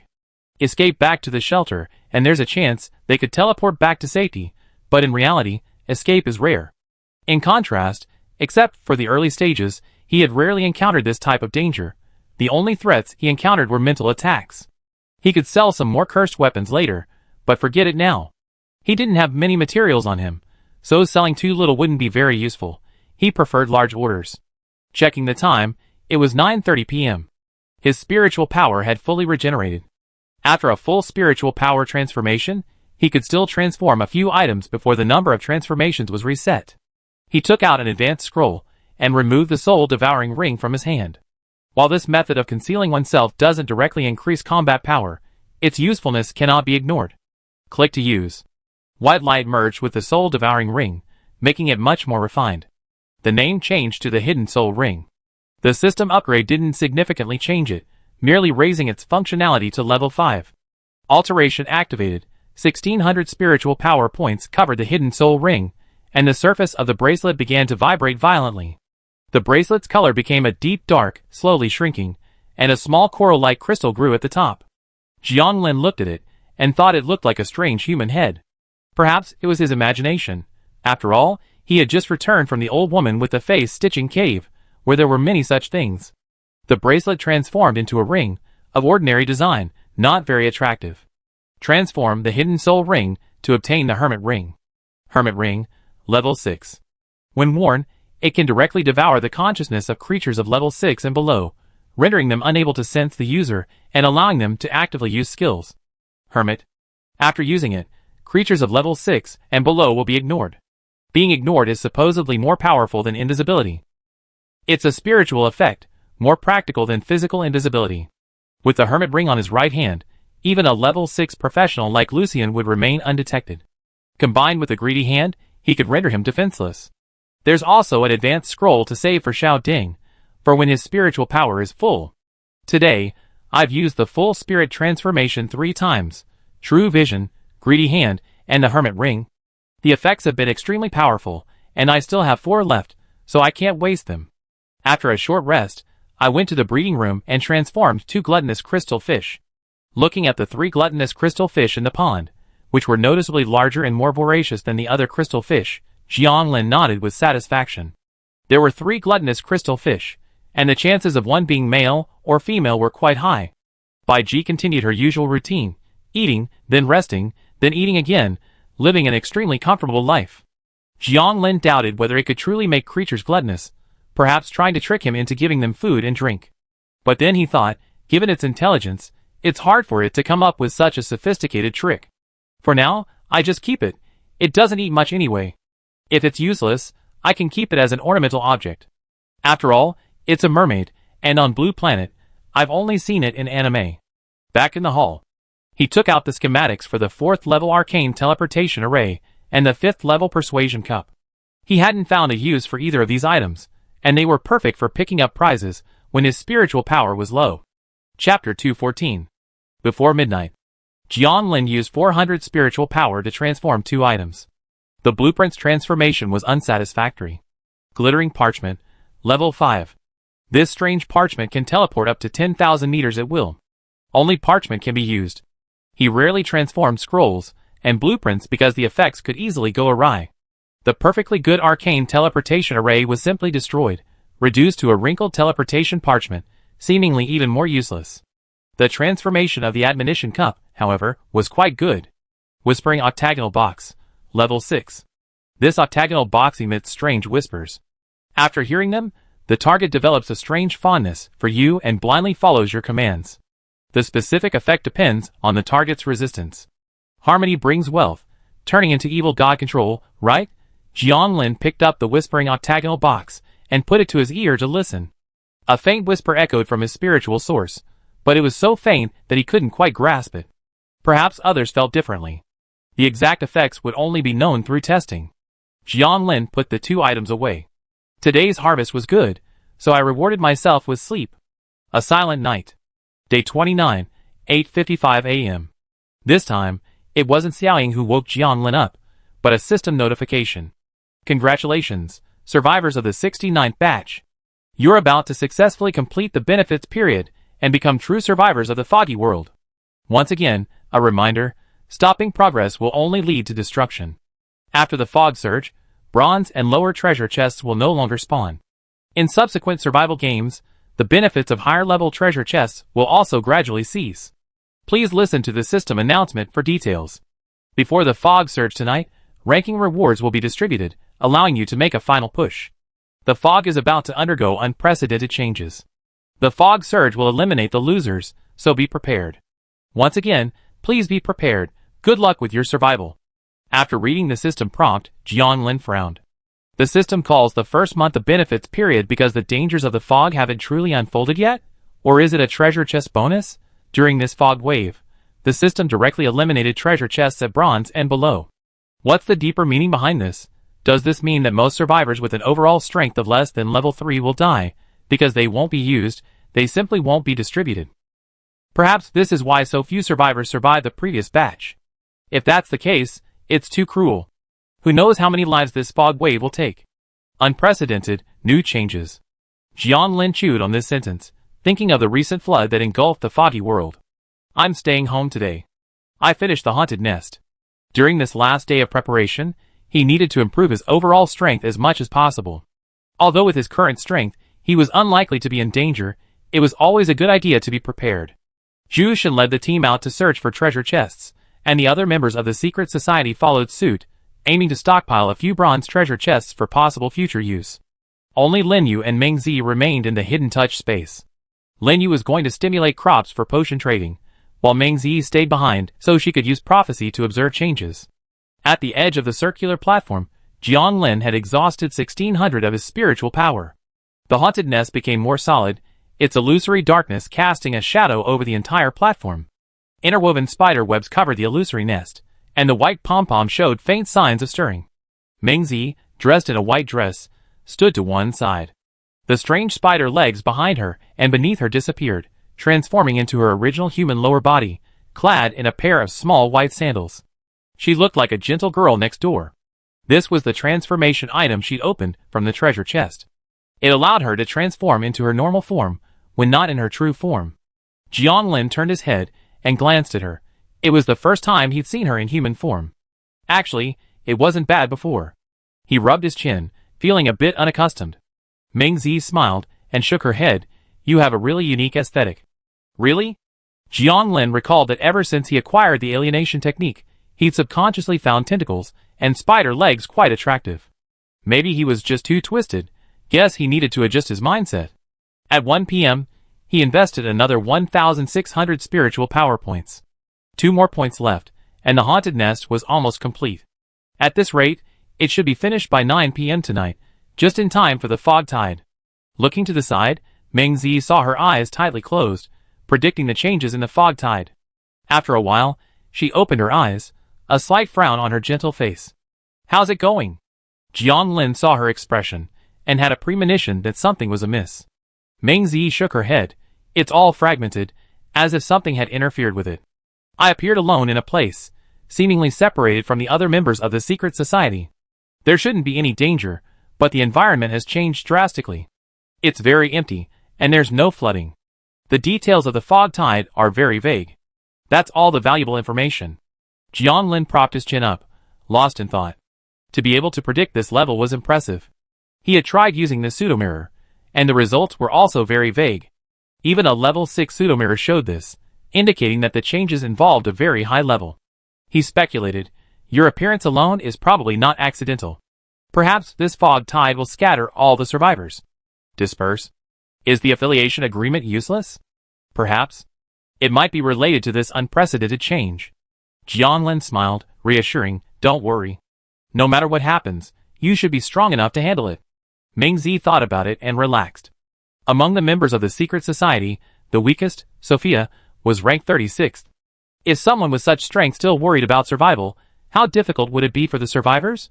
The two returned to the round fortress, and Ming Zi went to the breeding room to help Lin Yu shovel crystals.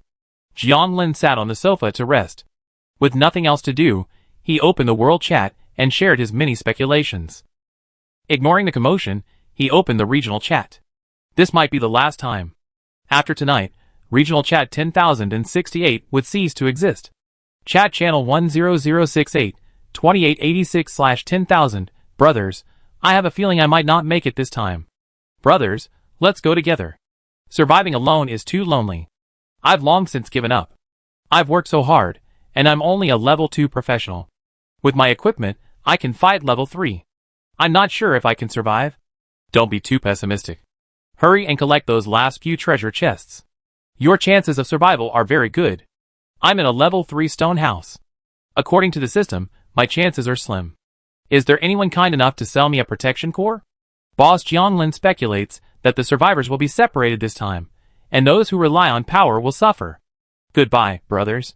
This may be my last time speaking. I'm going to fight a wave of level 4 monsters. Goodbye. Some were pessimistic, some were fighting for their lives, some were calm, or some offered kind warnings. Jianglin thought for a moment and asked Xiao Tan to make some level 3 weapons. I'm selling some tier 3 weapons. They're not good quality. Only 300 crystals. Private message if you want them. The chat room was abuzz. Boss Jianglin is showing his strength. Boss, I want them. I'm willing to pay 50 more. You're too stingy. An item that's worth 500 isn't worth 50 more. I buy it at market price. Boss Jianglin, I remember your kindness and be your slave in the next life. Boss, do you need a bed warmer? Brother, are you a man? A man isn't okay? Not that I can't. Chapter 215. All the tier 3 weapons were sold. Jianglin didn't calculate how much crystal he'd earned, nor was this a move driven by the desire to earn crystals. In fact, he'd long since been in need of crystals. His previous sales of crystal cores and weapons were solely to maximize human strength. Earning crystals was just a side benefit. Making money and gaining fame, why not? As for the outrageous comments in the area chat, he ignored them. Those who still had the energy to talk like that were probably confident they could survive. Their expressions of gratitude were just teasing, meant to liven up the atmosphere. Those people wouldn't need a tier 3 weapon either. Goodbye, everyone in 10068. After sending his last message, he exited the area chat. Time passed quickly. 9 p.m. Jushin led his team back, bringing back a large number of low-level treasure chests. Jianglin didn't replace them, but simply placed them in the storage room for future use. At the edge of the circular platform, he looked at the surrounding haunted nest, which was now nearly complete. An eerie atmosphere enveloped the area. Anyone else present would have felt a visceral, unknown fear. The last step. Jianglin's spiritual power surged in his hands, pouring out towards the haunted nest. The haunted nest rapidly wove itself into a pitch-black den that enveloped the platform. Dense spiderwebs woven through it, white balls of fluff began to bulge violently. Puff! Puff! Puff! A series of slight cracking sounds echoed, and hundreds of reddish, transparent spiderlings emerged. White slime slid down, only to be wrapped in spider silk and swallowed into their mouthparts. Jianglin felt an unprecedented sense of power, his senses sharper, his movements more ethereal. He had the feeling that within the haunted nest, his physical and mental strength had reached the peak of the 6th level. Keep in mind that his current physical fitness is only 60, and his mental intelligence only 66. If his attributes were upgraded, this effect would only be exacerbated. Home. Yes, the ghost nest is home. Here, he is formidable, while his enemies are weakened. Hundreds of mutant spiders began spitting silk, wrapping the ghost nest even more tightly. Jianglin controlled one to descend. Its juvenile form was half a man's height. Because it was still immature, its body was almost red and transparent, revealing the strange patterns within. Reaching out to touch it, it felt smooth and cool. Each one possessed the strength of a level 6, but could not leave the ghost nest. They were one with it, and if they left, they would dissipate. They could be considered an extension of the ghost nest. Considerably, if one were to engage the ghost feeder in his ghost nest, not only would they be weakened, but they would also be even stronger, surrounded by hundreds of level 6 mutant spiders. Such an act would be tantamount to suicide. Of course, there are ways to restrain oneself, something that can be achieved by those at the higher levels of the artisan path. However, sheer numbers are truly a disadvantage. This might be the reason for the destruction of the Grey Mist prison tower. Of course, the specifics remain unknown, but a group of treacherous paths likely won't be truly extinct. 10 p.m. Inside the circular fort, everyone gathered. Only the 6 survivors, Tina and the other 2, were absent. This incident had nothing to do with them. Jianlin sat at the front of the square table, the other 5 seated opposite him. He was explaining the possible changes. When he finished, everyone's expressions varied. Sun Huanyu grinned. It's no problem. With our strength, we can handle it easily. Right, Xiao Xiao? He was about to pat Han Xiaoxiao on the shoulder, but Han Xiaoxiao dodged. A cold, warning glance from his blue eyes. Hey. Hey. Sun Huanyu, recalling his previous experience of being beaten, instinctively covered his eyes, and gently patted the table in front of Han Xiaoxiao. Han Xiaoxiao ignored his antics and looked at Jianlin seriously, saying, Ghost Master, I can protect myself. I know. Jianlin felt that he didn't need to be so serious. This guy was always like that.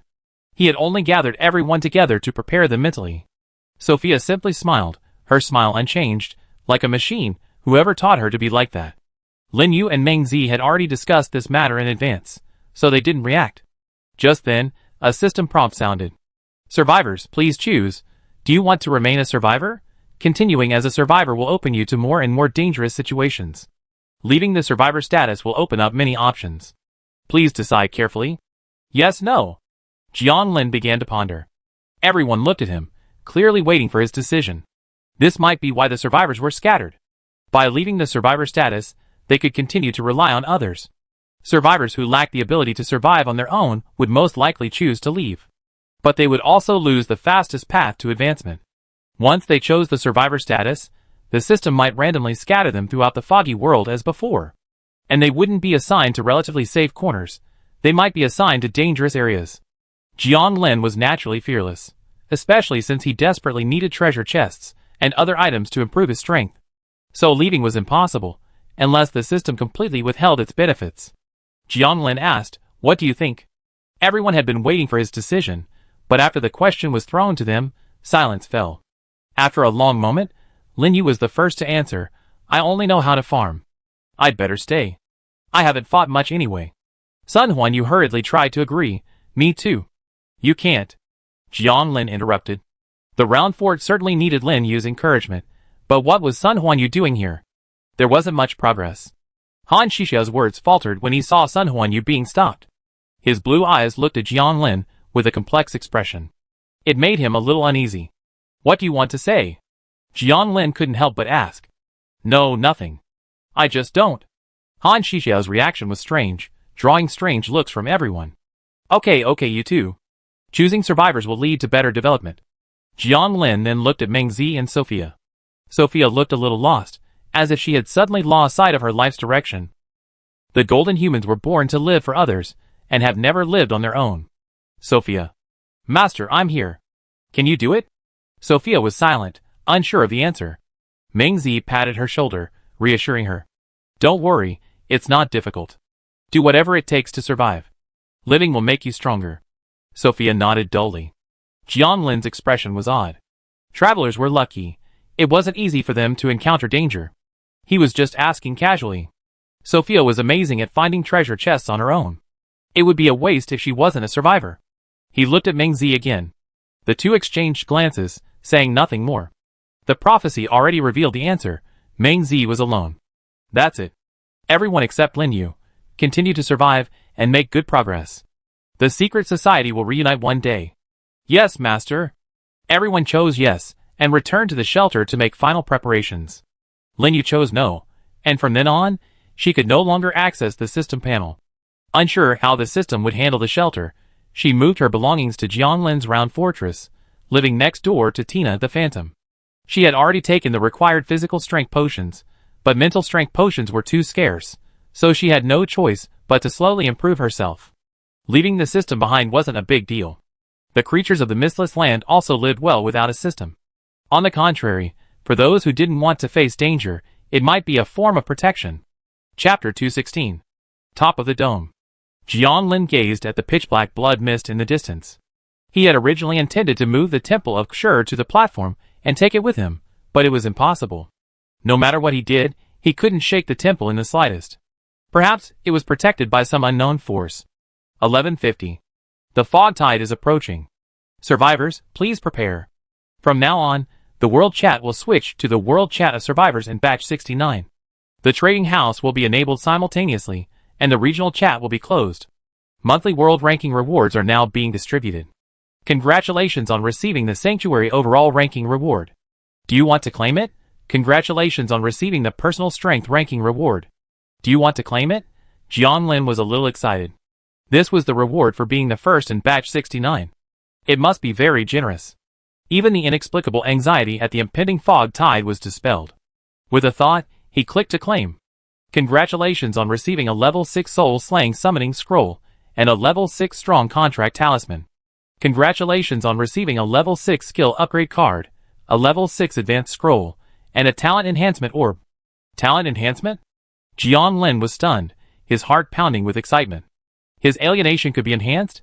This was something he had never expected, and he had even subconsciously overlooked several other useful items. He opened his backpack and checked. Ignoring everything else, he found the glowing orb and took it out. Talent enhancement orb can cause unknown positive changes to talents. The specific effect depends on the talent, so use with caution. This description. If it's for the better, why would I need to use it with caution? It's bizarre. A heavy fog was about to hit, so Jianlin resisted the urge to use it now and put it in his backpack. The item is already in hand. No need to rush for a few more minutes. Midnight on the 30th day. Here it comes. Boom, the ground began to shake, and the blood mist surged wildly, seemingly trying to break through the protection of the fog-proof fire, and head straight for the circular platform. Parts of the forest began to collapse, and floodwaters backflowed into the deep pit. The tremendous noise was like the end of the world. Roar! Hiss! One after another, ferocious beasts and monsters roared, swept up by the blood mist, carried like a tide towards unknown areas. In the blood mist in the sky, swarms of ferocious beasts flew overhead, many of them creatures Jianlin had never seen before. If his shelter was not level 8, but level 4 or lower, he would be unlucky enough to encounter a ferocious beast and be destroyed. The blood mist madly attacked everything, the deep black several times more intense than usual. Jianlin couldn't imagine the extent of the spiritual pollution within, and how many new fog creatures would be born tonight. Land blocks collided, mountains tore apart, and floods surged. Everything was reorganizing. This was only the changes Jianlin could see. The foggy world was immense. Seeing the entirety of this commotion would have been astonishing. The thick fog had persisted for over 10 minutes, showing no sign of abating, and was only intensifying. Just as Jianlin was startled, a blinding white light suddenly enveloped the entire circular platform. At the same time, the iron fortresses of Sun Huanyu and the others also began to emit a white glow. Teleporting? The thought flashed through Jianlin's mind, followed by a feeling of weightlessness. When he regained his vision, the circular platform was empty except for Lin Yu's iron fortress. The surrounding landscape had completely changed. The former rainforest had become a barren desert, and beyond it, it was enveloped by a surging blood mist. The field of vision was limited. Jianlin had no idea where he'd been teleported to. But it wasn't a big deal. His shelter was a level 8 one. If he was still in danger, then the other survivors wouldn't have had much luck. The thick fog continued to surge, pounding the edges of the circular platform. Unseen creatures roared within. The sky and the earth were shrouded in blood mist. Seeing nothing was amiss, Jianlin stopped looking and returned to the circular fort. Lin Yu and the others, sensing with their spiritual senses, also peered out the windows. Seeing nothing was amiss, they relaxed. The noise just now was just too loud, like the world was about to end. Jianlin opened private chat and inquired one by one. No one was in danger. They were still safe in the iron fort. It was just that he wasn't sure what was happening around them. Reassured, he sat on the sofa and opened the system interface. World chat, world rankings, and trading house. All three sections changed. Both world chat and trading house could switch to the 69th batch of survivors channels. He opened world chat but didn't switch, as he didn't want to know about other races for the time being. The fog is leaving no room for survival. The fog is coming. I'm in a level 3 shelter, and I feel like I'm almost dead. There's a level 4 beast right next to where I'm teleporting. It's attacking my shelter. Can you help me? Shelter ownership agreement? Stop shouting. The ownership agreement has been blocked for a long time. Find a solution yourself. Damn it! I should have left the system earlier. Self-development is pointless. Now I'm almost dead. Blood mist is pouring in. I hear. There were curses, cries, and many final remarks. The information refresh rate was noticeably slower than usual. Jianlin watched in silence. Before, there were 1.8 billion people, but now, 1.5 billion, 1.2 billion, 900 million. Finally, it slowed down to 500 million. At this moment, life seemed like just a number, devoid of any feeling. Jianlin didn't know how many of those 1.8 billion and 500 million people were suffering and despairing. This was survival. To advance was to die. Most of them would transform into creatures in the mist, harvested by the survivors, a cycle of reincarnation. Compared to the might of the world, the survivors were truly insignificant. Perhaps only by ascending to the highest echelons could they escape their shackles. Close world chat. Open personal dashboard. Name, Jianlin. Talent, alienation unique, occupation, weaver. Const, 60. Mind, 66. Stamina, 3200/3200. Spirit, 1600/1600, 400/hour, overall rating, level 6. Alienation, alienate any object and upgrade it. The same object can only be used once, and the effect depends on the spiritual power invested. Limited to 7 uses per day. Jianlin took out the talent enhancement orb. A spiritual intuition struck. Use. The talent enhancement orb transformed into white light and merged with his body. He instantly fainted and collapsed onto the sofa. In the pitch-black space, Jianlin opened his eyes. Before him were 3 orbs of light. According to his spiritual perception, they represented 3 different ways of enhancing his talents. They represented enhancement, collapse, and fusion. As the name suggests, the first increased the number of uses, but the effect remained unchanged. The second, collapse, alienation, intensified the effect, but was extremely uncontrollable. The third option is fusion and alienation, which allows you to fuse and alienate objects. Choosing the latter 2 options will reduce the number of attempts to 3. In fact, for him now, the number of attempts is irrelevant. The quality of the alienation is more important.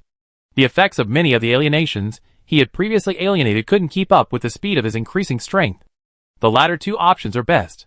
As for which one to choose, recalling the incident with the frenzy chair, he decisively reached out for the fusion orb. Bang! With his touch, the orb shattered, its light scattering throughout the pitch-black space. He felt his spirit being torn apart and reconstructed, something being rearranged. Chapter 217. Like a dream. Jianlin woke up on the sofa, and everything that had just happened seemed like a dream. But he could clearly feel that his alienation spell had changed, and its effects were exceptionally practical. He opened his personal dashboard and checked his talents. Alienation spell, fusion and alienation of up to 5 objects can be combined to upgrade the level. Fusion of the alienated objects does not upgrade the level. The same object can only be performed once, and the effect depends on the spiritual power invested. There is a limit of 3 per day. Fusion and alienation. This is definitely a major enhancement. This means that if he wanted, he could even fuse and alienate 2 people together. Isn't that too outrageous? Although Jianlin was eager to see what would happen if a man and a woman were to fuse, he could leave such strange things for later. He already had a rough plan for the next alienation, so he could put this aside for now. He had to take it one step at a time. He still had ranking rewards to use. First, the more important thing. Skill upgrade card, level 6. This upgrades any level 5 skill to level 6. It cannot be used on professional skills. This left him with a difficult decision. Currently, he had 3 options: Mysterious Luck, Greylite Curse Body, and Strange Crystal Explosion. I'd never used Strange Crystal Explosion. It was extremely ineffective and cost money, so I ruled it out first. The other 2 were both extremely useful. This skill upgrade card must be extremely rare. The system kept it hidden, only rewarding 1 on the world rankings, which shows how precious it is. After using it this time, it won't be easy to get it again, so I need to be cautious. Mysterious Luck is useful, but it's also a real scam. I hope it won't kill me. Jianlin muttered, but finally made his choice. The level 5 cursed body was mostly used for exploration, so it was enough for now. Click the card to use it, and the upgrade card will transform into white light and merge into your body. Mysterious Luck, level 6. After using it, regardless of whether the outcome is good or bad, It will ultimately develop in the direction the user desires. It can affect anything up to level 6, with the effect varying depending on the specific situation. The cooldown is 1 day. He's already feeling a bit uneasy, wondering if it's an illusion, even before using the skill. He tried to exploit the bug to transform, but nothing happened. TSK. Jianlin cursed the system for being stingy and closed the panel. There's no need to elaborate on the level 6 advancement scroll. He still has a level 5 one left. He'll see how to use it later. Now that the transmutation spell has enhanced its ability to fuse, its usage will naturally be different. Then, there are 2 unfamiliar items. Soul Summoning Scroll, level 6. It summons a soul slayer from another dimension. The specific individual summon depends on the user's spiritual attraction. Force Bond Talisman, level 6. Apply the talisman to force the creature to recognize you as their master, and they won't disobey. Effective at level 6 and below. I'd never seen a soul-slaying talisman before. I'd have to try it to know what it was like. As for the Force Contract Talisman, the system always rewards these coercive things. They're incredibly overbearing. The regional rankings had already given him a slave contract, but he transformed it into a cockroach, which wasn't very useful, considering it was only a level 3. This level 6 talisman was very effective, but he wasn't sure what it would transform into, so he needed to consider it. After putting the talisman away, he picked up the soul-slaying summoning scroll. What will my spiritual attraction bring? Curious, he used his spiritual perception. In a certain plane, layers of blood aura drifted through the air, the atmosphere oppressive and gloomy. The dark brown earth, as if drenched in blood, was nothing but sand and stone. This is an unsuitable place to live. Tear. For hands with scarlet claws gently grasped, ripping apart a nearly humanoid spirit and swallowing it into their mouths. It lived meaninglessly, relying on instinct to kill and devour. Some spirits called it a killer spirit to indicate its danger, even distinguishing it from normal spirits. Thus, spirits like this one often appeared, attempting to slay it, but their fate was predictable. It didn't understand that it was all fighting for survival, so what was the difference between it and other creatures? Aren't those so-called normal spirits also fighting for a stone to the death? Just as it was bored, it felt a strange pull from its body. A delicious meal it had never tasted before. Instinct told it so, and it followed the pull without resistance. The summoning scroll in Jianlin's hand transformed into a deep, hollow cavity.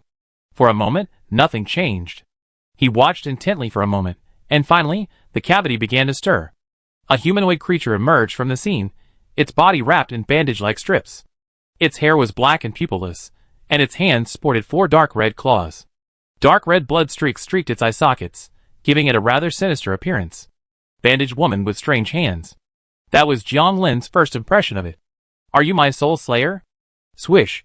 Before he could finish his words, the bandaged woman was already clawing at him at breakneck speed, her 4 claws crimson, crackling the air. Jianlin remained calm, silently transforming into a small, ghostly pickaxe. The bandaged woman's 4 hands remained motionless, as if under a spell of immobilization. What a bummer. The system doesn't even warn me. It's disobedient. Jianglin's spider legs gently touched the bandaged woman's, and he internally complained. I finally understood why the system placed the Strong Bond Talisman and the Summoning Scroll together. The Strong Bond Talisman is used to forcibly bind the Slaughter Spirit. Open to explore. Slaughter Spirit. Level 6.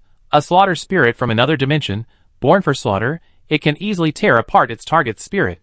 Its spirit body is extremely resistant and virtually unaffected by mental attacks, making it a relatively powerful force for its level. Like Xiaoying, it is also a spirit creature. But its combat power is significantly inferior to Xiaoying's, with its only attack being tearing. It's not very strong. After all, the system is very stingy, so it's just average. Jianlin released the spider's legs and wrapped the bandaged woman tightly with vine thorns. She struggled in vain. There are countless ways to subdue such a reckless creature. Gazing into the bandaged woman's pupilless eyes, Jianlin asked, "Can you speak?" He didn't use the Strong Bond Talisman directly, saving it was best if possible. The bandaged woman could barely move, simply staring at Jianlin with her gray eyes. After a long moment of no response, Jianlin prepared to use mutation. A single mutation was a bit wasteful. It would be best to gather several to fuse for maximum effect. The bandaged woman suddenly spoke, eat me." Contrary to her ferocious appearance, her voice was normal, even a bit regal. It made one instinctively want to obey her commands. "What do you want to eat?" Jiang Lin thought it would be a good idea to use food to calm her down, but the bandaged woman's response left him speechless. The bandaged woman's words were incoherent, but clear. You, delicious, get stronger. There are two kinds of eating. Which one do you want? Jiang Lin didn't say it out loud. The bandaged woman's eat was clearly literal. It's a spiritual creature, so it naturally eats spiritual beings. Then there's nothing else I can do. He considered his belongings. It didn't seem like he had any suitable, unmutated level 6 items, so he had to mutate the soul killer alone. Alienation activated. 1600 spiritual energy points enveloped the soul slayer, causing its skin to tremble, but quickly returned to normal. Jiang Lin was somewhat surprised. This was the first time such a near-perfect change in appearance had occurred. Then it was clear the change was internal. Chapter 218. The bandaged woman, once tightly bound by thorny vines, suddenly dissipated into a shadow. Jiang Lin didn't panic. The spiritual imprint had already been engraved. Master, I want to try it, the royal sister's voice rang out. The bandaged woman emerged from the shadows, her pupilless eyes fixed on Jiang Lin with eagerness. For dark red claws rhythmically waved in front of Jiang Lin, dazzling him. If you do your job well, I give you a chance to try it, he said casually, checking the introduction. Transform Slaughter Spirit, obtaining Een Slaughter Spirit. Een Slaughter Spirit, level 7, a slaughter spirit that travels through the inside. It can tear the inside of its target, causing it to lose balance and severely hinder its movements. It is the top combat power of its level. Note, it is not very interested and may need some reward. Jiang Lin ignored the note at the end. He didn't quite understand what tearing the inside meant, but high combat power was enough. He had 2 other attempts at fusion and transformation, and he was able to fuse Xiaoying and the Yin Luling together, but he couldn't raise her rank. He gave it a second thought, the exact effects unknown. He didn't want to destroy Xiaoying. Do you have a name? A name? The bandaged woman's dark red lips moved slightly, clearly pondering. A thought struck her, and her gray eyes blinked. Other spirits call me Luling. That won't do. It seems I have to use my naming talent again. From now on, you be called Xiaoying.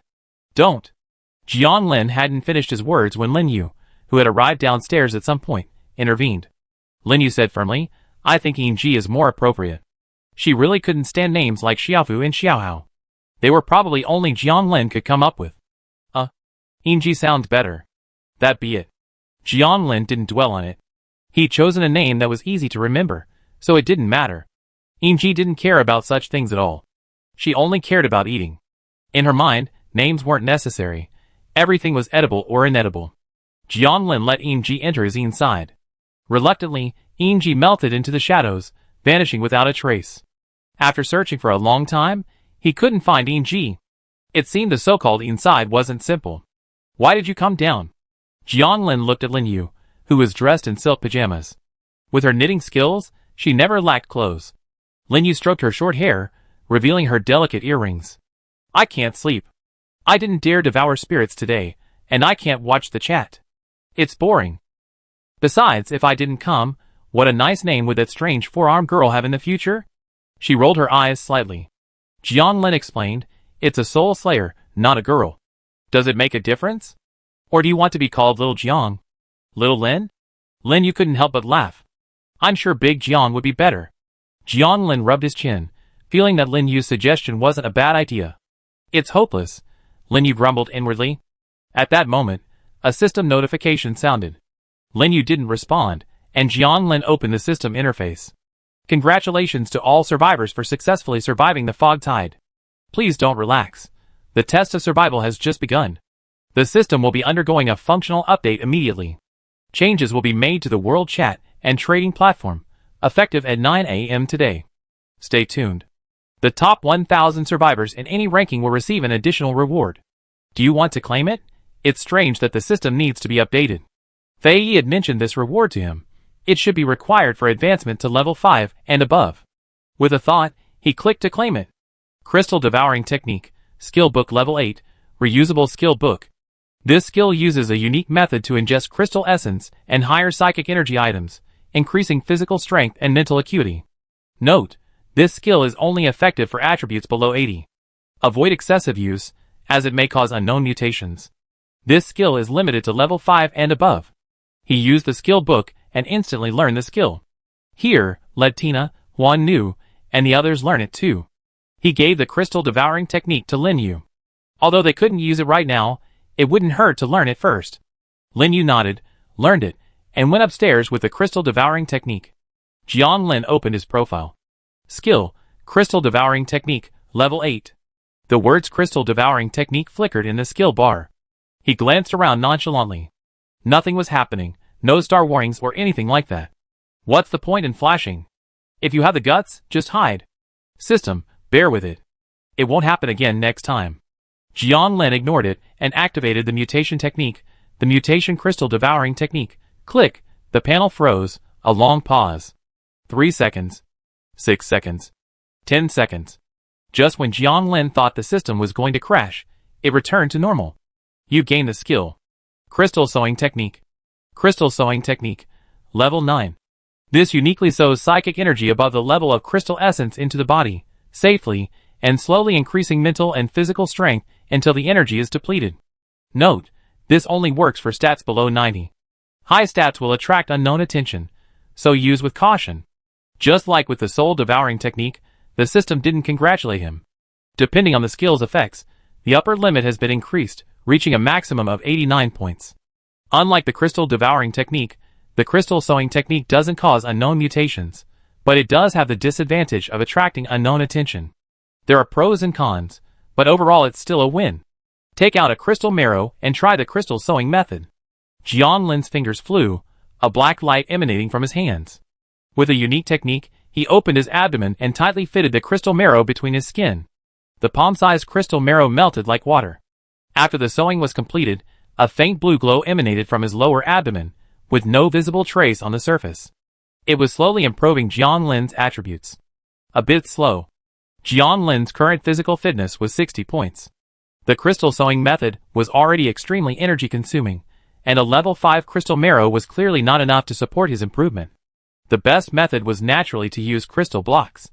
Each crystal block consumed could increase his stat by about 1 point, and that was even after he consumed the exotic spring water. This predecessor is worthy of the name crystal consumption method. It's truly Krypton gold.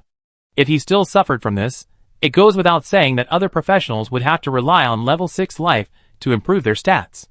Little box. Jiang Lin called out. He had a solution to this problem, one no one else could. Master. Little box sprinted over, respectfully placing one hand in front of the box, opening and closing it. A strange sense of humor. Jiang Lin took out the level 6 advancement scroll he received as a ranking reward, ready to use it even before it was warm. But the advancement box was definitely his top priority. It would only make money, not lose money. Click to use.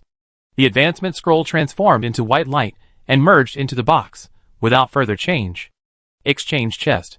Level 6, a strange box that defies convention. It can exchange 10 low-level items for 1 high-level item. Only items of level 6 and below are effective, and it has no combat capabilities. Level 6 is a watershed. Like Xiaoying, the prefix is like pollution. Belonging. Vanished, replaced by a unique description of the box.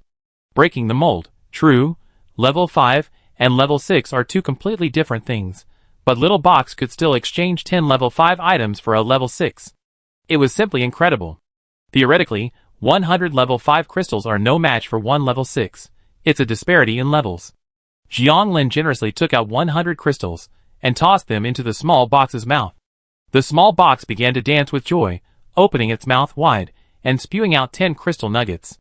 Jiang Lin looked at the 10 crystal nuggets in his hand, thinking of the one he had painstakingly obtained from the old woman with the stitched face, and felt an indescribable feeling. It was like someone else had a pile of treasures you had painstakingly obtained and casually threw a bunch back at you. Chapter 219. What? The small box is my altered object? That person is talking about me? That's alright. Thinking of this, Jiang Lin smiled and happily put the remaining crystal blocks into his backpack. He kept one in his hand and used the crystal sewing technique to sew it to his abdomen in the same way. Crystal blocks reduced by 1. He currently had 105 crystal cores, 38 crystal marrows, and 11 crystal blocks. This was definitely enough for him, whether it was for shelter loan materials or to improve his stats. This was all thanks to the small box, otherwise he would have had to spend a lot of time hunting level 6 monsters. The psychic energy in his abdomen was slowly being absorbed. There was no point in sewing more, The absorption rate wouldn't change. He could just wait until it was exhausted before sewing again. Another major difference between the crystal sewing technique and the crystal consumption technique was the difference between automatic and manual. The crystal consumption technique required concentration during absorption, while the crystal sewing technique simply required sewing and was done. He checked the time. It was 2 a.m. The fog had subsided, but his spiritual power hadn't yet fully recovered, so he decided to go out for a walk and see what was going on. Outside the circular fortress, Jiang Lin emerged from the outer wall, floating in midair. The blood mist 3,000 meters away had returned to normal, and sporadic monsters began to roam the boundless desert. Floating touch, switch to hunting, clear the surrounding area. Jiang Lin's mind moved, and he sent out a signal. As his thought landed, a sound erupted. Swish! Countless purple-red tentacles rapidly extended out, reaching in all directions. The sky and the earth were covered in tentacles and eyes. Dancing, intertwining, obscuring the sky and the sun. Goo! Goo, materials, crystals, and other objects oozed out from the surface of the circular cone, even containing 2 crystal cores. Proof that there were 2 level 4 creatures within 5,000 meters. This wasn't a big deal for Jiang Lin, but it was a disaster for the other survivors. Clear it, then switch back to hidden touch. Jiang Lin remembered the mysterious man's warning, trying to minimize the appearance of hidden touch to avoid unnecessary trouble. In just over 10 seconds, the shelter switched back to hidden touch. Jiang Lin gathered all his materials and made a rough estimate. The surrounding monsters were noticeably denser, so the overall level of his assigned area must be quite high. He randomly chose a direction, leaped, and floated towards the blood mist. Xu Shen led the way with the mist-repellent flame, while he slowly followed behind. Now that he had Xiaoying and Yingji with him, he wouldn't be in any mortal danger. The blood mist was dispersed 1,000 meters by the mist-repellent flame. This place was now far from the shelter, and the surroundings were nothing but sand and stone, a desolate place. Occasionally, a level 2 monster or ferocious beast would appear, looking extremely strange. But after being in the fog for so long, Jiang Lin had long since become immune to these strange creatures. About 20 kilometers ahead, they unexpectedly discovered a settlement. Are there neighbors? Jiang Lin felt the creatures in this settlement were incredibly lucky. If they were any closer, they would have been devoured by the floating touch. This settlement had a fog-proof fire, and it looked like the leader was at least level 5. The settlement wasn't large, built into a large sand dune. Due to the heavy fog, some parts had collapsed, and a dozen creatures were busy repairing it. They were humanoid, their bodies composed of grayish-white crystal clusters, and their movements made a crackling sound. Open and explore. Gray crystal people, level 3, neutral creatures, a diligent but often bullied race. They do anything for you if you give them some crystals, and even if you regret it later, they just leave silently. Note, good people have tempers too. They're very united, and if one person is injured, the whole tribe will fight to the death. It seemed these neighbors were harmless. The level 5 leader wasn't a professional either, so he'd probably explode his crystal essence. But Jiang Lin wasn't one to kill indiscriminately. He'd often encountered neutral creatures in the mist before, and as long as they weren't provoked, he wouldn't attack. Of course, another reason was that some races were followers of the old gods, and who knew what the consequences would be if they attacked. Without interrupting him, Jiang Lin flew off again. Judging from the Gray Crystal tribe, there were likely other settlements nearby. Compared to the forest before, the creatures in this desert were noticeably more diverse. At about 40 kilometers, he sensed something was amiss. He hadn't encountered any survivors. In the previous area, he'd probably encountered a shelter every 10 kilometers or so. Perhaps the system was serious this time, sending all the survivors away. It would be difficult to encounter other survivors in real life. Not long after, Jiang Lin encountered another strange creature. They were quite interesting, their home built on a giant, moving snail. This giant snail is as tall as a dozen stories, about 30 meters. Its back is covered with holes, which serve as the nests of these bizarre creatures. Deflated snail, level 5, neutral creature. It can fly briefly after its tail is deflated. It is large, and has a very good temper. Note, although it has a good temper, if you harm it, be prepared for a large amount of toxic excrement. The creature on the back of the deflated snail has eagle-like wings, a humanoid upper body with pointed ears, and a snake-like tail. If you ignore the snake tail, it resembles a combination of an angel and an elf. Snake kite, level 5, neutral creature. This aggressive race disdains interaction with creatures below their level, but if you are strong, they will welcome you and offer their best service. Why do they all feel like neutral creatures? Has the world suddenly become beautiful? Jianlin felt strange. It was truly those beings around the shelter that had been causing him some anxiety. And was this service legitimate? If it were the same kind of service Hawk had provided him in the directionless alien sea? It was almost time. Although he had only looked in one direction, he had a general understanding of the surroundings. Perhaps there were still unfriendly species around, but Jianlin wasn't afraid. Back to the round fort. His spiritual power had fully recovered. Jianlin called over Xiao San, the thief's hand, and the peeper. He then took out the glittering parchment and the amber-sealed sword. That's right, he was determined to use the fusion to create an ultimate creature, one that combined control, theft, spying, teleportation, and destruction. Is it okay for you to fuse? Before doing so, he asked the three for their opinions. Master, no problem. Getting a positive response, they were also eager to become stronger. While their subjective consciousness might vanish, they were Jianlin's creations, and naturally, the Lord's needs took precedence. Jianlin hoped that the fused creatures would retain their consciousness. Simply sharing a body wouldn't be a problem. Triple personality. Come on. He excitedly activated his first fusion. 1600 spiritual power overflowed, enveloping the 5 fused creatures and fusing them. They gathered together, condensing into a sphere, and then began to wriggle into a humanoid form. Jianlin watched nervously, eyes wide open, eagerly anticipating the final outcome. A nearly transparent figure slowly took shape. Its left hand was almost illusory, the hand of the thief, and its right was amber, containing a yellow rapier, the characteristic of the amber-sealed sword. The face had only one eye, the eye of the peeper, and no mouth, retaining the appearance of the mistress. The shimmering parchment had disappeared, presumably fused into its characteristics. 3 Desires Stealing Doll, Level 5, a strange doll imbued with an unknown aura.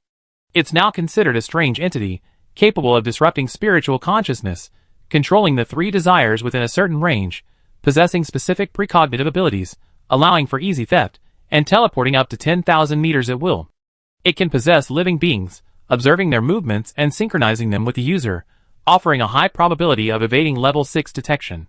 The amber in its right hand can imprison its target, and its rapier can penetrate the amber to automatically attack. It's unmatched at its level. This? Jianlin's scalp tingled as he read the long description. What else can it do? Chapter 220. Master. 3 sensations came, representing mistress, thief's hand, and peeper. Jianlin felt relieved, as it seemed all 3 had retained their consciousness. He asked, "How do you feel?" After exchanging words, he learned that, this time, the fusion hadn't merged their consciousnesses, but had instead transformed them into a symbiotic entity through a mysterious process. When needed, one consciousness could control the body, allowing for perfect use of all abilities. For example, Mistress could control combat, Thief's hand could control stealing, and Peeper could control spying. Excellent. He was very pleased with the results. It was perfect as long as it didn't affect their movements. Since they had become a new symbiont, they naturally needed a new name. Jianlin moved his lips, but didn't utter the mistress. In his heart. Ultimately, he went upstairs to seek help from Linyu. When he found Linyu, she was fast asleep in bed, forcibly brought back to reality from her sleep. Her eyes were hazy, and she looked at Jianlin with a hint of resentment. After a moment of thought, 3 makes a crowd, and 3 gives birth to all things. Why not call it Wanu? Wangu is O means perhaps it will be composed of even more bizarre creatures in the future. Bang. The door closed softly. He left after using it, leaving Linyu with a helpless look on his face. The 3 desires peering O was thus named Wanu, and it was delighted with its new name. Jianlin, however, rubbed his chin in dissatisfaction, still feeling that Xiao San was easier to remember and more pleasant. In some ways, he was quite self-aware. In the bedroom, Jianlin lay down on the bed. Today he had another fusion, which he would have to wait until his spiritual power was fully restored. He had many ideas, such as a replica of the silver key and the mud ball, plus the night demon's claw. Or perhaps, could Xiaotong and Xiaoyu become capable of producing flying snake bees? In any case, try to fuse them at the same level, so that no one aspect is weaker than the other. Day 30, 9 a.m. The system update is complete. Survivors can check it for themselves. Jianlin woke up, but didn't open the dashboard immediately. He went to the lobby, leisurely eating neat fruit and drinking strange spring water, before checking for any changes. The moment the dashboard appeared, his mouth dropped open. So many? The dashboard, which originally had only a few columns, had undergone significant changes. Dream Between, Comprehensive Ranking, Blue Star Chat, Survivor Forum, Survivor Gathering, Backpack, Personal Dashboard Shelter. The trading house was unexpectedly removed, replaced by the Survivor Gathering. The Survivor Chat channel has been restructured into a forum format. Though it makes sense, if hundreds of millions of survivors were allowed to chat, the amount of information gained would actually be minimal. Out of curiosity, Jian Lin first opened the Survivor Forum. A prompt popped up.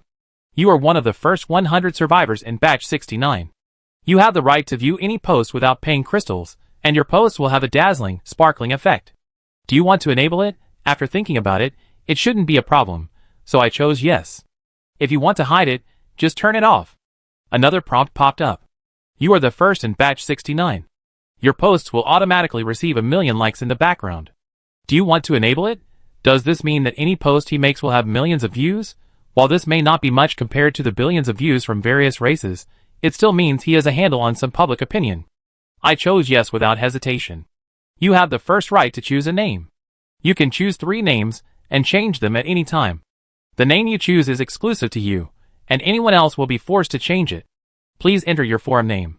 Jian Lin suppressed a smile. Being number 1 is really impressive. He casually typed in, Xiaoyan, Jian Lin, anonymous. Then he logged in anonymously. The interface changed, revealing hundreds of topics. This forum had a distinct blue star style, so he had no trouble using it.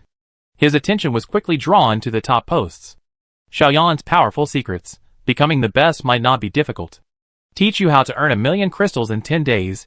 Just need hands. Join the Order of the True Lord and gain everything you desire.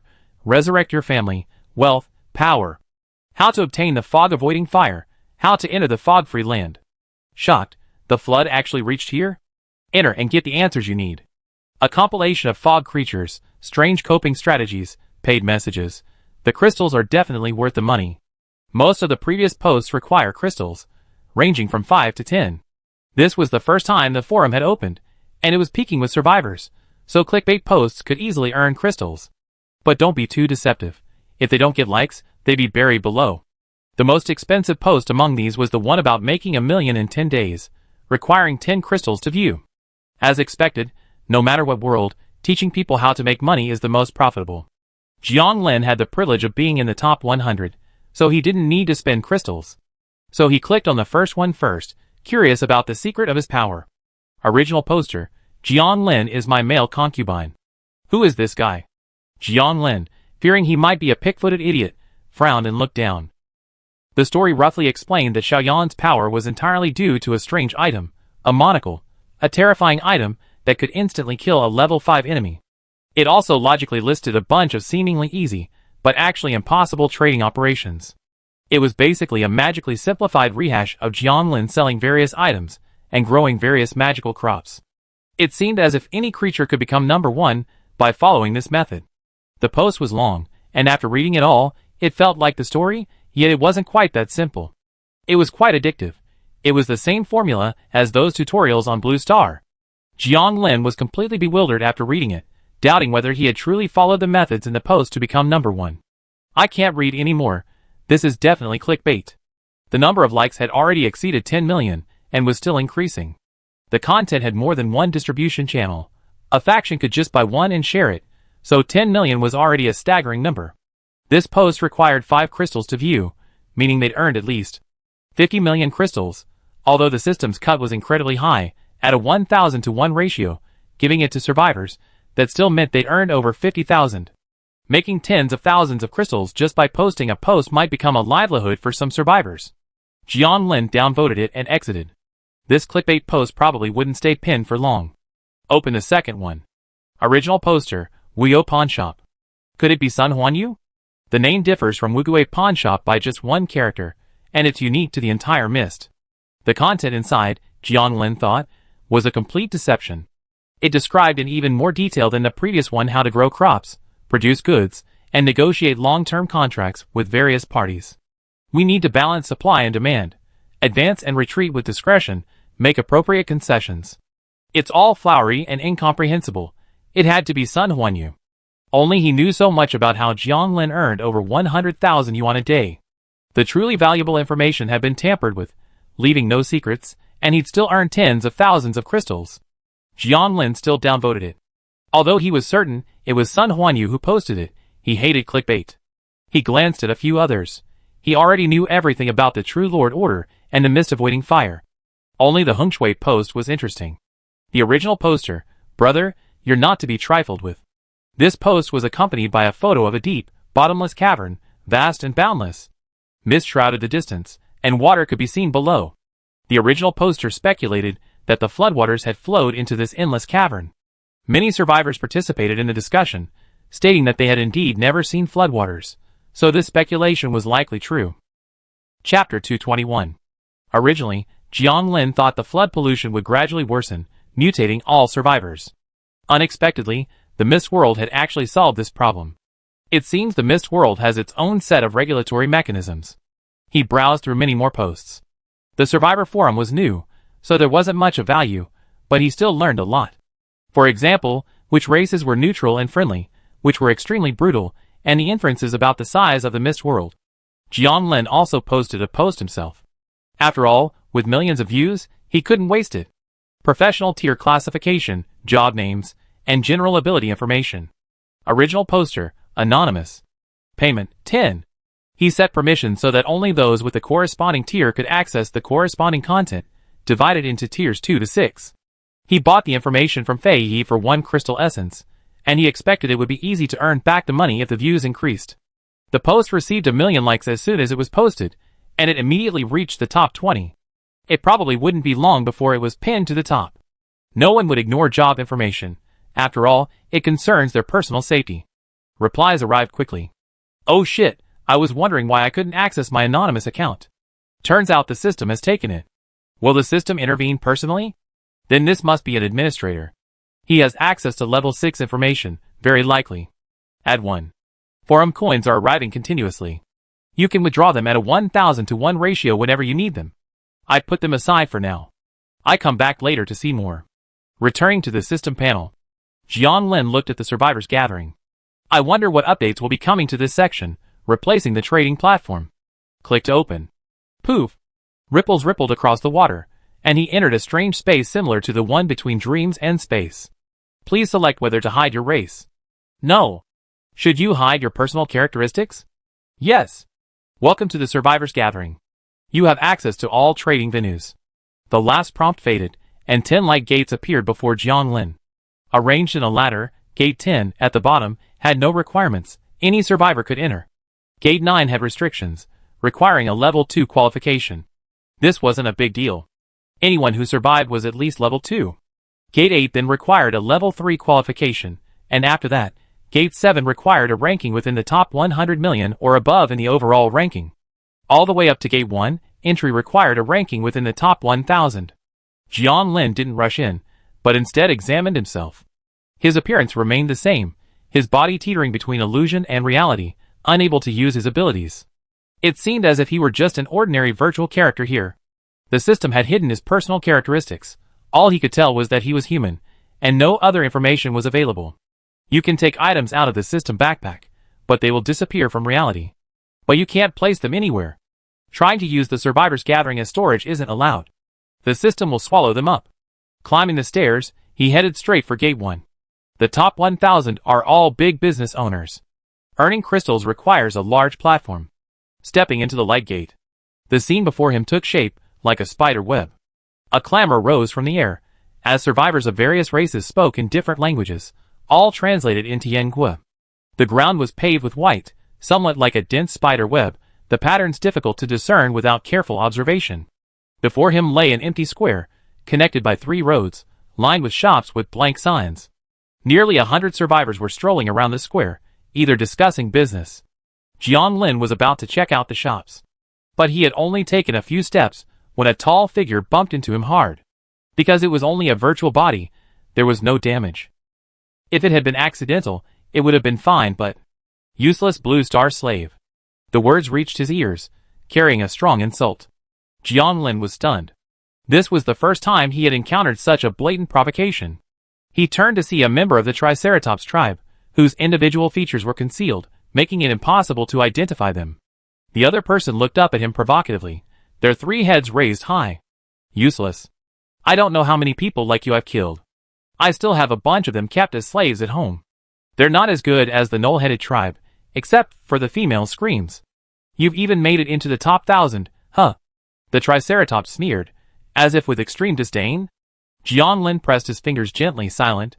He pressed each one, making a low, clicking sound.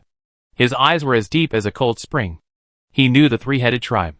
They were a race extremely hostile to the Blue Star people, and any encounter would be a life-or-death struggle.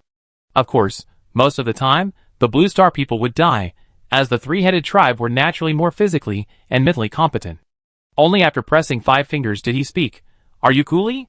Cooley of the three-headed tribe, ranked 8th among the dreams. How can a worthless person like you call Master Cooley by name? The three-headed tribe stretched out his leg to kick, but Jianlin dodged. Although no harm had been done, he would not tolerate anyone's impudence. Who are you then? So brave, yet I haven't even seen you reveal your true face. You're worse than a dog, wouldn't you be afraid? Jianlin chuckled deliberately. There was no point in fighting at the gathering. He would seek revenge face to face. Having already decided to destroy the three-headed tribe, it would be best to get information about this fellow before him, to prevent him from dying too easily. I won't tell you. Do you think I don't know your plans? The three-headed tribe scoffed, laughing uncontrollably. It wasn't stupid. It knew this was inside Gate 1, where Blue Star might be powerful, so it only dared to provoke him. Jianlin, unfazed, held out a level 4 crystal dagger. How about giving it to you? Level 4 weapons were irresistible to most survivors these days. The other party had sent a trade request, a level 4 crystal dagger for 4 crystals. Would you agree? The three-headed tribe opened it and examined it, then looked puzzled. There was nothing wrong with the weapon, but to offer it so soon after provoking him meant there must be some conspiracy. But this was a level 4 weapon. It was only level 3, relying on some tricks to barely hold its own against level 4. Obtaining this level 4 weapon would be a game changer. You want to please me? The three-headed tribe member asked, still hesitant and uncertain. Jianlin said nothing, simply waiting patiently. Like a ferocious beast waiting for its prey to take the bait, ready to pounce and tear it apart at any moment. Humph, you're smart. I'd let you go today. The lure of the level 4 weapon overcame reason, and the three-headed tribe member opted for the deal, then hurried away. Heh. Jianlin tossed the 4 crystals to the ground, a meaningful smile on his face. He wasn't afraid of rejection. He could even offer a level 5 weapon as bait. You have to be alive to take it, but you also have to be alive to use it, right? His things were naturally engraved with spiritual imprints. A level 6 spiritual imprint was undetectable by the current survivors. If he wanted to, he could find them anytime. And the three-headed tribe member, he killed them all. There's no rush to exterminate the clan. After all, the fog is thick, and it's destined to be a long and profitable undertaking. But he's kind. Open private chat. Send a message to all members of the secret society. Jianlin, from now on, if you encounter any of the three-headed tribe, kill them, until the whole clan is exterminated. Chapter 222. The unknown three-headed tribe member had no idea who his actions had offended. Nor could he have imagined that his casual provocation would lead to the near extinction of the future three-headed tribe. To him, this was a perfectly normal occurrence. Normally, he wouldn't even bother to say a word to the Blue Star slaves. Male slaves, females tortured, it had always been this way. To the point that he felt an innate sense of pride when he saw a Blue Star human, even though he knew Gate 1 might harbor a powerful individual. But he had concealed his individual features, so who could find him? Theoretically, that was true. Unfortunately, he had no idea the extent to which a higher-ranked being could overwhelm a lower-ranked being. If Jianlin had revealed his true appearance just now, it would have remembered him, and would have been locked onto him. But Jianlin didn't want to do that. He believed this three-headed tribe member wasn't worthy of seeing his face. Jianlin was walking slowly along the middle road. What had just happened was just a minor incident, like a dog barking on the street. The dog is on a leash. There are plenty of opportunities to kick it to death. There's no rush. The shop numbers here start at 33 and should end at 1. Some survivors were choosing a shop, but they were hesitant. It seemed the prices were quite high. Jianlin also casually walked into an empty shop. Shop 25. Owner, none. Employee, none. Current rent, 8,000 crystals/day. It's incredibly expensive. The shop is large, and its function is to store merchandise, hire employees, and set prices. The higher you go, the more expensive it is, and the numbers change accordingly. But after all, It's a name. Number 1 and number 99 still sound different. Jiang Lin continued forward. There were still many survivors with crystals. Starting on the 20th, a few shops began to open. The shelves inside held a variety of goods, weapons, potions, items, runes, food, and more. They were all tier 2 or 3 items, quite practical. It must have been opened by some faction. After all, many of the items looked mass-produced. There was a kindly old spirit creature inside, presumably a recruited employee, perhaps a system manipulation. Then number 1 is finished. Jiang Lin thought, and hurried forward, attracting the attention of the survivors around him. Blue Star Human. Trying to take number 1 again, but it's already been taken. The human race is quite interesting. They're naturally weak, yet they occupy so many top rankings. Nothing special. I have a few Blue Star slaves myself. The survivors chatted. Jiang Lin's heart sank. Only when he saw the already open number 1 shop did he purse his lips. I'm really late. Perhaps he shouldn't have been so leisurely enjoying the meat fruit and drinking the strange spring water, then going to the water for him. And that damn 3-headed tribe also delayed him quite a bit. The 3-headed tribe's crimes were even more serious. At that moment, a young spirit clerk dressed as a cute maid was serving customers in the shop. She was clearly the work of a Blue Star person. Jiang Lin, with a suspicion in his mind, entered the shop. Shop number 1. Owner, Isabella Rossini. Clerk, Philly. Current rent, 20,000 crystals/day. They're so rich. Aren't they losing money? Looking at the merchandise on the shelves, they had a wide variety of items. The main items sold were potions, healing potions, stamina potions, invisibility potions, etc., all ranging from level 3 to 4. The secondary items were weapons, level 2 to 3. Then, there were various runes. These items were very expensive to make, so naturally, they were sold at a high price. Those who could afford them were well off. It seems Isabella has quite a few farmers and artisans under her wing, and with the Blood Moon Temple's backing, she's getting some help. Jiang Lin left the shop with a lack of interest. Number 1 was gone, so he had to choose something else. But it didn't matter, it was just a number. Making money was what mattered. He glanced over and saw that stores 2 through 8 were already open. He had no choice but to head for store 9. Good products can overcome anything he could only console himself with. In fact, the most practical place would be after store 90. After all, the rent is cheaper, but he didn't need that much money, so he opened in this top-tier location. At this moment, a Dragonborn hesitated outside store 9, clearly calculating the pros and cons. Shop 9. Owner, none. Clerk, none. Current rent, 15,000 crystals/day. Jiang Lin approached and without a word, clicked on the rental button. The Dragonborn was stunned. Are you Vigelos? Jiang Lin wondered, muttering, looks a bit tight. Vigelos suffered a critical hit of 10,000 points. How do you know? Vigelos was puzzled, as it too had hidden individual characteristics. Nothing much. I've beaten your phantom before, and it doesn't look like he'd put the time into business. Jiang Lin had a deep impression of Vigelos, as he was very skilled in combat, his moves flowing smoothly, and he looked like someone who spent his days studying to become stronger. You're Jiang Lin. Vigelos was stunned, but then his expression became strange. You're not that great. As the first tenant of Shop 9, Jiang Lin was speechless, and waved him away. What do you know? I'm being practical. Why would I need such a grand facade to run a business? Get out. Don't bother me. Vigelos shook his head, and hesitated again in front of Shop 10. Jiang Lin curled his lips at this, and turned to enter the store. Recruiting staff? Yes. Please mentally select the type you want. The system will match and present 10 options. Fair skin, beautiful appearance, black stockings. The system crashed. After a while, 10 images were displayed. Huh? 10 strange creatures, white spherical tumors with beautiful human faces on them, black threads wrapped around the tumor surfaces. Jiang Lin swallowed. System, are you sure these were selected based on my thoughts? If he put things like this in the store, would he still be able to do business? If not satisfied, please reselect. Humanoid spirit, female, professional attire. Jiang Lin conceded. This time, things were much more normal. 10 images of women in professional attire appeared before him. Randomly select one that looks cooler and click OK. A white-haired lady in a sharp black business suit appeared, nodded to Jiang Lin, and stood behind the counter. She remained silent, her demeanor quite aloof. Will business suffer if she lacks the enthusiasm of the maid clerk in Isabella's shop? But since I've already chosen it, I use it first. Shop number 9. Owner, Jiang Lin. Clerk, Bai Miao. Current rent, 15,000 crystals/day. Jiang Lin began stocking the shop.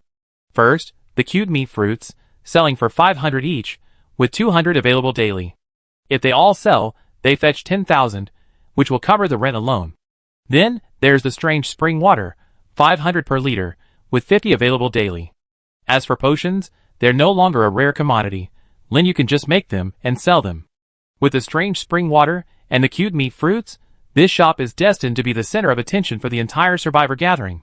By Meow, the purchase limit for each person is 10 cued meat fruits and 1 strange spring water. Half will be supplied to Blue Star humans first, and the rest will be sold to other races. The 3-headed and 6-eyed tribes will not be sold. Bai Miao nodded, but said nothing. If Jiang Lin hadn't known she was a spirit, and there was no such thing as muteness, he would have suspected she had a malfunction.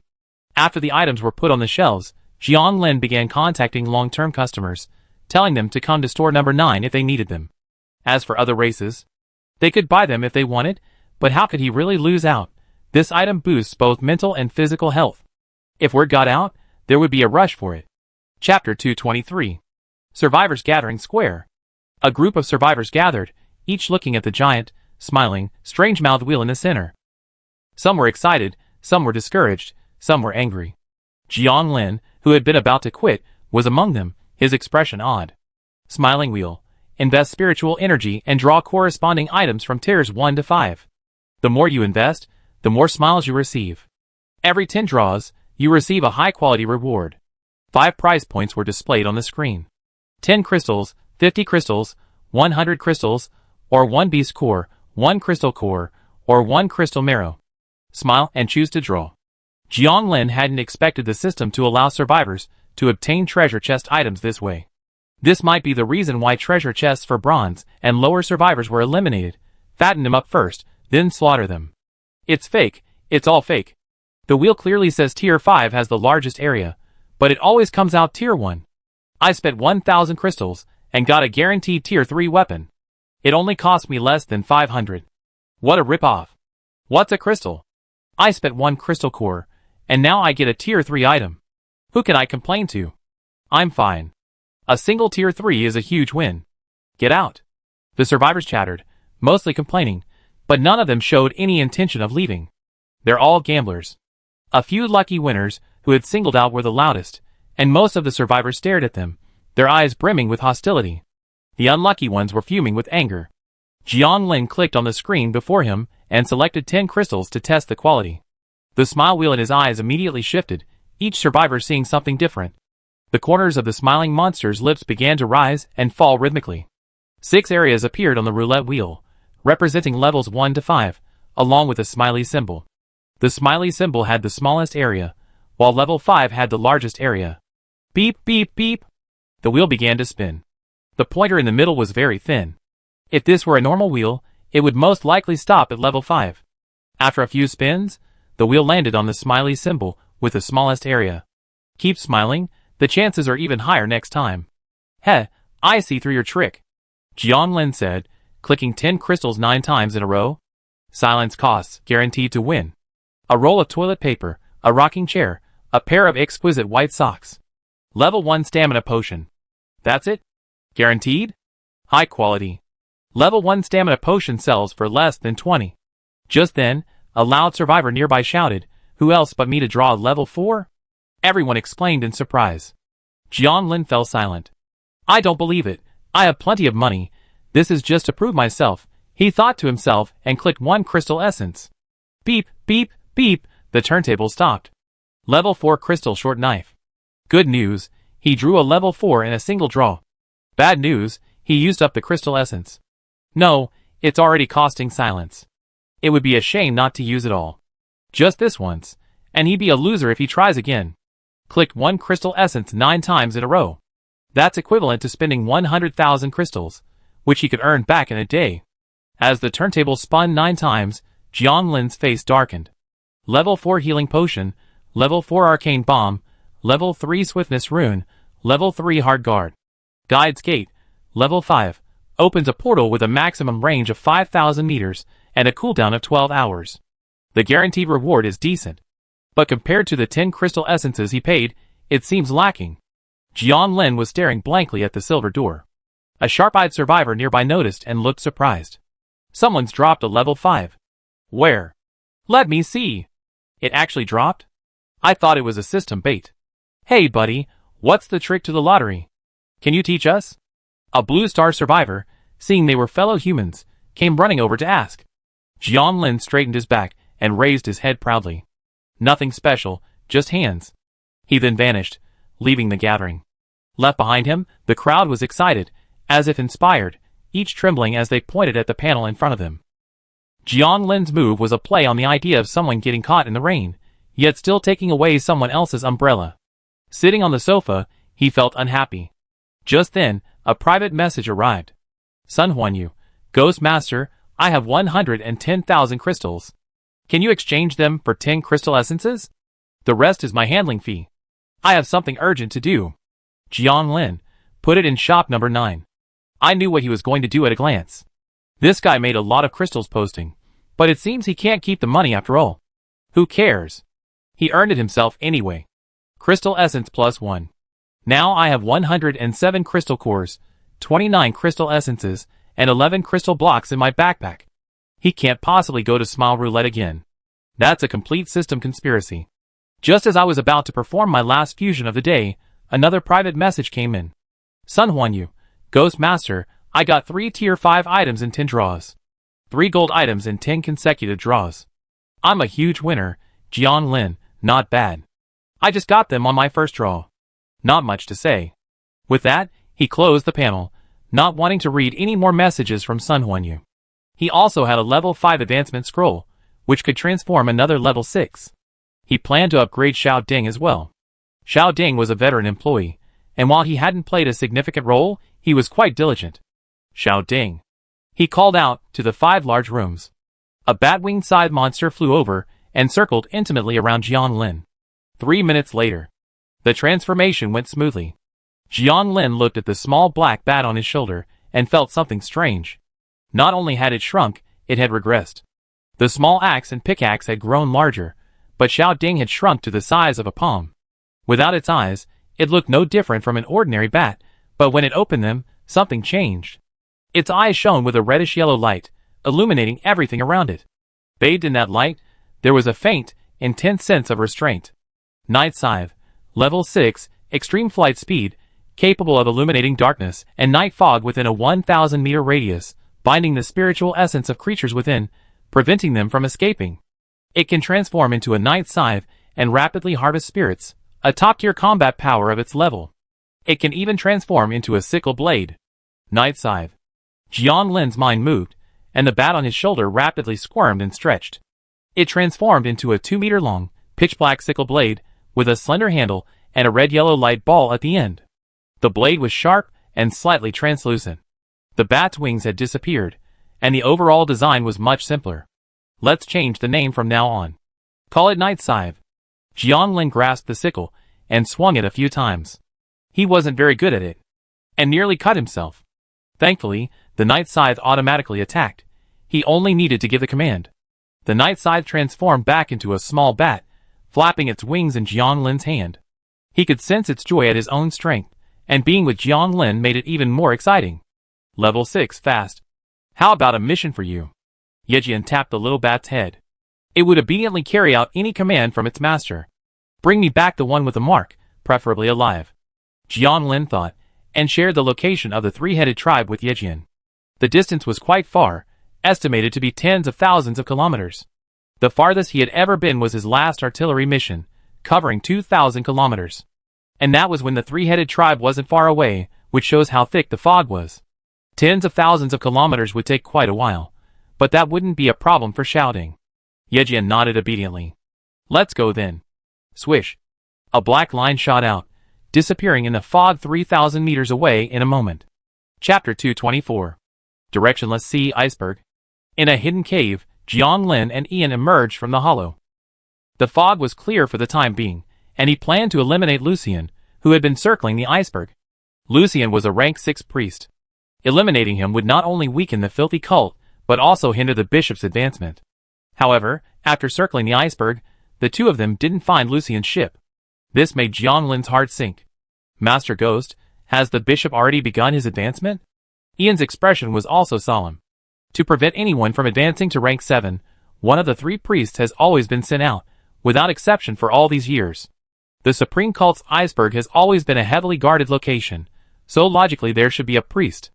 That shouldn't be the case. If he wanted to advance, why would he wait until now? Jianglin frowned. This was something he had always been unable to understand. After all these decades, if the bishop was determined to advance to rank 8, he could have simply trained 7th level devourers one by one. But Lucian was definitely not there. There were 2 possibilities. One was that the bishop happened to be promoted at this time, a complete coincidence.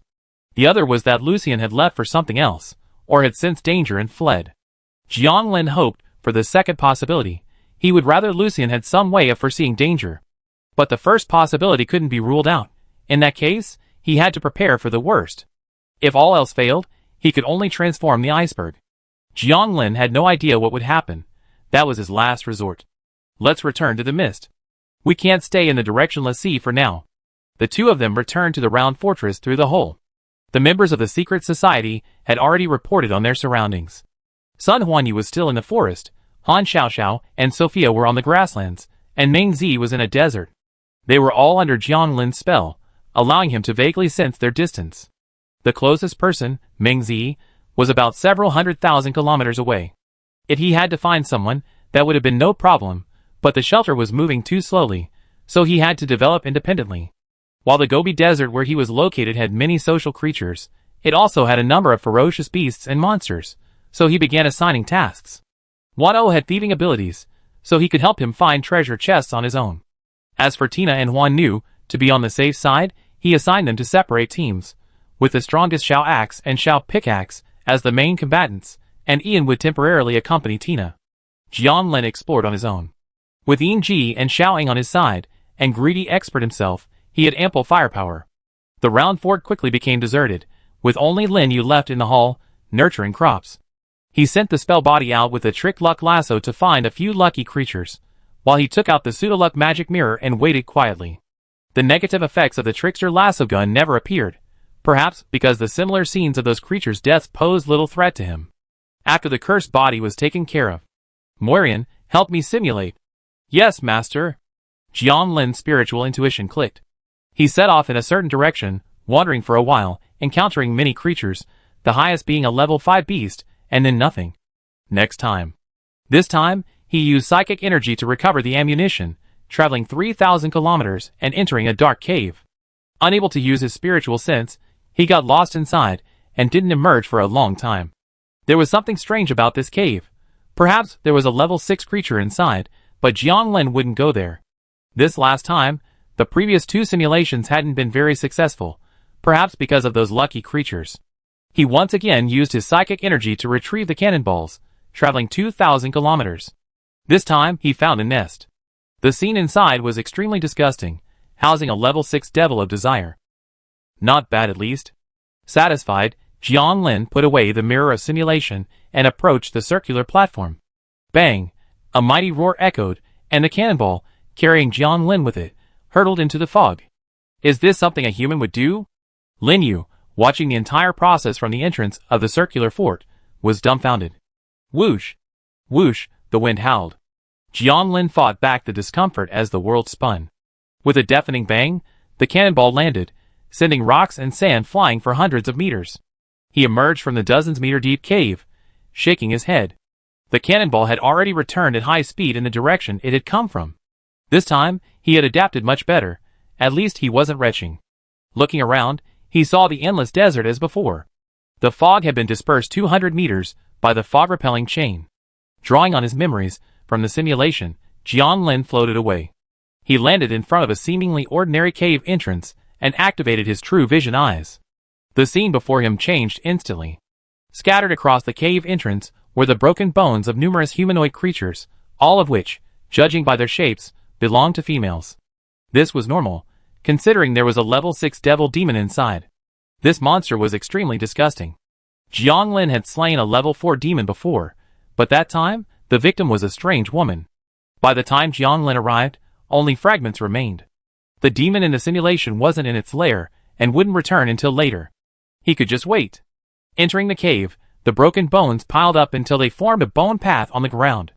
Most were black, while a few were still grayish-white, with finely chopped pieces of flesh on top. It seems the lust demon never stops hunting. Jianglin floated by expressionlessly, already contemplating how to torture the lust demon. When the dark, dank lair appeared, even though he had already seen it once in simulation, he subconsciously frowned. The circular nest, paved with broken bones and surrounded by shattered corpses, was not to be mentioned. Atop it lay several living humanoids, one of whom was a blue-starred human. Their backs were pierced by broken bones, and they were placed in a backward position, like ornaments, at the edge of the circular nest. The lust demon's methods were clear at a glance. They were naked, their bodies covered with claw marks, and two of them had large holes in their abdomens, exposing their internal organs to the air. Jianglin floated towards the blue star woman, who was breathing weakly, and trying hard to open her eyes to look at him. A glimmer of light flashed in her eyes, then faded, and she shook her head softly.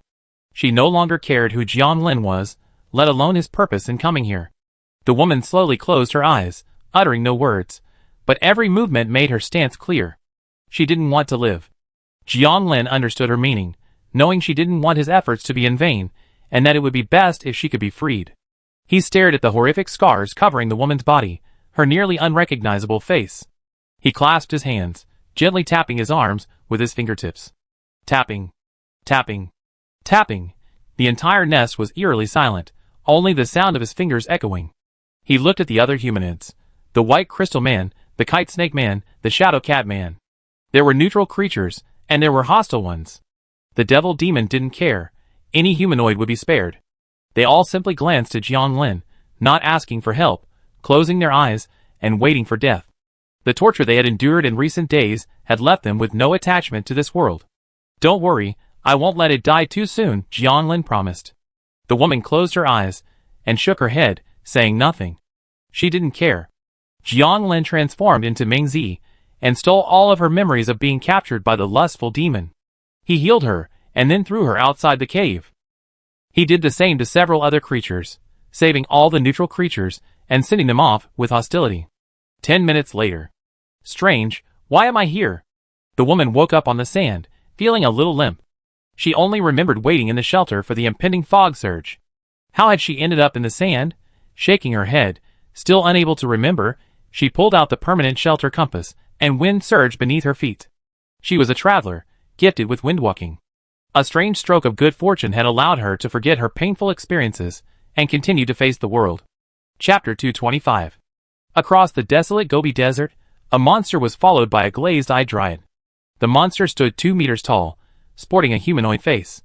Its mouth opened and closed to an unimaginable degree, its tongue long and forked. Its body was a translucent black, revealing an unidentified black substance and human tissue flowing within. A repulsive object lay beneath its body, a hideous and filthy sight. The lustful demon was not very happy today. Not only had it only caught one meal, but it had also been beaten by a despicable level 6 creature. If it hadn't decisively activated its abilities, it would have been killed by that creature. It was now eager to return to its lair, to continue to torture its previous meal, and savor the screams of its new offerings. In the lair, when it saw that its previous food had vanished, it was first puzzled, then enraged. Food. Good. Gone. Its voice was harsh and piercing, tinged with nauseating lust. Food. The demon roared in anger, kicking the broken bones beneath him furiously. Jianglin was standing beside the lustful demon, but he possessed the hermit ring, so the demon was completely oblivious. Lustful demon, a level 6 monster capable of constructing a false world for living beings, feeding on humanoids. They delight in hearing the desperate screams of their prey, often targeting female humanoids and indulging their lust, torturing them before feasting on them. Despair only strengthens the lustful demon. Jianglin extended his thieving hand and touched the demon with a touch of disgust. The touch immediately separated, as if touching something filthy. Huh? The demon felt the touch, and his own abilities vanished. He frantically looked around, but found nothing. The dryad behind him awoke, and looked at the lust demon in horror. It had been walking in its own territory just moments ago. How had it suddenly appeared here? But before the dryad could react, Jiang Lin gently waved his hand and used levitation to send it out of the lair. The dryad was also a neutral creature and seemed quite rare, but he wasn't interested. Who? Ability. Whoosh. Whoosh. The lust demon began to swing his fists wildly, trying to beat out whoever was causing trouble. Jiang Lin ignored it. A strange idea had emerged in his mind, to let it live a little longer. Just as the lust demon entered the lair, a crystal-patterned treasure chest had spawned in the corner. Jiang Lin waved it away. The crystal blocks didn't matter. The treasure chest was definitely a great prize. Transforming into a night scythe, he bound the lust demon's spiritual essence and dragged it out of the lair with thorny vines. The level 6 lust demon was nothing more than an ant to be toyed with at will in Jiang Lin's hands. Using the twin pens, Lin Yu fired the cannon. The cannonball landed at its previous location, and Jiang Lin used an object to move inside, while the lust demon remained outside to enjoy the breeze.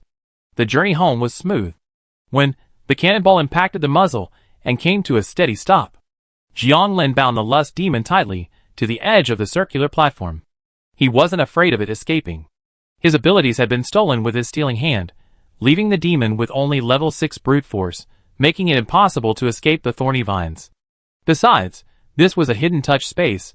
Where could it escape? Why are you keeping it? Lin Yu felt uneasy at the lust demon's disgusting appearance. Jiang Lin chuckled wickedly. There was a rather annoying guy before, and I'm going to use the demon to deal with it. This kind of hospitality?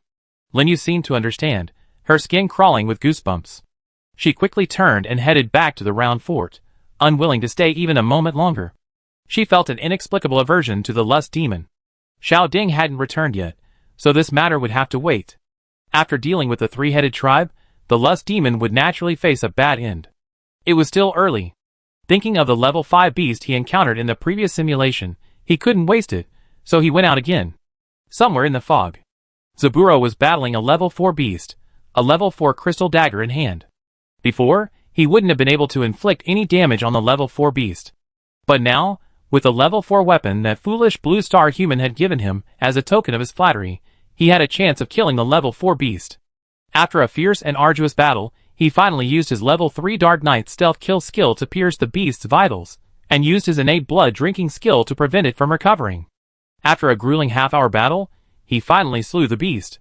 He raised the crystal-faced dagger and examined it, a triumphant smile playing across his lips as he sighed. What a fine thing. Too bad that fool is such a loser, rushing to curry favor with me after just a few provocative words. He collected the crystal core and the silver treasure chest. Becoming the strongest of the three-headed tribe was imminent. Just as he was feeling smug, swish, a black line rushed towards him, and then he felt himself unable to move. What was going on? Zabulo was horrified. He was a level 3. The attacker was naturally Jiang Lin's night scythe.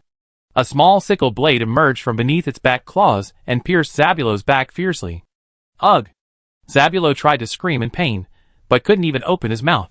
Yi Jian swung his side blade, and seeing it had secured the hook, he quickly soared into the sky, carrying the three-headed creature.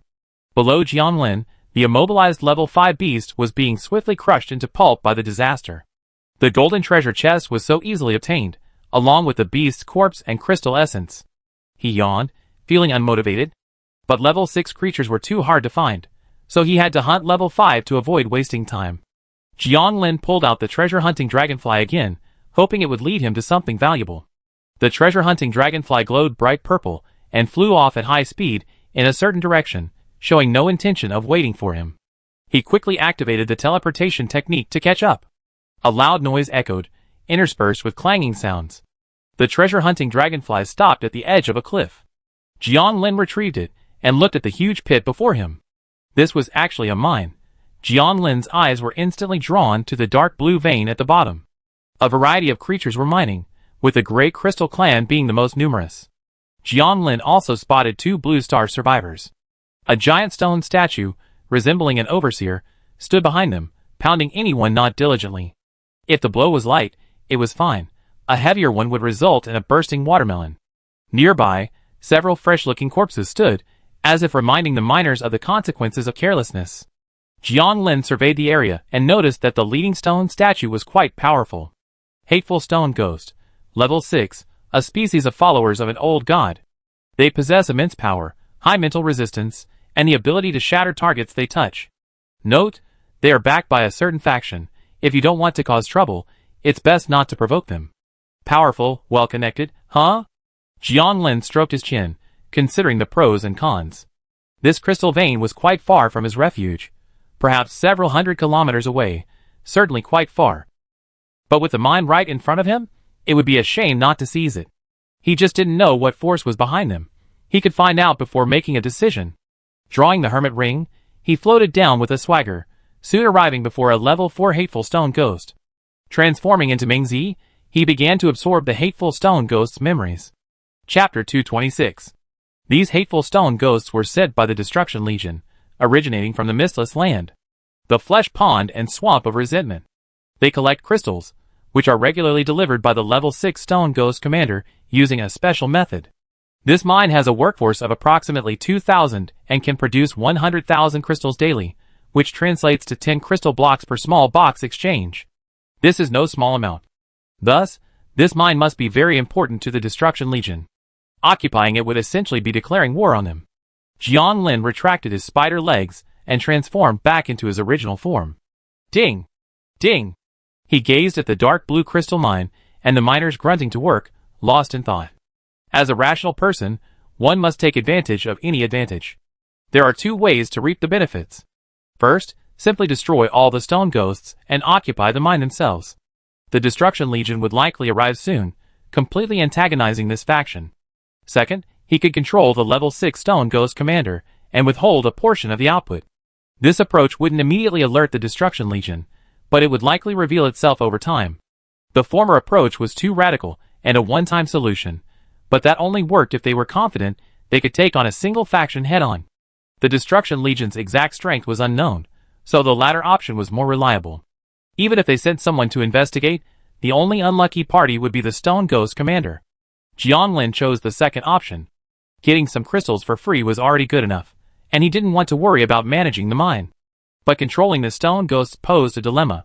These creatures were extremely resistant to mental manipulation, making conventional methods of control ineffective. This was probably why the Destruction Legion trusted them with managing the crystal mine. Got it! He clenched his left hand, ready to try using his greedy hand.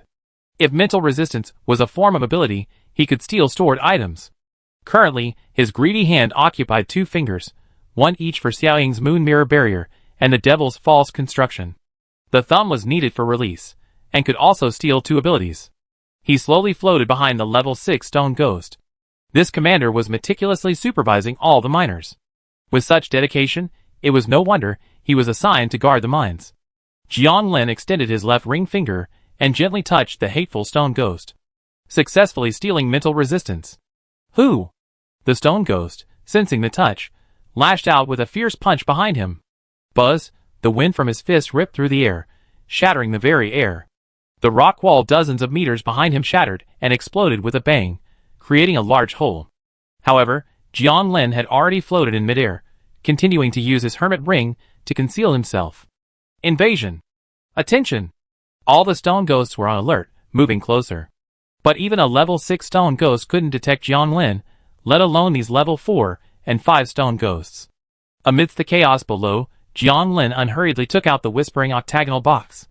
He held the octagonal box close to the level 6 stone ghost, patiently waiting. The hateful stone ghost, now on guard in shock, heard a faint whisper, as if emanating from its spiritual essence. Get out! It felt enraged, and with even greater fury, it lashed out at the surroundings. The buzzing sound of explosions and shattering air echoed continuously, shattering several stone ghosts that approached it into powder.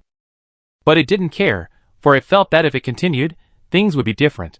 However, this didn't deter Jianlin. Regardless of whether the stone ghost could hit, Xiaoying's moonlight wasn't so easily shattered. 10 minutes passed.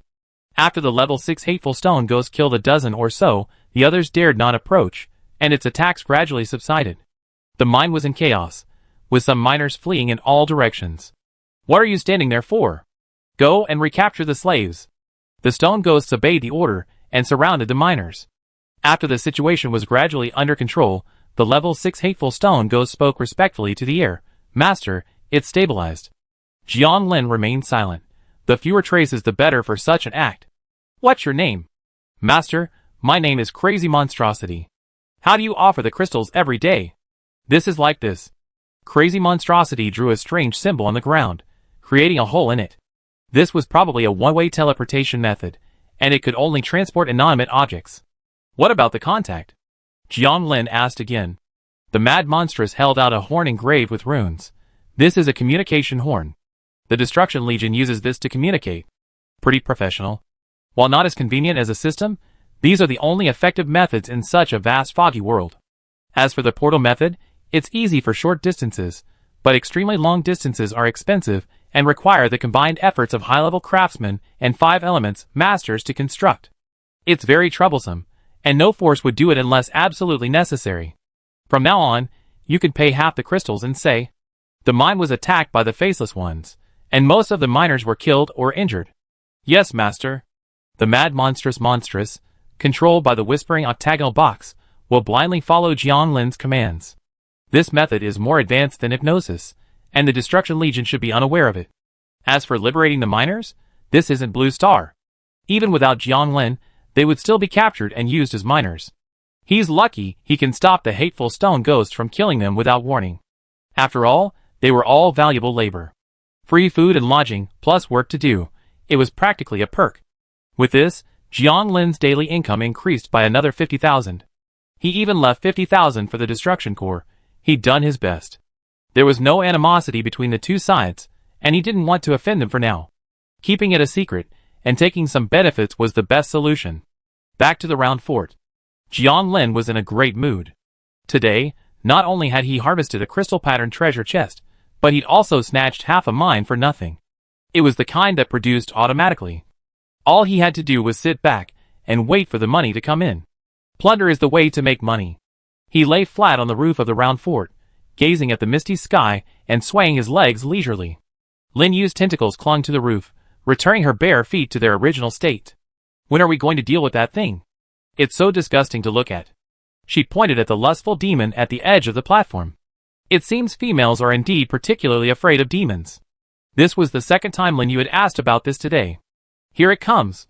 Jiang Lin's eyes pointed to the black streak flying in the sky. Lin Yu followed his gaze, and saw a bat with a small sickle blade dragging a 3-headed creature towards them at high speed. This is Yi Jian, the former Xiao Ding, Jiang Lin introduced. Lin Yu wanted to ask how a lamp had transformed into a bat, but her reserved nature kept her silent. Knowing what was about to happen, she returned to the round fortress, uninterested in such matters.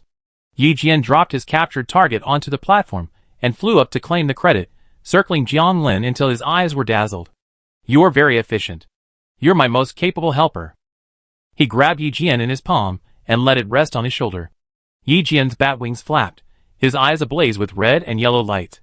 Jiang Lin slowly floated down, step by step, towards the 3-headed creature that had been so arrogant at the gathering. Zablo pondered, already roughly guessing that he might have been captured because of the previous gathering. He deeply regretted accepting that Tier 4 weapon. That was the price of greed. Thump! Thump! The sound of footsteps approached. You are? That Blue Star bastard. Zaburo looked up, his words abruptly stopped, realizing he had truly provoked a powerful being. Laughing Nightmare.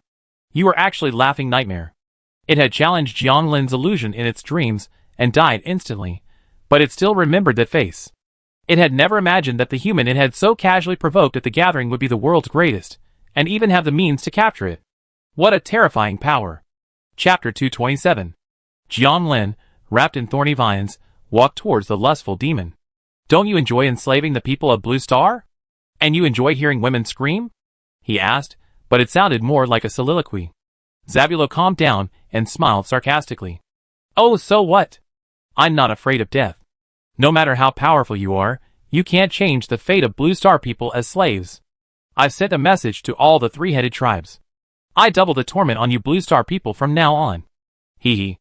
It sneered, hoping to see Jiang Lin's fury. Although death was certain, it would be nice to see the so-called world's #1 fuming with shame before dying. But it was destined to be disappointed.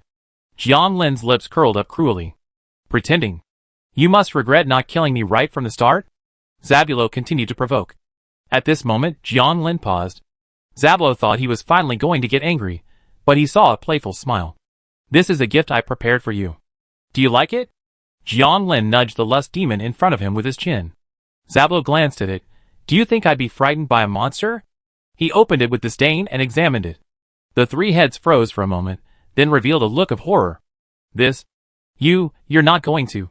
No, I beg you, just kill me. Kill me! Jianglin simply dragged it, and the lust demon away from the platform, his steps steady and unhurried. He wanted to let Zablo slowly feel despair. I beg you, I was wrong, I know I was wrong, just kill me. Laughing Nightmare, you are so vicious and have no demeanor of a strong man. Laughing Nightmare, answer me. Give me a quick death. Laughing Nightmare. Amid Zablo's curses and pleas for mercy, a hole slowly formed beneath Jianlin's feet. It wasn't that it knew it was wrong, but it knew it was about to experience humiliation worse than death. Puff! Puff! With two deep cracking sounds, the two heads fell to the ground with a thump. Amid Zablo's cries of pain, Jianlin rubbed his chin, finding it much more pleasing with only one head. The lustful demon was first thrown into the hole by Jianlin, who then lifted Zablo by the collar. No! No! Let me go, I can be your slave. The impending humiliation overwhelmed the pain, and Zablo, with only one head left, wailed for mercy. The three-headed tribe's fate will be no better than yours. Jianlin sneered and swung his right hand. Please! Zabulu's voice echoed. Then came the agonized howls of pain, and the sickening laughter of the lust demon. The sounds of flesh tearing and clashing echoed from the cave, and Jianlin wondered if he was being too cruel. The three-headed tribe chatted. Be careful of the Laughing Nightmare. He's a demon. He uses lust demons. Torture the Blue Star people. Boss Cooley, you must help me. It hurts so much. I want to die. Someone help me. All the three-headed tribe shuddered. Cully, the seventh-ranked member of the Dream, was livid. He felt that Zablo was a complete jerk. He knew Jianlin's strength perfectly well, yet this time, Zablo had provoked such a formidable enemy for the three-headed tribe. If he ever encountered Jianlin again, what would be his fate? You must become stronger quickly, or Zablo's fate might be. Cooley subconsciously tightened something. Saburo didn't know that his words, far from making the three-headed tribe more hostile to the Blue Star people, actually instilled a certain fear in them. It was simply because his description was so specific that it frightened the three-headed tribe. Jianglin collected the crystal blocks produced by the Devil of Desire. As for the items in Zaburo's backpack, he had taken everything useful. Controlling them would be too easy. His weapons weren't so easy to get. The fire which had already burned the two creatures to ash. They had died painful deaths, and the misty world was now free of two more disgusting creatures.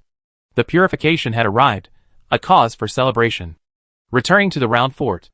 No grudges were left unresolved, and a sense of relief was at hand. The others had already returned, bringing back a considerable amount of treasure. Including Jianglin's, there was a total of 1 crystal treasure chest, 3 gold treasure chests, and 6 silver treasure chests. He wasn't planning on exchanging any more, as he still had some level 3 altered objects that required level 4 advanced scrolls. It was a shame he couldn't use abilities in the Survivors Gathering, otherwise, he could just draw from the small roulette. But rather than spending money or drawing, he preferred getting something for free, and a treasure chest was undoubtedly the best option. With the luck he gained from the Trickster Lasso and the Trickster Sophia, finding the desired item was relatively easy. He had already placed Lin-Yu's potions in Shop 9. With the cute meat fruit and exotic spring water attracting him, he shouldn't have any trouble selling them.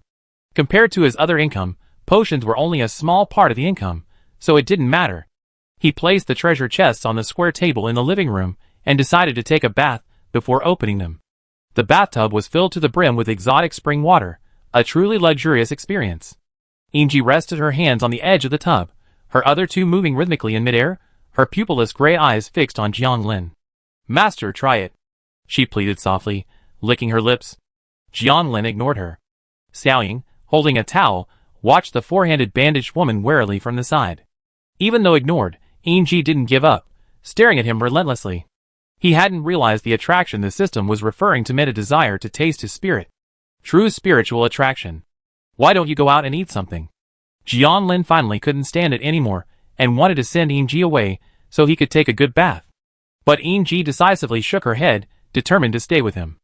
At her level, she no longer needed to consume ordinary spirits to maintain her vitality. Only the desire for delicious food, and the instinct to strengthen her spirit remained. As for what was considered delicious, and what could strengthen her spirit, it was a matter of individual difference. Just like some people like fish, others like chicken, and people have different tolerances for different types of food. The reason EMG was attracted to Jiang Lin was because her spirit instinctively focused on this type of food. Originally, Jiang Lin had wanted to let all the creatures on his body out for some fresh air, but EMG's response forced him to let them return to his inside. Huh? Jiang Lin lowered his head into the water, finally feeling a sense of peace and quiet. What plane did the Soul Slayer come from? Was it related to the mist? This boundless world truly held all sorts of strangeness. Is the misty world a plane or something else entirely? The higher he climbed, the more he felt the vastness of this world. A single individual within it was so insignificant that they barely made a single ripple. Countless mountains, like shattered mirrors, reflected the various scenes within. Somewhere within the mirror, a pitch-black hall lay, a faint red light illuminating every corner. A man in a platinum robe stood at the hall's entrance, his eyes closed, sensing the depths. His robe was engraved with symbols. If Jiang Lin were here, he would have recognized it. This was a strange curse. Behind the man, a woman casually asked, "So, are you going?" "You're missing this one." She was also dressed in a platinum robe, her skin shimmering a faint blue, somewhat like crystal. The man nodded. "The fog tide just passed. We have a month, which should be plenty. It's just that this new weaver's intuition is always intermittent. Even a level 7 shelter shouldn't be like this." His brow furrowed, revealing an extremely cautious person. The woman scoffed. "What are you afraid of? Are we two level 6s afraid we can't take down one? I have a way to seal the weaver's double. He can't escape. If we don't go now, someone else will snatch up this obvious prey." Chapter 228. The man's expression was solemn. There's always a problem when things aren't normal. Don't underestimate any professional. I still think those two escaped gray fog rats are more suitable. The woman disagreed. "Have you ever considered that if they find this wild weaver?" She didn't continue, but the meaning was self-evident. Once the other party reaches level 7, the man, as a traitor, will be liquidated. Perhaps he have to remain hidden within the Holy Alliance for the rest of his life. The man's eyes narrowed slightly. After the fog passed, undercurrent surged everywhere. Jiang Lin, the protagonist, was unaware of this. He was browsing a survivor forum. Step-by-step instruction on how to get 3 golds out of 10 draws. I'm the king of Smile Roulette. Giant beasts are wreaking havoc. Windwalker is on the move. Survivors in the forest, take note. Is Laughing Nightmare's treatment of the 3-headed tribe this way a sign of mental derangement? The magical shop 9, with its treasures that boost both mental and physical abilities, is being snatched up like crazy. How do you get 10 gold chests in a row in the order of the true lord? There are so many interesting posts. Sun Huanyu is posting again about spar hunting. Jiang Lin clicked on it and saw it was about metaphysics. He even recorded a video. The followers initially believed him, then later came back to criticize him. As for the one who called him sparring, it was an unknown 3-headed tribe condemning him. He simply ignored it. Posts were clearly better than chats, and the information he gained was much more valuable. After reading a few dozen, he closed the forum. He then went back to the survivors gathering to withdraw his shop profits. After deducting the rent, he earned 115,000 spar. After finding a small box to exchange, he added the crystal fish and today's hunting haul. There are a total of 107 crystal cores, 41 crystal marrows, and 12 crystal blocks on the body. With so much money I can't spend, maybe try my luck at Smile Roulette? No, that's all a trap. Jiang Lin shook his head fiercely, suppressing his gambling urges with reason. He stood up and let Xiaoying dry herself while he put on his blouse. Compared to roulette, opening treasure chests offered a lot of profit without any investment. At the square table in the hall, Jiang Lin twisted his neck and flexed his hands. The Guiyun lasso gun was ready, and he transformed into Sophia. Sacrifice. Starting with silver, 6 flashes of white light followed. Aside from the 2 Tier 4 advancement scrolls, the other items were of little use, allowing the small chest to be exchanged for a Tier 5 one. Then came the 3 gold treasure chests. Jiang Lin, more serious, held out his fair hand. Sacrificed 20 years of rage. Open! 3 flashes of white light. Spirit enslaving pearl. Tier 5, a pearl capable of hosting a spirit, allowing the spirit to exist permanently outside the body. Advanced scroll. Level 5, slightly. Skyboat manufacturing blueprint. Level 5, a one-time use blueprint. This blueprint allows the construction of a boat capable of flying at a maximum altitude of 5,000 meters. It consumes crystals for power, and has a speed of 1,000 kilometers per hour. Defense vine seed, level 5. Once planted, it grows vines that attack surrounding hostile creatures, protecting the shelter from attack. Essential for survival. Advanced Scroll, Level 5, Slightly. Protection Rune, Level 5, a one-time use rune that automatically blocks critical hits of Level 5 and below. Jiang Lin looked at the defense vine seed with a strange expression. This seemed to be the last thing his shelter needed. 2 Level 5 Advanced Scrolls meant 2 more Level 6 items were about to appear. As for the other items, this was the second time the protection rune had appeared. Things like the boat and the soul-sending orb were currently of unknown significance.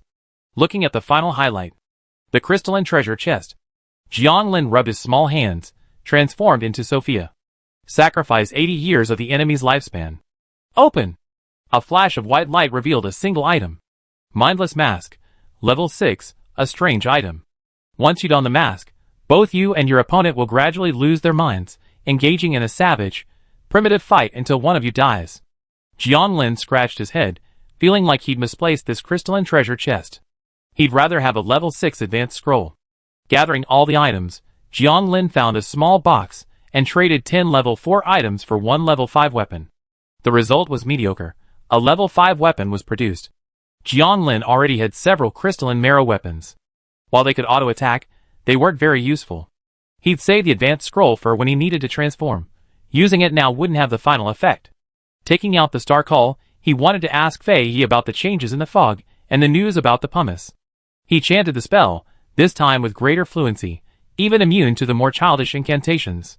Elegant and noble Crimson, serene and elegant Starry Night, I sincerely call upon you, the most perfect Lord Fei.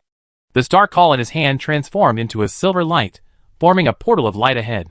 This time, Fei didn't come out immediately, presumably busy. After waiting for about 5 minutes, Fei finally emerged. She was still dressed as before, seemingly unchanged, not even changing her clothes. I was just trading with a poor survivor, and was delayed. Were you planning to buy? She stopped mid-sentence, a look of surprise on her face. You've actually become a high-level cultivator? Incredible. Did you find some unlucky wild creature? This wasn't something to hide, so Jiang Lin answered casually. He's not wild, he's a faceless one. It was a coincidence. Thinking of his last strange encounter with Visser, he still felt it was quite dramatic. Faceless one. Not surprising, but you're incredibly lucky. Unlike me, I had no chance of advancement. Those guys are really good at hiding, or they're hiding within a powerful faction. Fei Yi folded her arms, furious. Jiang Lin was puzzled. Aren't you afraid of being killed? Against being killed? Ha, impossible. Fei Yi smiled confidently, her assurance surprising. As if she had thought of something, she tilted her head, as if she was sure of Jiang Lin. I have a secret I can sell you. It concerns your life. Only 1 crystal. How about it? Jiang Lin frowned. Is it related to your confidence? I guess so. Fei Yi was extremely confident. Jiang Lin knew this must be a huge secret, and extremely important to him. He had no shortage of crystals, but there were some things they couldn't compare to.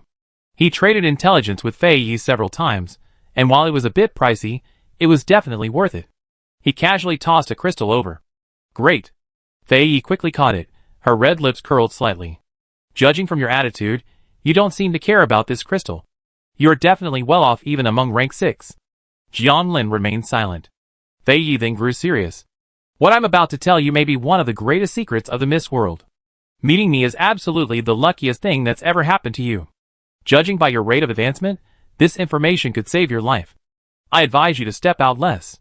I'm sure you're aware that when you reach a certain level, you can sense the positions of others of the same class. This is the principle of hidden attraction and aggregation. This attraction is extremely unfair to those who haven't reached the pinnacle of their professions. When competing against others of the same class, mental and physical dominance is the key to victory or defeat. Thus, any profession with some understanding of this will do everything they can to hide, either by joining a faction or entering special areas that block perception, such as high-level shelters. However, if a shelter isn't high enough, it can't provide complete shielding, so most survivors can only retreat to it. Going outside is like entering a dark forest. Besides this, there's another extremely rare condition. Chapter 229. Fei Yi spoke each word with pause. The concealment slate. Slate? Jiang Lin muttered subconsciously, sensing something was amiss, but unable to put his finger on it. Fei Yi, assuming he was merely curious, brushed it off and continued, the concealment slate. As the name suggests, It conceals your movements. Hiding from peers is only a tiny part of its function. Its true function is to prevent observation. Fei Yi pointed at it, without elaborating. Jiang Lin understood and nodded. Fei Yi spun the star-embedded firearm in her hand. Of course, you're not even level 8 yet, so don't worry about that. You need to worry about the other professionals. If they view the misty world as darkness, you're like a glimmer of light exposed. Bang! She pointed the gun at Jiang Lin's head and made a shooting gesture. Jiang Lin's focus wasn't on the back, for he wasn't afraid of the other professionals. Why worry at rank 8? He thought of the bishop's lack of advancement. Fei Yi, though puzzled by his preoccupation, dismissed him as a fool and patiently explained for the sake of the money. Because at that level, scrutiny from above becomes exceptionally frequent and intense. Without the stone tablet, you're doomed. That's why the pathway is also called the Dark Path. On this path, those who can't hide themselves will be devoured. Imagine reaching rank 8, facing the siege of fellow rank 8 stone tablet owners, and the terrifying gazes that are always coming. Jiang Lin's brow furrowed. Indeed, the situation was more serious than he had imagined. It could be said that those who possess the slate are the hunters, while those without are like exposed prey, not only vulnerable to attacks from professionals, who also lack the slate, but also having to be wary of the hunters themselves. For ordinary professionals, even with the protection of a powerful faction, reaching level 7 is their limit. Jiang Lin suddenly felt the urge to kidnap Fei Yi. She knew so much, and judging by her confidence, she probably possessed a hidden slate. However, as if guessing his thoughts, Fei Yi chuckled and covered her lips. You're not planning on taking my slate, are you? Regardless of whether you can keep me, it's useless even if you have it. Jiang Lin was relieved. Fei Yi was no fool. If the slate could be used by anyone, she certainly wouldn't be willing to share the information. Why not? He asked, puzzled. Fei Yi seemed nonchalant, but in reality, she was constantly on guard, not as relaxed as she appeared. Her red lips parted slightly. Because the concealment slates are divided into different paths, each path has a fixed number, and those who are not of that path will not be able to use them. Do you know how many there are? And how do you get the slates? Jiang Lin asked repeatedly. According to Fei Yi, wanting to advance to level 8 without a slate is tantamount to seeking death. To his disappointment, Fei Yi shook his head. My obtaining the slates was just a coincidence. I don't know the exact number of slates per path, but they are likely in the hands of higher-level players. Jiang Lin was silent. It's understandable. Possessing a slate can evade the prying eyes of all professionals. If one plans well among those of the same level, advancement is almost certain. So, the slates are likely in the hands of those at level 8 or even higher? This is absolutely terrible news for him. If he didn't have the alienation technique, he would essentially be doomed to death, unable to advance beyond level 8. Even with the transmutation technique, the situation wasn't particularly optimistic, and caution was necessary. But there was no point in rushing this matter. He was only level 6, still a long way from level 8. For now, all he could do was improve his overall strength and address the issue of the shelter loan. Thinking of his purpose in visiting Fei, he asked, with your abilities, is it really impossible to obtain pumice? Even buying crystal blocks won't work? He wanted to try raising the price. Anything that could be solved with money was no problem. It's no use adding source crystals. I still value my life, and anything involving the Church of Allah isn't as simple as fate. The Phantom Hanging Island is a terrifying place. My friend inexplicably became a nun, and now I can't even recognize her. They flatly refused. Then sell me a few directional pointers, Jiang Lin offered. You're not going there alone, are you? They casually pulled out 10 circular pointers and tossed them over. Jiang Lin reached out to take them. Just consider it a bonus for the message I just received. This thing isn't worth much. She was rarely generous. Has any male ever entered the Phantom Hanging Island? Fei Ye's expression was odd, but he still replied, anyway, all those who come out of the Hanging Island are nuns. Ah. This. Jiang Lin felt an inexplicable chill. Death would be fine, but if he's transformed, that would be too. Good luck.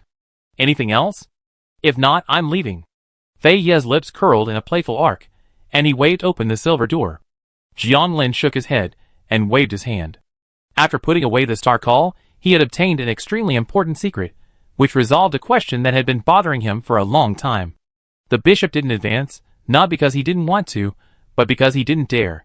He likely didn't hide the stone tablet either, so Lucian's disappearance probably had nothing to do with his advancement.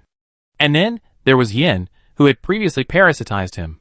She'd been beaten so badly before, most likely a level 7. She was probably still being hunted, and she didn't dare stop. The concealment slate. Jian Lin pondered. As expected, the higher you go, the harder the road becomes. Luckily, he knew Fei Yi, and he was a slate owner. Otherwise, he'd have reached level 8 all at once, most likely ending his time in the mist. One needs to possess the slate to advance to level 8 without contamination. So what were the stringent requirements for level 9? You're thinking too far ahead. He shook his head sharply. He was only level 6 at the moment, so there was no point in thinking too far ahead. According to Fei Yi, a powerless, high-level wild cultivator like him was a shining light in the darkness. Those who had reached the pinnacle of their profession would do everything they could to trouble him. Unless he stayed in the shelter and refused to leave. But he was clearly not the type to sit back and wait for death, and he wasn't afraid of his peers, no matter how many of them came. There were pros and cons. The upside was that they might offer him promotion materials.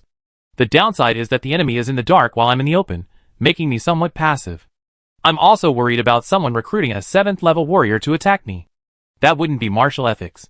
He now has Ji, a 7th level warrior, and he also has a greedy expert, so he's not completely defenseless. In a sense, he hasn't practiced martial ethics either. Huh? Jian Lin lay in bed, feeling completely safe. Others who ascend to higher levels might worry day and night about being found, but he has an 8th level shelter.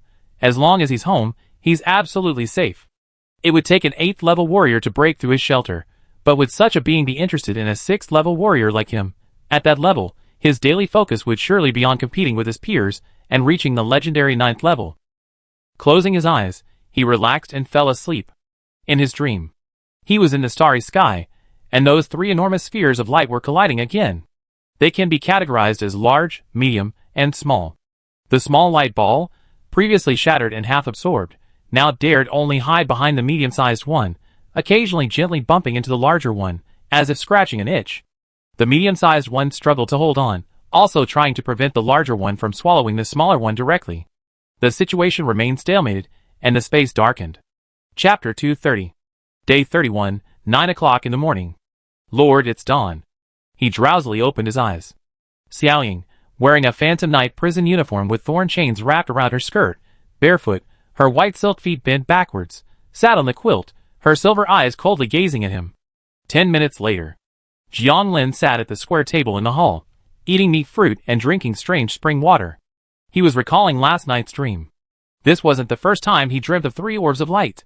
The ghostly brain had heightened his psychic perception, so those 3 orbs of light were likely some kind of spiritual prompt. Whether from the past or the future, he couldn't tell. He'd previously dreamt of the origins of humans on Blue Planet and the Deep Sea City, all more or less related to his experiences. Unable to figure it out, he opened a survivor forum. Terror worms are wreaking havoc in the desert. Survivors in this area, beware, diamonds are raining from the sky, and there are speculations about the formation of a terrifying climate. Jian Lin took a quick look. Everything outside was normal. It looked like a small-scale climate change. Clicking on the first post, he saw a picture of a terrifying worm. It was truly terrifying.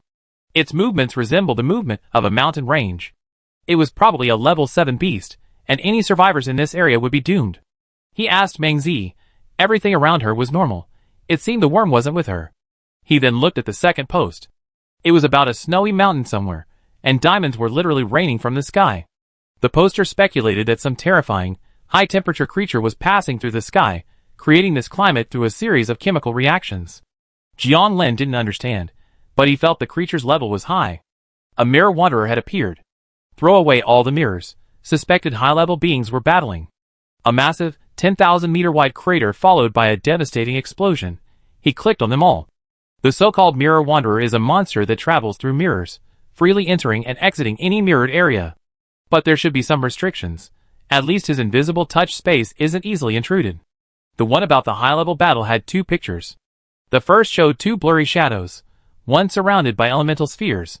The second showed a giant pit, its size impossible to see due to the fog. It was probably an elemental arbitrator battling someone else. Nothing unusual in the fog. After reading enough, he posted a thread himself. Go to Phantom Hanging Island to obtain pumice. Requires a level 4 overall strength. The reward is fog avoiding fire seeds or crystal essence, or a crystal block. Extremely dangerous. Detailed instructions. The original poster, laughing nightmare. He was just trying, not really holding out hope. A place where even he wouldn't go. The chances of a survivor returning safely were extremely low. The idea was to find a few fearless people, and he'd pay them in advance. Those who understand will understand. Took all the exotic spring water and fleshy fruit to Shop 9 to restock the last batch. Yesterday, I opened 2 level 4 advancement scrolls, perfect for transforming and upgrading both. The exotic spring water improves physical fitness, making it a top priority for him. Advancement, transformation, 1600 spiritual power overflowed, and the upgraded red touch jar began to wriggle and deform, expanding. It eventually transformed into a circular pool, 1.5 meters tall, covered in fine red lines, 5 meters in diameter, with creepy red tentacles sprouting from its underside. Transform the alien spring red touch jar to obtain the red silk spring condensation pool. Red silk spring condensation pool, level 5, a pool undergoing unknown transformations. Rooted in the ground, it can produce an unlimited supply of water. Long-term consumption rapidly increases physical fitness, while short-term consumption provides highly effective healing and double stamina recovery. The effect was quite good. Physical fitness increased, and it also had healing properties. If I wanted to sell it, I'd have to raise the price again. Luckily, the 5-meter diameter red silk spring condensate pool wasn't very large, easily enough to fit indoors. The red silk spring condensate pool quickly leaked a lot of water. This time, the water wasn't clear anymore, and inside it were tiny red silkworm-like creatures, difficult to discern without a close look. A closer look revealed they looked more like silk threads, motionless, and probably not alive. This was the only way he could console himself.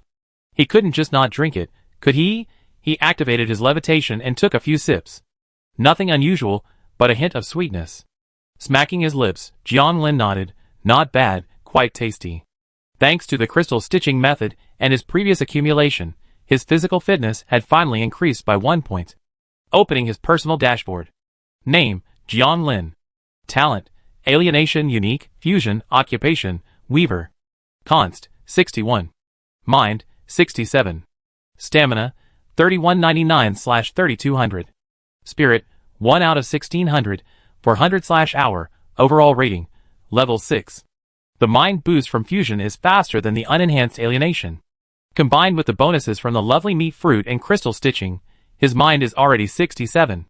Constantly, the improvement in constitution is much slower, so Jianlin only needs to focus on improving it. With alienation, he doesn't have to worry about his mind lags and causing a mutation.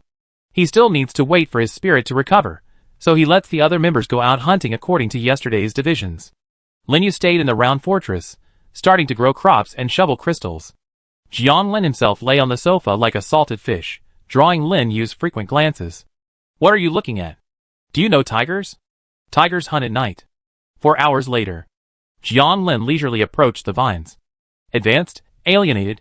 After the advancement, the thick purple vines began to wriggle and deform, intertwining and entwining, becoming like a human figure, and the soil beneath them also stirred violently. The cute fleshy fruit, resembling a small octopus, grew even larger. Its purple skin, covered in white fuzz and green slime, split in the middle, revealing a pulsating mass within. The mass pulsed, resembling a heart at first glance, but a closer look revealed it was merely a bulge of energy. Even stranger still, whether it was the shape of the vine or the fleshy fruit. Jianlin picked one up. It was just as sticky and slippery. The only difference was that the mass was constantly throbbing, which felt odd. Alienated, lured the fleshy fruit into feeding, obtaining the trembling heart fruit. Trembling heart fruit, level 5, produces a delicious, trembling fleshy fruit. Rich in nutrients, it requires no food for a month after consumption.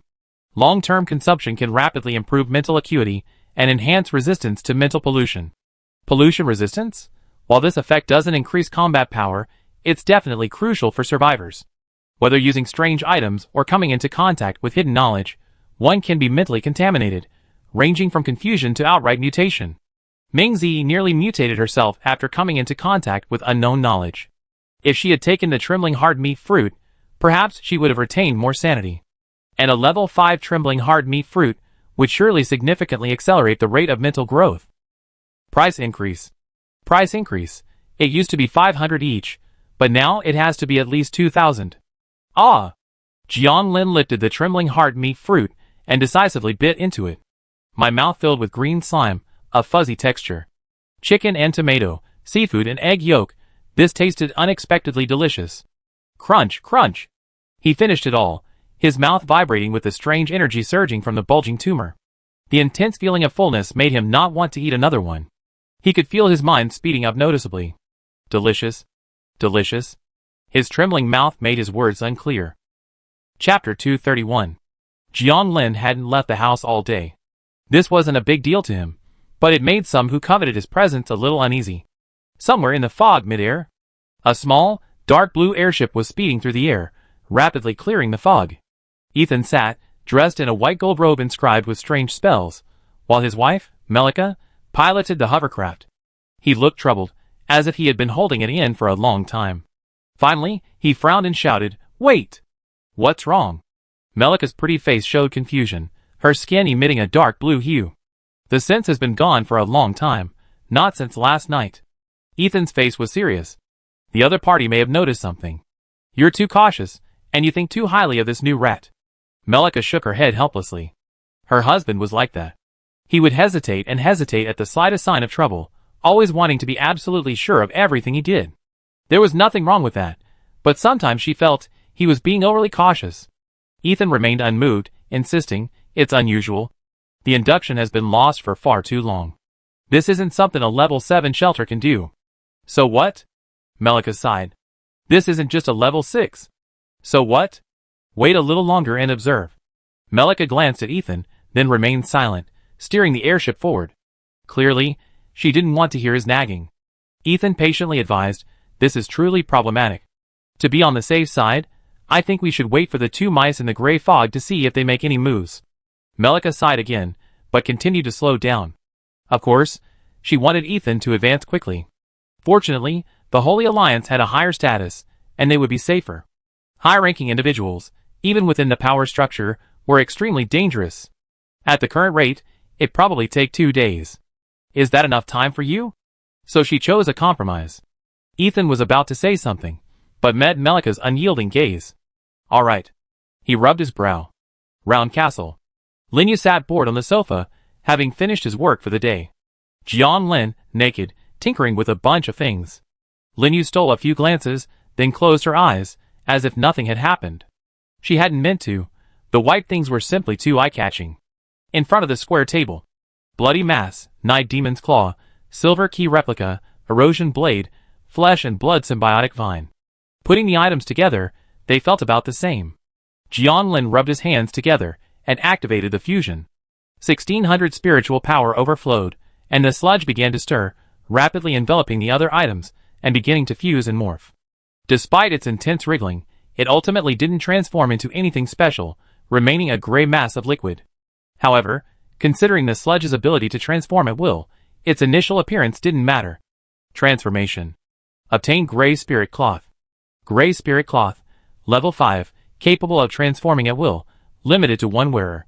Possesses top-tier defense, summons immortal night demons, opens a portal through the sky, 1-day cooldown, counters spiritual erosion, Level 5 and below, 60-minute cooldown, consumes stamina to heal symbiotic infections, and other abilities. Sacrifice half of your spiritual body to sever any connection to a specific causal link. With a thought, Jiang Lin's gray liquid flowed, transforming into a windbreaker suit, which he donned. Feeling it, it was no different from before, except for the ridiculously increased abilities. Swish. Swish. The lower part of his windbreaker swung, and 10 night demons darted out, forming a neat array in the hall. How convenient. Jiang Lin curled his lips, pleased with the effect of his new clothes. He resolved that if he ever got another level 6 advanced scroll, he would upgrade his clothes first. Constructing his cursed form to go to the mine to retrieve today's crystals, Jiang Lin opened the system panel and entered the survivors' gathering. Inside Light Gate Number 1. A crowd of gamblers gathered in the square, wailing incessantly. Occasionally, a few inappropriate calls like single draw and 3 gold rang out, drawing angry glares and outcry from the survivors. Jiang Lin, keeping his gaze fixed, headed for the middle aisle. The previously vacant shops were now all rented out, selling everything, even pet slaves. Of course, those things can only be arranged offline, and there's a high chance you lose both money and money. There were also quite a few stalls selling daily necessities and furniture, all clearly the product of a craftsman's creative vision. Jianlin also bought some exercise beds, electric sofas, crystal lights, and other multifunctional dolls, but they were of little use to him. Shop 9. Many survivors crowded here, mostly buying cute meat fruits and exotic spring water. Bai Miao remained indifferent behind the counter, only speaking coldly when a survivor was about to pay. The service was extremely poor, but it didn't seem to affect business. She saw that Jianlin merely nodded, then turned with a very cold look towards the survivor who was paying. It's okay, just my personality. Jianlin smiled helplessly, and put today's newly harvested heart-shaking meat fruit and red silk spring on the shelves. Trembling heart fruit, level 5, rich in nutrients. Consuming it allows 1 month without food. Long-term consumption can rapidly improve mental acuity and enhance resistance to mental pollution. Red silk spring, level 5, long-term consumption can rapidly improve physical fitness, providing short-term, highly effective healing and doubling physical strength recovery. Red silk spring is 10 liters per serving, limited to 100 servings per day, costing 2,000 crystals per serving. Trembling heart fruit is limited to 200 servings per day, costing 2,000 crystals per serving. If all of them were sold, the profit would be 600,000 crystals, or 6 crystal blocks. I'm not sure if I can sell them all, as they're not cheap. Anyone who can afford 4,000 crystals a day to improve themselves on food and drink must be well off. Blue Star people alone certainly don't have the luxury of spending. At this moment, a survivor noticed the new item and exclaimed, "There's a new fleshy fruit that actually increases resistance to mental pollution. Upgraded, upgraded. I wonder how Master Jianlin cultivated this magical fruit. The effects are incredible. I've been using strange items a lot lately, and I keep hearing strange noises. Now I'm saved. Don't you think it's expensive? Fuck. What kind of poor bastard is a professional? Do you even understand how precious things that enhance mental abilities are?" Because Jianlin had concealed his identity, no one recognized him. He hid to the side, silently observing the survivors' reactions. Some complained about the price, while others thought it was worth it. The ratio was about 2 to 1. Some survivors, despite complaining about the price, bravely took the crystals despite facing mental pollution issues. Jianlin nodded secretly. Although sales would slow down considerably after the price increase, he should still be able to sell the stock for the day. After all, he was the only one who could produce these things. With a large base of survivors in the 69th batch, there was no shortage of buyers. His income skyrocketed. Jianlin left the shop and quickly walked to the smile roulette in the square. Looking at the light screen before him, he smiled confidently, his eyes gleaming. Of course, he wasn't going to draw the highest level items, but rather some lower level, practical items. Things like backpack expansions and crafting scrolls. Smile roulette, invest spiritual energy and draw corresponding items from levels 1 to 5. The more you invest, the more smiles you receive. Every 10 draws will yield a high quality reward. 10 crystals, 50 crystals, 100 crystals, or 1 beast core, 1 crystal core, 1 crystal essence. Smile and choose to draw. Choose 100 crystals and click 10 times in a row. Money is yours. Beep, beep, beep. The wheel began to spin. Chapter 232. The roulette wheel spun symbolically, then stopped 10 times. Tier 2 Psionic Bazooka, Tier 2 Transfiguration Potion, Tier 2 Summoning Rune. Tier 3 Condensed Water Golem. Guaranteed on the first shot, Jianlin was fearless. Crystals were just numbers to him. He earned them for this moment. Rebirth, I'm a Kryptonian in the mist. 10 more clicks in a row. Tier 2 Void Rune, Backpack Expansion Scroll, Tier 3 Crystalline Longbow. Tier 3 Poison Sprayer. Hey! Jianlin gave a smug Kryptonian smile. Probability isn't a problem. Hit enough crystals, and you scoop up the entire prize pool. He's already got it, and 10 consecutive double gold hits. Keep going. He started clicking frantically, harder. The survivors around him noticed this and started talking. See? Another one's getting high. Oh, roulette is such a bummer. Last time, a guy like that screamed for hours. He clicked so fast, he couldn't have drawn 10 crystals, could he? Probably, otherwise he wouldn't have been so rich. What's there to say? 10 crystals, what the hell? And you're pretending to be so good. Yeah, I tried 10 crystals last time, and I drew something black. They said it was some kind of silk, but I don't understand how to use it. Oh, you're a snake spirit? That's fine then. Jianlin ignored the nagging and gossip around him. He was feeling high now, something he hadn't experienced on Blue Star. Tier 2 Psionic Rifle, Tier 2 Oblivion Potion, Tier 2 Curse Rune. Tier 3 Illusion Bomb. Tier 3 Lumberjack. Tier 3 Mind Disruptor Cannon. Tier 3 Advanced Scroll. Tier 3 Decoy Puppet. His hands were numb and tired, but he finally managed to find a crafting scroll. Communication Rune Crafting Scroll, Level 3, can craft a communication rune that can be used 10 times, split and used. 0/4 Twin Stones, 0/2 Beast Cores, 0/20 Crystals. Obviously, the crafting scroll's yield rate is extremely disappointing, but it's still better than buying directly from others at a high price. Although he's already spent tens of thousands of crystals, he's gained not only a bunch of items, but also a backpack expansion and advanced scrolls. His backpack is currently expanded to 500 slots, and it's simply not full. He keeps all his important items in storage crystals, trying not to bind them to the system to avoid situations like the Fogless Land.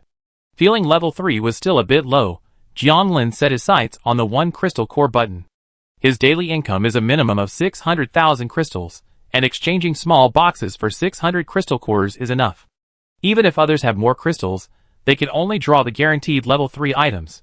Lower level items will only become less valuable going forward. Since he had this advantage, he'd definitely go for the 4th level. I believe no one, now or in the future, could be as arrogant as him. He adjusted his stance. He raised his right hand, his expression serious. 20 minutes later. Finally. Jianglin looked at the crafting scrolls that appeared on the screen, a sigh of relief washing over him. Level 3 Gravity Distortion Spear, Level 3 Crystalline Iron Fork, Level 3 Doom Rune. Fury Potion Crafting Scroll, Level 4, creates a potion that rapidly increases stats for a short period of time, the effect lasting 60 minutes, with the side effect of rage and loss of sanity. 0 out of 8 Crimson Grass, 0 out of 8 Exploding Fruit, 0 out of 80 crystals. He drew over 300 times, obtaining a total of 3 crafting scrolls. In addition to the Fury Potion, there were also Transformation Potion and Stamina Potion. Transformation Potion Crafting Scroll, Level 4, creates a potion that changes a creature's form, the effect lasting 60 minutes. 0/8 Mimic Mushroom, 0/8 Dynamic Algae, 0/80 crystals. Level 4 Stamina Potion Crafting Scroll, creates a potion that restores 400 stamina points. 0/8 Blaze Grass, 0/8 Power Mushroom, 0/80 crystals. Including the level 4 healing potion from earlier, this brings the total to 4 potions, all quite useful. Currently, Lin Yu's daily production limit of 100 of each type is his limit. Any more wouldn't keep up. A level 4 potion sells for 400 each. After deducting the 80 crystals it costs and Lin Yu's labor, he can earn 128,000 a day. The farming path still has its merits. No wonder Isabella is so wealthy. Of course, this is also due to her business acumen and the large number of subordinates. Jianglin's money-making is quite mindless, unlike others, who are more calculating. He sold the junk he had opened at shop number 9 at a low price. 100 for a level 2, 500 for a level 3, and 5,000 for a level 4. It's a small return on investment. If it weren't for the high traffic, it wouldn't have sold at all. He even sent private messages to Jolini, Isabella, Linifing, and the others. Jianglin, when you have time, come to shop number 9 and check out the new stuff. There's a lot of good stuff there. They all have influence, so it's fine to sell them or give them to their subordinates. He ignored it after that, and began searching various shops for seeds. These seeds weren't rare at the moment, and they were needed for low-level potions, so he quickly bought them all. Exiting the survivors' gathering, Zhu Shen returned with 50,000 crystals from the mine. Tina, Wan Nu, and the others had already gone to rest. The hall was filled with treasure chests and materials. I've already spent all my crystal cores, and here come 50 more. I can't spend them all. I really can't spend them all. Jianglin's lips curled up with a chubby smile. He summoned a small box and counted his backpack. 53 crystal cores, 42 crystal marrows, 11 crystal blocks. And that's even before he's even started to recoup his investment after all this spending. From now on, he'd be bringing in at least 700,000 every day, or 7 crystal blocks. He didn't need to worry about crystals at all. As long as he could obtain a level 7 advanced scroll to upgrade his small box, he wouldn't have to bother looking for source crystals anymore. 1 million crystals for 1 source crystal, though expensive, it wasn't unaffordable. Others who wanted to exchange hadn't had the chance yet. Looking at the hall, Lin Yu was napping on the sofa. Jianglin went over and gently nudged her awake. Get up and get to work. Lin Yu opened her sleepy eyes and saw 3 crafting scrolls blocking her view. So many? Are scrolls everywhere now? She rubbed her eyes, a little surprised. Jianlin handed her the scrolls and seeds. The low-level ones might be getting awful, so I got a few level 4 ones. He held up a finger. 100 each, right? Lin Yu's mouth twitched. She pursed her lips, calculated, and nodded slightly. That should be about right. Okay, your salary will double from now on, to 2,000 a day. Okay. Lin Yu smiled helplessly, covering her mouth with her hand. Salaries and the like are just formalities, and the crystals are useless to her. Living a carefree life in the misty world is beyond the reach of most people. Letting Lin Yu go upstairs to rest, Jianlin prepared to open his chest. Today, without leaving his room, he still managed to collect 2 gold and 3 silver items. One of them was stolen by Wan O from somewhere, and the other was from Xiao Hao's team. Gold chests don't always appear with level 5 creatures, so getting 2 in a day is considered good luck. There's no need to open the silver chest. The only thing I need is level 4 advancement scrolls, which I want a lot of today. Once I have 10, I trade them for the small chest. Preparing the trick luck noose gun, Jianlin transformed into Sophia. Huh? Why is it level 4? Feeling Sophia's level 4 attributes and new skills, Jianlin was stunned. It's only been a few days since her last level up. Shouldn't it be so fast? Chapter 233. Darkness Priest, Level 4. The light-seeking priest class, tainted by an unknown aura, is undergoing unpredictable changes, and its original class skills have been transformed. Spider legs allow creatures to enter dreams, allowing them to be imprisoned or information obtained through dreams. The 2 skills are Dark Escape, a level 4 class skill that consumes stamina to merge into shadow, enabling short-range teleportation with a range of 5,000 meters. Darkness Priest, a level 4 class skill that consumes spiritual power to summon dark spirits, which have the ability to create dark paths in combat. Short range? 5,000 meters? Jianlin asked in confusion. His level 6 borrowed object translocation only has a range of 1,000 meters. This class is truly renowned for its sprinting and luck. Other paths are simply not on the same level as the Traveler's Path. As for the so-called dark path created by the dark spirit, it's still for sprinting. Dark paths grant the Darkness Priest a speed boost and stamina recovery. He admitted to having previously misunderstood the trickery path. Trickery isn't about being sloppy. On the contrary, it's very tough. Open private chat. Jianlin, how did you suddenly advance? Did you drink the Constitution potion? Sophia, Trickster, I accidentally inhaled some strange mist today, and my constitution and mental health reached 42. I don't know. Jianlin, are you experiencing any physical abnormalities? Sophia, I feel stronger, faster, and clearer. A brief silence. Jianlin, pay more attention lately. Let me know if you have any questions. Sophia, thank you, Trickster.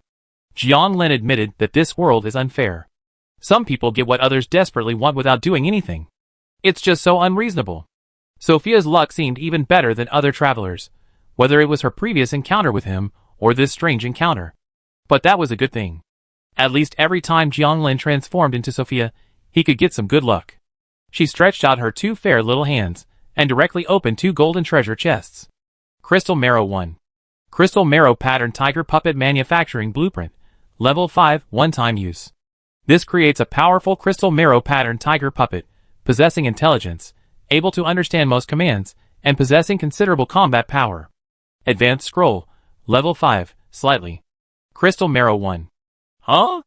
Jianlin's mouth dropped open, his eyes wide, in disbelief. He raised his hand, glanced at the fair little palm, and was filled with doubt. How long had it been since he'd opened a psychic item from a treasure chest? It hadn't happened since he'd been able to transform into Sophia. Why today? Was it related to Sophia's good luck? He took out the trick luck news and took a look. The red threads had all been retracted, proving that the creatures were all dead. Can this kind of accumulated good luck yield crystal essence? Am I a substitute? Roar! The roar of a tiger echoed through every corner of the circular fortress. Why are you yelling so late at night? Jianlin smashed his fist against the towering tiger puppet's head. The tiger puppet stood over 2 meters tall and was about 5 meters long. Its iron skin was streaked with dark blue lines of crystal essence. This was definitely the work of the spiritual empowerment hand. This creature was a unique creature, endowed with a rudimentary intelligence by the spiritual empowerment hand. Go lie down in the room. Jianglin assigned it a small axe to their room. The tiger puppet shook its head and walked in. It was not much different from intelligent life, except that it needed to eat crystals to survive. This is just a level 5 spiritual hand. A level 6 shapeshifter could truly transform objects at will, truly making them do whatever they desire. Of course, breaking through the level limit is definitely not possible, and transformations often require following certain rules. In silence, Jianglin took out the crystal dynamic sofa, crystal energy light, and other furniture he'd bought at the gathering and replaced them. After a while of work, the interior of the dome was completely refreshed, with a more lived-in feel. Lying on the reclining bed, I felt incredibly relaxed. This was the first time I hadn't gone out in all my time in the mist. I hope my life will always be peaceful. He slowly closed his eyes. Somewhere in the Gobi Desert, a red-yellow light dispelled the blood mist, revealing a tortoiseshell hut with hundreds of eerie tentacles at its center. Inside the tortoiseshell hut, a pale young woman with black hair, black eyes, and black lips pondered at a table. She wore a gray jumpsuit with intricate patterns that outlined her shapely figure. She closed her eyes, sensing the situation for a moment before opening them again. She'd been appearing occasionally before. How could she have suddenly vanished? She muttered, frowning. If that traitor Ethan finds it first.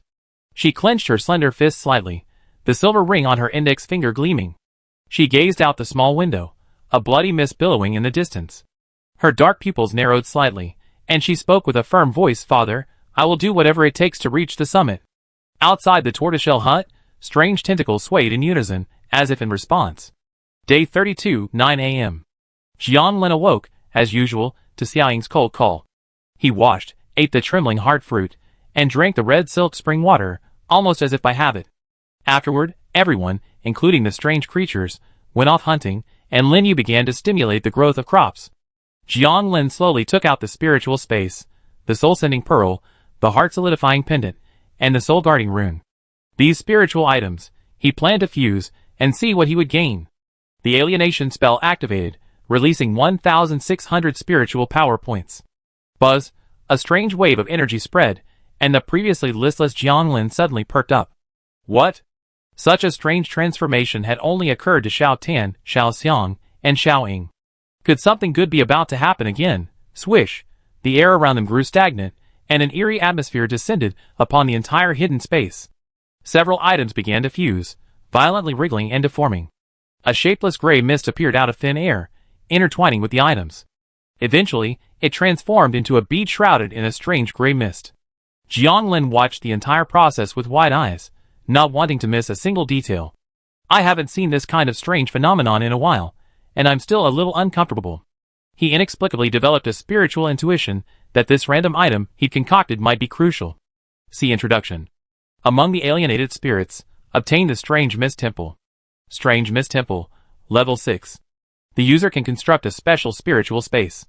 After imprinting a spirit, other creatures can enter it spiritually at any time, protected by the passive Strange Mist. The temple can host spirits, allowing them to exist permanently without a physical body. Strange Mist, passive effect, increases mental resistance based on the spirit temple owner's mental state.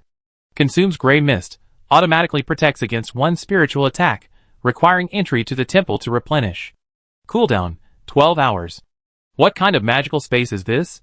Doesn't that mean that anyone, including him, can enter it spiritually as long as they imprint a spirit?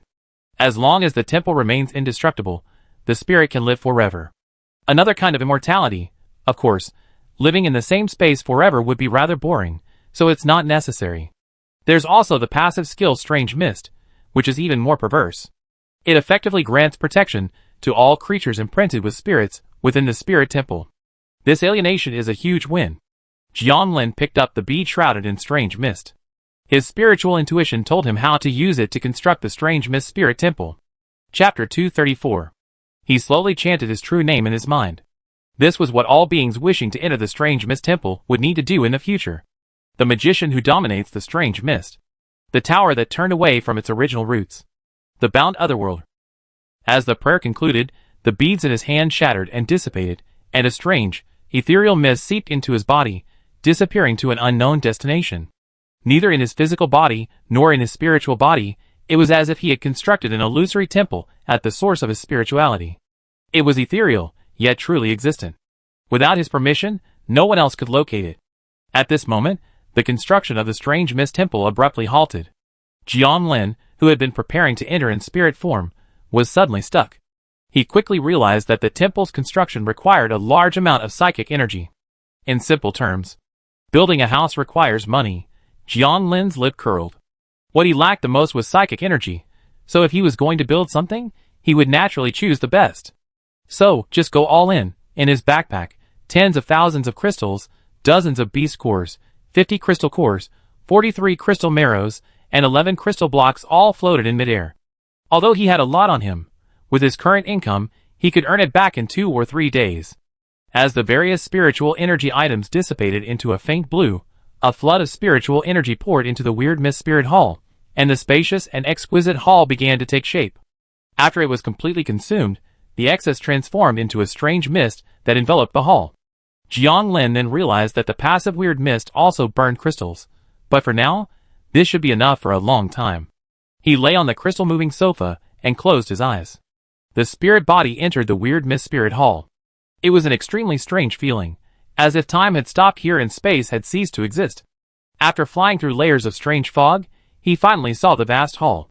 The dome resembled an inverted spiderweb, a haunted nest. Intricately carved stone pillars, each etched with his own eerie symbol, were entwined with dark, shadowy vines, eerie eyes opening and closing. The floor was paved with gray tiles with intricate patterns, the patterns twisting and wriggling like tentacles. Boom! With a thought, he pushed open the 10-meter-high door, carved with strange, shifting mist patterns. Entering the hall, the most striking feature was the tall stone chair at the far end, surrounded by layers of fan-shaped seating. Unlike the exquisite architecture surrounding it, it was a gray-black, its surface polished and clean, emitting a faint grayish glow. A passageway separated the fan-shaped seating, leading directly to the stone chair at the end.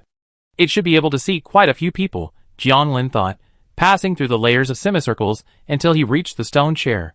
The stone chair wasn't wide, but its backrest reached the dome. Sitting on it wasn't as firm as he'd imagined, and he felt nothing. After all, he was only a spirit now. His fingers tapped lightly on the stone chair. The entire strange mist spirit hall was even more desolate and empty than he'd imagined.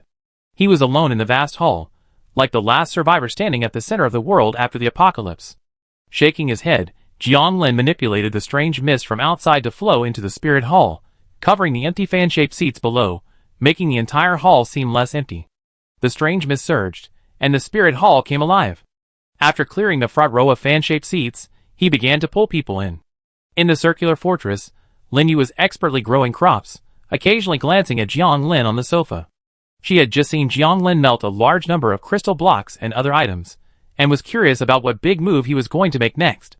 At that moment, the mark of the vassalage contract caused her to subconsciously speak aloud. The magician who controls the strange fog. Then, her spirit was drawn by a strange force, entering a strange gray mist. She didn't resist, understanding that this was Jiang Lin's trick, and curiously surveyed her surroundings.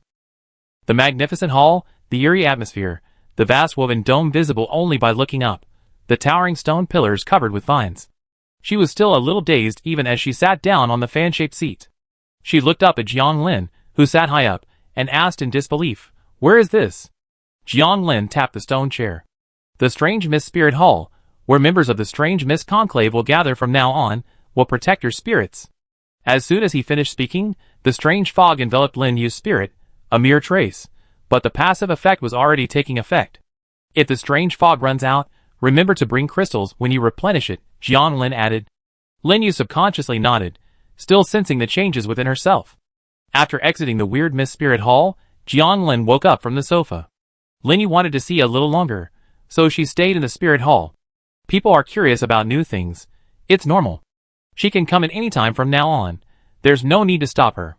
This was originally Jiang Lin's secret meeting and communication venue, and also a refuge. In the event of irresistible danger, one can abandon their physical body and take up residence in the spirit hall with their spirit. As long as the spirit remains, even if the physical body is gone, a way to revive it will always be found. He would bring all the members in at night. Some of them were outside during the day, where they could be in danger. After Fei Ye's reminder, he decided not to go out in person again, to avoid unnecessary trouble.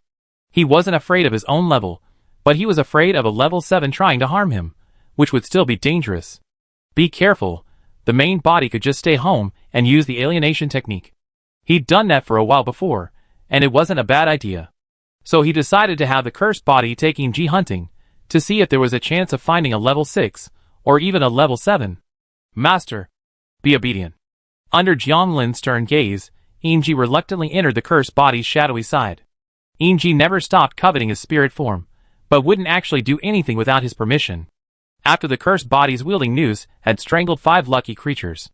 Moirian. Master. A deep, rich male voice emanated from the mirror, and a dark shadow swayed slightly within it. Simulation? The first time. Starting the simulation from the cursed body's perspective, he didn't use the psychic cannon to speed his way, simply choosing a random direction. After half a day, the highest he encountered was a level 5. The second time. The psychic cannon continued its journey, and encountered a tier 7 sand-crawling python. Ji attacked, tearing its underside, causing the python to dive underground and escape. It was a pity, but the python was indeed too large and difficult to kill. The third time. The psychic cannon continued its journey, and encountered a tier 6 neutral creature, the poison mist turtle. It didn't attack Jiang Lin's cursed body, but continued on its own. The cursed body hesitated for a moment before attacking it, only to be captured and killed by a terrifying giant bird. Ji's whereabouts remain unknown. What the hell? Jiang Lin looked horrified. He had encountered a juvenile poison mist turtle before, but he hadn't noticed it then. Now it seemed their species had a hidden secret. With the cursed body dead, the simulation was interrupted. If Ji were to fight the giant bird in reality, could she defeat it? She should be able to. After all, the simulated magic mirror only predicted a small number of tier 7 events, meaning the giant bird was at most tier 7. But the opponent was incredibly fast, tearing the cursed body apart almost instantly before Ji could react. This alone was enough to make him a dominant force at level 7. Simulation wasn't reality. In reality, he didn't want to make enemies everywhere, and wouldn't attack neutral creatures unless necessary. So, he let the poisonous mist tortoise go, and he had to let the cursed body retreat and choose the level 5 creature as a second choice. Chapter 235. In the mist. The small airship zipped through, and the fog ahead cleared. Still no signal. Instead, there's movement from the direction of the filthy order. It could be Draven. Ethan's brow furrowed, his voice low. Melika's pretty face, tinged with a faint blue hue, also took on a solemn expression. The fog has just passed. It's the perfect time. Of course, we're not the only ones targeting them. Ethan sighed. I'm afraid they attacked too, and we have no chance. A few hours ago. The Whispering Forest, a tumor-shaped building complex with a domed church in the center. Draven, dressed in a purple robe, stood solemnly before the tall gates. Looking to be about 50, he was short, only reaching the waists of 2 level 5 gatekeepers. His face was sallow and wrinkled, and he looked lifeless. Boom! The gatekeeper, as if on command, pushed open the heavy gates. Draven quickly lowered his brows and nodded, moving his short legs swiftly, as if he had seen a true god, his robe rustling as it dragged against the ground. After a while, he finally saw the real person. A thin, pale man in a long robe and long hair, holding a black book, hung upside down in midair, looking down at him condescendingly. Your Holiness! Draven knelt on trembling legs. It was against his will, and there was no such rule in the order, but he was too excited. When he realized what was happening, fear of punishment filled his wrinkled face. Before he could even rise, his body had already risen unconsciously, and the fear receded like a tide. Looking up at the Pope again, he felt only the affection of a father, and the kindness of a mother. A few minutes later, Draven walked out of the church, stroking the object in his arms, his slender, eagle-like eyes narrowed, his sallow face brimming with confidence. Jiang Lin was unaware of what was happening outside. He would never have imagined that after just one day out after the fog, so many people would already be eyeing his slice of the pie.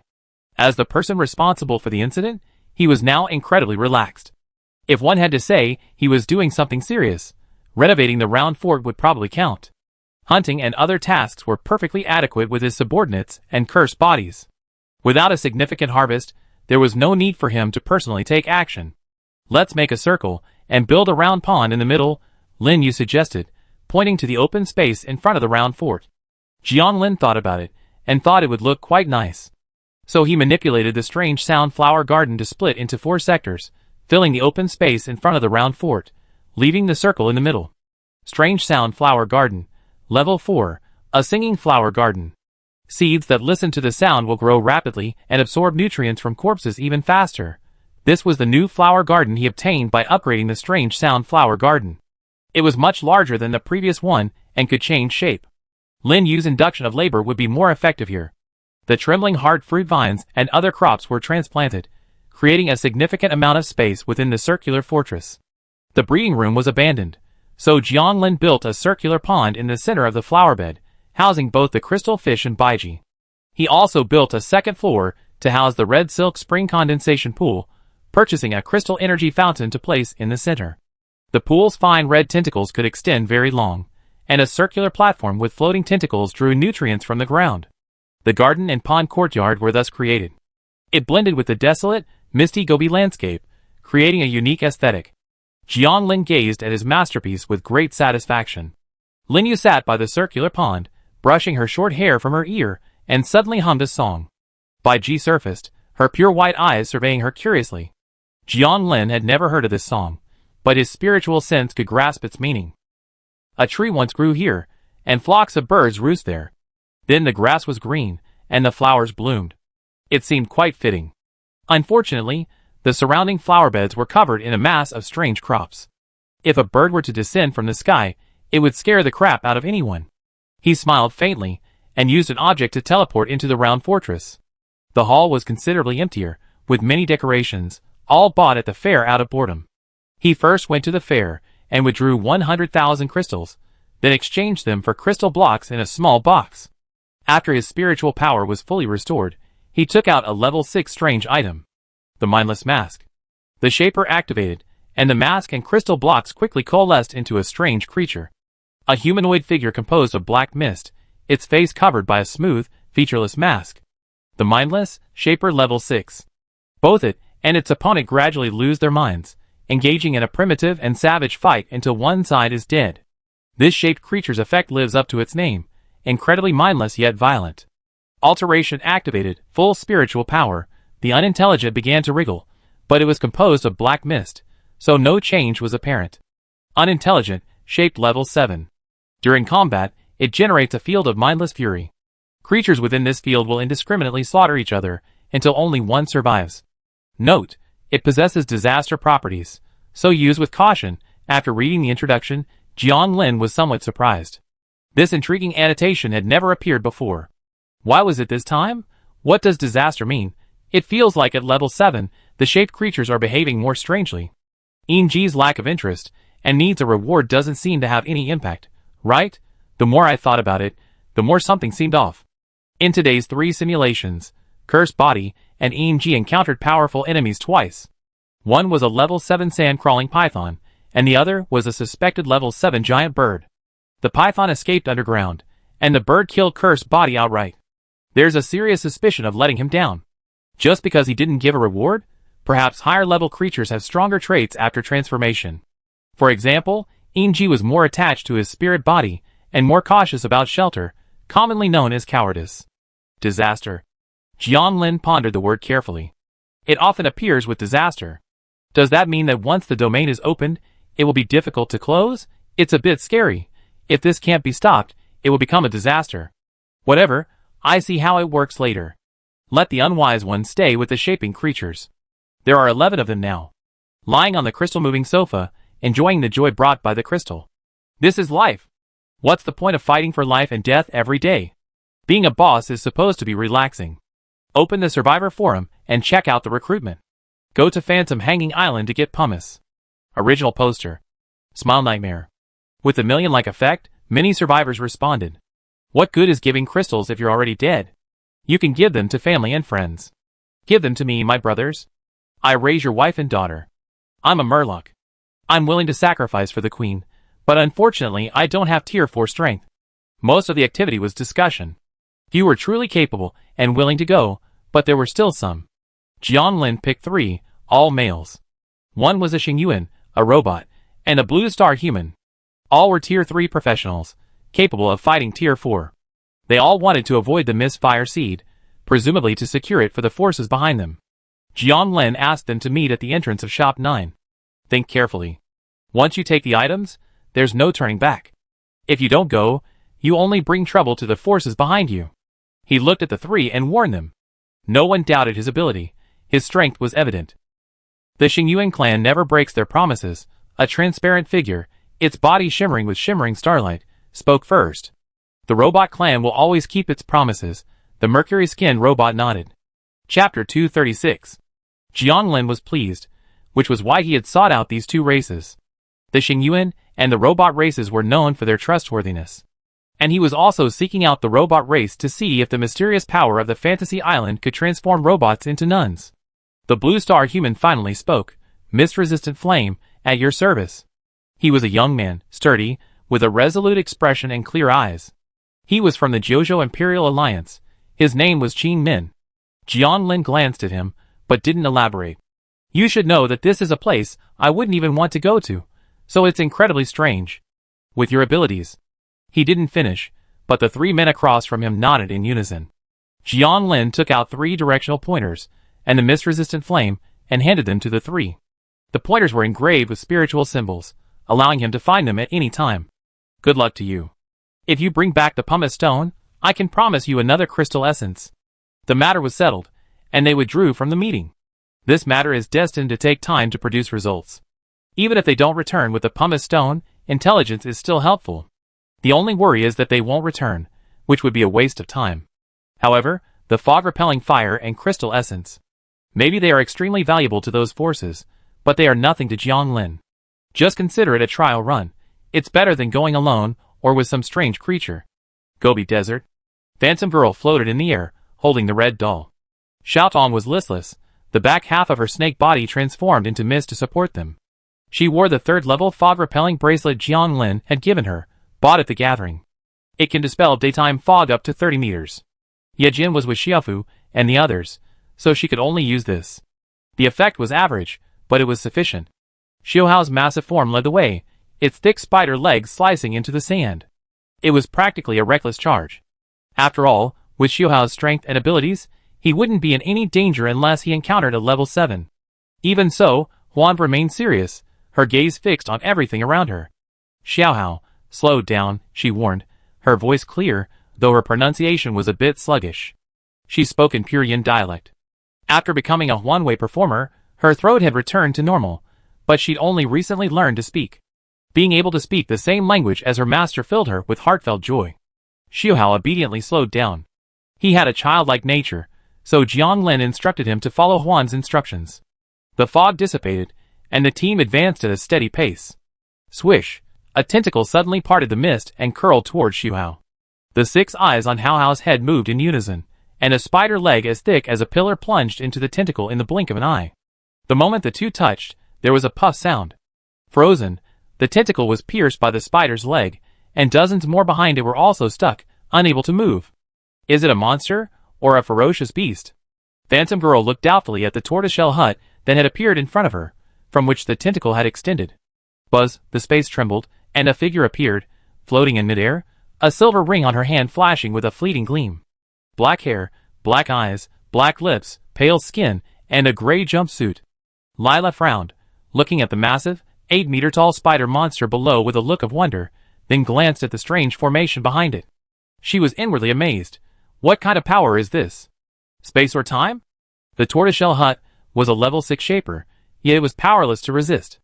As Layla assessed the situation, she heard the weakest white-haired woman on the opposing team speak. Xiaohao, let's go. The Phantom Girl saw someone appear, and thought it was another survivor, so she decisively retreated. The Lord said, if you encounter humans, there's no need to pay attention unless they take action. A mistake? Layla calmed down and stopped just as she was about to cast a spell. The snake-eyed creature, with its small pupils, watched the gray-clad woman's movements intently, slowly drifting back. Xiaohao also released its tentacles, shielding the Phantom Girl. A level 2 manipulating a level 6? Lyra found it incredibly unrealistic and couldn't help but ask, which faction are you from? She suspected the Phantom Girl must be the daughter of a high-ranking official from a major faction, otherwise she wouldn't be capable of such a feat. The giant spider's abilities even she feared. It was definitely not something an ordinary survivor group could cultivate. However, the other party didn't respond. Soon, the Phantom Girl and her group disappeared into the fog. Layla didn't follow. If it was just a misunderstanding, it would have caused a conflict. This was a crucial moment in her search for the newly promoted weaver, and she didn't want to cause any complications. In a foggy world, if you can avoid enemies, try to be strangers, especially if they're clearly acting strangely. The Kamiya's tentacles had resumed their activity, and this strange ability made her even more curious about the white-haired woman's identity. So many variables. Lila sighed, her brow furrowed as she sensed two weavers approaching the Gobi Desert from different directions. If it weren't for the stone tablet, she would have fled long ago. Although the newly promoted weaver had managed to hide for a while, he was likely in grave danger. She had to take action. Even if she couldn't obtain the promotion materials, she had to prevent that traitor Ethan from obtaining them. Controlling the turtle house to move, we've been discovered, and we can't stay here any longer. On the other side, Wan Nu hadn't taken the previous encounter seriously. After all, she went out frequently, so encountering other survivors was normal. But then Xiao Hao spoke, a boyish voice emanating from somewhere.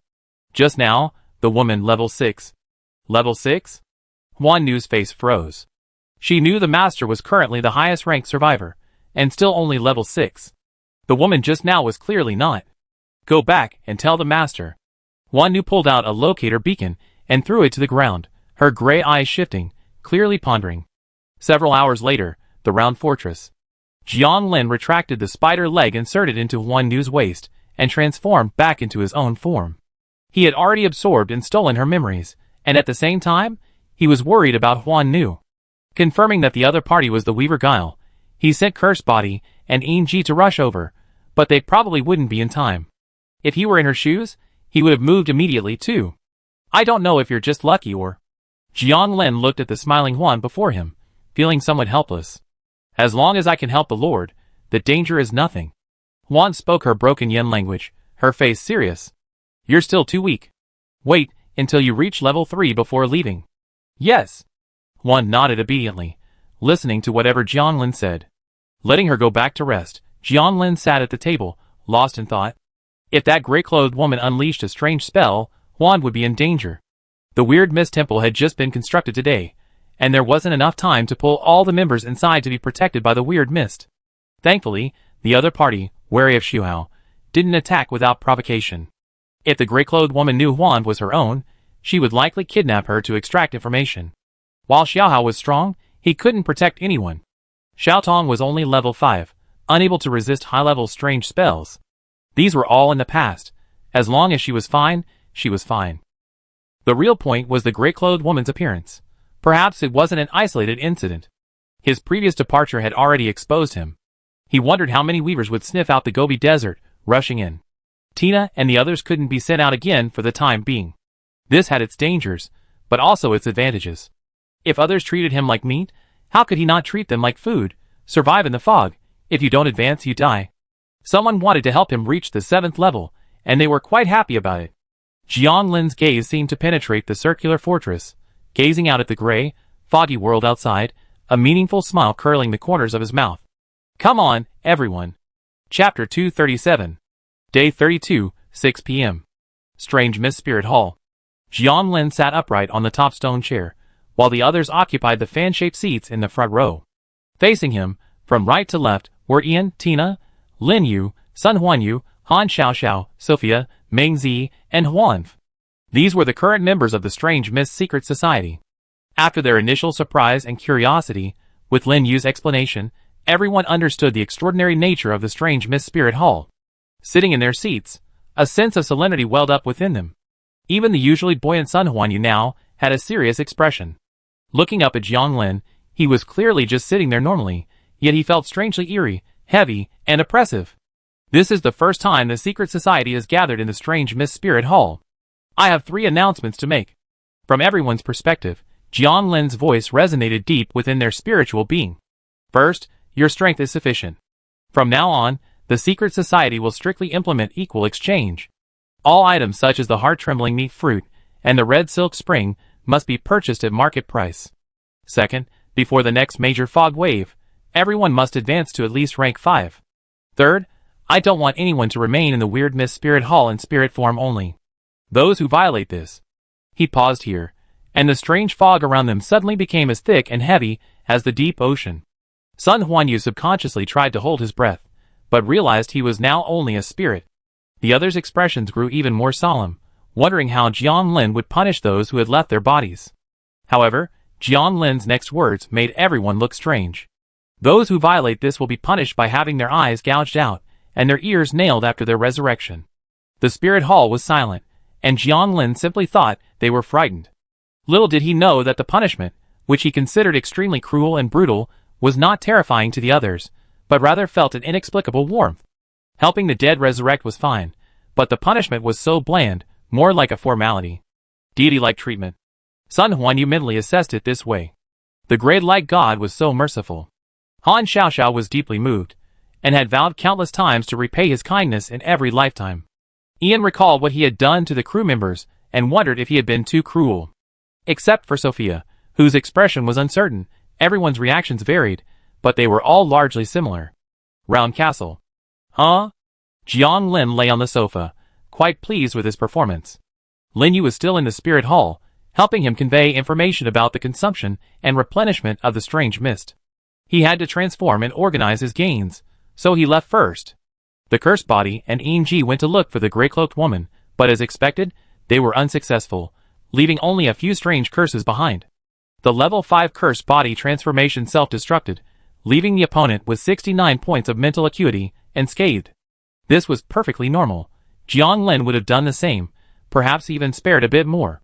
He wasn't anxious. The ones who should have worried were those who coveted him. In the level 8 stealth space, they couldn't possibly find him.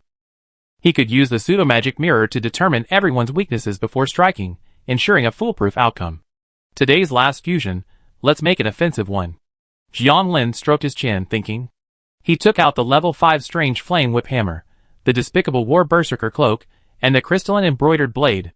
The first two were for their effects, while the crystalline embroidered blade had an auto-attack feature. Transmutation activated, 1600 spiritual power points were applied, and the three items began to fuse, violently wriggling and transforming. Eventually, a ward-like whip hammer formed from strange flames, half a meter in diameter, with a slender, flaming flesh tube extending from its base for gripping. Transformed the strange flame whip hammer. And obtained the Wild Hunt whip hammer. Wild Hunt whip hammer, level 6, can be extended and retracted at will, automatically attacks, and the opponent will fight you to the death without control. It also gains a violent force, causing objects, including spirits, to shatter upon contact, inflicting persistent burns. Using it consumes a significant amount of stamina. Very violent. Jiang Lin nodded in satisfaction, praising it as he picked up the Wild Hunt whip hammer. It felt soft and slightly warm. Although its appearance was ordinary, he had become accustomed to the style of the transformed, pragmatism, strength being the key. In terms of offensive power alone, the Wild Hunt whip hammer was even more powerful than the snake finger blade. I went to the survivors gathering to withdraw today's earnings. Shop number 9 earned over 600,000, plus the 50,000 from the mine, hunting, etc. After finding a small box to exchange. Open the shelter panel. Floating touch of the hidden void, crystal flame dome, level 8, non-upgradable 5000/5000 iron, 0/1000 pumice, 8865/5000 crystal, 220 crystal cores, 25th crystal essence, 50 out of 10 fog repellent sparks, 2 halves crystal blocks, 0 to 1 source crystal. This upgrade will make the dome and platform stronger, but will not be upgraded. Originally, all the psychic items were used up to build the strange mist temple, but a single day's gains replenished the materials, with some left over. This is the terrifying power of the small chest. In addition to the materials, today he also found 2 gold chests, one each for the cursed body and the myriad idol, and 4 silver chests, needless to say. He doesn't even want to open the gold chests anymore, saving them until he has 10 to exchange for the crystal chests with the small chest. I still have 3 level 5 advancement scrolls, but I don't have many level 4 items on me right now. Jiang Lin removed the level 4 mist-repelling chain from his neck and used one to advance it. Mist-repelling velvet chain, level 5, can dispel fog within a 500-meter radius. If it were a bit more powerful. Not bad, the system's advancements are pretty standard, more than doubling from 200 to 500. Daytime vision is much wider now. He then took out a level 4 advancement scroll and advanced Xuqiang, Hangyu, and Xiaoyu to level 4. They each had their own changes. Crystal and treasure chests are currently difficult to obtain, which means level 6 advancement scrolls are scarce. Jianlin had a flash of inspiration and decided to skip the transformation and directly use the remaining 2 level 5 scrolls. Another transformation would give him a level 6. So, Strong Slave Seed, level 5, can parasitize targets of level 5 or lower, controlling their body and mind. Limited to 1, reusable. Resentful Doll, level 4, can command creatures to obey commands. Creatures that disobey will lose their minds. Effective at level 4 and below. Seductive Hive Queen, level 4, can continuously produce a colony of level 3 seductive hive queens. Requires crystals to sustain production, and the seductive hives can both attract and kill creatures at level 3 and below. Jianlin also hasn't forgotten the paper figurine that saved him twice. Forgotten Paper Figurine, level 5, can help the user block skill attacks. Upon hitting, the attack will be ineffective, and the opponent will temporarily forget the skill, unable to use it for 60 minutes. The effects after upgrading are still decent, and they can be further upgraded through mutation, barely keeping up with him. The paper figurine, in particular, is conceptual and ignores level differences. Jianlin always carries it with him when he goes out, otherwise he feels unsafe. The only difference between level 3 and level 5 is the duration, which has doubled from 30 minutes to 60 minutes. This left him somewhat disappointed. He could only see if mutation could bring any further changes tomorrow. Bathroom. Xiaoying stood quietly by, holding a towel. In the bathtub, Jianlin felt something strange, watching the red silk spring water envelop him.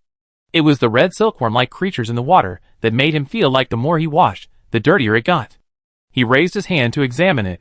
It wasn't sticky. He touched it, feeling nothing unusual. It should be fine. Putting the matter aside, he opened the forum. The Wing King had promised to take first place at level 5, so why hadn't he heard anything? A strange treasure giver suddenly appeared. Completing just one task could grant you a high-level item. Have you ever encountered one? Chapter 238. The Wing King's affairs weren't worthy of attention, so I simply ignored them. Out of curiosity, Jianlin clicked on the post from the strange treasure giver. The original poster. A gentleman. This ID is most likely from Yin Country. There were no pictures, only a text description. It was a surprise from the fog, a generous giver, waiting outside when I left. It was invisible and formless, its appearance impossible to remember. There was no conflict. It asked me to help it find a stone, promising a reward. It was 100 times easier than I'd imagined. It gave me a tier 6 piece of equipment, the elemental manipulator. Click to view. Jianlin took a closer look and saw that it was indeed tier 6 equipment, capable of unleashing tier 6 elemental explosions. The responses below ranged from indie, wishing to encounter it too, to skepticism, with the former being the majority. A few also said they'd encountered it before, and similarly received the desired item. But what's the difference between this and a pie in the sky? It's like meeting a beggar on the street and discovering he's a peerless master, and then being gifted with a magical treasure. This was a foggy world, and while it wasn't impossible for such good things to happen, it still felt strange. He inexplicably thought of Qingming Cave. The true Lord Order had long been doing this sort of thing. What's the benefit of giving things away? Jianlin leaned his head against the edge of the bathtub, unconsciously scooping up the red silk spring water with his hands, letting it flow back into the tub through his fingers. A possibility suddenly occurred to him. Does the water really just return to the tub? A single pass over the skin would inevitably carry away some things, like dust. He didn't dwell on it. For things like this, all he had to do was stay vigilant and resist temptation. He couldn't interfere with anyone else's business. He continued to look for any interesting information, and he actually found something interesting. A history of the Mist World, speculations about survivors. Original poster. Isabella Rossini. Payment, 10. It seems this wealthy woman doesn't mind sharing some information, as long as it makes her money. Click to view. Initially, this world had no mist. To be precise, we are now in the Age of Mist. Before that, there were 3 other stages. From the beginning of recorded history, they were the Age of Chaos, the Age of Oblivion, and the Age of Ascension. Records of the first 2 eras are sparse, almost non-existent, with only the Age of Ascension containing a few clear records. The Great Mother of the Blood Moon Temple was a benevolent deity who ascended to godhood in the previous era. She spread life and brought life back to the annihilated world. But there were always evil deities who could not bear to see the greatness of life, so the gods began to fight, and the world once again faced widespread destruction. At this time, the mist appeared. The fighting ceased, and the mist protected weaker creatures from detection by the more powerful, bringing relative peace to the world. The gods retreated into hiding, and higher-level beings no longer appeared at will. The Age of Mist began. Peace did not last long. Parts of the mist began to transform into blood mist, and eventually, the blood mist enveloped them, transforming all creatures within into mutated creatures. Only the fog-free lands could escape this contamination, and the world fell into chaos again. The Great Mother Goddess intervened, dividing the mist into day and night, and with them, the system and the survivors appeared. The following is my personal speculation. The survivors were deployed by the system to curb the blood mist changes and combat the increasing number of mutated creatures. Reason: as the shelters grow, they can become small fog-free lands, blocking the blood mist. Capable survivors are welcome to join the Blood Moon Temple. Jiang Lin did not believe everything, and the entire article was heavily propaganda-driven. For example, the goddess created life and separated day and night through the fog, all in an attempt to portray her as a benevolent and great deity. If she were truly so powerful, why was the Blood Moon Temple attacked by the Replacement Alliance? This isn't a fairy tale. There are no such things as benevolent gods. Everything has a purpose, and gods aren't fools. On the contrary, they must be among the most intelligent creatures. Setting that aside for now, the post still has some substance. At least it lets him know that the Misty World didn't originally have fog. It's called that because we're in the Misty Age. This is the 69th batch of survivors, based on a cycle of 6 years or more. The Misty Age must have lasted at least hundreds, perhaps even thousands of years. Because survivors didn't appear at the very beginning of the Misty Age, there was a long period of peace and chaos before that. After reading a few more posts, I closed the panel. I stood up, letting Xiaoying dry me off, and put on my gray spirit clothes. I strolled around the garden for a while, teasing the mermaid Baiji. She was carefree every day, truly no different from an ornamental fish. The mutant spiders in the haunted nest had grown considerably, now as tall as a man, red with black hues. Hundreds of them hung from the edge of the platform, ready to swarm and overwhelm the enemy. No one with any sense would enter the haunted nest to fight the weaver. So those people must be preparing outside. Jiang Lin stroked one of the spiders, finding it cold and firm. If he were cautious, the enemy might weave a haunted nest to trap him, but he had the wisdom to be unwise, and was not afraid of a siege. Opening the profile panel.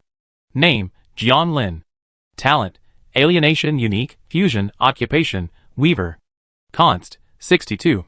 Mind: 67. Stamina: 3200/3200. Spirit: 800/1600, 400/hour, overall rating, level 6. With the combined blessing of the crystal sewing technique and the red silk spring, his constitution increased by another point in a short period of time. Even if it's just a small amount, he's now a high-level survivor, and every improvement is incredibly difficult. If it were someone else, using Krypton gold alone, it would take 20 or 30 days, which would be considered fast. Finding the crystal essence takes time, and for the best results, you need to find crystal blocks, which are even more rare. Without abilities like prophecy, finding a level 6 isn't as easy as finding a needle in a haystack, but it's certainly a needle in a river. That's why he sells the red silk spring and the trembling heart fruit so dearly. As the survivors develop, the prices might even increase. One step ahead, every step ahead. Many smart survivors these days are squeezing out crystals to buy. Neither his physical strength nor his mental state have reached a bottleneck, so he's not in a rush to find materials for advancement. Firstly, he can't sense others, and secondly, he only gets stronger with time. But since they've come to him, he doesn't mind making some plans. Return to his room and sleep. Gobi Desert. A red and yellow light dissipates the blood mist. A massive, mobile fortress, 1,000 meters in diameter, floated in midair, densely packed with mechanical creatures and puppets. Consistent with Jiang Lin's suspicions, Ethan was completing the final steps in weaving the haunted nest. Marika's pretty, drake blue face was filled with helplessness. My battle fortress is already powerful enough. Why bother with those ugly spiders of yours? It's better to be cautious. The haunted nest will enhance our combat power. Ethan continuously channeled spiritual energy into his hands, and the haunted nest gradually took shape. It took him 2 sleepless days to complete. Marika was unimpressed. Your haunted weavers have only this much skill. They're completely vulnerable. I can easily defeat them with a few war puppets. Ethan didn't argue. He understood his wife's character. While she spoke of strength, she wasn't as arrogant as she appeared. Marika was always the most efficient when it came to improving her strength, contrary to her words. Ethan's brow remained grimacing even as the haunted nest took shape. He spoke in a low voice. Draven is here too. This is going to be troublesome. Be careful. Don't let the hunter become the hunted. Chapter 239. Marika scoffed. Draven's strength is just SOSO. He can only fight you, and what a hunter. Ethan began carving a spell on the edge of the fortress. That guy is very cunning. I'm not sure he won't come out. I guess he must have help from above. Marika's pretty face showed confusion. Would a being like that care about this? The Pope is 8. Shut up. Ethan suddenly shouted, interrupting her. Marika realized what was happening and quickly shut up, looking at the spell Ethan had carved to divert her attention. Ethan then continued, anyway, to be safe, we should avoid Draven. It's best to deal with this newcomer before he does. They didn't notice that in the distance, a small stone figure was wriggling and slowly retreating into the blood mist. The silver ring on his hand flashed and disappeared. Day 33, 9 a.m. Jianlin woke up at Xiaoying's cold call. 10 minutes later. Today's a holiday. When Jianlin announced this, everyone was stunned.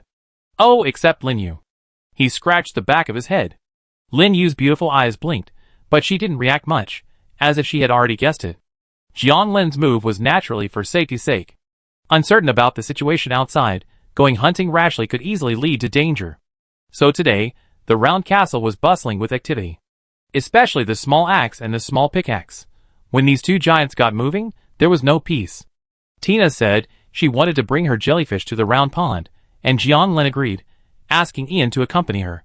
The boat was inside the iceberg, so there wouldn't be any danger. Phantom Girl and Red Owl helped Lin Yu shovel crystals and sort the crops. Jianlin sat atop the dome, watching the altered creatures swirling around in the hidden space. He felt like he had created a unique family. Not bad. He smiled softly and took out the Forget It paper figurine. Last night, he directly upgraded the paper figurine to level 5, increasing its duration from 30 to 60 minutes. Today, he'd alter it to see if there were any unique changes. Alteration activated.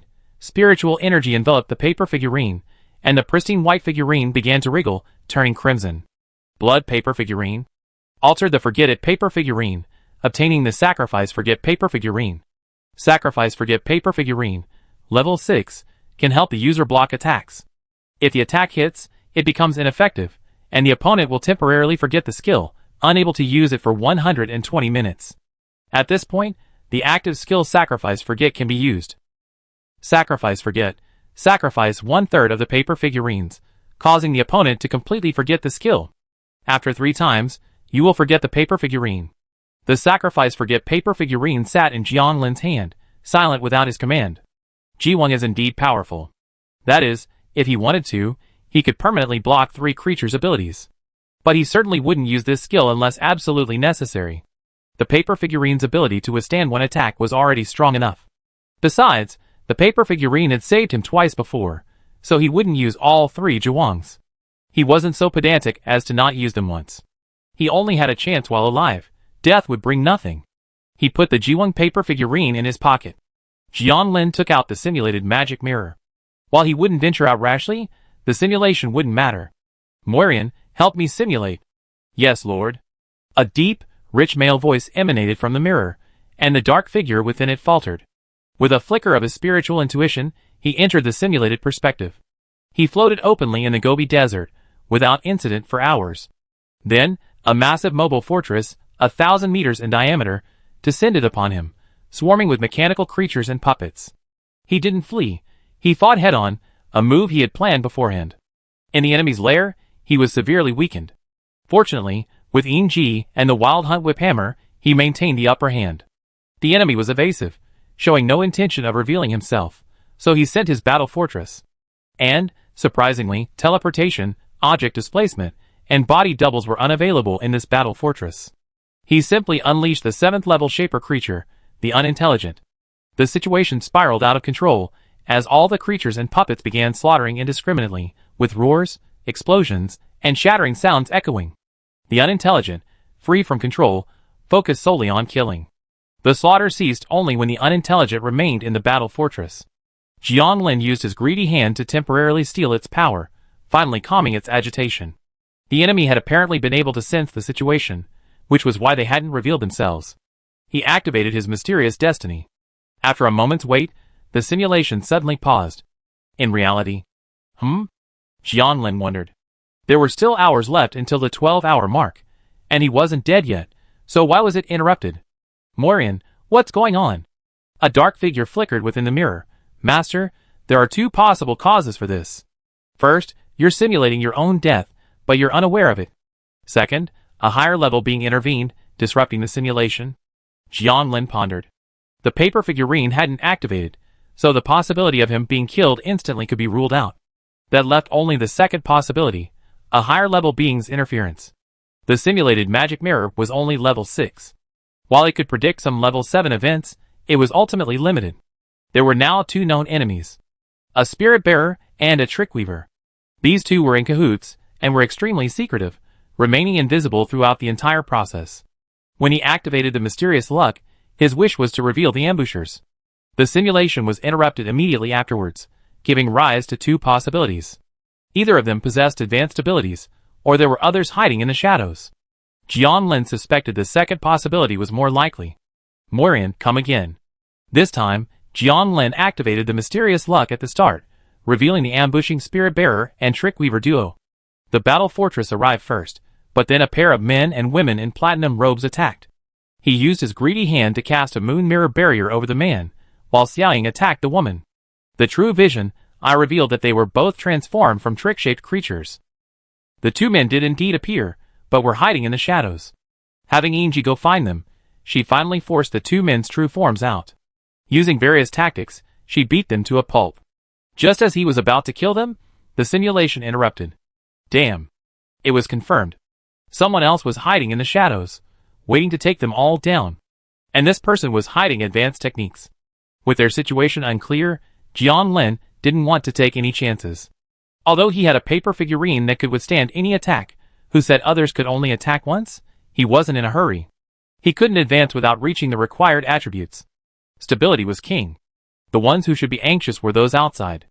What if Jianlin didn't go out? Maybe they would even start fighting among themselves. While he couldn't go out himself, his cursed body could, and he still had the directionless sea to go to. What he lacked right now were source crystals and pumice. Even if his true form went out, source crystals were dropped by level 7 creatures. He was only a greedy expert, and wasn't sure he could kill a level 7 creature. He still had to rely on Yingji and the unwise one. Thinking of this, he decided to set his sights on the crystal pattern treasure chest. Only by acquiring more level 6 items could he transform more level 7s. So, in his final simulation, he used his cursed body as his perspective, wielded the trickster lasso, and fired in a random direction.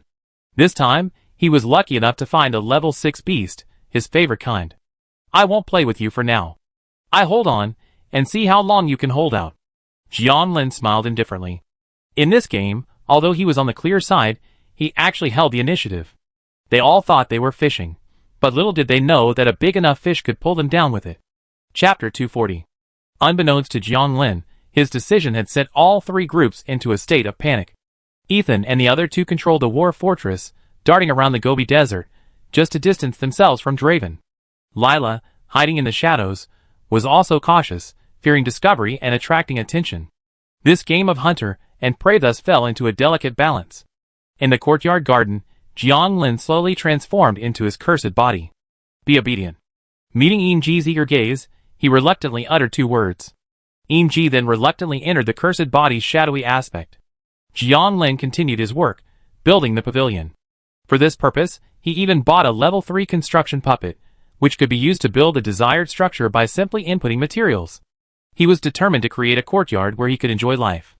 Even though the flowers here were strange, the water had red threads, and the crystal fish were ugly, but at least he had Bai Ji, the mermaid, right? Lin Yu was telling Huan knew about some interesting things on Blue Planet. The phantom girl yearned for such a peaceful world, unable to imagine it at all. Bang! A loud bang echoed throughout the hidden space, and the psychic recovery bomb, carrying the cursed body, vanished into the sky. Jianlin took a look and knew this time it wouldn't be quick, because the beast was quite special. Cursed body's perspective. Although it was a cursed body, the dizziness was undeniable. In the huge crater, Jianlin staggered out of the cannonball, which rose into the sky and disappeared. He floated towards his simulated destination. An oasis lay alone in the desert. The forest elves lived there, but they were not happy. A year ago, their tribe was suddenly cursed. If a female forest elf was not sacrificed to the green god every 10 days, the curse would take effect, causing a large number of their members to mutate and die. A small tribe of only 100 people, the death of a female every 10 days is a devastating loss. The extreme imbalance in genders has pushed the elves to the brink of extinction. A group of elves with pale greenish-gray hair gathered in a clearing in the forest, their faces etched with sorrow. They resembled the elves of Blue Star legend, clad in clothing woven from strange vines. Some male elves were holding or leading young female elves, and between them stood 2 elves, one old and one young. Chief, Manda is only 10 years old, and there are fewer than 5 fertile female elves in the tribe. If this continues, a male elf said to the old man, glancing at the young girl, his eyes etched with an inexplicable emotion. The old man, known as the chief, glanced at his granddaughter, whose expression was resolute, and sighed deeply. The green god's curse is too strong. We have no choice. He closed his eyes, his figure becoming increasingly hunched. But Manda is your grandson. The male elf was about to say more, but was interrupted by the young girl's sharp voice. Enough, Logi. Manda's voice was clear and loud. I'm no different from everyone else. We agreed to go from oldest to youngest. Now that it's my turn, I should go. I think we can go from youngest. Logi blurted out, but was met with a hostile look from Manda, and had to shut up. The tribe leader then opened his eyes, sighed, and glanced at the others, finally looking at Logi. I know what you're thinking. If we sacrifice from youngest to oldest, we do have a chance to reproduce, but the end is certain. It's just a delay of extinction. We, the elves, will protect our young, even if it means dying from the curse. This is the persistence of the dozens of female elves who sacrificed before, including your mothers, wives, and even daughters. We're all dying, that's a fact. We're still alive now, thanks to their voluntary sacrifice. To preserve my last bit of dignity, I've decided that after this, there will be no more sacrifices. After the chief's words fell, all the elves fell silent. Only Manda was in disbelief.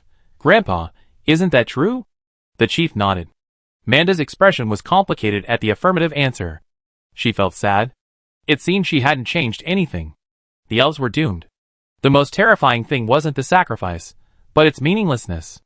Up in a tree, cursed body Jianglin watched the scene with apathy. Why doesn't the emerald beast like men? He was pondering this philosophical question. If the emerald beast liked male elves, would the elves no longer fear extinction? He transformed into 1,000 puppets, and used his peeper ability to enter the body of the young elf, Manda. He did this because the level 6 ferocious beast, the emerald beast, was cunning and cautious. In the simulation, he waited for Manda to be sacrificed before striking, but the emerald servant remained hidden within its strange dimension, refusing to emerge. It must have possessed more than just the Destruction Commander's mutation. Otherwise, its abilities wouldn't be so bizarre, with both a curse and its own dimension. He possessed Manda, and followed her into that dimension, making it easy for EMG to execute her. There was still some time before the sacrifice. Manda, come here. The clan leader suddenly addressed Manda, then walked away to a deserted spot. Jianglin was a little confused, thinking he'd been discovered. That shouldn't be the case. Although the cursed body was level 5, the clan leader was only level 5. Wanda's peeper ability was likely enough to evade a level 6. What's wrong, Grandpa? Manda's face was filled with confusion. The chief looked at Manda with a kind gaze. Whether the elves will perish depends on you. From Jianglin's perspective, it was as if he were speaking directly to him, both in the content and the manner. He actually thought he'd been noticed. Me? Manda was even more puzzled. Didn't they say there wouldn't be sacrifices later? Would the green gods spare their tribe after she left? The murals in the elf ruins mention that we will suffer, but that suffering will eventually end. The cause is a girl who will summon the gray light. The chief smiled indifferently, but a glint seemed to flicker in his small eyes. I don't know if it's true, but I have a feeling that if such a girl really existed, it would be you. You're kind, brave. The chief uttered a dozen compliments here. So impressive? Jianglin ignored the old man's boasting, sensing something special about the murals. So he manipulated Manda to ask, where are the ruins? The chieftain was interrupted, somewhat puzzled by his granddaughter's reaction. The ancestral land. It's long gone. Have you forgotten? No, Manda shook her head, unsure why she'd asked that question. Greylight, can you save us? She muttered to herself, silently praying. Jianglin, however, had a different reaction. Is it possible that a prophecy has been prophesied? This world is full of strange things. The elves may have produced a rank 6 sage, or even higher. But they've fallen so far, to be brought down, like this by a mere rank 6 beast. It's truly heartbreaking. He already knew the prophecy and could theoretically break it, but there was no need to give up the rank 6 beast and the treasure chest. As for slaughtering the elves just to make someone else's prediction go awry, that was even more unnecessary. He wasn't that kind of person. After Jiang Lin lamented countless times that the informant's methods were useless, the sacrifice was finally about to begin. Manda was placed on an emerald stone platform, and everyone, including the clan leader and Logi, began to chant.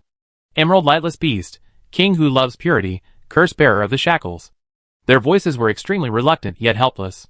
Could this be the real name? But it didn't seem very impressive, quite different from what Jiang Lin had heard before.